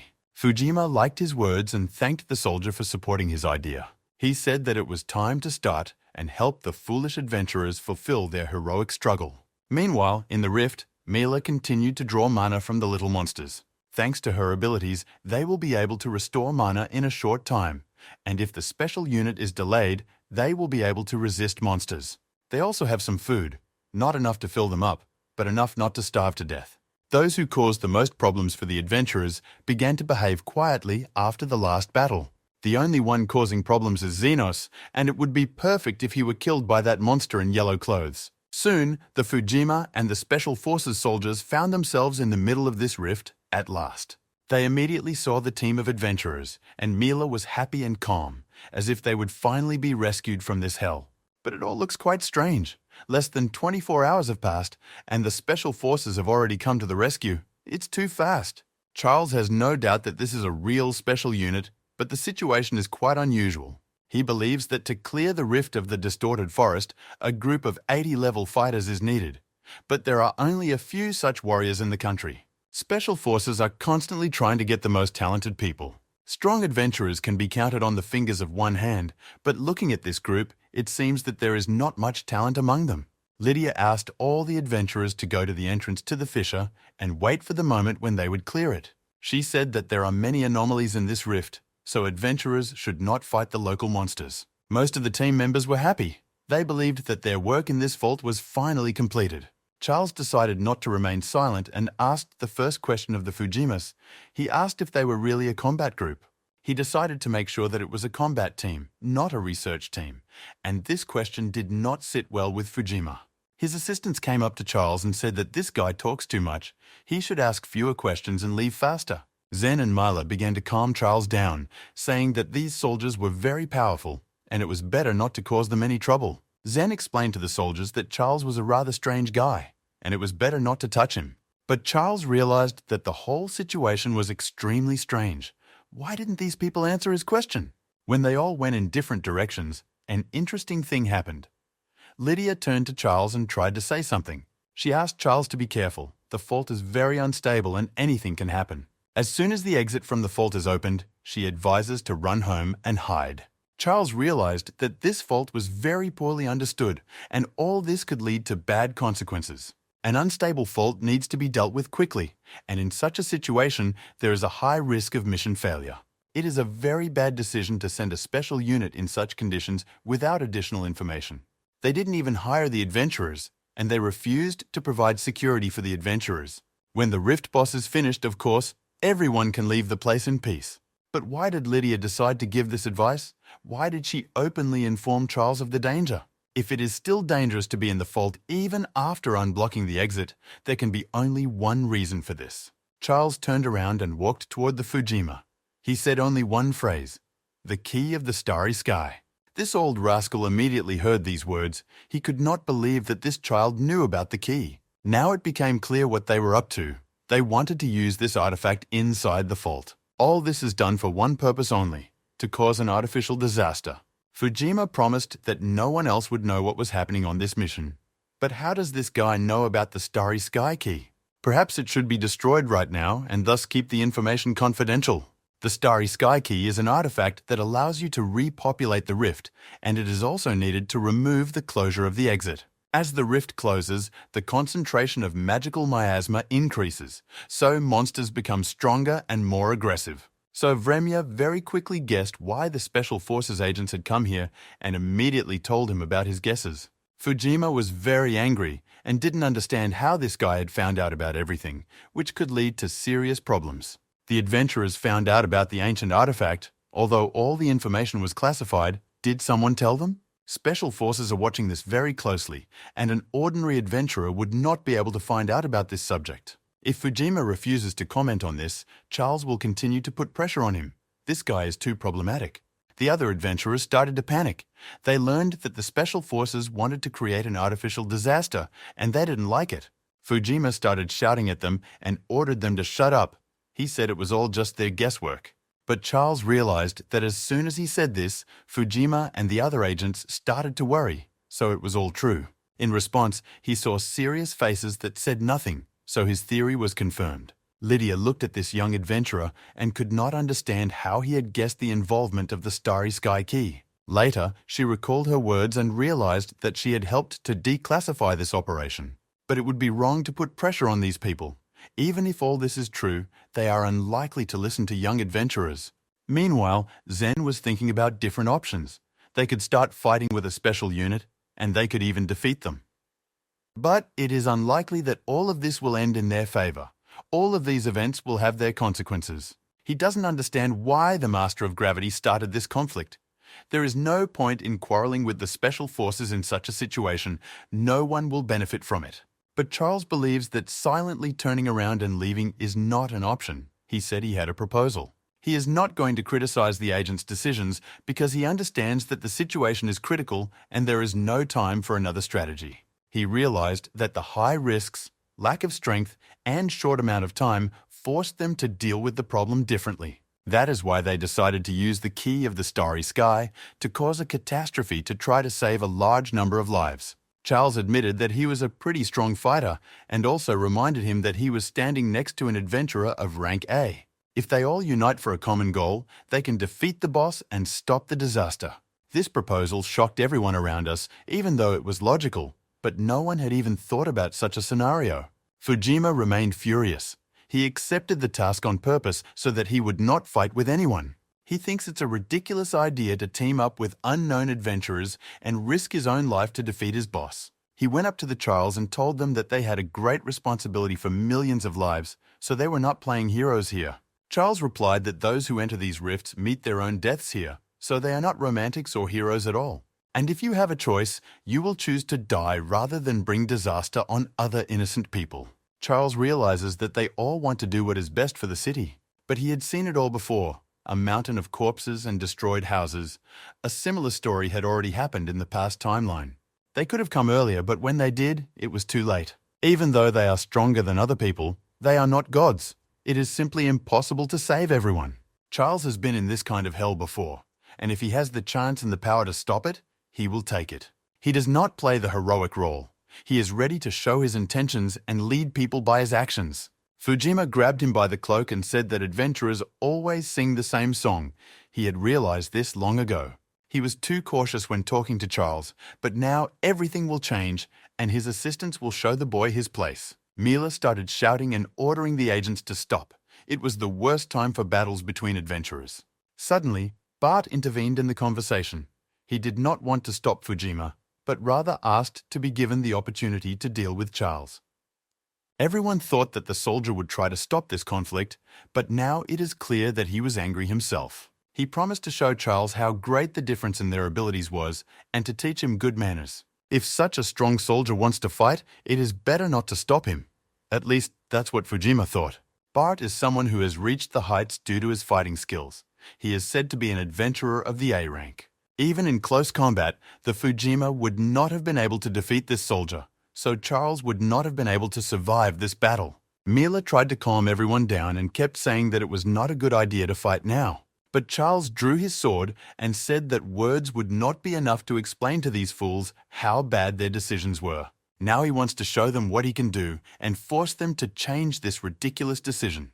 In the next few minutes, we're going to see an incredibly interesting battle between two talented adventurers. Fujima was sure that they would be able to put this fool in his place, and then the others would not have any more questions. Bart has to show his high class. If he overdoes it and kills the guy, he will be to blame for this problem. The Special Forces soldier remembered this impudent guy. They had already met after Charles had cleared the Library of Secrets. Bart is level 82, which is 20 levels higher than Charles, and he is also one of the most outstanding soldiers in the Special Forces. The battle has begun, and he has decided to strike first. But if Bart loses, they will be forced to take this gamble. It looks like a professional archer started his fight without using his best weapon, a very arrogant behavior. There is a 20-level difference, and this is not a battle in which you can talk about the superiority of your class. Bart can easily destroy Charles even without the help of signature weapons, but the Master of Gravity must have a backup plan. Charles felt the difference in levels, and with each new attack from his opponent, it was harder for him to defend himself. This Special Forces officer is used to close combat, so we need to find holes in his defense and counterattack. This guy moves incredibly easily. Is he using a class skill? So far, Charles has been able to successfully defend himself against his opponent's attacks. But how long will this last? Bart grabbed his enemy and threw him over himself with one hand. The fight lasted a long time, but the outcome was known in advance. But later, the soldier felt that something went wrong.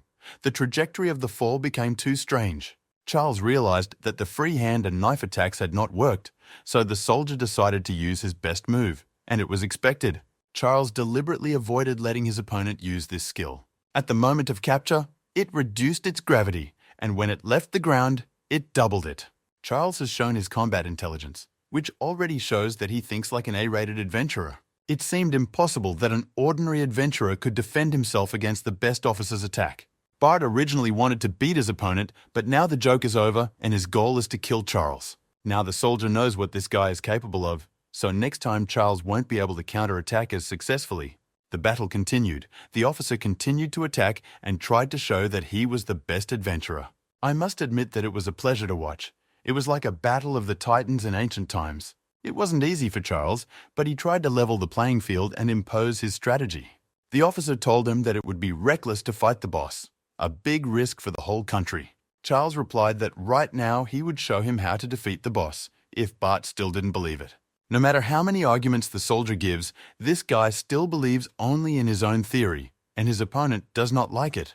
Charles launched a new attack. It's unclear how he managed to save so much mana until now. Step by step, the officer began to understand why he disliked this young adventurer so much. He immediately remembered the old days. 5 years ago, at the age of 25, Bart joined the Special Forces. He gave up a potentially successful career as a police officer for this goal. Last month, there was a terrible disaster in a neighboring town, and he decided to become a soldier in the Special Forces.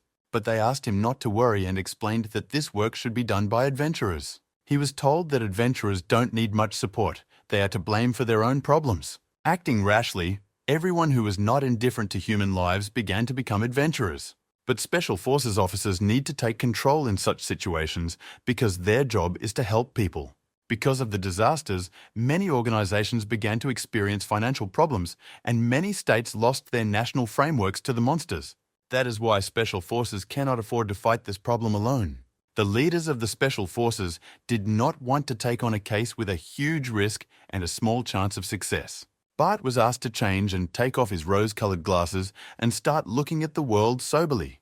He had to grow up and work for the good of the corporation. These are the people who should serve the country, and these are the people who should be in the Special Forces. 5 years have passed since then, but nothing has changed in the organization, and every day the officer felt something inside him was breaking and dying. He began to justify himself and say that the system was to blame for everything, and it became easier to live. Charles hoped that he could prove his strength to his opponent, but the officer said that this was not the case. The future of Otto's neighborhood is at stake, and for the officer to change his mind, Charles must risk his own life. It looks like Bart has decided to use class weapons, which is very bad news for Charles. Fujima said that there was no need to talk to this fool anymore. There was little time left, so Charles must die immediately. The officer prepared to execute the order, each of his shots endowed with a high-level spell. Charles realized that it would be very difficult to defend himself, so he reduced the gravity of his body and jumped forward. His task was simple. He wanted to attack his opponent from the mountain, which is his favorite technique. Everyone was incredibly tense. This is the moment of truth, and a lot will be decided now. Although it was very interesting to watch this battle of the titans, few people enjoyed it because of the tension. Charles was able to strike with his sword, but stopped at the last moment to avoid killing the officer. It was incredible. Could this young adventurer really defeat a Special Forces officer? Bart admitted defeat, given their huge difference in levels. It was time for memories again, and he recalled the last time he saw his father in the hospital. The father apologized to his son for working all the time and not finding time to teach Bart something. The hostages were in danger, so his father did not wait for reinforcements and went to fight the bandits alone. The bandits were neutralized, but his father was seriously wounded, which cost him his life. Most of all, Bart was angry that he had come to terms with reality and could no longer hold on to his own ideals. He looked at Charles and said that he agreed to act according to his plan. He could no longer blame the system for everything in the world. It was incredible, Charles admitted to the senior officer of the special unit. Now they will join forces and be able to defeat the boss and stop the disaster. It's as if the senior officer has taken a heavy load off his shoulders thanks to this battle and the new plan. Fujima could not believe that the officer had rallied behind the adventurers and hoped to clean up the rift. He mentioned that the permission to use the Starry Sky Key was given personally by Judas and said that it was a very secret mission. The officer went against the orders of the special forces by his actions, and this cannot end without punishment. He said that he was in charge of this special operation and everything would go exactly as it had been decided from the beginning. He cannot allow some adventurers to risk the lives of others. They need to be shown their place. Charles reminded us that if they fail, we can use the Starry Sky Key. The risks are the same. Fujima called him an idiot and said that Charles did not think about the consequences at all. The adventurers took command instead of the special forces, and this news could deal a serious blow to the organization's reputation. This is an important covert mission entrusted to him by a very important person.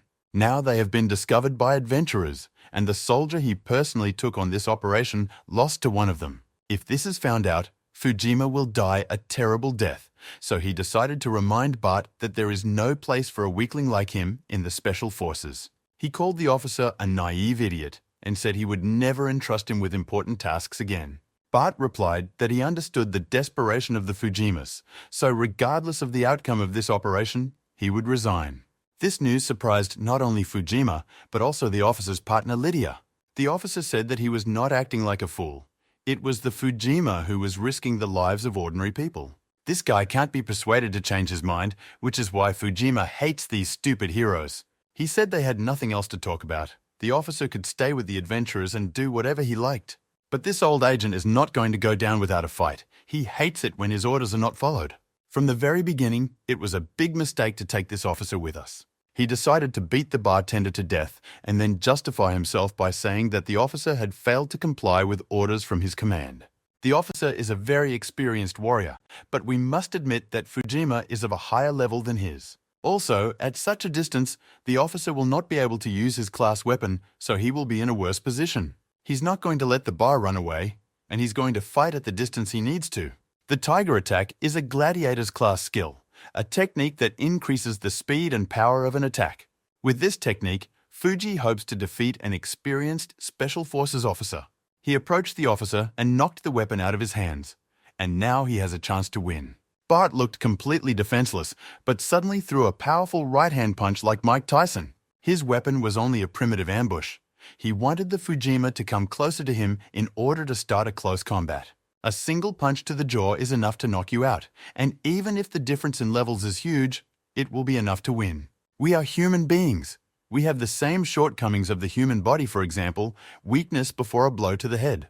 The officer explained to his opponent that he would never use a class weapon against such a weak man. A person who uses his subordinates as a weapon cannot threaten an officer in close combat, no matter what level he has. Bart used to defend these stupid ideals and follow all the orders of the system, but now he has resigned and will not do so anymore. No one wanted to defend the Fujima. Everyone realized that an officer could destroy anyone with a single blow. Although this man was a powerful warrior, he would not have fought with them against the Rift Boss. Thus, a strike team was soon formed to fight the Rift Boss. This team can destroy anyone. The Rift Boss is probably around level 90. Not much is known about him. The situation is completely different from the battle with the Cursed Queen. But this team of adventurers has no choice but to face this unknown force and win.